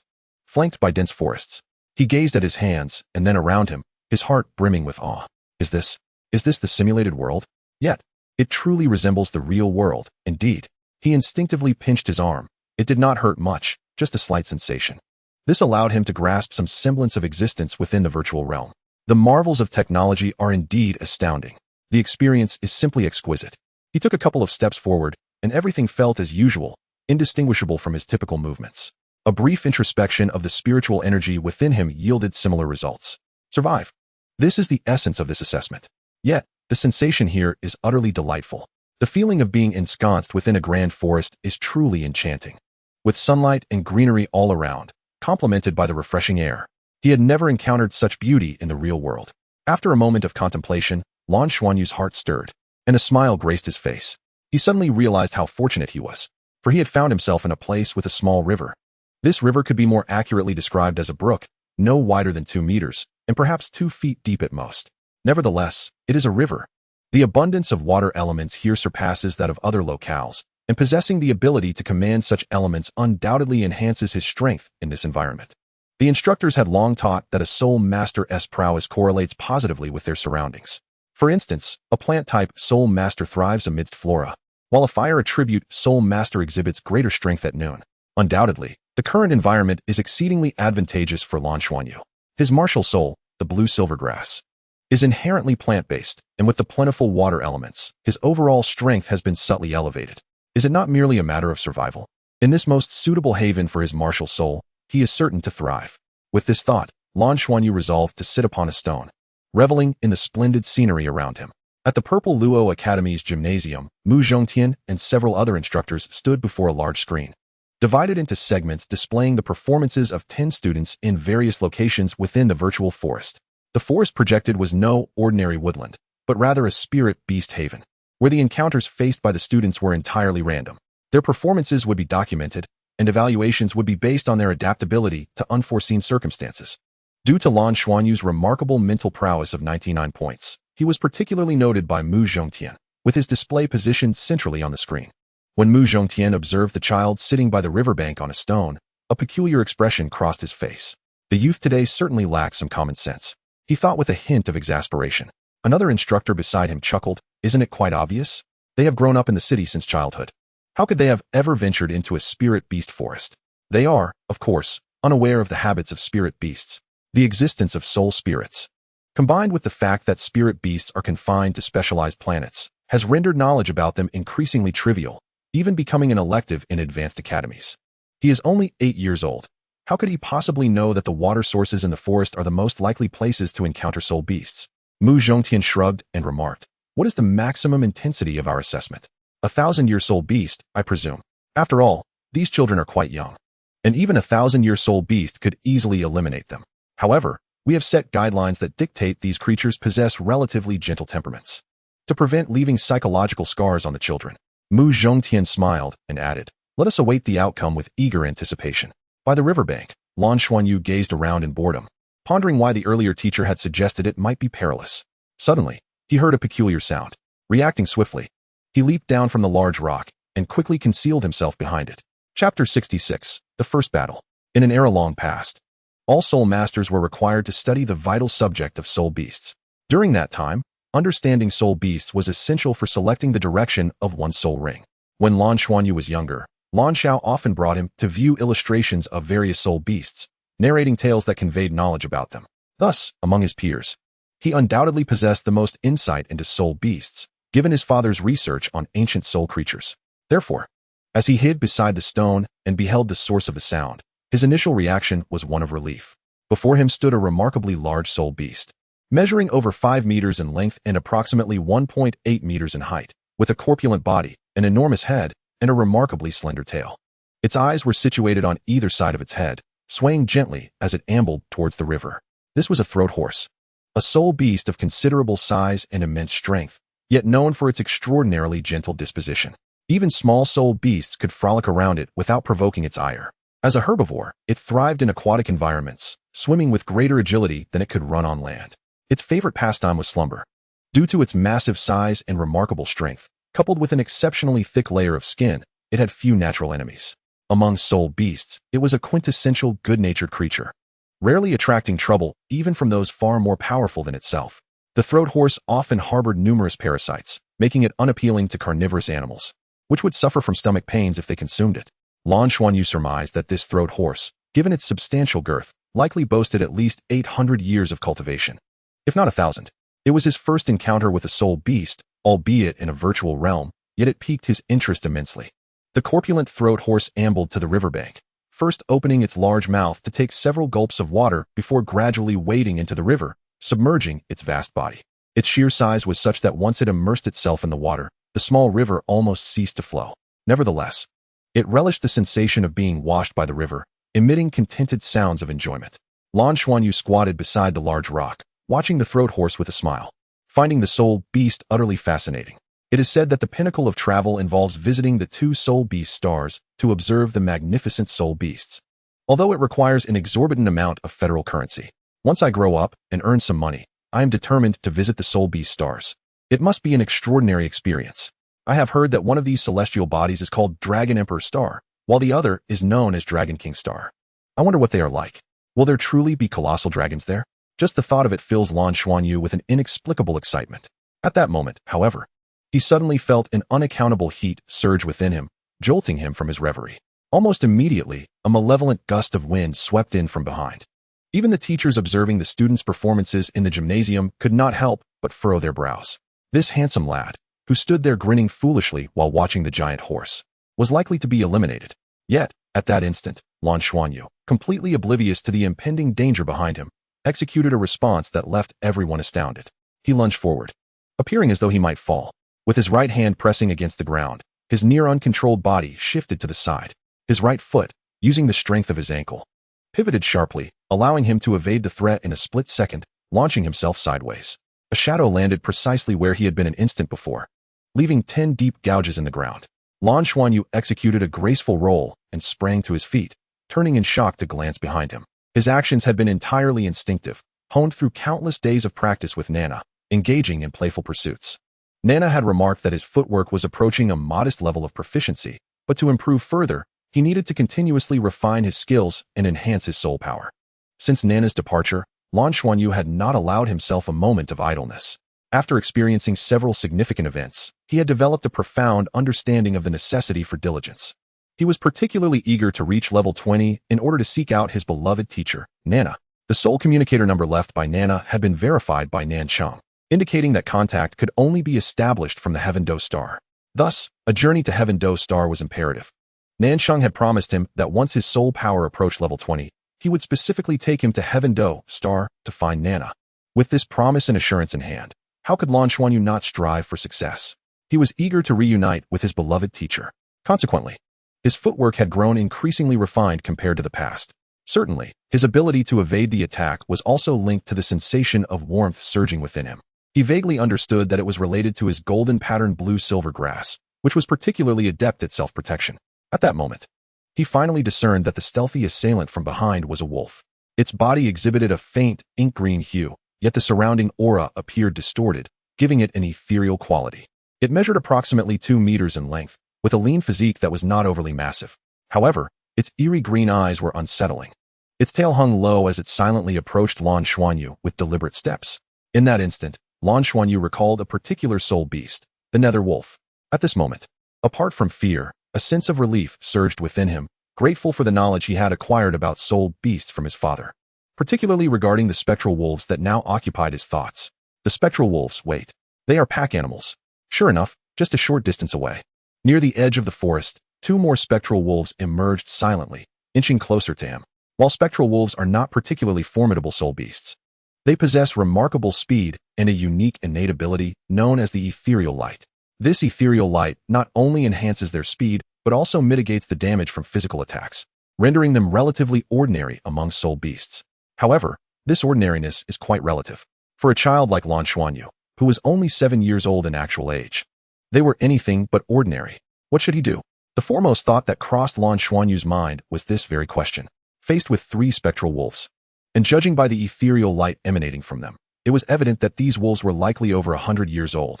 This was well beyond what he, with only a level 14 soul power, could contend with. It would likely require a soul master of at least level 30 to confront them with any semblance of composure. Run?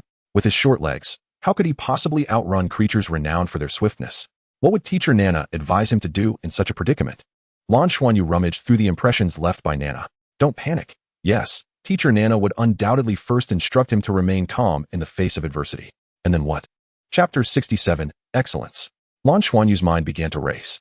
Regardless of the era, the paramount aspect for a soul master when facing a soul beast lies in their understanding of the beast, enabling them to devise appropriate strategies to confront and ultimately overcome it. The information regarding spectral wolves flooded his mind. Beyond their characteristics, his father had mentioned that spectral wolves are inherently suspicious and typically avoid direct confrontation, preferring to exploit vulnerabilities to strike decisively, much like the ambush they had executed against him earlier. This implied that they too might harbor fears. With this thought, a spark ignited within Lan Xuanyu. He raised his left hand, and strands of silver-patterned blue-silver grass cascaded down, enveloping his palm.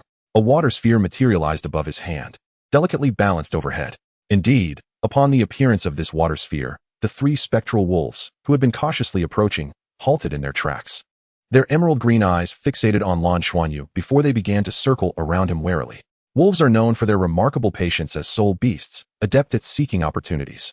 They can engage in a relentless war of attrition, waiting for their target to grow weary and reveal a vulnerability. This is what his father had conveyed. Nevertheless, witnessing the water sphere momentarily halt the spectral wolves gave Lan Xuanyu a slight sense of relief.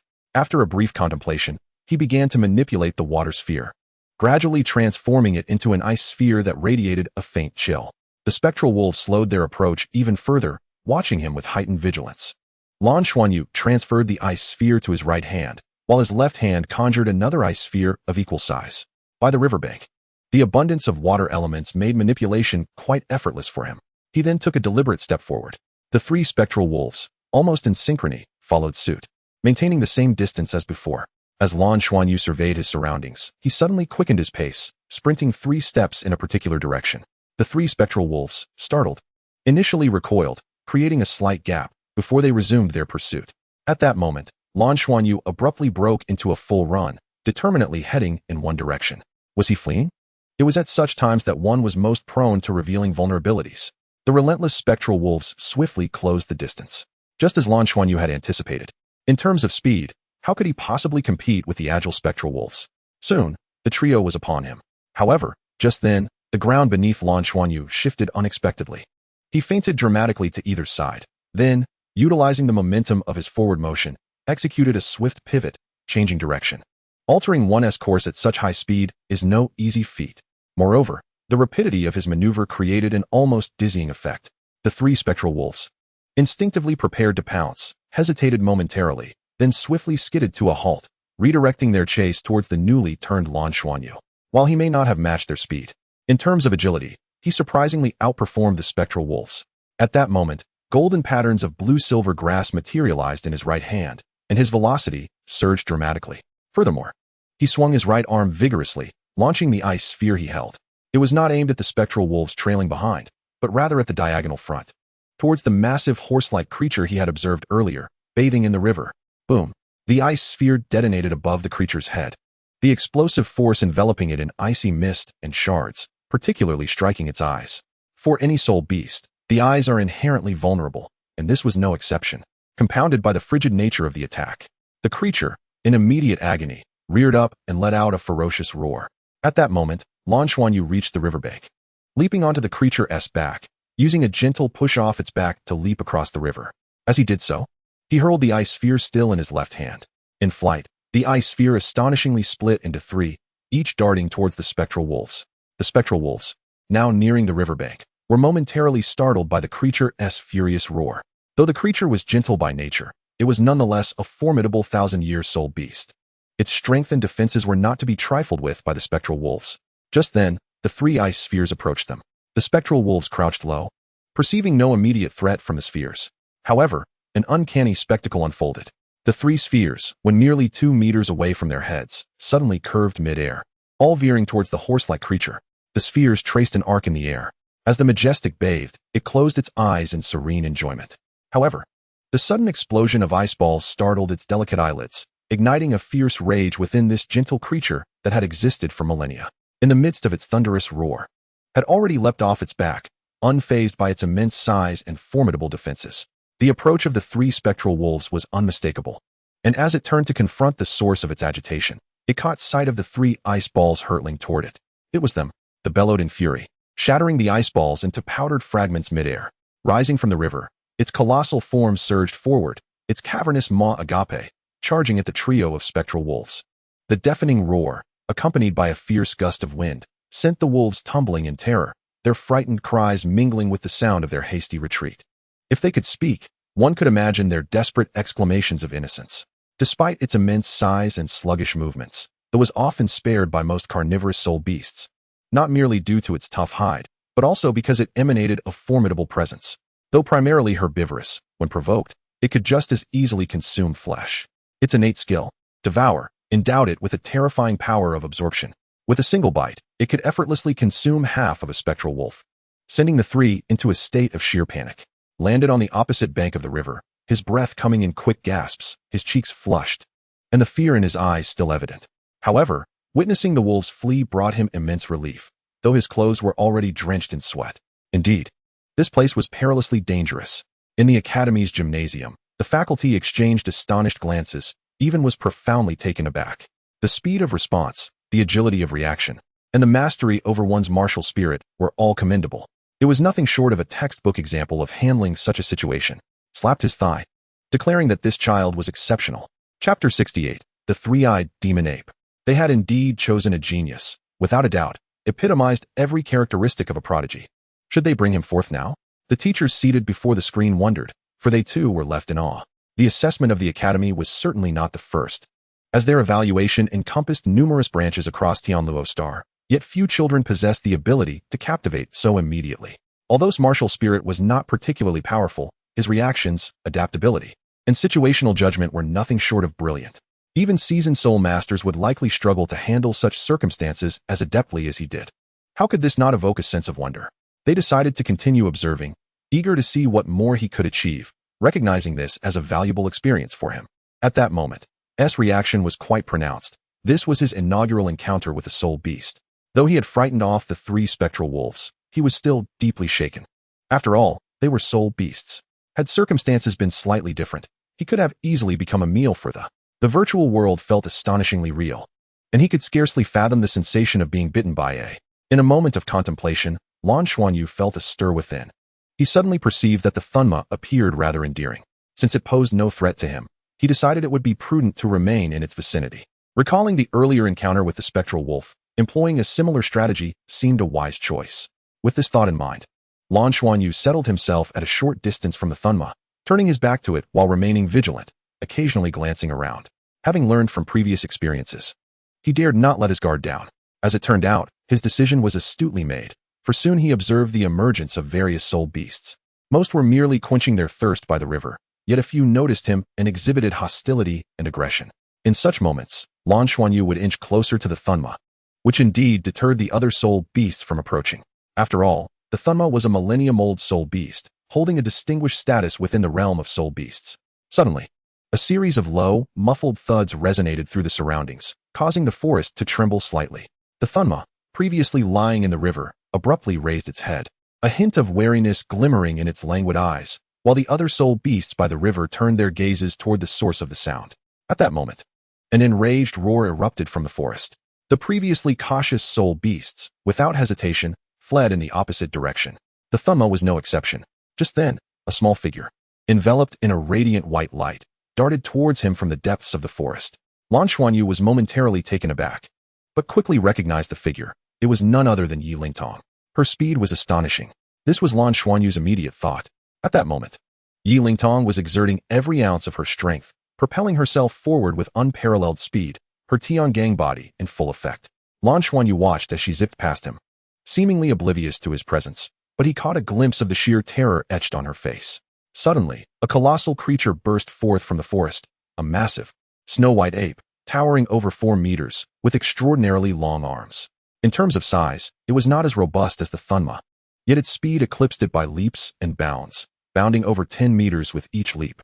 Its target appeared to be Yi Lingtong. Faced with this alarming scene, Lan Xuanyu wasted no time hesitating. He too turned and fled. With a flash of golden light, the golden-patterned blue-silver grass adhered to his palm, propelling him into a swift run. As he sprinted, the scenery on either side blurred past him, his speed astonishingly rapid.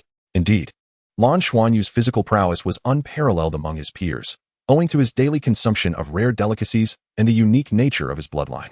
At this moment, the capabilities of the golden-patterned blue-silver grass surged, enhancing both his strength and speed, allowing him to outpace even Yi Lingtong, who had just dashed past him. The sound of the white ape landing behind him echoed continuously as Lan Xuanyu quickly caught up to Yi Lingtong's side. At this moment, he suddenly felt that there might indeed be an issue between him and Yi Lingtong. Why was it that every encounter with her seemed to invite misfortune? It was one thing for her to actively bully him. During their first meeting, she had brought her father and left him unconscious. Subsequently, she had persistently targeted him. Just when he thought he could finally focus on a comprehensive examination, she once again brought danger right to his doorstep. As Lan Xuanyu passed by Yi Lingtong, she finally noticed him. "You, what are you doing here?" Yi Lingtong exclaimed, breathless. Lan Xuanyu retorted rather irritably. "That is a question I should be asking you. I was minding my own business when you decided to bring along such a formidable creature." "I didn't mean to," Yi Lingtong protested. "I was planning to hide in the tree, and then I spotted an adorable white monkey. I wanted to hold it, but it resisted, so I grabbed it by the neck and pulled it to me. Then, that giant creature showed up." Lan Xuanyu rolled his eyes, understanding immediately without needing to ask. Yi Lingtong had carelessly captured someone's child. How could the mother not be furious? "But I returned the little one. Why is it holding a grudge?" Yi Lingtong said, her expression full of grievance. Lan Xuanyu raised an eyebrow. "You feel wronged? That's a three-eyed demon ape, a particularly powerful soul beast. And judging by its size, it must have been cultivating for at least 1,000 years. It probably rules this forest. If you want to court danger, fine. But why drag me into it? Have I wronged you in any way?" Thud, thud, thud. As they exchanged words, the three-eyed demon ape had already caught up with them. Just as Lan Xuanyu had stated, this soul beast indeed held a dominant position in the forest, even within the parameters of the virtual world. It was the strongest entity in this assessment. Yi Lingtong's luck was extraordinarily remarkable. A chilling wind rushed at them from behind. Drawing upon his previous encounter with the nether wolf, Lan Xuanyu did not hesitate to leap sideways. He still considered Yi Lingtong to be his classmate, and as he lunged, he pulled her along, and they both tumbled to the side. "What are you doing?" Yi Lingtong screamed, only to find her voice caught in her throat the next moment. A gigantic white figure suddenly swept past in the direction they had been heading, like a tempest, causing the ground to shatter as a terrifying aura bore down upon them. The force of the air blast sent them flying aside. Chapter 69, The Peril of Lan Xuanyu. At this moment, Yi Lingtong landed on top of Lan Xuanyu, and both wore expressions of fear. Lan Xuanyu shoved her forcefully, shouting, "Run separately." As he spoke, he raised his hand, launching an ice spike towards the third eye on the forehead of the three-eyed demon ape, then turned to flee. Yi Lingtong was momentarily stunned, while the three-eyed demon ape, having just turned around, saw the ice spike hurtling toward its most critical third eye and erupted in fury. With a swipe of its hand, it shattered the ice spike and charged after Lan Xuanyu. Yi Lingtong stood there in a daze, watching as Lan Xuanyu weaved through the trees, quickly disappearing from sight. With the three-eyed demon ape in hot pursuit, was he foolish enough to provoke the three-eyed demon ape? Yi Lingtong murmured to herself. Meanwhile, Lan Xuanyu felt a profound sense of frustration. When he had hurled the ice spear, it was a deliberate act, for he was acutely aware that the third eye of the three-eyed demon ape was its vulnerability and the very source of its trepidation. An assault on this eye represented the utmost provocation, inevitably drawing the creature away. Lan Xuanyu did not genuinely aspire to rescue Yi Lingtong. However, he distinctly recalled teacher Nana's admonition that a boy must always protect a girl, regardless of his personal feelings towards Yi Lingtong. He felt compelled to adhere to this principle, reminiscent of his youthful desire to safeguard his mother. Undoubtedly, the three-eyed demon ape reigned as the sovereign of the forest, and pursuing it within its territory was hardly a prudent endeavor. Yet, Lan Xuanyu possessed his own advantages. His diminutive stature allowed for greater agility. With the footwork imparted by Nana, he deftly maneuvered through the underbrush at high speed, constantly evading in a dance of survival. Under immense pressure, he was performing beyond his usual capabilities. Just then, however, an unforeseen patch of ice appeared beneath his feet, causing him to slip and accelerate uncontrollably towards a tree. In a desperate maneuver, He thrust his left hand against the trunk, abruptly altering his trajectory and slipping through a narrow gap that the three-eyed demon ape could not navigate. The creature collided forcefully with two massive trees, toppling them, yet its speed remained relentless. Seizing the opportunity, Lan Xuanyu managed to gain a slight distance. However, trouble soon loomed. The three-eyed demon ape drew nearer, its threat intensifying, while Lan Xuanyu's soul power waned rapidly under the strain of such intense evasion, nearing depletion. At that moment, a piercing howl echoed, sending a jolt of agonizing pain through his mind, prompting a desperate cry as he lost control and hurtled towards a tree. Previously, the ape had deemed him too feeble to warrant serious effort, but now, after such a prolonged chase, it unleashed its innate abilities. With a sudden surge, it lunged before Lan Xuanyu, raising its right claw to strike him down. Yet, at that instant, Lan Xuanyu's body quivered subtly, beneath his concealed garment. The silver patterns on the blue-silver grass appeared to awaken, swiftly creeping up his arm and soon enveloping the left side of his face. Reflected in the third eye of the three-eyed demon ape, the silver markings caused its claw to veer off course, crashing into the earth beside Lan Xuanyu, shock flickering in its gaze as it instinctively recoiled a few steps. At that moment, Lan Xuanyu's form began to fade, gradually vanishing before the creature's eyes. Carelessness, utter carelessness. The three-eyed demon ape possessed mental attack capabilities. How could it have overlooked that? We must extract Lan Xuanyu immediately and assess his mental condition. Mu Zhongtian exclaimed in a flurry of anxiety. Previously, witnessing Lan Xuanyu divert the three-eyed demon ape and save Yiling Tong had left them astounded. This boy not only exhibited remarkable talent, but also possessed a commendable spirit. It is essential to understand that in such perilous circumstances, there exists little opportunity for contemplation. Without hesitation, he confronted the danger, an act that transcended even his remarkable talent. They beheld Lan Xuanyu, evading the onslaught of the three-eyed demon ape with utmost determination. While they were aware of the creature's psychic assault, Lan Xuanyu's evasive maneuvers were so masterful that they seemed to push his soul power to its limits, each dodge evoking a sense of awe. However, as they watched, the three-eyed demon ape unleashed its psychic attack. Within the simulator, the risk faced by soul masters against soul beasts was minimal, for it was merely a virtual realm. Yet, in this simulated world, psychic energy proved to be a considerable challenge. The psychic shock, though simulated, was notoriously difficult to control, a dilemma that had remained unresolved for millennia. The presence of the three-eyed demon ape in this comprehensive test was predicated on its pride, facing children under the age of 10, who were unlikely to evoke a psychic response.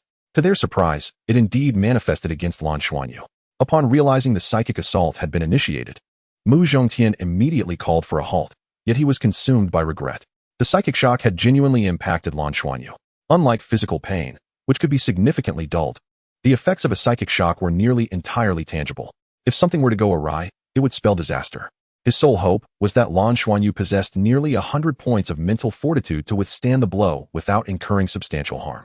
Consequently, he missed the moment when Lan Xuanyu ultimately repelled the three-eyed demon ape, as the simulator had already disconnected. As the simulation pod opened, the instructors swiftly extracted the unconscious Lan Xuanyu. In that moment, he appeared quite alarming, with blood seeping from his orifices, having succumbed to a profound state of unconsciousness. Panic ensued among the faculty. Should a life be lost, the ramifications would be dire. The gymnasium was under surveillance, rendering any attempts at deceit futile. To the infirmary, summon the strongest healing soul master in Douluo City. Mu Zhongtian barked, cradling Lan Xuanyu as he hurried away. There was no time for regret. Saving a life was paramount. Meanwhile, Lan Xiao, still sipping coffee in a CAF, abruptly received a call from the Douluo branch. In an instant, he sprang to his feet and dashed outside. Southcheng, engrossed in research at the institute, also received a call, her eyes brimming with tears as she rushed from her office without a second thought. An hour later, at the Douluo City Heart Hospital, in the intensive care unit, Lan Xuanyu was connected to numerous tubes, particularly around his head, where sensors monitored his condition. Outside the ICU, a group of anxious individuals stood vigil, awaiting news. Chapter 70, Profound Coma. Nan Sheng had long been weeping, her eyes swollen and red, while Lan Zhao's expression was as dark as a storm cloud, threatening to spill over. Mu Chongtian wore an expression of deep remorse, and the dean of the Douluo branch had also arrived, with Qiu Yusin's eyes equally reddened. No one could have anticipated such a dire situation. Mu Chongtian had previously recounted the details and unreservedly accepted full responsibility. The recent data had been compiled, and based on the mental strength of the millennial three-eyed demon ape, that incident should, under normal circumstances, have claimed Lan Xuanyu's life or at the very least led to his mental collapse, while healing soul masters could mend physical injuries. The complexities of the mental realm were beyond their grasp. The human brain is an intricate entity, and they dared not attempt extensive treatments. As the door to the intensive care unit swung open, a doctor clad in protective gear emerged. Lan Xiao and Nansheng rushed towards him almost instantaneously. Nansheng grasped the doctor's sleeve, imploring, "Doctor, how is my son?" The doctor removed his mask, his brow furrowed, and replied, "The situation is quite intricate and beyond our expectations. We have dealt with such peculiar cases before. Generally, there are two outcomes. One is irreversible, resulting in total damage. The other entails minor trauma with a swift recovery. However, your son's case is different. Our instruments indicate that his brain has suffered a significant impact, yet his brainwaves seem largely unaffected, appearing normal. Nevertheless, his consciousness has plunged into a profound slumber. To put it simply, from a physical standpoint, he should not be in serious trouble. However, we can hardly perceive any mental fluctuations from him." Lan Xiao, in a daze, murmured, "Is he in a vegetative state?" The doctor responded with a pained smile, "It is a possibility. Now it all depends on him. If he can awaken, everything will return to normal. But if he cannot, we may face serious complications. We cannot predict how long it may take for him to regain consciousness. It is entirely in his hands." Lan Xiao embraced Nansheng, his voice heavy with concern. "Doctor, is there any other option?" The doctor shook his head, stating, "Even soul masters specializing in the mental realm cannot afford to stimulate his brain at this juncture, for fear that it might lead to a complete breakdown, which would be catastrophic. Thank you." Mu Chongtian had been standing nearby, and upon hearing the doctor's words, he could not help but close his eyes in anguish. What a remarkable child. It was utterly unforgivable that his mistake had led to such a state. Lan Xuanyu lay in a deep coma, with all medical expenses to be borne by Tianluo Academy. Mu Chongtian faced severe disciplinary action, demoted from a senior teacher to a regular instructor. Yet, this was ultimately an accident, free from criminal liability. Tianluo Academy offered substantial compensation to Lan Xuanyu's family, but Lan Xiao declined. For Lan Xiao and Nansheng, monetary matters held no significance. Their only wish was for their child to survive and awaken. 3 days later, outside the intensive care unit, Yi Lingtong stood silently by the window, gazing at Lan Xuanyu, who lay pale and unconscious, surrounded by a multitude of medical apparatuses. Her delicate face bore a pallid hue, tears cascading down in torrents. For 3 consecutive days, each night as she lay in slumber, visions of the moment when Lan Xuanyu shot ice spikes to divert the 3-eyed demon ape flooded her mind. Had it not been for him, she would surely have met her demise at the hands of that beast. He had transformed into this state solely to save her. Lan Xuanyu, I am truly sorry. Undoubtedly, during the selection for the high-energy genius class, Yi Lingtong was chosen, the sole candidate among many. Had Lan Xuanyu not suffered such a profound mental blow, he would have undoubtedly been the second selected. Tianluo Academy has resolved to permanently reserve a spot for Lan Xuanyu. Should he awaken, he may join the high-energy youth class at any time. Yet, it appears this is more a symbolic gesture of compensation than anything else. The spacecraft docked smoothly at the Tianluo Star Aerospace Center. Tang Lu, donning a mask, disembarked accompanied by Lu Qingling and a host of security personnel. Compared to the first time he had met her, Lu Qingling had blossomed into an even more exquisite beauty. Now, in the prime of her youth and with the lucrative income from her role as a manager, she had clearly devoted considerable effort to her appearance. Nonetheless, walking alongside Tang Lu, she could not shake the feeling of inadequacy. Lu Qingling raised her hand to adjust the brim of Tang Li's hat, fearful of him being recognized. The group then proceeded directly to the soul-guided vehicle prepared by the company, bypassing the aerospace center.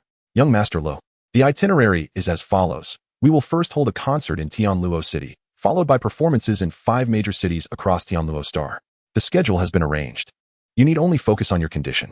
Oh, Tang Lu replied absently, his gaze drifting out the window, lost in a daze as he observed the scenery. Are you all right? Are you feeling down? Lu Qingling inquired tentatively. The only source of her vexation was the presence of such a handsome man beside her, which rendered other men utterly unappealing. At just over 20, she had yet to experience a romantic relationship. She had contemplated the possibility of something more with young Master Lu. But while he acquiesced to her in many respects, he seemed particularly averse to this one. Apart from her, no one else could approach him within a meter's range. Her limit was merely a foot. Otherwise, his body would instinctively react, retreating or pushing away. This left Lu Qingling feeling quite frustrated. Fortunately, young Master Lu maintained this distance with everyone, not just her. In essence, it was a strict no-entry policy. For now, she would focus on being his manager. Once everything was in order, perhaps she could eventually find someone to take her place. He wore a faint smile, one that was evidently courteous. Each of his fans would perceive him as warm and approachable, devoid of any arrogance. Yet, Lu Qingling understood that this was merely a facade. The true nature of his inner world remained a mystery to all, or perhaps, in his amnesiac state, he possessed no inner world at all. The first concert was scheduled for tomorrow evening. For today, she advised him to rest well. All right. Chapter 71. The sudden departure of young master Lan Xuanyu found himself enveloped in an abyss of darkness, where sight and sound eluded him. There was no pain. Yet an overwhelming sense of dread gripped his heart. The only sensation that faintly registered was the impression of flight. Abruptly, the darkness was pierced by a brilliant light, and his vision became clear. To his astonishment, he beheld an astonishing spectacle. It was as if he were gazing down from the heavens, where ethereal clouds floated below. And amidst this mist, islands suspended in the air appeared, both bizarre and resplendent. Surrounding him were numerous peculiar creatures, their forms strange and varied. He could not discern his own appearance, but he sensed a faint, colorful aura emanating from himself. Among these odd beings, many were over 100 meters long. Were they dragons? He marveled at the creatures that surrounded him, each possessing a long, imposing body, with claws beneath their bellies, resembling the legendary giants of lore. Yet, the sheer number was staggering, at least hundreds, if not thousands, of these colossal dragons and a multitude of other beasts of similar stature. He felt no presence from these creatures, nor did he hear any sounds. In the next moment, they all lunged towards the clouds below. In response, vibrant lights began to rise, and figures of humans emerged like mushrooms after a rain, each towering and armed with various weapons, engaging in battle with the monstrous beings. The interplay of light and shadow became elusive, rendering Lan Xuanyu's vision unclear, yet he could perceive an emotion, a profound sorrow and rage, accompanied by a resounding dragon's roar. Time slipped away unmeasured until, suddenly, the surreal scene crystallized once more, and a blood-red light surged forward. An indescribable terror coursed through Lan Xuanyu's consciousness. In the blink of an eye, the crimson hue vanished, giving way to a burst of golden and silver light that filled the space on either side of him. Lan Xuanyu yearned to scream, yet no sound emerged. Fear, resentment, anger, and sorrow swirled within him, invading every recess of his heart. In the intensive care unit of the Heartfelt Hospital in Douluo City, Nancheng remained vigilantly stationed outside the room. In truth, the ICU was equipped with sustenance provisions, requiring no guardianship. Nevertheless, she chose to remain, even taking a leave of absence from her job. Lan Xiao had also postponed his ascent to work in Tianluo City, opting to stay due to Lan Xuanyu's condition. For them, Tianluo City was an unfamiliar environment, and Lan Xuanyu could scarcely endure any further upheaval. Suddenly, a piercing alarm blared. Nancheng jolted upright, her gaze darting towards the ICU. Inside, Lan Xuanyu began to thrash violently on the bed, his entire body trembling and convulsing. Golden patterns emerged on one side of his face, while silver patterns manifested on the other, intertwining in a chaotic dance. Doctor! Doctor! In a state of panic, Nancheng cried out. However, there was no need for her to call. The moment the alarm in the intensive care unit sounded, the doctors rushed towards the scene. Quick! Prepare the defibrillator. Administer sedatives. Ensure the EEG monitoring is ready. His brainwaves were fluctuating violently. The doctors wore grave expressions. Lan Xuanyu had been in a coma for 20 days, and in such cases, any signs of agitation could herald a life-threatening crisis. This child, so strikingly handsome, was enduring such misfortune. The compassion of a healer weighed heavily on the doctor's heart. As the sedative was administered, Lan Xuanyu's trembling body gradually calmed. Yet the intricate golden and silver patterns on his face remained, particularly at the point where they converged on his brow, where a faint iridescent glow shimmered subtly. The doctors and nurses toiled for half an hour before finally managing to soothe him. After conducting a thorough examination, they found his physical condition to be stable. At the grand stadium of Tianluo City, the elegant figure of young Master Lu, adorned in silver attire that complemented his blue hair, radiated a refined charm. A gentle smile graced his face, but his eyes were filled with a melancholic bewilderment. This ordinary expression, so familiar, tugged at the hearts of all his fans. The stadium was filled with 80% female admirers, who, entranced, waved their arms in ardent enthusiasm. Young Master Lu sang softly. Her breath is like orchids and musk, lingering in my nostrils even after millennia. Her hands are soft and slender. Her embrace is forever my safest haven. In life, one experiences 3 realms. One in existence, one in society, and one hidden deep within the heart. In which realm does she reside? It remains that same song, Nian, sung countless times. Yet each rendition tugs at the soul anew, each evoking a different longing. Young Master Lu seemed to be completely immersed in his own melody. Whenever he performed this song, his emotions would enter a peculiar state. Despite his inability to recall the specifics, he sensed that someone of utmost significance in his life was subtly calling out to him through the song. Suddenly, as he sang, a slight frown crossed young Master Li's brow, disrupting his melancholic and perplexed demeanor. In the next moment, he appeared momentarily transfixed, the melodious notes abruptly ceasing. While the music continued, his singing halted, and the entranced fans gradually awakened, their faces reflecting astonishment. "Forgive me, I must step away for a moment." Young Master Lu suddenly bowed, and in the blink of an eye, he took a step forward. In an instant, he transformed into a beam of golden light. Vanishing in an ephemeral flash, the fans stood in stunned silence, unable to comprehend the unfolding events. Was this a planned maneuver by the organizers? Had young Master Lu truly flown away? And so swiftly? What on earth was happening? In a heartbeat, the crowd erupted into chaos, whispers giving way to confusion as the atmosphere spiraled out of control. Please remain silent, for this is a surprise meticulously prepared by young Master Lu. A surprise exclusively for the Tianluo star. Chapter 72. Tang Lu and Lan Xuanyu. This concert is devoid of a host, and the voice emanating from backstage unmistakably belongs to Lu Qingling. A surprise? As the representative of the Tianluo star organizers, Zhuang Zijian felt perplexed. He could not recall any special arrangements for today. If there were, would young Master Li's management company allow him to incur additional expenses? Furthermore, as a sole master of considerable prowess himself, he pondered how it was conceivable that he could soar away like young Master Lu without the aid of a mecha. "Agent Lu, what on earth is happening? Where has young Master Lu gone?" Zhuang Zijian inquired anxiously of Lu Qingling. Lu Qingling, her expression grave, replied, "I have already stated that it is a surprise. How could I divulge it in advance? Please be patient. Young Master Lu requires time to prepare." Her words provided some solace to the audience, who quieted considerably. A surprise? What kind of revelation could young Master Lu possibly bring forth? Such wonders had never graced his previous concerts. What changes might this occasion hold? The audience was rife with anticipation, for he was their beloved young Master Lu. At the heart center of Ziluo City, Nansheng wearily leaned against a chair outside the intensive care unit. Lan Xuanyu had finally stabilized. All vital signs were normal, and there was no indication of imminent demise, which greatly alleviated her anxiety. It was not the worst news, and for her, that was sufficient. Regarding miracles, she dared not harbor excessive hopes. In her heart, as long as her son remained alive, that was all that mattered. The doctor had mentioned that if there was no evident improvement or awakening within a month in the intensive care unit, he would be transferred to a standard ward, where his recovery would rely on the calls of his family. Perhaps there would be a chance for him to awaken. Nansheng had prepared herself for this eventuality. She resolved to remain in the hospital with her son every day, calling out to him, convinced that she would surely rouse him from his slumber. "So very tired. I cannot sleep. What if my son becomes restless again tonight?" Recently, Lan Xiao had also been under immense pressure. She decided not to inform him just yet. Tonight, she would stay here, vigilantly watching over him. Rubbing her somewhat stiff cheeks, Nansheng forced herself to regain a semblance of alertness and straightened her posture. However, this effort did not last long. She was simply too fatigued, particularly mentally. Moments later, she succumbed to her body's instinct for self-preservation, leaning against the wall and drifting off to sleep. Unbeknownst to her, as she succumbed to slumber, a silver figure suddenly appeared silently within the intensive care unit. With flowing blue hair cascading down his back, the moment he entered the room, all surveillance systems malfunctioned, as if he were enveloped in a unique magnetic field.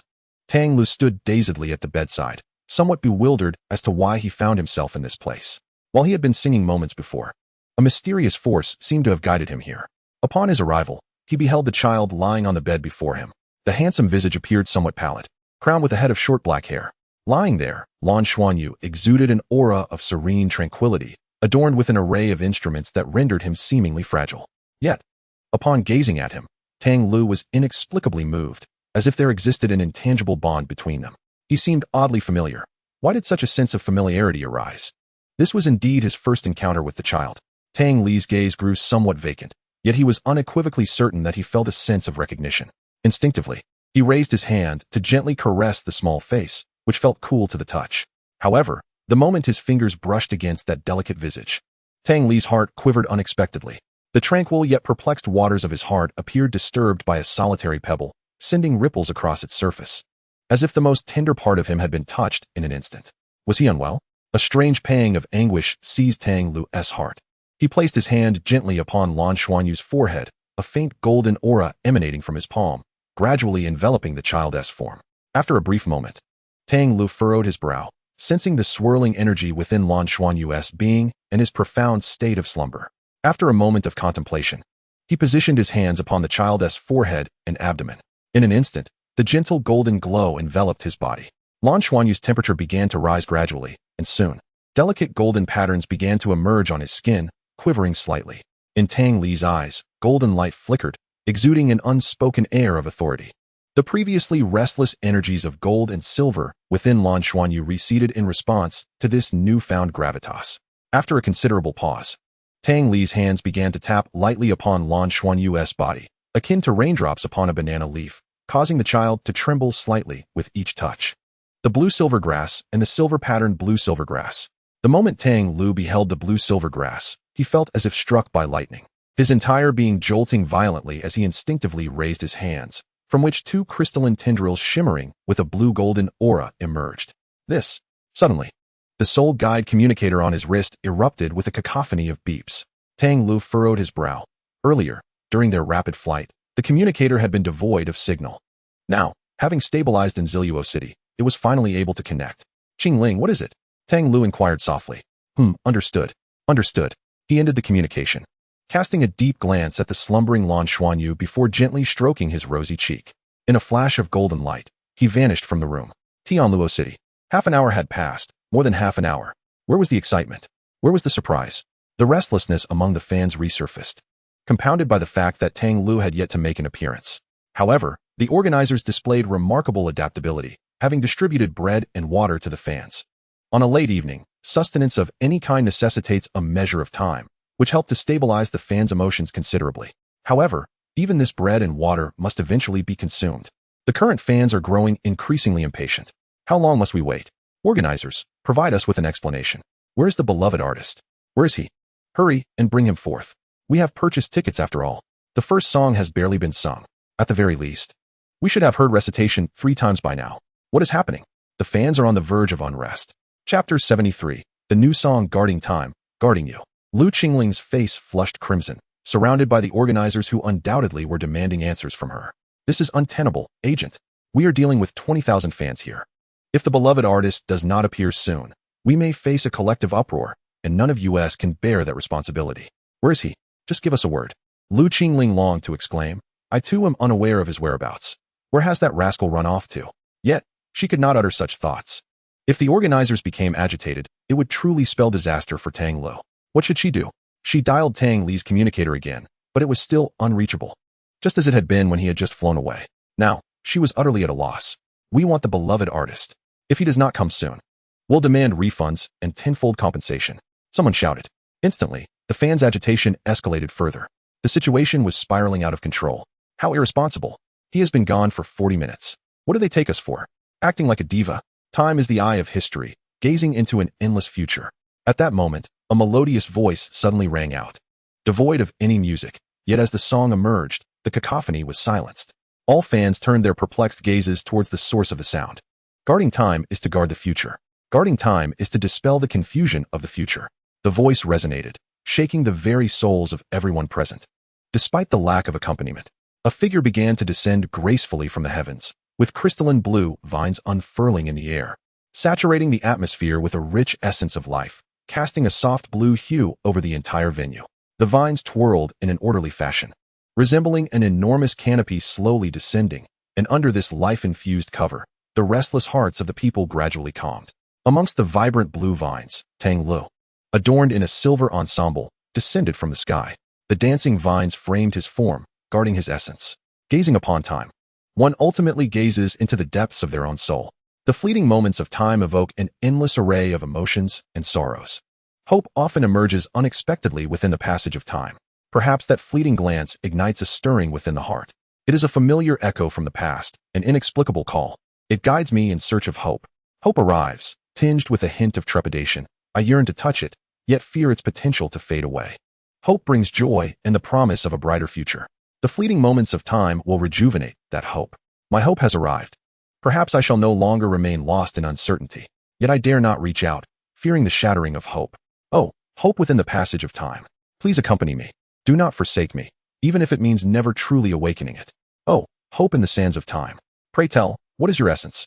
Why does that familiar feeling seem to stem from ancient times?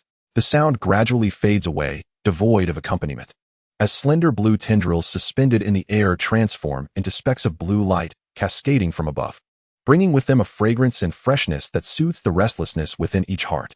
The fans remain entranced by the intoxicating melodies, which seem to probe their souls, stirring the deepest emotions within them. A new song, indeed, a fresh composition. It appears to be the first time Tang Luo has spoken so extensively during a concert. He has gifted the new song to Luo. In that fleeting moment, the discontent in the hearts of the fans dissipates, leaving only surprise and an indescribable sense of fulfillment and pride. It was worth the wait, no matter how long it took. This is the new song of the young master of music, his second piece. Moreover, compared to the first song, Nian, this one, Hope in Time, brings even greater joy. It seems to convey that safeguarding time is akin to safeguarding hope. Today, I shall conclude here, wishing each of you to guard time and guard yourself. Tang Lu bows and once more pays his respects before turning towards the backstage. The audience remains silent for over 10 seconds. It is unclear who initiated the applause, but in the next instant, the clapping surges like a tidal wave, chanting, "Young Master of Music, Young Master of Music, guard time and guard you, Young Master of Music, safeguard the light of stone and guard you, guard time and guard you." In an instant, the crowd erupts in unified cheers, the atmosphere reaching unprecedented fervor. The two statements from the young master of music and a new song have completely reversed what seemed an irreversible situation, igniting an unparalleled enthusiasm. One fan pulls another, saying, "Didn't you mention returning your ticket? Sell it to me. I'll give you the original price for it. How about that? Dream on, you wish. I plan to keep it, and when the young master of music releases his album, I will take it to him and ask him to write, 'Guard the light of stone and guard you.' It's so beautiful, truly moving. Guard time and guard you, young master of music. I shall protect you for a lifetime." Not only the organizers, but even Lu Qingling is utterly astonished. A new song? He actually has a new song. Was his recent absence to write this new piece? If so, it all makes sense.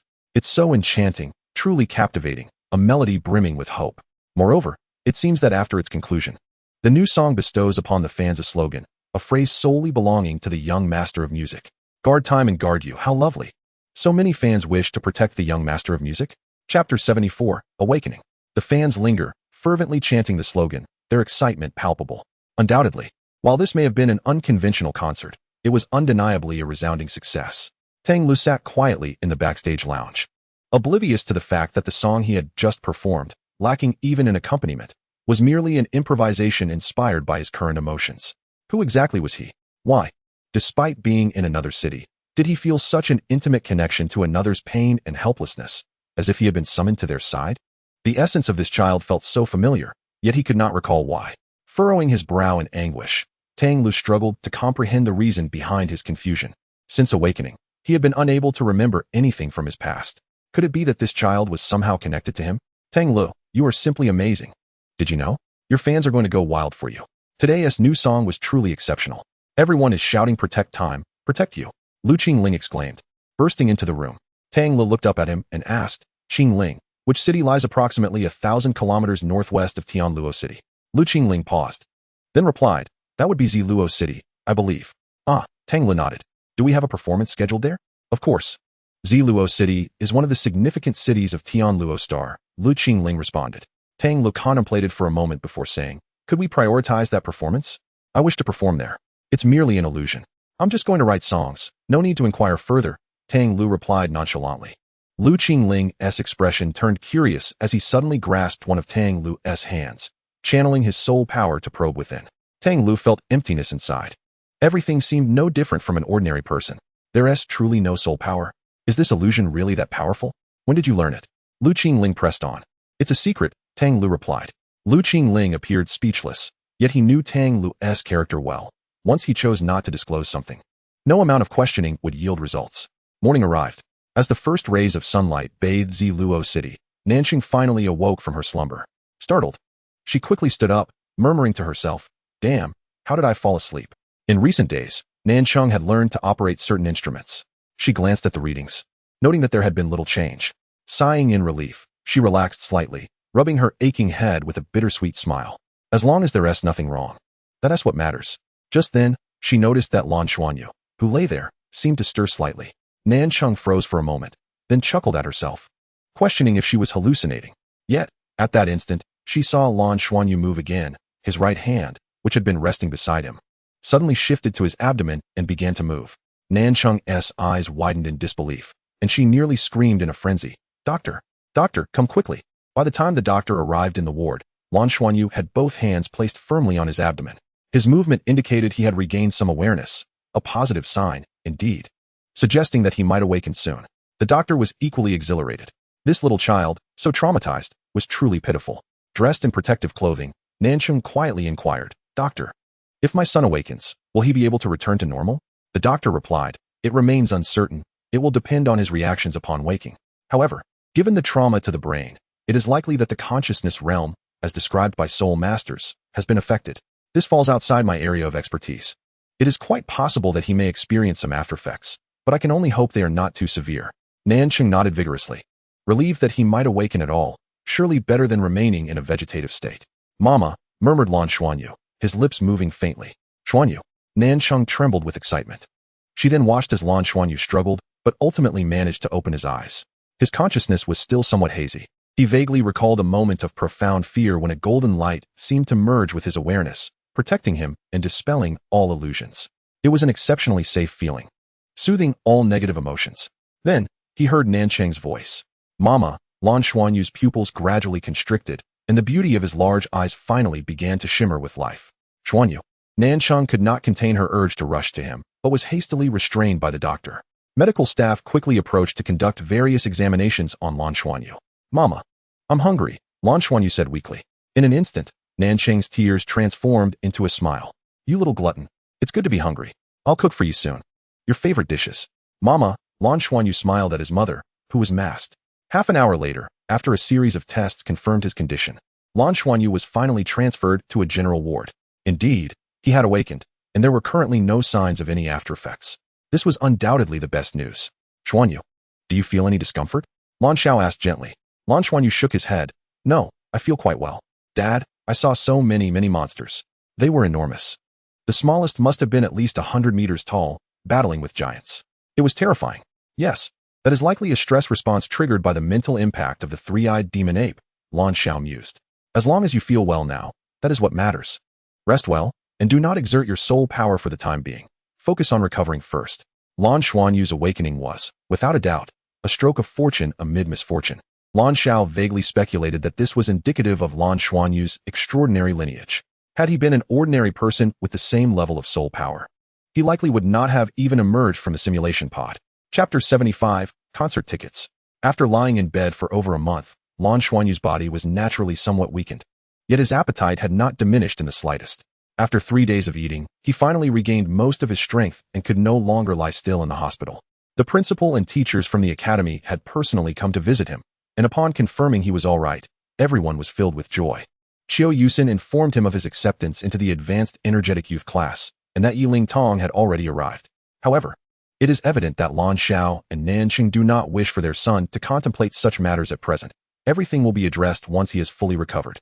Mother, I wish to be discharged, Lan Xuanyu has relentlessly implored Nanchung countless times. With a hint of irritation, Nanchung replied, just stay a few more days. You need proper recuperation after having been in a coma for such an extended period. But I can recuperate at home as well.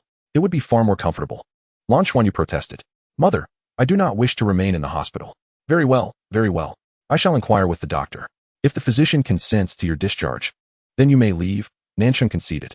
In truth, she had already consulted the doctor. According to the evaluations, Lan Xuanyu met the discharge criteria. However, her lingering concerns prompted her to request that he stay a few more days. At that moment, a nurse entered the room, holding a paper bag. Madam Nan, this appears to be your delivery, she announced, handing the bag to Nanchung. The package seemed peculiar, as it bore only the number of the intensive care unit where Xuanyu had been hospitalized, with no name attached. Could it be a delivery from Tianluo Academy? Nanchung furrowed her brow, then proceeded to tear open the package, revealing its contents.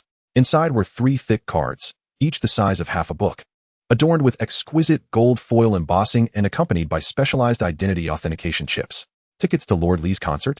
The nurse suddenly exclaimed, only to realize her outburst and quickly regain her composure, though her gaze towards Nanchung had transformed entirely. Nanchung was momentarily taken aback. Tickets to Lord Li's concert? What is this? Did my husband purchase them? Yet, Lan Xiao did not mention this to me. Wow, this is incredible. It seems to be front row tickets. The nurse continued. Her excitement palpable.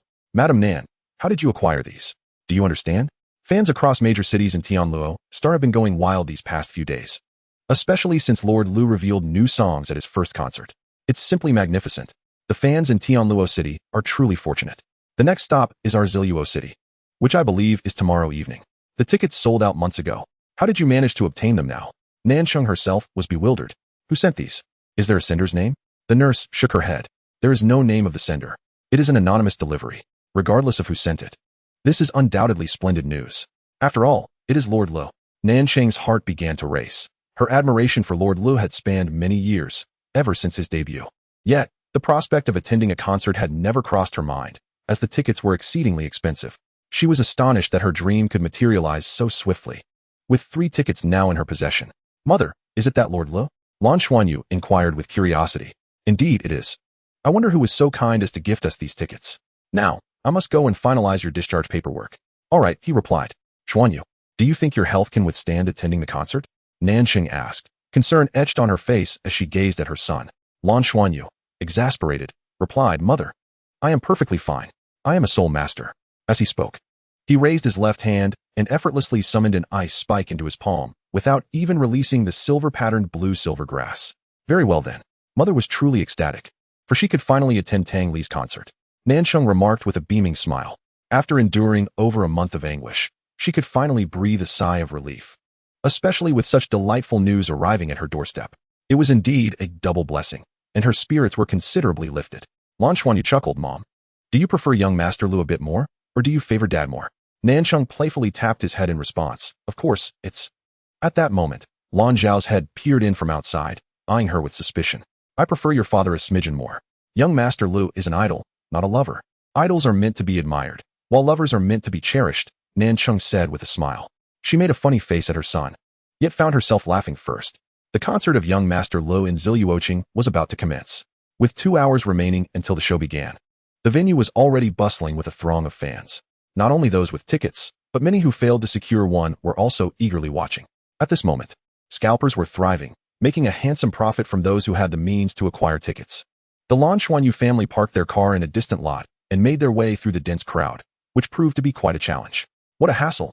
Ching Chung, shall we skip it next time? Lan Xiao remarked helplessly as he surveyed the endless sea of people. Nansheng turned to glare at him. Is it so hard to support my only interest? Lan Xiao shrugged. Yet I have no such interest at all.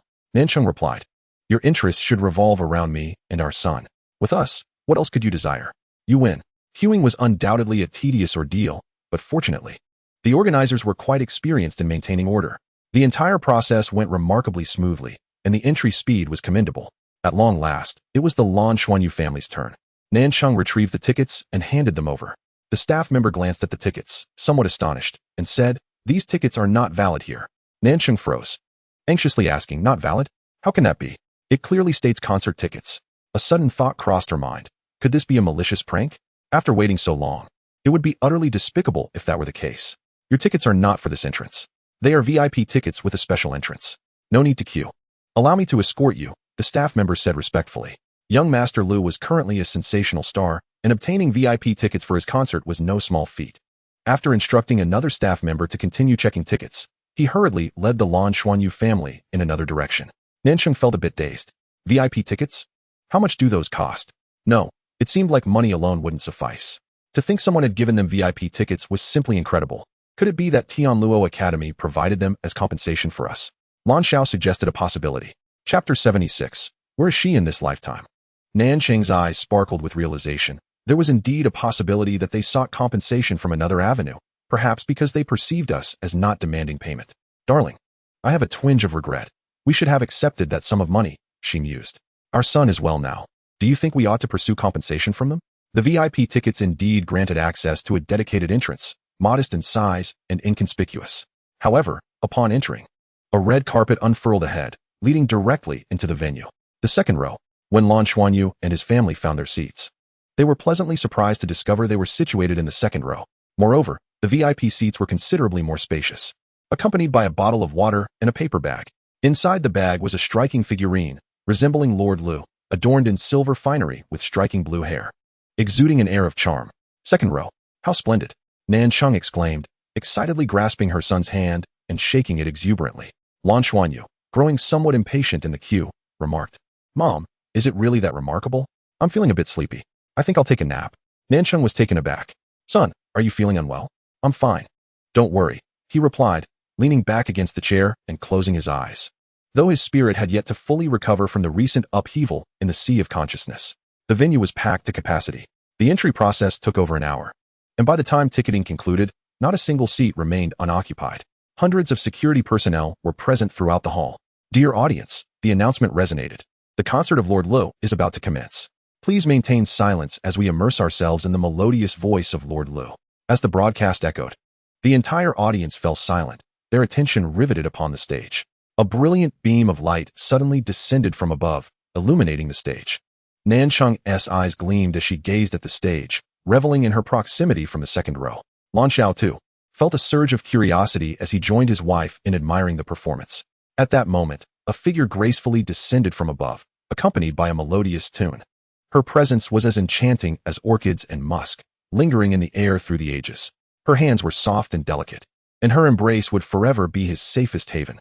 In life, one experiences three realms, one in existence, one within society, and another nestled within the depths of the heart. In which realm did she dwell?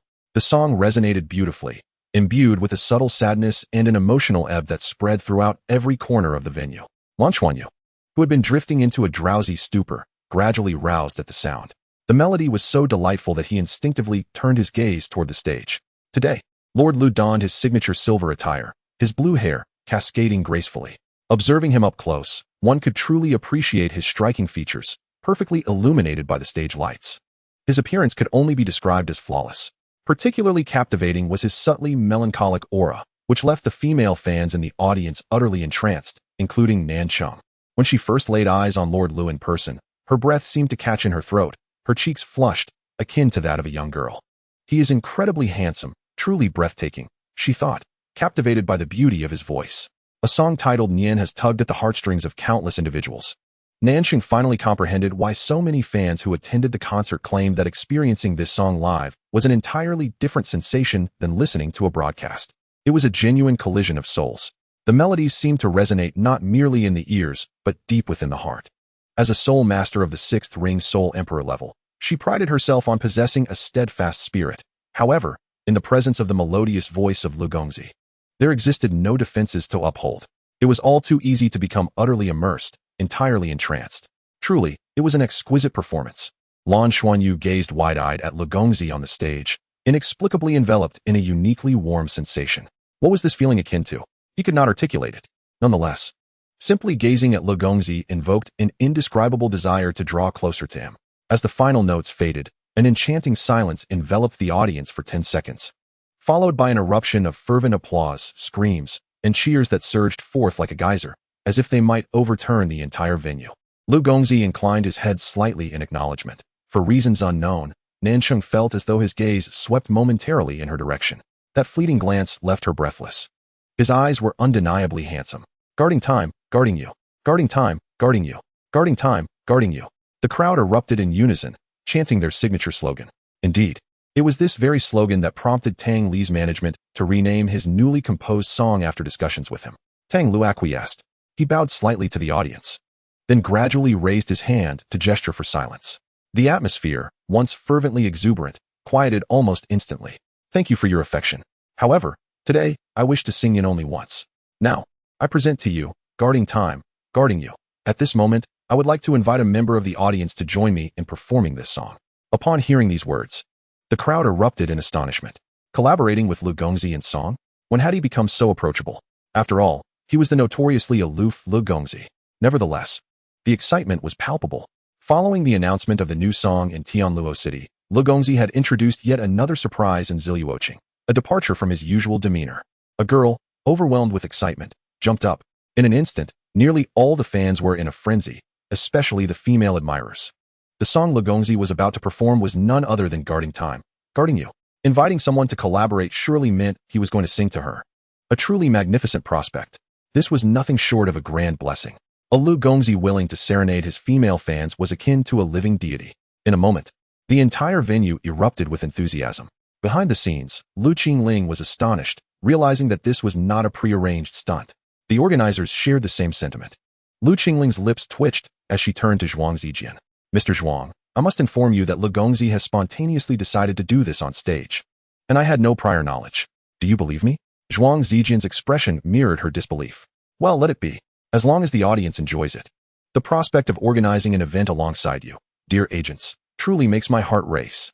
Fortunately, today's gathering unfolds without any abrupt departures. Now, allow me to select a member from the audience. The voice of the esteemed gentleman, Mr. Lu, resounded once more, urging everyone to maintain silence. Chapter 77. Accompany me on stage. At last, the audience begrudgingly quieted, yet the gazes of all the female fans transformed into fierce expressions. Without a doubt, the fortunate individual chosen would be the target of curses from every woman present. Nevertheless, they silently prayed, "Choose me, choose me." Each person anxiously clenched their fists, eagerly anticipating this moment. Mr. Li's gaze slowly swept across the audience, and wherever he looked, a cacophony of noise erupted. Arms were raised high, desperate for Mr. Lu to notice them. Nansheng's heart raced with tension and a hint of hope, recalling that Mr. Lu had previously cast his eyes in her direction, seemingly fixated on her. If she were to be the chosen one, would her husband feel jealous? Stealing a glance at Lan Xiao, who sat between them, she noticed that Lan Xianyu was still captivated by Mr. Lu on stage and remained oblivious to her furtive observation. Is he looking at me? Nansheng's heart tightened. Then, Mr. Li's gaze halted. In that moment, Nansheng felt as though his clear blue eyes were indeed fixed upon her. Could it truly be me? Then Mr. Lu moved. He slowly advanced to the edge of the stage, and amidst the audience's gasps, he leapt down and headed in Nansheng's direction. The air became stifling. She could scarcely breathe. Nansheng instinctively tightened her fists. Her first reaction was to glance at her husband, Lan Xiao. If it were me, would you? Lan Xiao also sensed something amiss as Mr. Lu approached them. Fans stretched out their hands, yearning to touch him, yet inexplicably, they could not draw within a meter of his presence. This situation left Lan Xiao at a loss for words. Strangely, in the face of Mr. Lu, he felt little jealousy, perhaps due to the fact that Mr. Lu was simply too handsome. He was getting closer, truly closer. Nansheng's cheeks flushed with excitement. It was Mr. Lu. The nearer he came, the more palpable his unique aura became, growing increasingly striking. Nansheng's eyes sparkled involuntarily. As Mr. Lu drew near, the other audience members focused their gazes upon her, brimming with envy and resentment. Yet, this was Mr. Li's choice. Seated in the second row, Lan Xianyu's family was close, so Mr. Lu reached them swiftly. When he finally stood before Nansheng, she instinctively rose, overwhelmed with emotion. This position was occupied solely by her among the ladies. Thank you. Mr. Lu acknowledged Nansheng with a slight nod. Then, he swiftly moved past Nansheng. She was momentarily stunned, and so were the other spectators around her. Suddenly, it dawned on Nansheng that her utterance of gratitude seemed to be thanking herself for standing up to grant him passage. After all, the space between each row of seats was limited. However, there were no other women beside her. Could it be that he intended to invite Lan Xiao to the stage? Was it possible that the esteemed young master Lu had no interest in women? The stark contrast left Nansheng's heart in turmoil. Yet, at that very moment, she noticed young master Lu had halted right beside her. He bent down, smiling as he asked, "May I request your company on stage for a performance?" Nansheng turned her head in surprise and was taken aback. Young master Li's intention was not Lan Xiao, but rather the person she had consistently overlooked, the diminutive Lan Xianyu, whose figure was mostly obscured by the backs of the chairs in front. Lan Xianyu was momentarily dazed and instinctively suggested, "Why don't you invite my mother instead? She adores you." He pointed at Nansheng beside him. A wave of immense joy washed over Nansheng. At that moment, she wished to lift her son and shower him with affectionate kisses. This felt even more precious than affection directed towards a biological child. Young Master Li shook his head. "No, I solely wish to invite you. Is that all right?" His crystalline blue eyes were fixed intently on Lan Xianyu. The latter, taken aback, inexplicably found himself unable to refuse. He instinctively nodded in agreement. Young Master Lu effortlessly extended his arms, lifting Lan Xianyu from his seat and cradling him in his embrace. In that instant, as Lan Xianyu was lifted, a profound sense of safety enveloped him. Although unfamiliar, it felt remarkably comforting, reminiscent of the warmth he had only ever felt with Teacher Nana. Yet, while Teacher Nana inspired a desire for closeness, young Master Lu evoked a sense of serene reassurance. Young Master Lu smiled. In that moment, the melancholy that had briefly shadowed his features seemed to vanish. It was a smile that radiated genuine joy. He then nodded to Lan Xiao and Nansheng on either side before carrying Lan Xianyu toward the stage. Had he not been observing me? Was it always Xianyu that drew his attention? Could Xianyu's charm truly captivate even young Master Lo? Nanxing found herself in a daze. At that moment, a soft voice drifted from beside her, suggesting that perhaps some individuals had overthought the situation. Lan Xiao wore a look of resignation, though amusement flickered in her eyes. Meanwhile, the other audience members had also witnessed young Master Lu lifting a child from the audience. Though the female admirers harbored the predominant thought of wishing it were them being embraced, they instinctively sighed in relief. Carrying a child onto the stage was certainly preferable to inviting other female fans. Young Master Lu ascended the stage with Lan Xianyu in his arms, and the spotlight fell upon them. For the first time, Lan Xianyu's face was revealed to the audience. Wow, young Master Lu has an eye for talent. This child is quite handsome, someone exclaimed. Hey, have you noticed? He bears a slight resemblance to young Master Lu. The only differences lie in the color of their hair and eyes. How delightful it is. Perhaps when they grow up, they too will possess the same charm as Lord Lu. Lord Lu is undeniably handsome, yet little Xuanyu is equally remarkable, cradled in Lord Li's embrace. He seems to belong there, and they appear as though they are a family. Thank you. Lord Lu smiled at Lan Xuanyu, discovering a profound sense of tranquility and happiness within himself as he held the child. At that moment, music began to play, a melody swiftly composed after that day he had sung, for otherwise, the second concert would not have been delayed for several days. Chapter 78. Uncle, I adore you. Gazing into time, one finds one's own soul reflected. Time slips away like a fleeting moment, filled with unutterable thoughts and sorrows. His first notes were sung with a tender softness. His gaze shifted from melancholy to a focused intensity, directed solely at the child in his arms. Lan Xuanyu felt a little dazed, yet Lord Li's sincerity shone through his eyes, and within the depths of those clear blue orbs, an indescribable sadness lingered. Hope often emerges unexpectedly from the passage of time. Perhaps that fleeting glance ignites a flutter in the heart. Lord Lu smiled, a warmth that seemed to surface only in the presence of this child. That radiant smile enveloped Lan Xuanyu in a comforting warmth. Ever since awakening, Lan Xuanyu had been engulfed in a sense of fatigue, his mind perpetually hazy. Yet, in the midst of Lord Li's song, that feeling began to dissipate. Clarity returning to his thoughts, invigorating his spirit. It was a familiar echo from the past, an inexplicable call guiding him in search of hope. Lord Li's voice softened further. To the eyes of his fans, the hope he discovered while singing to the child cradled in his arms was embodied in that very little person. Hope had arrived, accompanied by a hint of trepidation, an urge to reach out, yet fear of extinguishing it. My hope has come. Perhaps I no longer need to be lost, he mused. Yet he hesitated to touch it, fearing the fragility of that hope. The child in his arms had transformed into his treasure. He was reluctant to let this beautiful moment come to an end. As the song concluded, silence enveloped the venue. Lord Lu bowed his head, planting a gentle kiss on Lan Xuanyu's forehead, whispering, "Guard time, guard Lan Xuanyu." In that moment, Xuanyu, lost in wonder, felt an extraordinary sensation erupt within him. The vortex that Nana had once established within him began to whirl violently, the golden and silver energies no longer in conflict, but intertwining harmoniously. He distinctly sensed his soul power elevating in that instant. Applause erupted. This time, there were no cheers, only the sound of clapping. Lord Lu seemed to convey through this song that what we protect is not solely our beloved, but also our family. Guard time, guard you, cherish time. Cherish all that is around you. Today, he sang this song with a distinctly different flavor. Lord Lu smiled. I too adore you, for you have given me hope. Undoubtedly, this concert achieved immense success, particularly when the talented musician embraced Lan Xuanyu to perform a song that revealed his tender side to the fans. It was through this very song that Lan Xuanyu experienced a complete restoration of his health. However, the sole source of frustration within the family was Lan Xiao, as he would be relegated to the sofa for an entire week starting that night. A week later, Lan Xuanyu's health had visibly improved. Yet he now faced a new dilemma, whether to remain at the Purple Orchid Academy for his studies or to transition to the elite youth class. Nancheng was evidently reluctant for her son to join the elite youth class, not only because it required them to relocate to Tianluo City, but also due to the past harm that Tianluo Academy had inflicted upon him.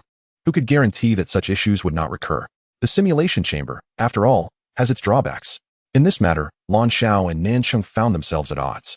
Lan Xiao believed it was imperative for their son to attend the elite youth class, as the disparity in educational resources and quality would undoubtedly be significant. The elite youth class would surely concentrate the finest resources of Tianluo Academy. Lan Jian observed with a smile, and ultimately, he and Nancheng decided to let Lan Xuanyu make his own choice. Nancheng, still somewhat unconvinced, inquired, "Why do you wish to go?" "To protect Mom." Lan Xuanyu replied naturally. Nancheng was momentarily taken aback, rendered speechless. Lan Xuanyu continued, If I could become as formidable as teacher Nana, I could protect Mom. What a good son he was. Lan Xiao stepped forward and lifted Lan Xuanyu in a heartfelt embrace. At that moment, what more could Nancheng say? Her heart had already melted. In the end, the family reached a consensus to relocate. Due to work transfers and settling arrangements in Tianluo City, the Lan family took a full 2 weeks to arrive in the unfamiliar yet significant metropolis of Tianluo Star. Tianluo City is situated in the central part of the deep blue continent of Tianluo Star, nestled within the plains, making it a pivotal hub, akin to the importance of Lingtian City on Lingtian Continent. Tianluo City boasts a space center capable of interstellar travel, which, in a certain sense, renders it even more significant than Lingtian City. In comparison to Purple Orchid City, Tianluo City is substantially larger, with an area nearly 5 times that of Purple Orchid City. Centered around the space center, the city radiates outward, forming a vast hexagonal shape, thus dividing Tianluo City into 6 major districts. This design was established in the city's early construction phases, and it is said that the original designer, in a fit of laziness, delineated the 6 districts by the colors of soul rings, naming them White District, Yellow District, Purple District, Black District, Red District, and Orange District. Chapter 79, Dormitory 333. The 6 districts of Tianluo City do not represent different levels as the colors of soul rings do.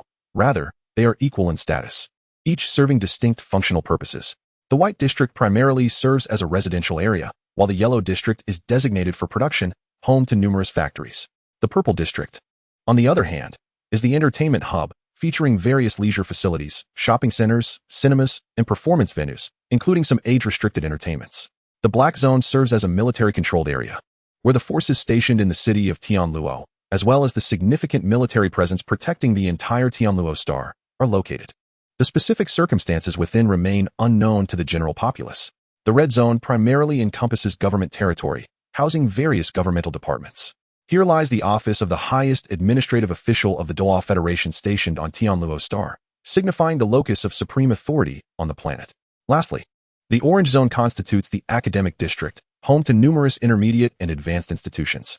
Due to its convenient transportation and the residential nature of most middle and higher education facilities, exceptional students from Tianluo City and surrounding areas gather here for their studies.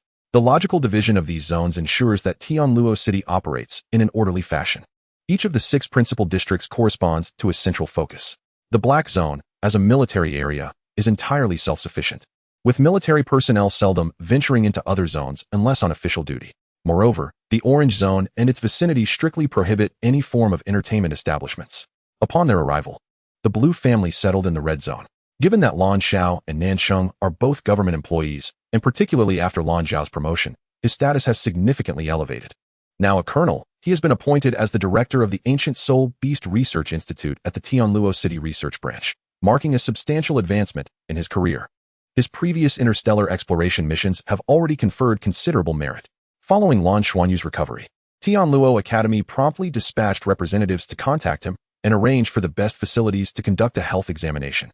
They assured that although the Blue family declined compensation, all expenses related to Lan Xuanyu's future at Tianluo Academy, including tuition, usage fees for various instruments and equipment, and even future basic mecha provisions, would be fully covered by the Academy. This undoubtedly represents a significant boon for the family. Lan Xiao is acutely aware that while tuition for ordinary colleges is modest, middle schools were previously free under federal obligation. However, the scenario changes dramatically at higher institutions, particularly those associated with mechas and soul-guiding devices, where many materials must be purchased independently, amounting to considerable sums. In the past, Lan Xiao harbored a strong interest in mecha studies, yet upon further investigation, he discovered the formidable caliber of those pursuing such paths. These students either exhibited extraordinary talents, often supported by various scholarships, or hailed from affluent families capable of self-funding their education. At that time, he found himself lacking in both respects, leading to his decision to forego that ambition. With all arrangements completed, and after establishing contact with Tianluo Academy, Lan Xiao took Lan Xuanyu to enroll. The Advanced Energy Youth class had already commenced nearly 2 months prior, marking Lan Xuanyu's late arrival. The main Tianluo Academy, as one of the preeminent institutions on Tianluo Star, stands in stark contrast to the Ziluo branch. Upon arriving at the Academy's entrance, Lan Xuanyu distinctly sensed this difference. The Ziluo branch occupies a single building, with only a portion designated for the Academy. Its internal structure, while adequately accommodating daily educational needs, pales significantly in comparison to the grandiosity of Douluo Academy. The Douluo Academy boasts an imposing entrance, with towering walls that encircle it like a dam. From a distance, one can discern the multitude of high-rise buildings within, resembling an architectural complex that is undoubtedly far grander than the Ziluo branch. "We have arrived, Xianyu. This will be your place of study, your second home," said Mu Chongtian with a warm smile. He had arrived early that morning at Lan Xianyu's residence, specifically to accompany him to the academy. Ordinary students would not have such privilege, yet Lan Xianyu's circumstances were indeed exceptional.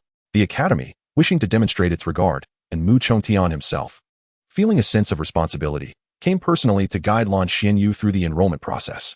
With his assistance, everything would undoubtedly proceed more smoothly. The academy encompasses 3 sectors: primary, intermediate, and advanced, resulting in an expansive area. In terms of land occupancy and the total number of teaching staff, we are the largest and most numerous in the entire Douluo Star, Mu Chongtian explained. The institution is divided into 3 layers, internal and external.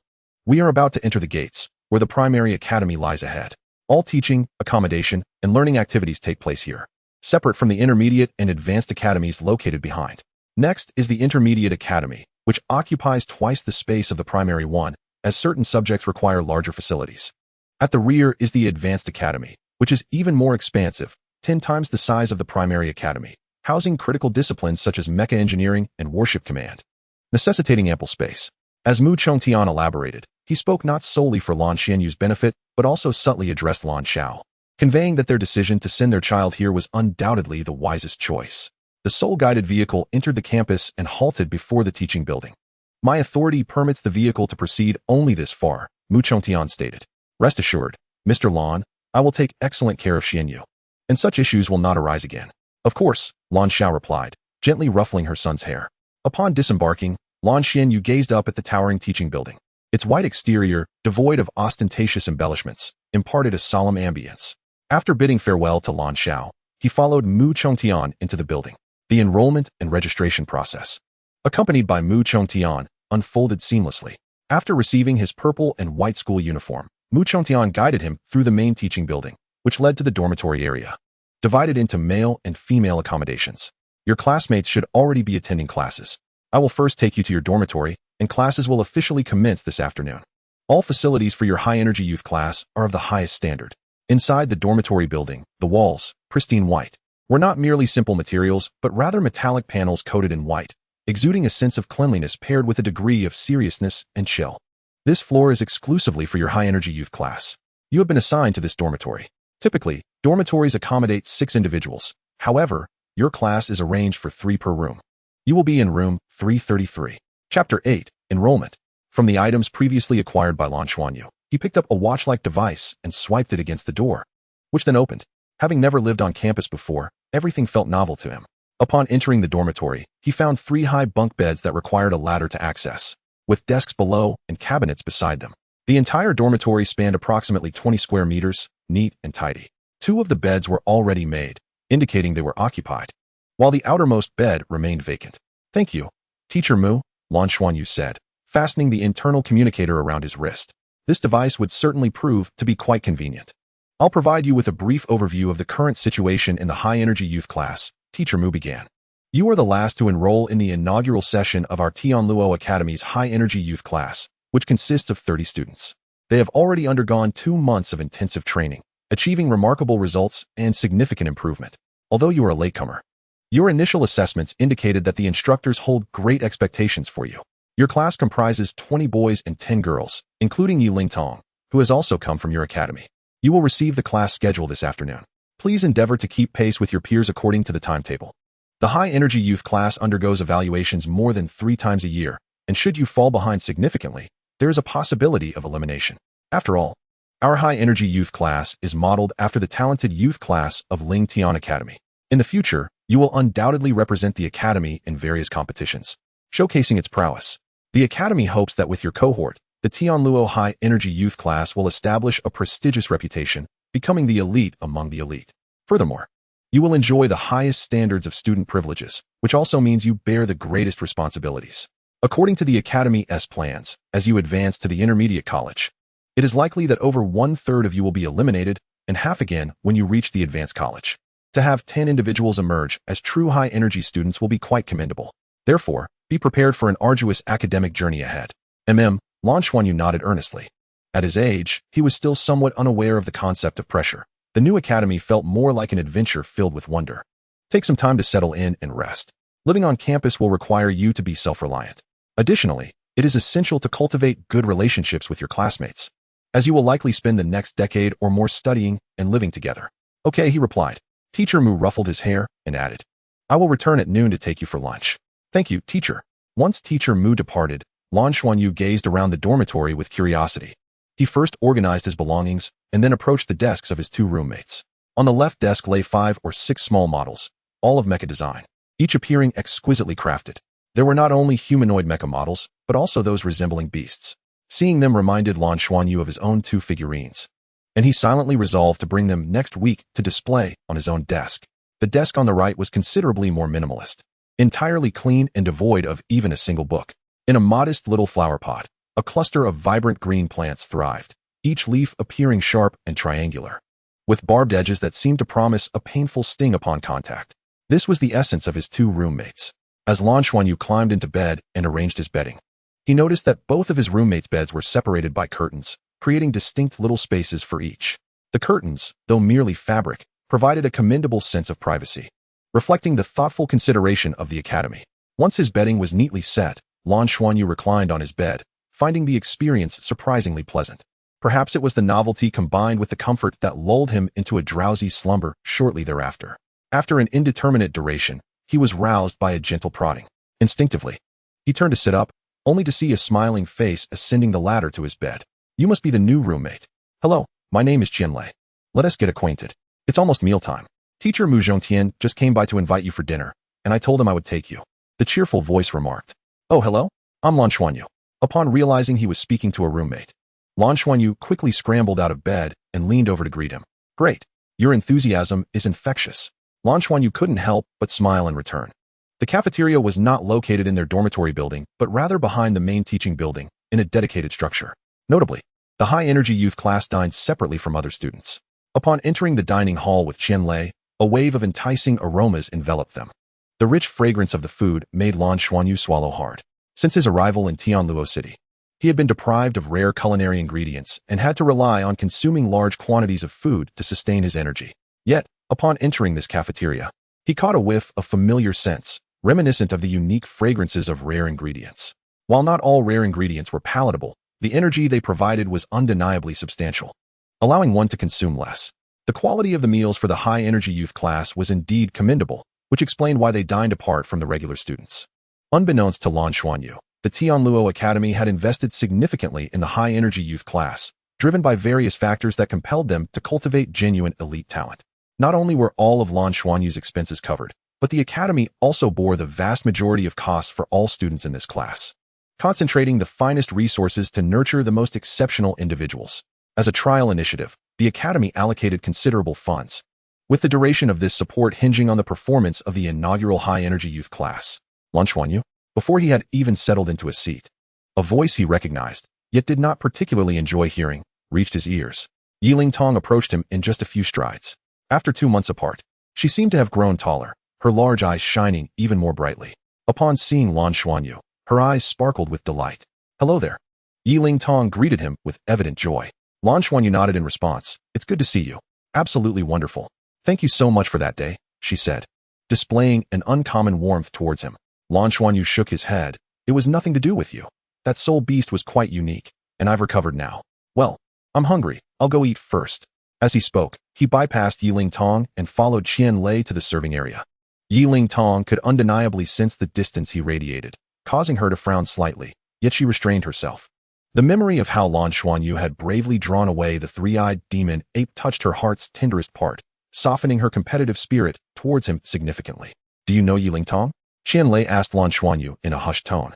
Qianlei chuckled and said, let me tell you, she is formidable. On the second day of school, she got into a fight and actually won. Among the girls in our class, her strength ranks in the top 3. Oh, Lan Xuanyu was not particularly interested in Yiling Tong's circumstances, though he was well aware of her formidable nature. The cafeteria's offerings were quite lavish. Lan Xuanyu noticed that not all dishes were made from rare ingredients. Only a few contained such delicacies, far fewer than what he had at home. It seemed that his classmates were not particularly discerning when it came to distinguishing rare ingredients, as nearly all the dishes had similar leftovers. He naturally did not hold back, specifically opting for dishes made from rare ingredients to fill his plate, quickly accumulating a generous serving. Ling Tong, do you know this newcomer? A tall male student inquired, not bothering to lower his voice, ensuring many tables around could overhear. Yes, we were classmates before. He had an incident during the assessment. But he is fine now and has returned, Yiling Tong replied. Oh, how skilled is he? The tall student continued to probe.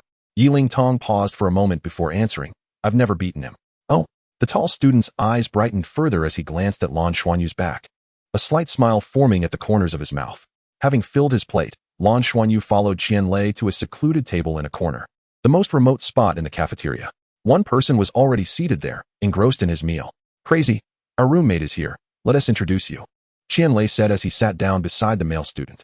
The boy, referred to as Crazy, looked up at Lan Xuanyu. Only then did Lan Xuanyu notice that this young man was of similar stature to him, with narrow, elongated eyes and a somewhat long face, not conventionally handsome, but possessing a sharp aura, quite unlike Qianlei's ever-present smile. Hello, I'm Lan Xuanyu, he introduced himself. I'm Lu Feng. What level is your soul power? Lu Feng asked directly. 14? A smirk of derision flickered across Lu Feng's lips as he turned to Qianlei. I suppose he is about on par with you. Isn't he? Haha. Qianlei wore an expression of helplessness, exclaiming, only 14. Sighing, Lan Xuanyu furrowed his brow and inquired, what is wrong with being 14? Is that particularly low? Lu Feng replied, it's not just low, it's probably the lowest. Qianlei is already at 15, though his abilities are not particularly remarkable. Lan Xuanyu was somewhat perplexed. Soul power doesn't encompass everything, does it? Moreover, what does this level have to do with schooling? Qianlei interjected, allow me to explain. Our class comprises 30 students. According to the teacher's initial plan, 3 students were to share a dormitory, thereby forming a small group. Whether it be for training, combat, or even selecting auxiliary professions, these groups would complement one another, functioning as a cohesive unit. Cooperation is crucial for soul masters beyond individual combat. There would be a ranking within the class. The higher the rank, the better the treatment received, and the greater the chances of remaining. However, during the admissions process, a complication arose. 20 boys and 10 girls were accepted. It's impractical for boys and girls to share a dormitory. Before you arrived, there were 29 students, of which 19 were boys. They were first divided into 5 groups, leaving 2 groups with only 2 members each, while the girls' group had an extra member. Lu Feng and I belonged to one of those 2 groups. The teachers had us compete, and the winning group would welcome the girl into their ranks. Unsurprisingly, we lost, and quite miserably at that. Consequently, the girl, whom you know as Yiling Tong, joined their group. As a result, the 2 of us, being merely a duo, have found ourselves at the bottom over these past 2 months. Upon hearing of your arrival today, we held great hopes. But who could have anticipated that you 2 would be at level 14? I am at 15, and Feng Zi is at 16. In our class, we are undoubtedly trailing behind. The competition in our advanced youth class is relentless. At that moment, Lan Xuanyu began to comprehend why Qianlei had greeted him with such enthusiasm. I will do my utmost, he assured. Lu Feng glanced at him but chose not to comment further, instead lowering his head to continue his meal. In the ensuing minutes, Lu Feng and Qianlei's perception of Lan Xuanyu began to shift, for he possessed an extraordinary appetite. During Lan Xuanyu's first serving, Qianlei had cautioned him, stating that the academy strictly prohibited waste and that he must finish all the food he took, as he had piled his plate high. However, by the time Lan Xuanyu sought a third helping, Qianlei was left speechless in astonishment at the sheer volume this fellow could consume. Indeed, Lan Xuanyu's appetite had grown remarkably. The academy's rare ingredients were somewhat scarce, and despite his voracious consumption, he still felt unsated. Ordinary food, yielding far less energy, merely exacerbated the situation, leading him to unconsciously overindulge. This newcomer truly has an insatiable appetite. Other students at neighboring tables noted, observing Lan Xuanyu's frequent trips to the serving area, each time returning with an overflowing plate. Hey, that's enough. The academy's resources are meant for everyone, and you've devoured portions meant for several people. A male student stood up, blocking Lan Xuanyu from making a 4th trip for food. Qianlei immediately rose to intervene, but Lu Feng restrained him with a gentle shake of his head. Lan Xuanyu, momentarily taken aback by the obstruction, questioned, what is wrong with my eating? The academy said we could eat our fill. Moreover, these are already prepared meals. Isn't it a waste to let them go uneaten so soon? The boy scoffed, and I firmly stated that if I said you couldn't eat, then you shall not eat. Jin Xiang, don't bully the weak. exclaimed Yiling Tong, rising abruptly. Her anger palpable. The boy named Jin Xiang glanced at the tall figure beside her, Lu Qinxuan, and inquired, "Is that your sentiment?" The towering figure replied nonchalantly, "I do not know him," and with that, he stood up and made his way outside. Yiling Tong was momentarily taken aback, while Jin Xiang chuckled. "Step aside." Lan Xuanyu commanded Jin Xiang. "Are you addressing me, young lad?" Jin Xiang smirked. Lan Xuanyu replied earnestly, "I abhor it when others disturb my meals." "And what of it?" Jin Xiang not only refused to move, but deliberately stepped forward, nearly invading Lan Xuanyu's personal space. Lan Xuanyu shifted to the side, attempting to circumvent Jin Xiang. Yet Jin Xiang blocked his path once more. Lan Xuanyu glanced at him, choosing silence this time. He transferred the tray to his left hand and raised his right hand towards Jin Xiang. Jin Xiang huffed, leaning slightly to evade Lan Xuanyu's grasp. Then he thrust his shoulder forward, intending to collide with Lan Xuanyu's chest. All who gain admission into the elite youth class are undoubtedly among the CRME de la CRME of the younger generation, each possessing the confidence of their own capabilities. Jin Xiang's charge was swift and aimed directly at the tray in Lan Xuanyu's hands. Should he succeed, the remnants of the meal would surely splatter all over Lan Xuanyu, potentially knocking him off balance. Yet, Lan Xuanyu, while trained alongside Nana, was not one to succumb easily. He mirrored Jin Xiang's motion, lowering his shoulder to meet him head-on. Bang!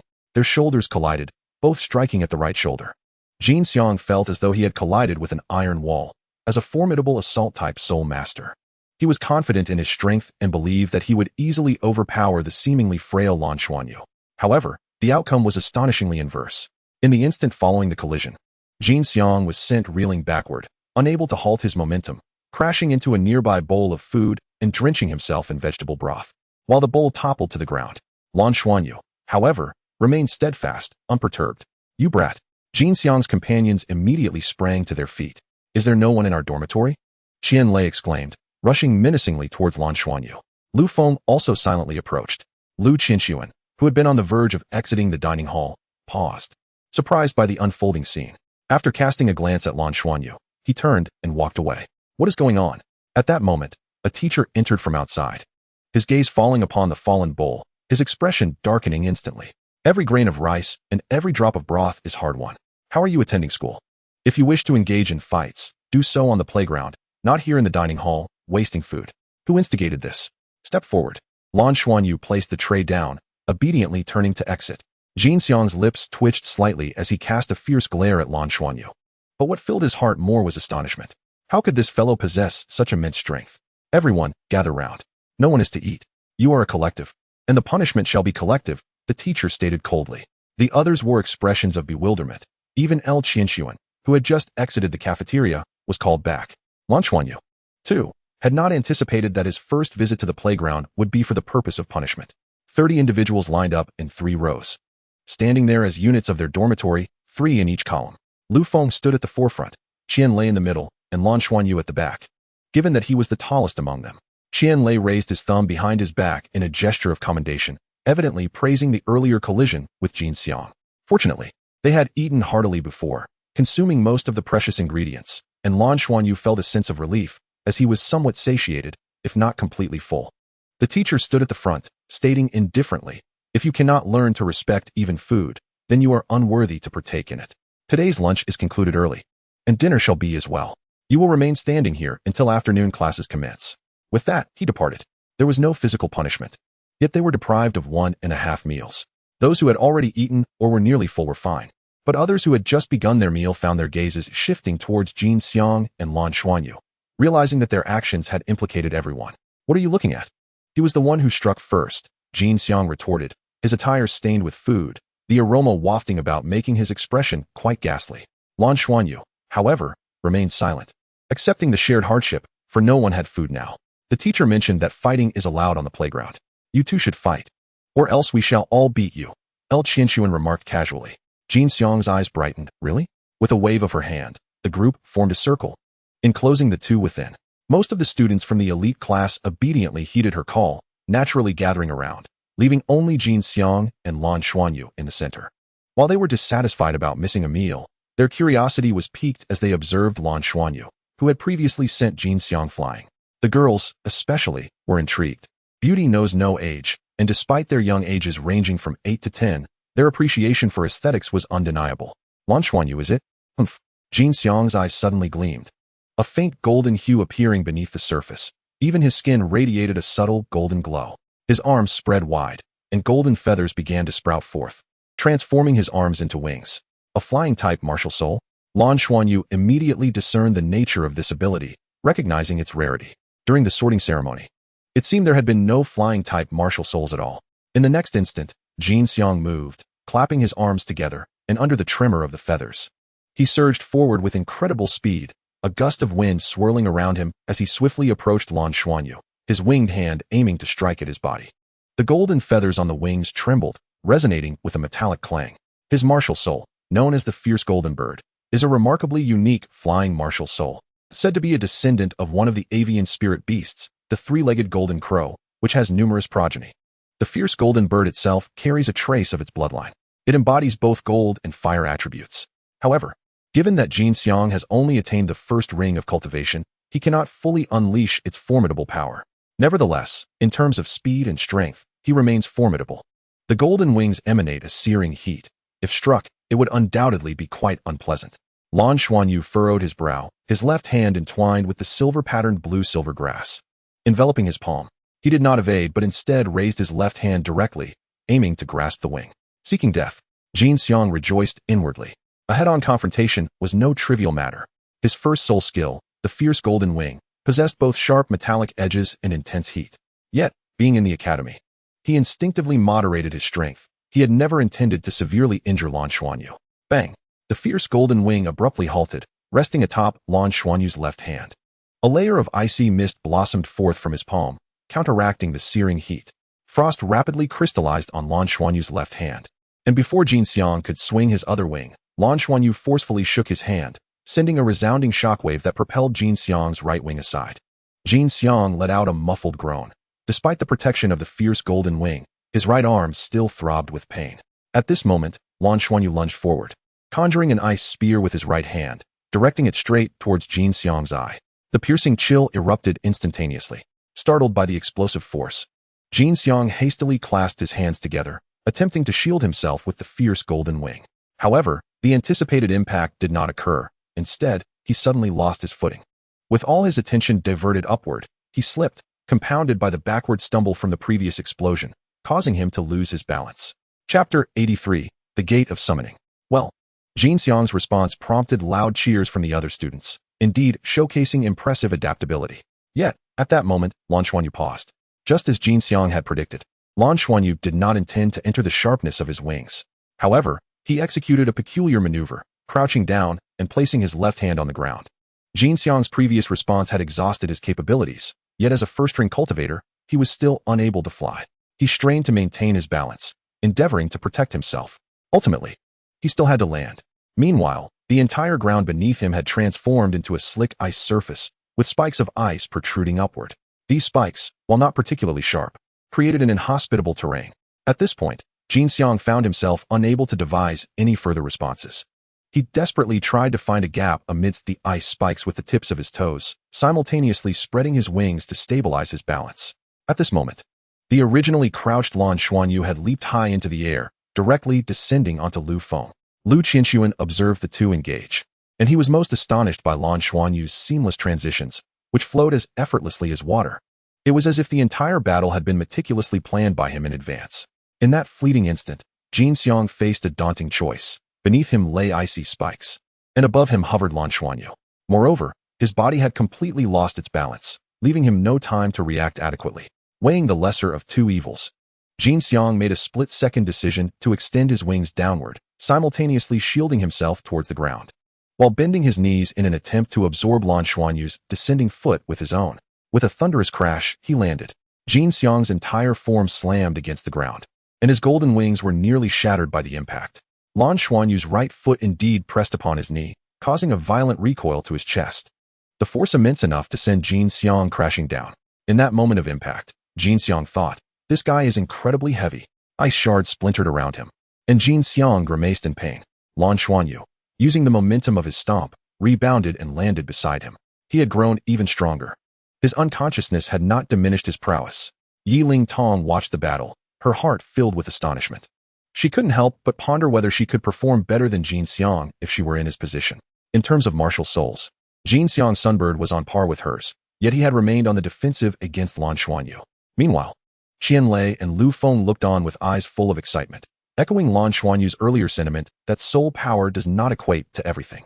Jin Xiang, you have lost. Lu Qianxuan approached and helped Jin Xiang to his feet, then urged him, apologize. Jin Xiang, wincing in pain, stood up reluctantly, but ultimately nodded towards Lan Xuanyu. Muttering an apology for his previous actions, Lan Xuanyu was taken aback, not expecting an apology from his opponent. However, Lu Qianxuan smiled and remarked, in our high-energy youth class, we adhere solely to the merit of ability. If you are strong, you are right. If you are weak, you are wrong. Welcome aboard. I am Lu Qianxuan, the class leader. As he spoke, he extended his hand towards Lan Xuanyu, unmistakably signifying the acceptance of this new classmate by the others. Lan Xuanyu reached out to shake his hand, and suddenly, a tremendous force emanated from Lu Qianxuan's grasp, akin to a steel vice. Lan Xuanyu's brow furrowed.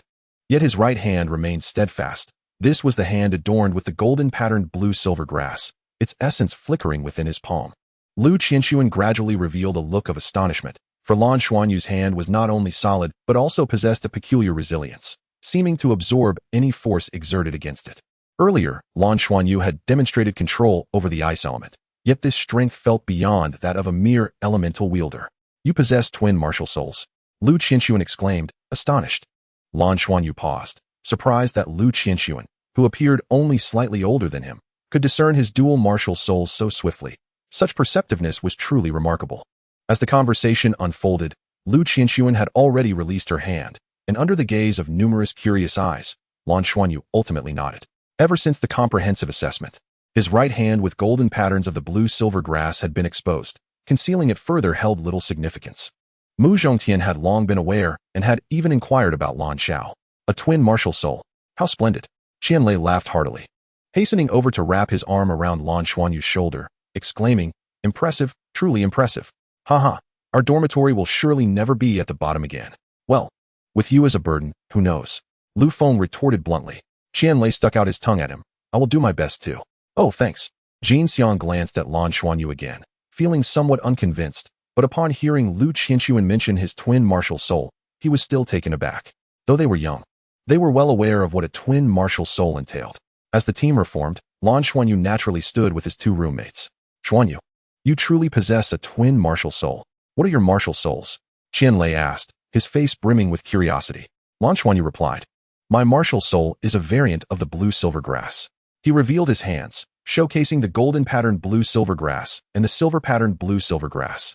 The golden-patterned blue-silver grass represents strength, while the silver-patterned blue-silver grass governs water elements. No wonder you could overpower Jin Xiang.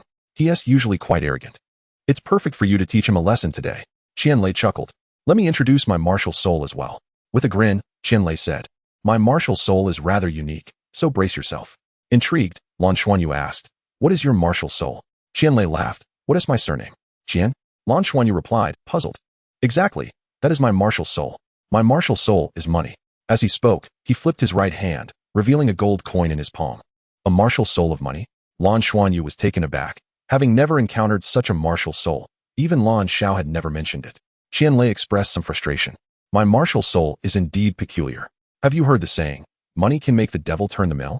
My martial soul's full name should be, summon money. It doesn't summon money itself, but rather uses money to summon other entities, like soul beasts. The summoned soul beasts are in a spiritual form, possessing about half of their original strength.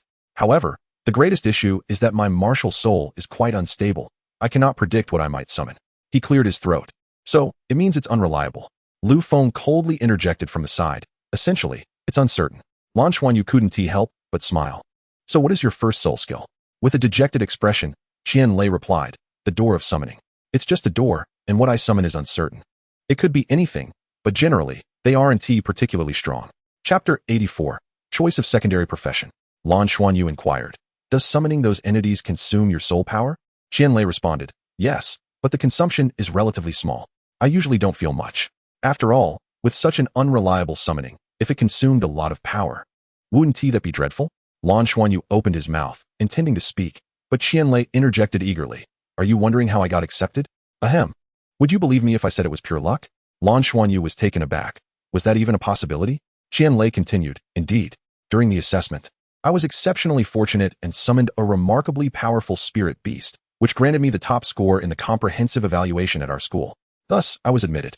However, upon my arrival, the teachers discovered that my summoning was, in fact, unstable, leaving them with no recourse but to hope that as I accumulate more spirit rings, it will become more reliable. You've won, Lanchuan. You couldn't help but chuckle. Lu Feng then remarked, my martial spirit is a spear, the White Dragon Spear, which is a gun-type martial spirit endowed with a dragon spirit.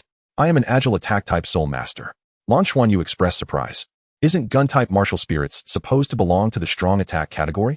Lu Feng furrowed his brow slightly and replied, however, the dragon spirit accompanying my spear primarily enhances speed, making it exceptionally swift but somewhat lacking in attack power and strength, thus categorizing me as an agile attacker. The madman's techniques remain impressive, although often flamboyant. They fail to breach defenses.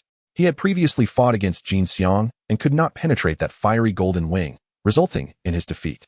At that moment, Lanchuan Yu realized that his two roommates might indeed be among the weaker students in their class, one unreliable and the other an agile attacker with minimal offensive capability. Finally, the midday break concluded and classes commenced in earnest. In the future, you will need to contemplate elective courses, particularly your choice of secondary professions, which is crucial for your future. Each individual must select 2 secondary professions. As students of the high-energy junior class, we primarily focus on combat. Therefore, the Academy currently recommends that one of your choices be mech control, while the other can be freely chosen. Popular options include fundamentals of battleship piloting or courses related to battle armor design, fabrication, forging, and maintenance. It will depend on whether you wish to pursue a dual path of battle armor complemented by mechs or a more aggressive direction involving battleships and soul-guided aircraft. The former leans more towards personal combat, while the latter tends to favor team engagements. In the coming week, reflect on this and discuss it with your families. As you are all still quite young, it may be difficult to ascertain what you excel at regarding secondary professions, but it is essential to start from your interests and be sufficiently committed. Once a secondary profession is chosen, it is challenging to change, as starting over requires an excessive amount of time, which is burdensome for anyone. During this week, my lessons will provide you with a detailed explanation of the characteristics of several secondary professions. Today, we will cover the fundamentals of battleship piloting. The instructor was a middle-aged man in his 40s, speaking at a rapid pace, yet every word seemed to captivate the student's attention effortlessly. Listening to his discourse, Lanchuan Yu felt a surge of curiosity. Secondary professions? It seemed that typically, intermediate academies introduced such choices only in the final 2 years. They were still so young, yet they were already able to select secondary professions? He had heard his parents speak about secondary professions, and in truth, neither Lan Xiao nor Nan Sheng had chosen one. The capabilities of an individual are inherently limited. For many, the energy required to pursue a secondary vocation is simply unattainable. It is only the exceptionally gifted scholars who possess such options. Undoubtedly, the elite classes of spirited youths regard spirit mastery as their primary profession. While the selection of secondary vocations, though termed as such, fundamentally revolves around spirit mastery. In truth, the contemporary Federation no longer recognizes the existence of pure spirit masters. Rather, certain advanced professions can only be undertaken by those who are spirit masters, such as armor masters. The legacy of combat armor has endured for millennia. It represents an evolution akin to mechanized suits, closely intertwined with the essence of the spirit master themselves.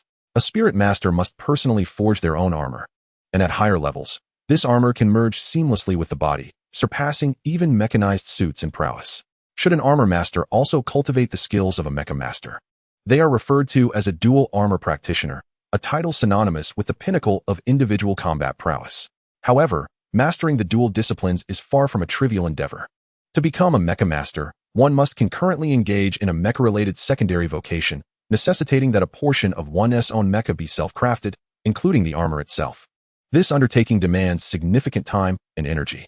Moreover, a spirit master must also dedicate themselves to personal cultivation. Thus, unless one possesses extraordinary talent, it is nearly impossible to effectively harmonize all 3 pursuits simultaneously. Blue Xuanyu found these thoughts swirling in his mind as the instructor commenced the lecture on the day's primary topic. You may presume that the fundamentals of warship piloting involve the direct study of warship knowledge. However, I must convey that this notion is misguided. The foundation of warship piloting does not pertain solely to navigating warships, but encompasses the mastery of various modes of transportation, including spirit-guided vehicles and aircraft. Each type of vehicle and combat apparatus has distinct piloting methodologies. The act of piloting a warship itself is exceedingly complex, requiring one to first cultivate a sense of control. Thus, the fundamentals of warship piloting essentially involve acquiring skills in diverse forms of operation. Only upon successfully demonstrating proficiency in all types of piloting may one advance further. Typically, this foundational training spans 3 years. Following this period, one may qualify to delve into the structure of warships and engage in further study. According to Federation regulations, to become a legitimate warship pilot, a minimum of 12 years of education is mandated, a notably prolonged journey. Even upon achieving success, one must first gain experience with smaller vessels before gradually ascending to larger warships. An exemplary warship commander often requires 2 to 3 decades of accumulation to reach their peak. The cosmos remains shrouded in mystery for humankind, necessitating a spirit of exploration to cultivate into an exceptional pilot. To enroll in the fundamentals of warship piloting, one must meet certain criteria. First and foremost, there must be a genuine interest and a sincere desire to pursue this path. Secondly, a robust mental fortitude is essential. Research conducted by the Federation Academy has established a positive correlation between the strength of human mental energy and perceptual acuity. Thus, the stronger one's mental energy, the greater their capacity to integrate complex warship piloting techniques. The prerequisite mental energy requirement for studying the fundamentals of warship piloting is 50 points, while the threshold for becoming a warship pilot is 200 points. This is a consideration you must take into account. From the perspective of our esteemed high-energy youth class, the instructors are not particularly inclined for you to select battleship piloting as a secondary profession. This choice would demand an immense expenditure of your energy without significantly enhancing your personal combat capabilities, which is not the original intention of our high-energy youth class. However, the Academy respects your choices, and the final decision ultimately rests in your hands. The teacher proceeded to elaborate on additional considerations regarding the fundamentals of battleship piloting. Most students paid little attention, as they had already made their decisions in their hearts. Yet, Lan Xuanyu listened intently. His aspiration was to become a battleship pilot. While he also had a fondness for dual-armored combat, he cherished the exhilarating sensation of maneuvering a grand battleship, particularly after experiencing space navigation. His curiosity about the cosmos had significantly intensified. "Do you like this?" His companion Qianlei nudged him. Lan Xuanyu nodded. Chapter 85. The Primacy of Mental Strength, Qianlei. Qianlei chuckled. "I thought you would choose dual-armored combat. Most of our class will likely opt for it. Becoming a battle armor master is quite an impressive achievement. Have you considered it?" Lan Xuanyu replied. "I also admire battle armor, and I have figurines of the Golden Dragon Moon language and the Silver Dragon Dance scale. However, I have loved battleship piloting since childhood, and I do not wish to miss this opportunity. I plan to select both battle armor master and battleship piloting as my secondary professions. What do you think?" Qianlei said. "Not a good idea. Dual armored combat shares commonalities with battle armor, such as forging. Yet, battleship piloting is a different realm altogether. It will undoubtedly require more time and effort. You need to think this through." The teacher just mentioned that if you choose the wrong secondary profession, it is quite challenging to change. Your soul power is not particularly high. If you select 2 vastly different secondary professions, it may consume even more of your time, which is not ideal. "Thank you. I will ponder it further. What about you? What will you choose?" Lan Xuanyu inquired with curiosity. "Battleship piloting fundamentals." Qianlei responded naturally. Lan Xuanyu's lips twitched. "Weren't you just advising me otherwise?" Qianlei chuckled. "I am different. Don't be deceived by my unreliable martial soul. I learn things exceptionally quickly. My mental prowess is the highest in the class. Otherwise, do you think I would have been admitted? It's not merely an unreliable summoning." Lan Xuanyu was taken aback. "So, you also wish to select Battle Armor Master alongside Battleship Piloting Fundamentals? What is your mental strength?" Qianlei replied. "I Haven team measured it recently, but I estimate it to be around 130 or 40. Hee. Lan Xuanyu estimated that his own mental strength was likely around 100 as well. Yet he had not anticipated that Qianlei's was higher than his. This was indeed remarkable. The high-energy youth class was certainly composed of no ordinary individuals. "My mental strength should also be close to 100. Will that suffice for learning these 2 subjects?" Lan Xuanyu asked. "What? You also possess 100? That is impressive. Is the dual martial soul that powerful?" Qianlei exclaimed, his surprise causing his voice to rise, which promptly attracted the teacher's attention. "You too, stand up." The teacher raised a hand and gestured towards them. It was then that Qianlei realized he had spoken too loudly, hastily covering his mouth and standing up. Lan Xuanyu also felt helpless. It was only the first day, and he had already been called out by the teacher for the second time. The 2 stood before the teacher's piercing gaze. "Do you 2 have a question? Why are you so eager to discuss during class?" The teacher said calmly. Qianlei and Lan Xuanyu exchanged glances, about to speak, but were halted by the teacher's raised hand. "You need not speak. Let the new student express himself. Your name is Lan Xuanyu, correct? Yes, Lan Xuanyu nodded. Gazing into his beautiful large eyes, the teacher's stern expression softened slightly. Go ahead, what were you discussing just now? Lan Xuanyu replied. Teacher, we were discussing the issue of choosing secondary professions, specifically whether the fundamentals of battleship piloting can be studied alongside battle armor crafting. Qianlei mentioned that pursuing both would consume a significant amount of energy, making it difficult to excel in either. However, I genuinely have an interest in both, and we both wish to pursue them. The teacher paused, intrigued by the notion of mastering both battleship piloting and battle armor crafting. What gives you such confidence? He inquired. As Qianlei mentioned, both endeavors demand considerable energy, and mere determination is insufficient for success. Talent and ability are essential. Qianlei couldn't help but interject, Teacher, did you not just say that comprehension is closely related to mental strength? Our mental strength is high, so surely we should be able to pursue both? The teacher's eyes brightened. Both of you have surpassed 50 in mental strength? Upon hearing this, the other students in the high-energy class turned their attention to the two. It is noteworthy that, at their age, achieving a mental strength above 50 is no small feat over 100, Qianlei said with a hint of pride. He had always been the last in class due to his unreliable martial soul, and his exceptional mental strength was his greatest source of pride. The very reason he was admitted to the high-energy class.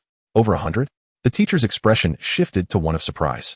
As someone who taught comprehensive knowledge, he was not particularly familiar with the foundational qualities of each student. He understood all too well what it meant to have a mental strength exceeding 100. Many soul masters below the fourth ring may not reach such a level. These children were merely 7 or 8 years old, possessing around a first-ring cultivation. For their mental strength to surpass 100 was indeed a mark of prodigious talent. Please take your seats. While your mental strength is certainly impressive, I believe it is prudent for you to undergo further assessment and evaluation before deciding whether to pursue both disciplines. You must understand that once you embark on mastering both, the workload you will face will increase significantly. As I just mentioned, the fundamentals of battleship piloting and the complexity of battle armor crafting demand substantial resources and effort. Becoming a battle armor master involves numerous facets, and it is no simple task. Lan Xuanyu listened attentively in class. Having arrived 2 months late, he naturally found himself lagging behind. He discovered that the curriculum of the advanced youth class was indeed different, with a wealth of knowledge far surpassing what he had previously encountered. A moment of distraction could mean missing critical information. Fortunately, his heightened mental acuity endowed him with a remarkable memory, leaving him with a profound sense of fulfillment by the end of the day. Before the class concluded, the instructor reminded the students that this month was their final adjustment period. Starting next month, the advanced youth class would embark on a rigorous learning schedule, rising at 6 in the morning for early study, working until 8 in the evening, and resting at 10. There would be a day of rest every 2 weeks. Thus, they must strive to adapt and prepare themselves adequately.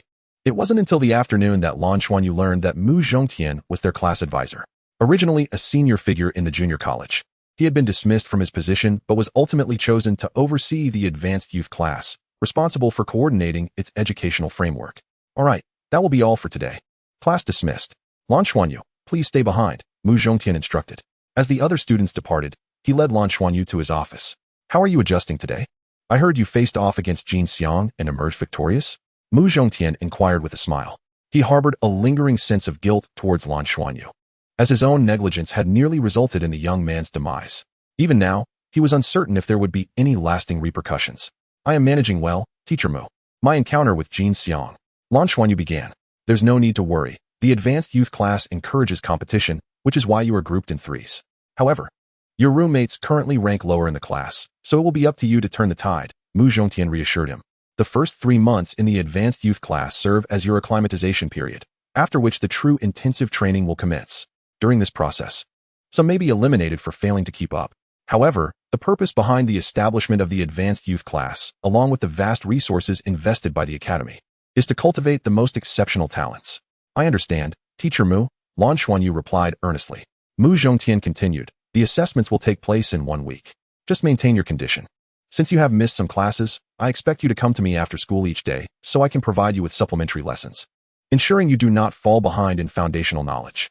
Chapter 86. The Douluo World. Upon returning to the dormitory, Lan Xuanyu's mind was abuzz with the myriad concepts imparted by his teacher. For him, such an abundance of knowledge felt like the opening of a magnificent new door. As the instructor had taught, the higher one's mental strength, the greater their comprehension, making it easier to digest and assimilate this wealth of information. Thus, Despite the vast amount of knowledge he had received, Lan Xuanyu found it comprehensible. Particularly, Mu Zhongtian, motivated by a sense of guilt, provided him with meticulous, individualized instruction, addressing various queries and significantly enhancing his understanding. Qianlei and Lu Feng were in their dormitory. Lu Feng was meditating while Qianlei was fiddling with his mecha models. Lan Xuanyu chuckled, "I arrived 2 months late. Can my teacher give me some extra lessons? When do we eat? Are you hungry again? I noticed you ate the most at noon." Qianlei responded, astonished. Lan Xuanyu sighed. "Wasn't it because I was sparring with Jin Xiang that I ate so little? I actually didn't fill my stomach at all." Qianlei looked speechless. "Although our meal allowance in the advanced youth class is fixed, your appetite is still quite enviable. However, seeing your potential gives me hope. With your addition, our dormitory certainly won't finish last. It's hard to say. With your unreliable martial spirit, it's like having one less person. What can we do with just the two of us?" Lu Feng, sitting cross-legged on his bunk, opened his eyes and scoffed. "You're overestimating yourself. How much stronger are you than me? With your speed, you can't even control yourself. It's either a misstep or ineffective. At least I have the chance to summon a relatively powerful spirit beast. What about you? In one-on-one, how many can you defeat in our class?" Lu Feng's lips twitched. "Isn't it due to my insufficient cultivation and weaker attack power? But let us talk about speed. I am undoubtedly the fastest in our class." Qianlei retorted. "I am the top in mental strength." All right, no need to argue. We should all work together," Lan Xuanyu interjected, noticing the rising tension between the two.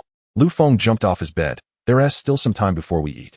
Let us head to the training ground and familiarize ourselves with each other's combat styles for better cooperation in the future." "Sounds good." Although Lan Xuanyu felt a bit hungry, he was eager to see the extent of his roommate's combat prowess, as they would need to work together moving forward.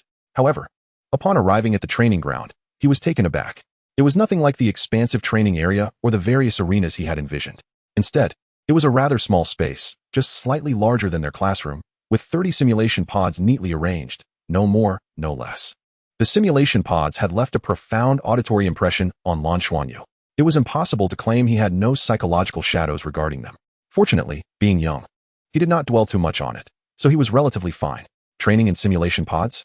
Lan Xuanyu asked, his expression somewhat peculiar as he turned to Lu Feng. Qianlei interjected, "Indeed. Other junior academies don't have this privilege. Simulation pods are reserved for intermediate academies and come with additional fees. Our advanced youth class is truly exceptional. Simulation pods are both safe and convenient." How wonderful. Little did they know about Lan Xuanyu's past experiences with the simulation pods. "Since it's your first time, you need to register. Your simulation pod has been waiting for you." "Let us go," Lu Feng said. The registration was simple. After verifying his identity as a member of the advanced youth class, Lan Xuanyu was assigned his own simulation pod. Indeed, it was exclusively his. Each simulation pod in the training ground was designated for a single student, equipped with detailed recording instruments to monitor the student's usage of the pods. Here, dedicated instructors are always present, and the students of the elite class may come and utilize the facilities at any moment.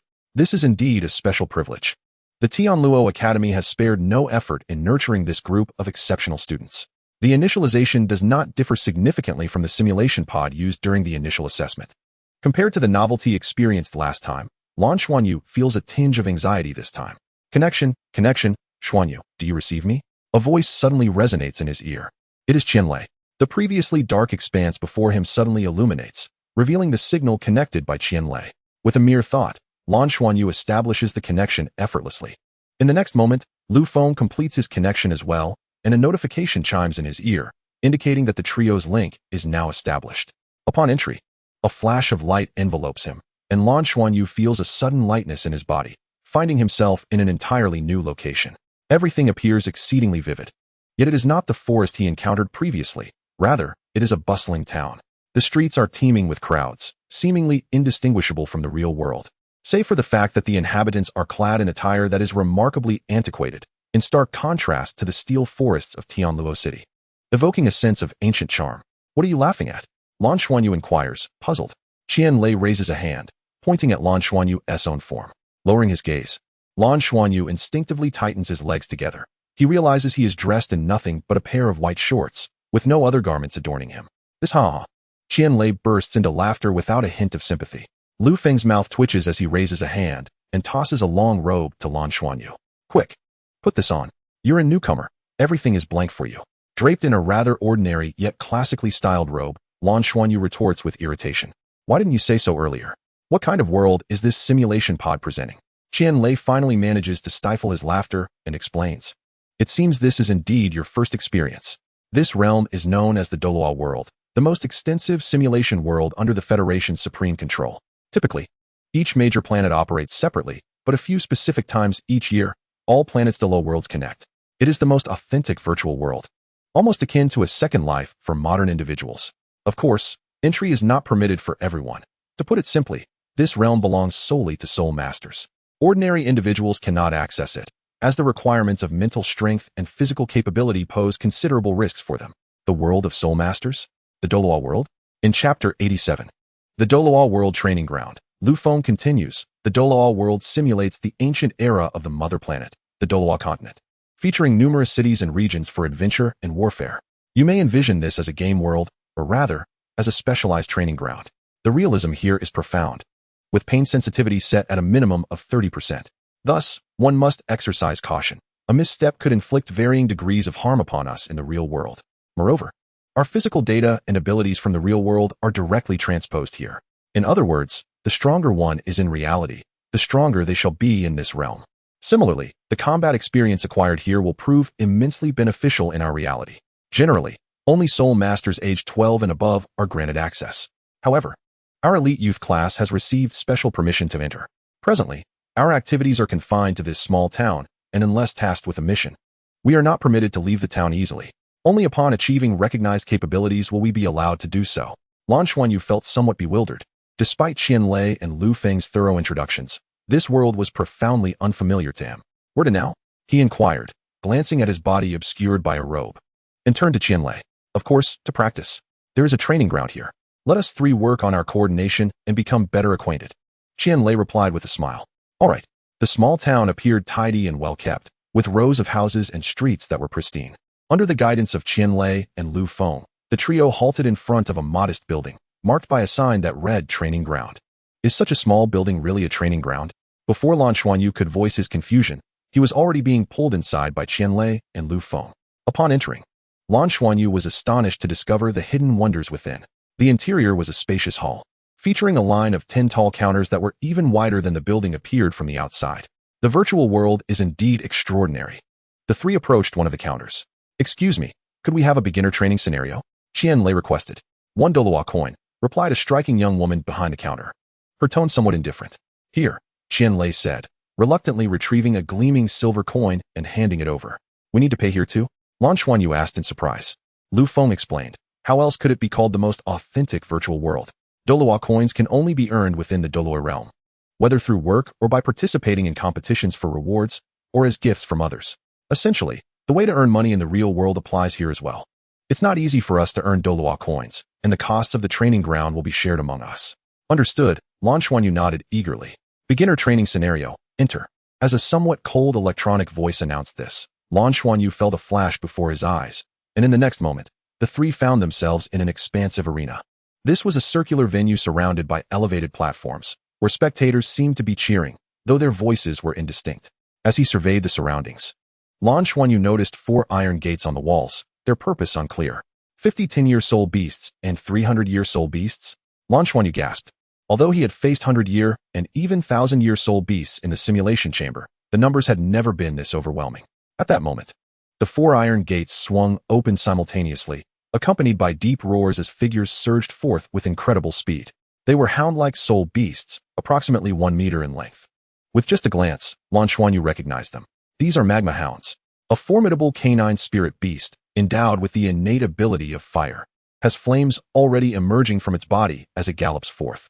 The lava hound, inherently a pack spirit beast, surged forth en masse, with 50 of them boasting a decade of cultivation, causing the temperature within the arena to rise precipitously. At that moment, Lu Feng and Qianlei, positioned beside him, reacted swiftly, clearly seasoned in such encounters. Lu Feng raised his right hand, and a yellow soul ring ascended from beneath his feet. Simultaneously, a flash of white light emanated from his palm, manifesting a spear measuring over 2 meters in length. Its body, a pristine white, bore faint scale-like patterns, and the spearhead was shaped like a dragon's head, its tongue protruding as the tip. This was none other than his martial soul, the white dragon spear. Qianlei similarly summoned his martial soul, a circle of yellow soul rings emerging beneath him. His eyes suddenly transformed into a striking green hue, enveloping him in a peculiar aura, as if some extraordinary energy was radiating from his being. With a flick of his right hand, a golden coin appeared in his grasp, his summoning of wealth. The three formed a triangular formation, and Qianlei shouted, "It's time to test our luck. Arise." "My gateway of summoning." The yellow soul rings shimmered, and he tossed the golden coin into the air. Instantly, a green light erupted from the coin, expanding as emerald luminescence cascaded downwards, forming the shape of a portal at the ground. The entire summoning was enveloped in a brilliant green glow, the eerie energy fluctuations rendering the interior of the portal profoundly enigmatic. Blue Xuanyu turned to glance at him, and with his left hand, he released the silver-patterned blue-silver grass, which curled around his palm. As if intimidated by the gateway of summoning, the lava hounds charging from 4 directions slowed their pace. Yet they swiftly encircled the trio. "Let us retreat to a safer position to avoid being flanked," Lu Feng, possessing more combat experience, called out, leading the charge in a specific direction. While a solitary 10-year lava hound was not particularly strong, their overwhelming numbers posed a significant threat. At this juncture, Blue Xuanyu witnessed Lu Feng's speed. A flash of white light enveloped him, and he darted forward with astonishing swiftness, disappearing in the blink of an eye to a distance of 7 or 8 meters. With a deft upward thrust of the white dragon spear, he impaled an oncoming lava hound, sending it soaring into the air. Lu Feng, synchronizing his movements with the spear, pursued the airborne beast, striking it down with a powerful blow that sent it crashing to the ground. Utilizing the momentum, he continued his advance. The diameter of the arena was merely around 50 meters, and his successive charges brought him perilously close to the walls. However, his speed was so remarkable that he quickly created a substantial gap between himself and Blue Xuanyu and Qianlei. By this time, Qianlei's gateway of summoning had also completed its formation. Blue Xuanyu heard a faint meow as a petite white kitten, no more than half a foot long, emerged from the portal. "This was not my intention," Qianlei exclaimed, a look of innocence adorning his face. The expression on Lan Xuanyu's face was undeniably grim, and the situation was unlikely to improve. His 2 roommates, who were also teammates, proved to be rather unreliable, far from merely unreliable, in fact. One was heedlessly brash, while the other, when attempting to summon a small cat, turned tail and fled. What on earth was happening? However, he had little time to ponder this, as the lava hounds were already charging towards them. Aside from a few that pursued Lu Feng, the majority were advancing in their direction. After all, even a swarm of ants could take down an elephant. How much more so a pack of dogs? Chapter 88. Unreliable Teammates. As Lan Xuanyu grasped Qianlei's hand, he swiftly unleashed 4 ice spikes with his left hand, striking 4 of the oncoming lava hounds with pinpoint accuracy, causing them to yelp and tumble to the ground. One of them was even struck in a critical eye, falling heavily, clearly grievously injured. At this moment, Qianlei felt the extraordinary strength with which Lan Xuanyu held his right hand. Despite his own more robust physique, he was effortlessly pulled along by him. "Crouch down," Lan Xuanyu shouted. Without a moment's hesitation, Qianlei complied. Suddenly, he felt his feet slip, and his body was propelled forward. Startled, he let out a cry, only to realize that a layer of ice had mysteriously appeared beneath him, and he was being thrust forward by Lan Xuanyu atop this icy surface. With Qianlei no longer weighing him down, Lan Xuanyu surged ahead, weaving deftly between the attacks of the lava hounds. Though his robes were torn and ragged, he emerged unscathed. Meanwhile, Lu Feng had reached the wall, but as Qianlei had previously pointed out, his offensive capabilities were woefully inadequate. Even the lava hounds he had previously sent flying had not sustained fatal injuries. 7 or 8 of them relentlessly pursued him, yet he managed to evade them by virtue of his incredible speed, allowing him a temporary reprieve from their grasp. Undoubtedly, the 3 of them, mere children aged around 7 or 8, had found themselves in dire straits. Lan Xuanyu began to suspect that Lu Feng and Qianlei had never successfully passed this preliminary assessment. Navigating past the onslaught of the lava hounds, he swiftly made his way towards Qianlei. He could not abandon him. However, the lava hounds were already closing in. While Lan Xuanyu could evade their attacks with his agile footwork, his speed, still that of a child, was insufficient compared to the hounds. He could see the multitude of lava hounds surging forth, ready to engulf him. In that critical moment, Lan Xuanyu raised his left hand toward Qianlei, and a dozen strands of silver-patterned blue-silver grass surged in his direction. "Pull me," he shouted, and as he spoke, he leaped into the air. Qianlei caught the blue-silver grass, and, with a powerful tug, accelerated Lan Xuanyu towards him, momentarily creating distance from the pursuing lava hounds. There were simply too many. Lan Xuanyu did not harbor any illusions about their chances of victory, but at that moment, he had no alternative but to persevere. With a swift turn, he thrust his left hand outward, launching a barrage of ice spikes.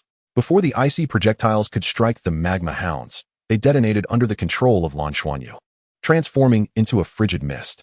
The elemental clash between ice and fire was evidently detrimental to the magma hounds, who found the chilling assault particularly intolerable. Moreover, the obscuring mist significantly hindered their advance. How much longer? Lan Xuanyu inquired, glancing back at Qianlei, who was pulling him along. Qianlei, looking somewhat helpless, replied, "About half a minute. The little cat didn't drain much of my mental and soul power. It was no wonder he found his martial soul unreliable. Every time he unleashed his soul skill, the consumption varied depending on the summoned entity, a capricious nature indeed." Lan Xuanyu's lips twitched in frustration, realizing that if they wished to turn the tide, they could only hope for a miracle from Qianlei, summoning a formidable soul beast. "I'm coming." Lu Feng transformed into a flash of white light, racing towards Lan Xuanyu and Qianlei. His speed was remarkable, yet it seemed he had perhaps overexerted himself. "Stop!" As the white figure drew nearer without any sign of slowing down, Lan Xuanyu shouted urgently, "I'd like to stop too, but I was already at full speed." Lu Feng exclaimed, unable to halt his momentum in time. With a thud, they collided, tumbling together like rolling gourds. Lan Xuanyu felt a pang of despair. What sort of teammates were these? No wonder the advanced class had only them as a duo. They were undoubtedly the least reliable pair in the entire class. Even Yi Ling Tong, whom he didn't particularly favor, seemed far more dependable than them. Meanwhile, the magma hounds had closed in. "Qianlei, prepare to summon." "I'll hold them off for a moment," Lan Xuanyu stated, pressing his left hand firmly against the ground. Channeling his soul power to the fullest. Thick ice spikes erupted from the earth, encasing their bodies within. Each spike extended over a meter in length. And with their smaller physiques, the trio was effectively shielded from the encroaching magma hounds. However, the exertion drained a significant portion of Lan Xuanyu's soul power. Considering he was still only a novice at this level, a few of the magma hounds, too swift for their own good, charged forward and were immediately impaled by the ice spikes, retreating with anguished howls. Aside from the one previously struck in the eye by Lan Xuanyu's ice spear, a total of 49 magma hounds surrounded them, their eyes glinting with malice as they emitted continuous growls. Yet, they eventually ceased their assault, being mere 10-year soul beasts. Finally safe. That was terrifying, Qianlei exclaimed, collapsing onto the ground. Lan Xuanyu retorted, "Have you ever won this basic training before?" "We won once," Qianlei replied. "I summoned a giant bear that had those magma hounds crying for their mothers. Haha. Even century-old soul beasts couldn't withstand it. The fireballs from the century-old magma hounds didn't even harm it.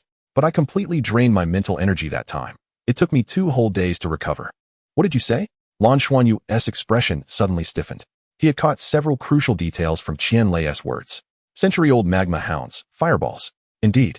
3 century-old soul beasts have yet to make their appearance, and astonishingly, they are also lava hounds capable of spewing fireballs. A typical lava hound cannot penetrate ice spikes. Yet ice is, after all, susceptible to melting. The temperature emanating from a regular lava hound would inevitably expedite the melting of the ice spikes. As for the fireballs from the century-old lava hounds, boom. Several ice spikes shattered, and a sea of crimson flames erupted.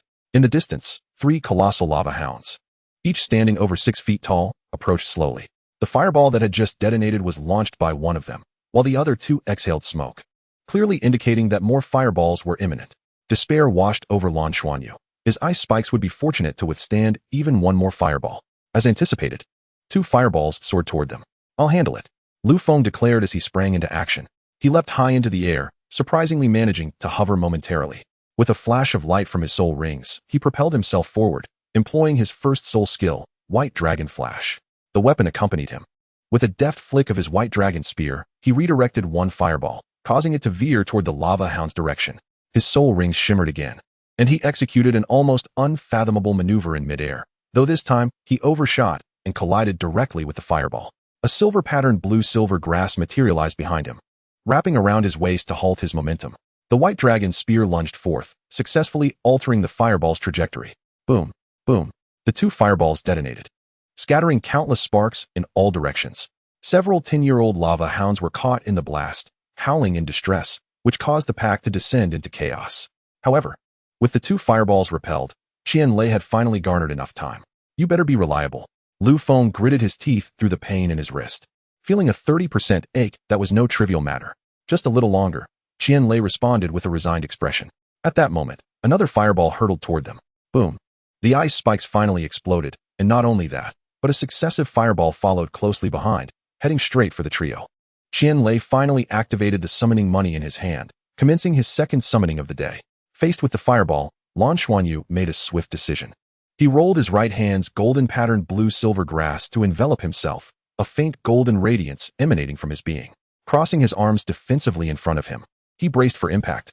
He could have evaded it, but if he did so, Qianlei, who was in the midst of casting the summoning door, would have no means of escape. If the summoning were interrupted, they would possess no chance whatsoever. The fireball collided forcefully with Lan Xuanyu, who felt a surge of heat throughout his body, followed by a chill in his left arm as a layer of ice formed. Merging with the defense from the golden-patterned blue-silver grass, he barely managed to diffuse the intense heat, yet his body was still propelled backward from the explosion. This is bad. However, at that moment, he lost control and collided with Qianlei, who was still summoning behind him. It's over. In that instant, whether it was Qianlei, Lan Xuanyu, or Lu Feng, all instinctively felt an overwhelming sense of doom. Although the summoning process was brief, it could not afford to be interrupted. However, at the very moment when Lan Xuanyu collided with Qianlei, a peculiar scene unfolded. Qianlei did not get knocked aside by Lan Xuanyu. Instead, Lan Xuanyu found himself half embedded against the edge of the summoning portal. Instinctively, he grasped the doorframe of the portal with his left hand, which was adorned with silver-threaded blue-silver grass. A strange occurrence transpired as Lan Xuanyu felt a fleeting disorientation in his spirit. In that brief instant, a tiny silver glimmer appeared at the center of his pupils. The silver light flickered momentarily, and in that same instant, the entire summoning portal seemed to freeze in his consciousness, as if a peculiar connection had formed between his breath and that of the portal. It was merely a connection. Lan Xuanyu did not sense any loss within himself.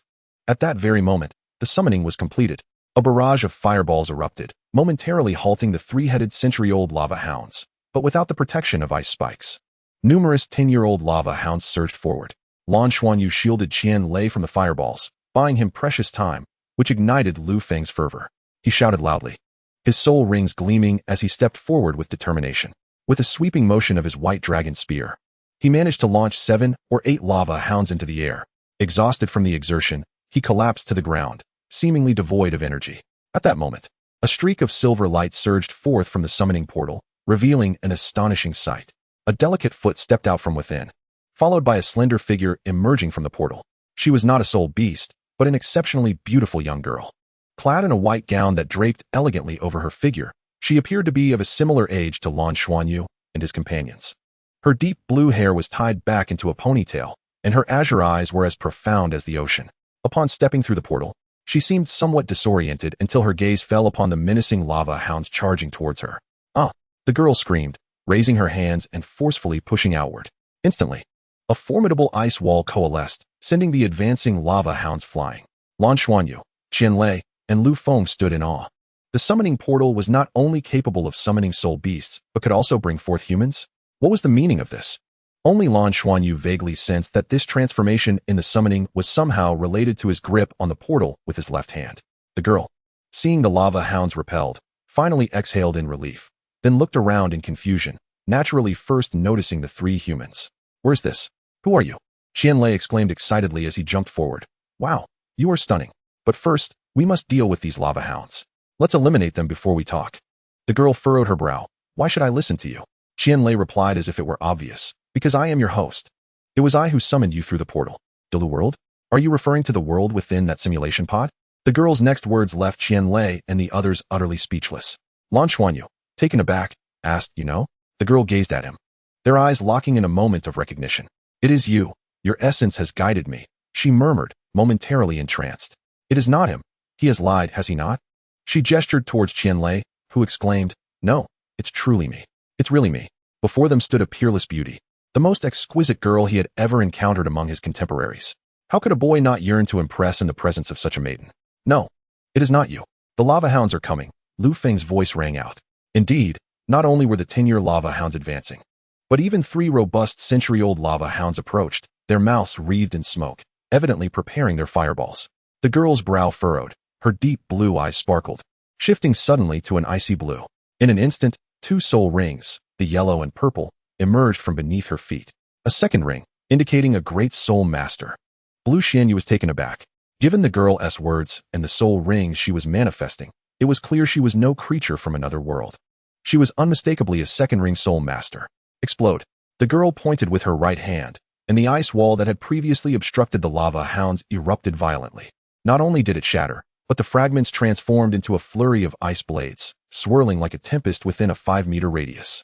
Over half of the 10-year lava hounds were engulfed, instantly vanishing in a flash of light, their formidable strength evident, as the first soul ring at her feet illuminated.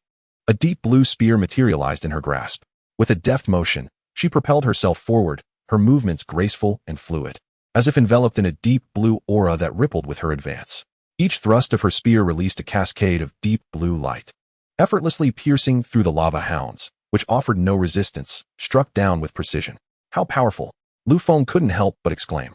This is the true fusion of speed and strength. Observing that both Lu Feng and Qian Lei had lost their fighting capabilities, Blue Xinyu inhaled deeply, adjusting himself slightly before charging in behind her. With a howl, the 3-century-old lava hounds launched their assault, 3 fireballs streaking towards the girl in AV formation. The girl planted the spears but on the ground, her lithe form leaping into the air. As she spun with the spear leading, a swirling, deep blue vortex formed around her. The approaching fireballs were effortlessly deflected by this azure whirlpool, while her spinning figure accelerated, aiming directly at one of the century-old lava hounds. Chapter 90. The Summoned Enchantress. These lava hounds, serving as the targets of the preliminary assessment, were indeed not overly formidable, merely abundant in number. Faced with the girl's onslaught, the 3-century-old lava hounds appeared somewhat flustered, scattering in all directions. As the 300-year-old lava hounds retreated, their bodies momentarily froze upon touching the deep blue ice ring. The girl let out a sharp cry, and with a flick of her wrist, she hurled her deep blue spear, which instantly pierced the chest of one of the ancient beasts. With a pained howl, it dissipated into radiant light. The remaining 2 lava hounds, however, charged fearlessly, sensing that the girl was now unarmed. Just as she prepared to evade, she felt a sudden tightness around her waist, as a force pulled her backward. The words she intended to utter were lost in the moment as both she and Lan Xuanyu paused, acutely aware of a change in the atmosphere. Lan Xuanyu had initially aimed to rescue her, but upon hearing her voice, he realized she might not require his assistance. Just as he contemplated releasing the silver-patterned blue-silver grass, he was astonished to see a layer of deep blue radiance suddenly enveloping its surface. This brilliant glow formed a bridge that connected the two of them. The icy blue in the girl's eyes became even more crystalline.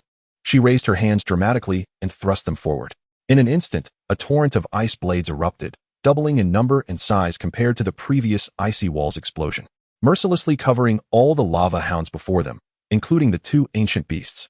A series of muffled thuds followed as each lava hound fell. The 10-year-old ones entirely swept away by this singular strike, while the 200-year-old beasts were left marred by wounds.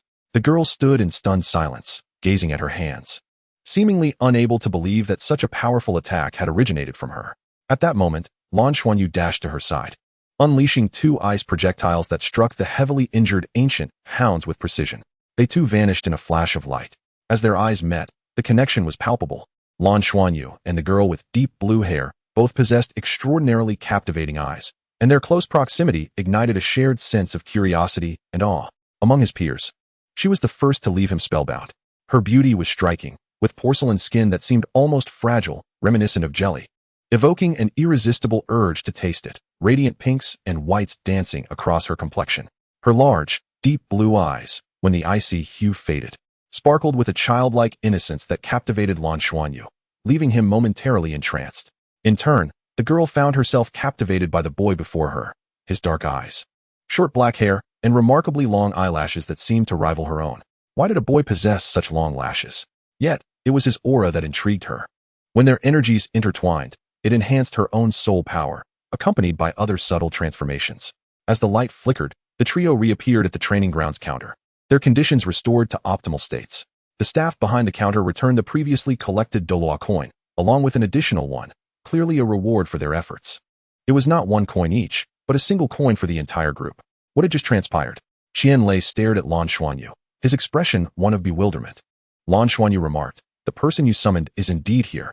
Are you inquiring of me?" Lu Feng, wearing a perplexed expression, gazed at Qian Lei and exclaimed, "You can summon not only treasures, but also people? Why have you never mentioned this before?" Qian Lei, with a look of exasperation, replied, I am uncertain as well. This is my first time summoning a person. Besides, isn't the outcome splendid? Just look, I have summoned a stunning beauty. She is truly remarkable." As he spoke, his excitement became palpable. Observing him, Lan Xuanyu glanced at Lu Feng and inwardly mused about the unreliability of his two roommates. Wait a moment, Lu Feng interjected suddenly. Qianlei, taken aback, inquired, what do you mean? Lu Feng explained, when you opened the summoning portal the second time, Xuanyu shielded you from the fireball and collided with the portal. In that instant, I felt somewhat disoriented. It seemed as though there was a change in your summoning portal. Qianlei turned to Lan Xuanyu, asking, is that so? Surprised, Lan Xuanyu acknowledged, indeed, it appears there was a slight alteration. Qianlei proposed, shall we attempt it once more? As he spoke, he tossed the Douluo coin in his hand. All right, both Lan Xuanyu and Lu Feng agreed. Their curiosity piqued by the previous events. Would the summoning portal exhibit changes when combined with Lan Xuanyu's abilities? Thus, they applied once again for the preliminary assessment. In a flash of light, they found themselves back in the beast arena. The scene was identical to before, even the combatants remained the same.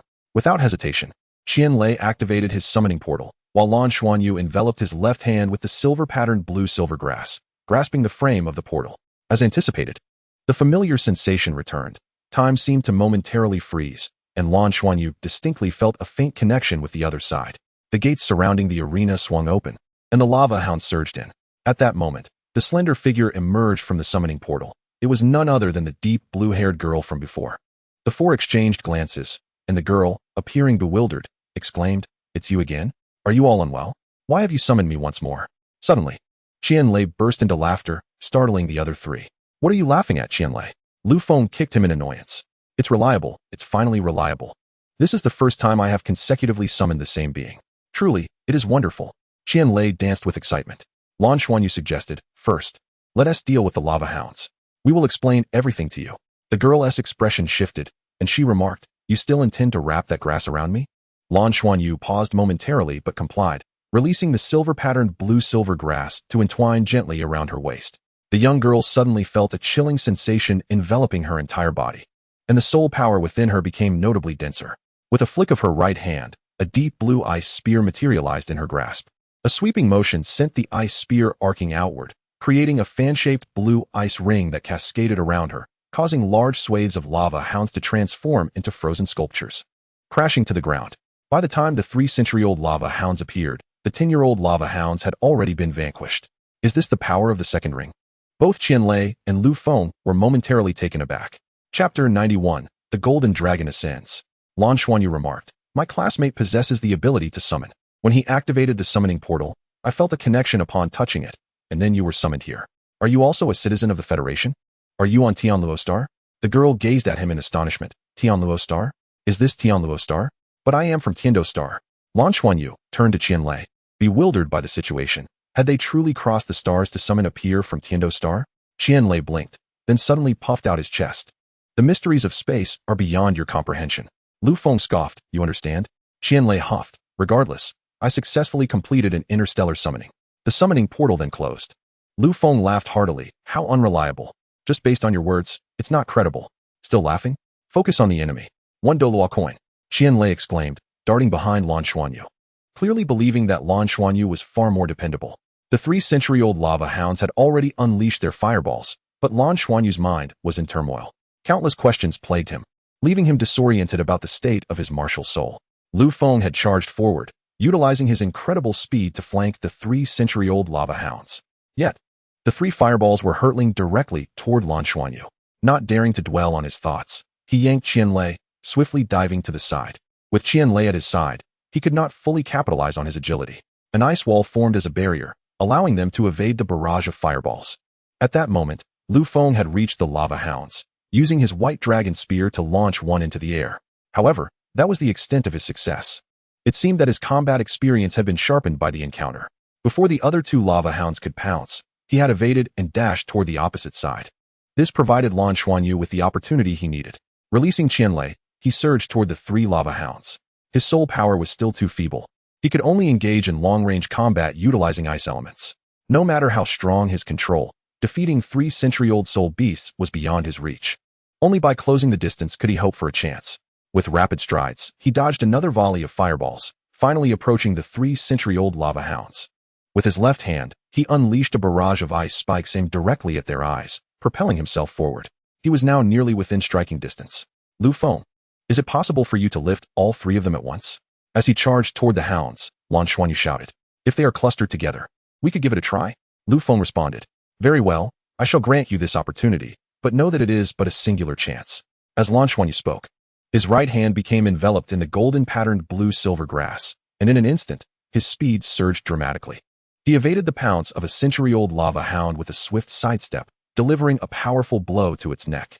The force bestowed by the golden-patterned blue-silver grass sent the creature hurtling through the air, crashing into another hound. Utilizing the recoil, Lan Xuanyu executed a roll on the ground, and with his left hand, the silver-patterned blue-silver grass radiated brilliance, momentarily freezing the two hounds that had collided. At that moment, a third lava hound lunged at him. Rather than dodging, Lan Xuanyu lowered his head and crouched, a layer of golden light enveloping him. This was the first soul skill bestowed by the golden-patterned blue-silver grass. Confronted with immense pressure, he felt something within him ignite. A warmth flooding his body, as fine golden scales erupted from his skin. With a sudden surge, he propelled himself forward, his speed surpassing that of before, and collided fiercely with the lava hound. The creature's right forepaw struck him, igniting sparks and producing a resonant metallic clang. In this clash, it was the century-old lava hound that was sent flying, colliding with the other two hounds that had just regained their mobility. Now's the time, Lu Feng shouted, charging towards the 3-century-old lava hounds. Undoubtedly, this was the finest opportunity Lan Xuanyu had created for him. However, in his fervent rush, although Lu Feng's speed was indeed remarkable, he inadvertently swept past the 3 hounds without managing to draw his spear. He found himself right before Lan Xuanyu. Lan Xuanyu, at a loss for words, quickly reached out with his right hand to intercept Lu Feng, realizing that their combined efforts against the 3 hounds would yield more favorable results. Amidst a low, rumbling dragon's roar, the surface of the white dragon spear appeared to manifest a white dragon, its spear light erupting. The distance was initially insufficient. Yet under the influence of the spear's brilliance, it unexpectedly ensnared all 3-century-old lava hounds, lifting them effortlessly. Excellent. Lan Xuanyu stepped forward, surpassing Lu Feng, channeling his energy deep within. In an instant, a surge of golden radiance enveloped him, an indescribable, formidable aura erupting from his being. The low hum around him transformed into a dragon's roar, and with the roar rising in intensity, he thrust both hands skyward. This was the preliminary version of the Golden Dragon Ascension. In the realm of reality, Lan Xuanyu hesitated to employ this technique in combat, without Nana's assistance. He could not fully manifest it, and each attempt left him utterly drained, requiring days to recuperate. Yet, this was the Douluo Continent. Following their assessment, their physical states had fully restored. This inspired him to attempt practicing the Golden Dragon Ascension in this world. As he unleashed it with all his might, he found it seemed considerably easier than before. Even he himself was unaware of the reason, as if the tumultuous energy within him had become more obedient than before. The 3-headed magma hound was engulfed by a golden light, instantly transformed into radiance. Tang Lu raised his head, gazing into the sky towards a certain direction, his brow furrowing slightly as he silently closed his eyes. A faint golden aura began to emanate from his body. Soon after, a trace of pain appeared on his face, and the golden glow receded. Teacher, why is this happening? They say that is the Tianluo star. How could they summon me? They spoke of some mystery of space. Is that truly possible? A girl with deep blue hair pouted, her expression a blend of confusion and innocence. At that moment, had Lan Xuanyu been by her side, he would have been astonished to find that standing before the blue-haired girl was none other than his beloved teacher, Nana, with her silvery hair and violet eyes. Nana furrowed her brow and said, "This is indeed rather peculiar. According to what you've described, the other party consists of several children of your age, each possessing merely the first ring of cultivation. With their strength, it is impossible for them to open a spatial passage from such a distance. The energy required to create a spatial corridor across interstellar distances would be astronomical. There can only be one possibility. It is a resonance created by spatial isomorphism. This necessitates a coincidence, rather than a direct release of energy. Only under such circumstances could this situation arise. Chinchio, please recount the details of what happened then." Chapter 92, Nana's Speculation. Oh, all right. Dong Chinchio recounted in detail how she had been summoned and how she fought alongside Lan Xuanyu and the others. Silver-patterned grass? Nana paused, then suddenly exclaimed, "Is this a little boy with black hair and black eyes? Very handsome?" Dong Chinchio replied, "Yes, he is quite good-looking. How did you know?" Nana's expression shifted to one of intrigue. This seemed too coincidental. Could it truly be Xuanyu? "Teacher Nana, what's wrong?"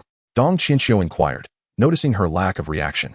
Nana said, "If they summon you again, you must go and ask that child with the silver-patterned grass if his name is Lan Xuanyu." "Oh, okay." Dong Chinchio nodded eagerly. "Is it really Xuanyu?" If it is indeed him, could this summoning door truly have brought Qianxiu here by mere chance? But if it's not a coincidence, then what is the reason? Is it because of me? Spatial isomorphism. The first time I met Lan Xuanyu, I felt an extraordinary connection with him. Seeing him always uplifted my spirits and filled the emptiness within me. After parting, I often thought of him, my longing enduring. Yet, to avoid disrupting his normal life, I refrained from contacting him. Now, through such circumstances, I find a thread of connection again, filling me with both wonder and doubt. Although many of my memories have faded, with the passage of time, particularly those related to my abilities, I have managed to recover some fragments. Spatial resonance, particularly over such vast distances, necessitates an extraordinary similarity in spatial fluctuations for a connection to be established. Is this resonance between Xuanyu and Qianxiu, or could it be an internal resonance? This must be validated through experimentation. For now, we await the next opportunity to see when they might attempt to summon Qianxiu again. At this moment, in Tianluo City, at Tianluo Academy, the simulation pod slowly opened, allowing Lan Xuanyu and his companions to emerge. They exchanged astonished glances, each feeling a sense of shock. Lan Xuanyu appeared somewhat fatigued, having realized that even after utilizing the Golden Dragon Ascension, he could not fully replenish his energy, even within the simulated world. His soul power was largely restored, yet the depletion on a mental level could only be recuperated to a minor extent. Thus, he had no choice but to conclude their activities in the Douluo world for the time being. Of course, he had won another Douluo coin. This was Lan Xuanyu's inaugural attempt at using the Golden Dragon Ascension, and its effects exceeded his expectations. Xuanyu, it seems you can enhance me as well. Lu Feng was the first to leap out of the simulation pod, eagerly supporting Lan Xuanyu as they exited. His keen perception allowed him to be certain that when he had previously fired that shot, it was Lan Xuanyu who had amplified his attack power. Otherwise, at such a distance, it would have been impossible to lift the 3 lava hounds, which were formidable soul beasts of 100 years.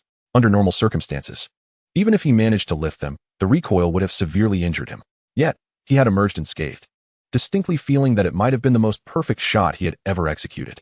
Lan Xuanyu, intrigued, pondered how he had unintentionally enhanced his 2 roommates during their connection. This was an experience he had not encountered before, nor had he previously realized it, aside from having once suppressed Yi Lingtong. A wave of weakness washed over him, disrupting his thoughts. It was nearly time for dinner, and Lu Feng and Qian Lei, assisting the mentally fatigued Lan Xuanyu, decided to head directly to the cafeteria. They were the first to arrive, as the chefs were still preparing dinner for the high-energy youth class. Upon entering, Qian Lei exclaimed, "Chefs, do you have any brain-boosting delicacies? Ah, it's you again, lad. Look at you, plumping up like this, and still thinking about supplements?" A robust chef could not help but tease. Qian Lei chuckled. "I'm not fat. I'm just well-built, like you. We hardly ate at lunch, so of course, I'm hungry. When will the food be ready?" Soon. Have a seat. It will be ready shortly. Here are 2 dishes that are already prepared. Why don't you start with those? Youth is wonderful. You get hungry so quickly. You young lads are a handful. You'll eat me out of house and home." The chef laughed heartily, gesturing towards the 2 ready dishes. Without requiring Lan Xuanyu to lift a finger, Qian Lei and Lu Feng eagerly filled a plate for him, adding some staple foods as well. Lan Xuanyu, not one to be polite, dug in heartily, having not eaten enough at lunch and having expended considerable energy moments earlier. The dishes were exquisitely prepared, and one by one, the other students gradually arrived at the dining hall to partake in the meal. They soon witnessed a rather peculiar scene. In dormitory number 3, 3 individuals were present. Lan Xuanyu sat at the table, while Lu Feng and Qian Lei intermittently rose to fetch food for him. The trio exchanged few words, yet their cooperation was remarkably harmonious. Plates of food kept arriving in succession, and they were thoroughly enjoying their meal. "Xuanyu, you truly have an insatiable appetite," Qian Lei remarked softly, noticing Lan Xuanyu pointing at a freshly prepared dish. Their dining trays were rectangular, featuring compartments specifically designed for serving food. Each time he and Lu Feng filled Lan Xuanyu's plate, it was brimming to the edge. Astonishingly, he had already consumed 7 plates. Lan Xuanyu cast a glance in his direction and replied, "Isn't it necessary to replenish the energy expended?" The physical exertion was considerable. Although the meals here included some rare ingredients, they still fell short compared to those in Ziluoqing. The nutritional value of individual foods was inadequate, necessitating a compensation through quantity. Thus, indulging in larger portions became commonplace. Furthermore, Lan Xuanyu was well aware that all his expenses were reimbursed by the academy, making the opportunity to feast all the more enticing. After a while, when Lan Xuanyu finished his 9th plate, most of the students from the elite class had arrived, each absorbed in their own meals. At this point, Lan Xuanyu had regained his energy and, no longer needing assistance from Lu Feng and Qian Lei, decided to serve himself. After consuming a total of 12 plates, he finally felt satiated, contentedly seated at the table. He could even sense the food he had ingested transforming into energy to replenish his body. This sensation was nothing short of delightful. As he sat there, his gaze wandered among the many students until it landed upon a familiar figure. Yi Lingtong was dining with her two teammates, one of whom was their class leader, Lu Qianxuan. According to Qianlei, Lu Qianxuan possessed a soul power of level 18, the highest in their class, and the most likely candidate to ascend to the second ring level swiftly. However, they had initially believed that the elite class students were exceptionally talented. Yet, after encountering the girl with deep blue hair today, they were filled with a sense of doubt. She appeared to be around their age, perhaps slightly older, yet had already reached the second ring level, demonstrating evident superiority in strength. How had she achieved such prowess? Lan Xuanyu stood up and made his way toward Yi Lingtong.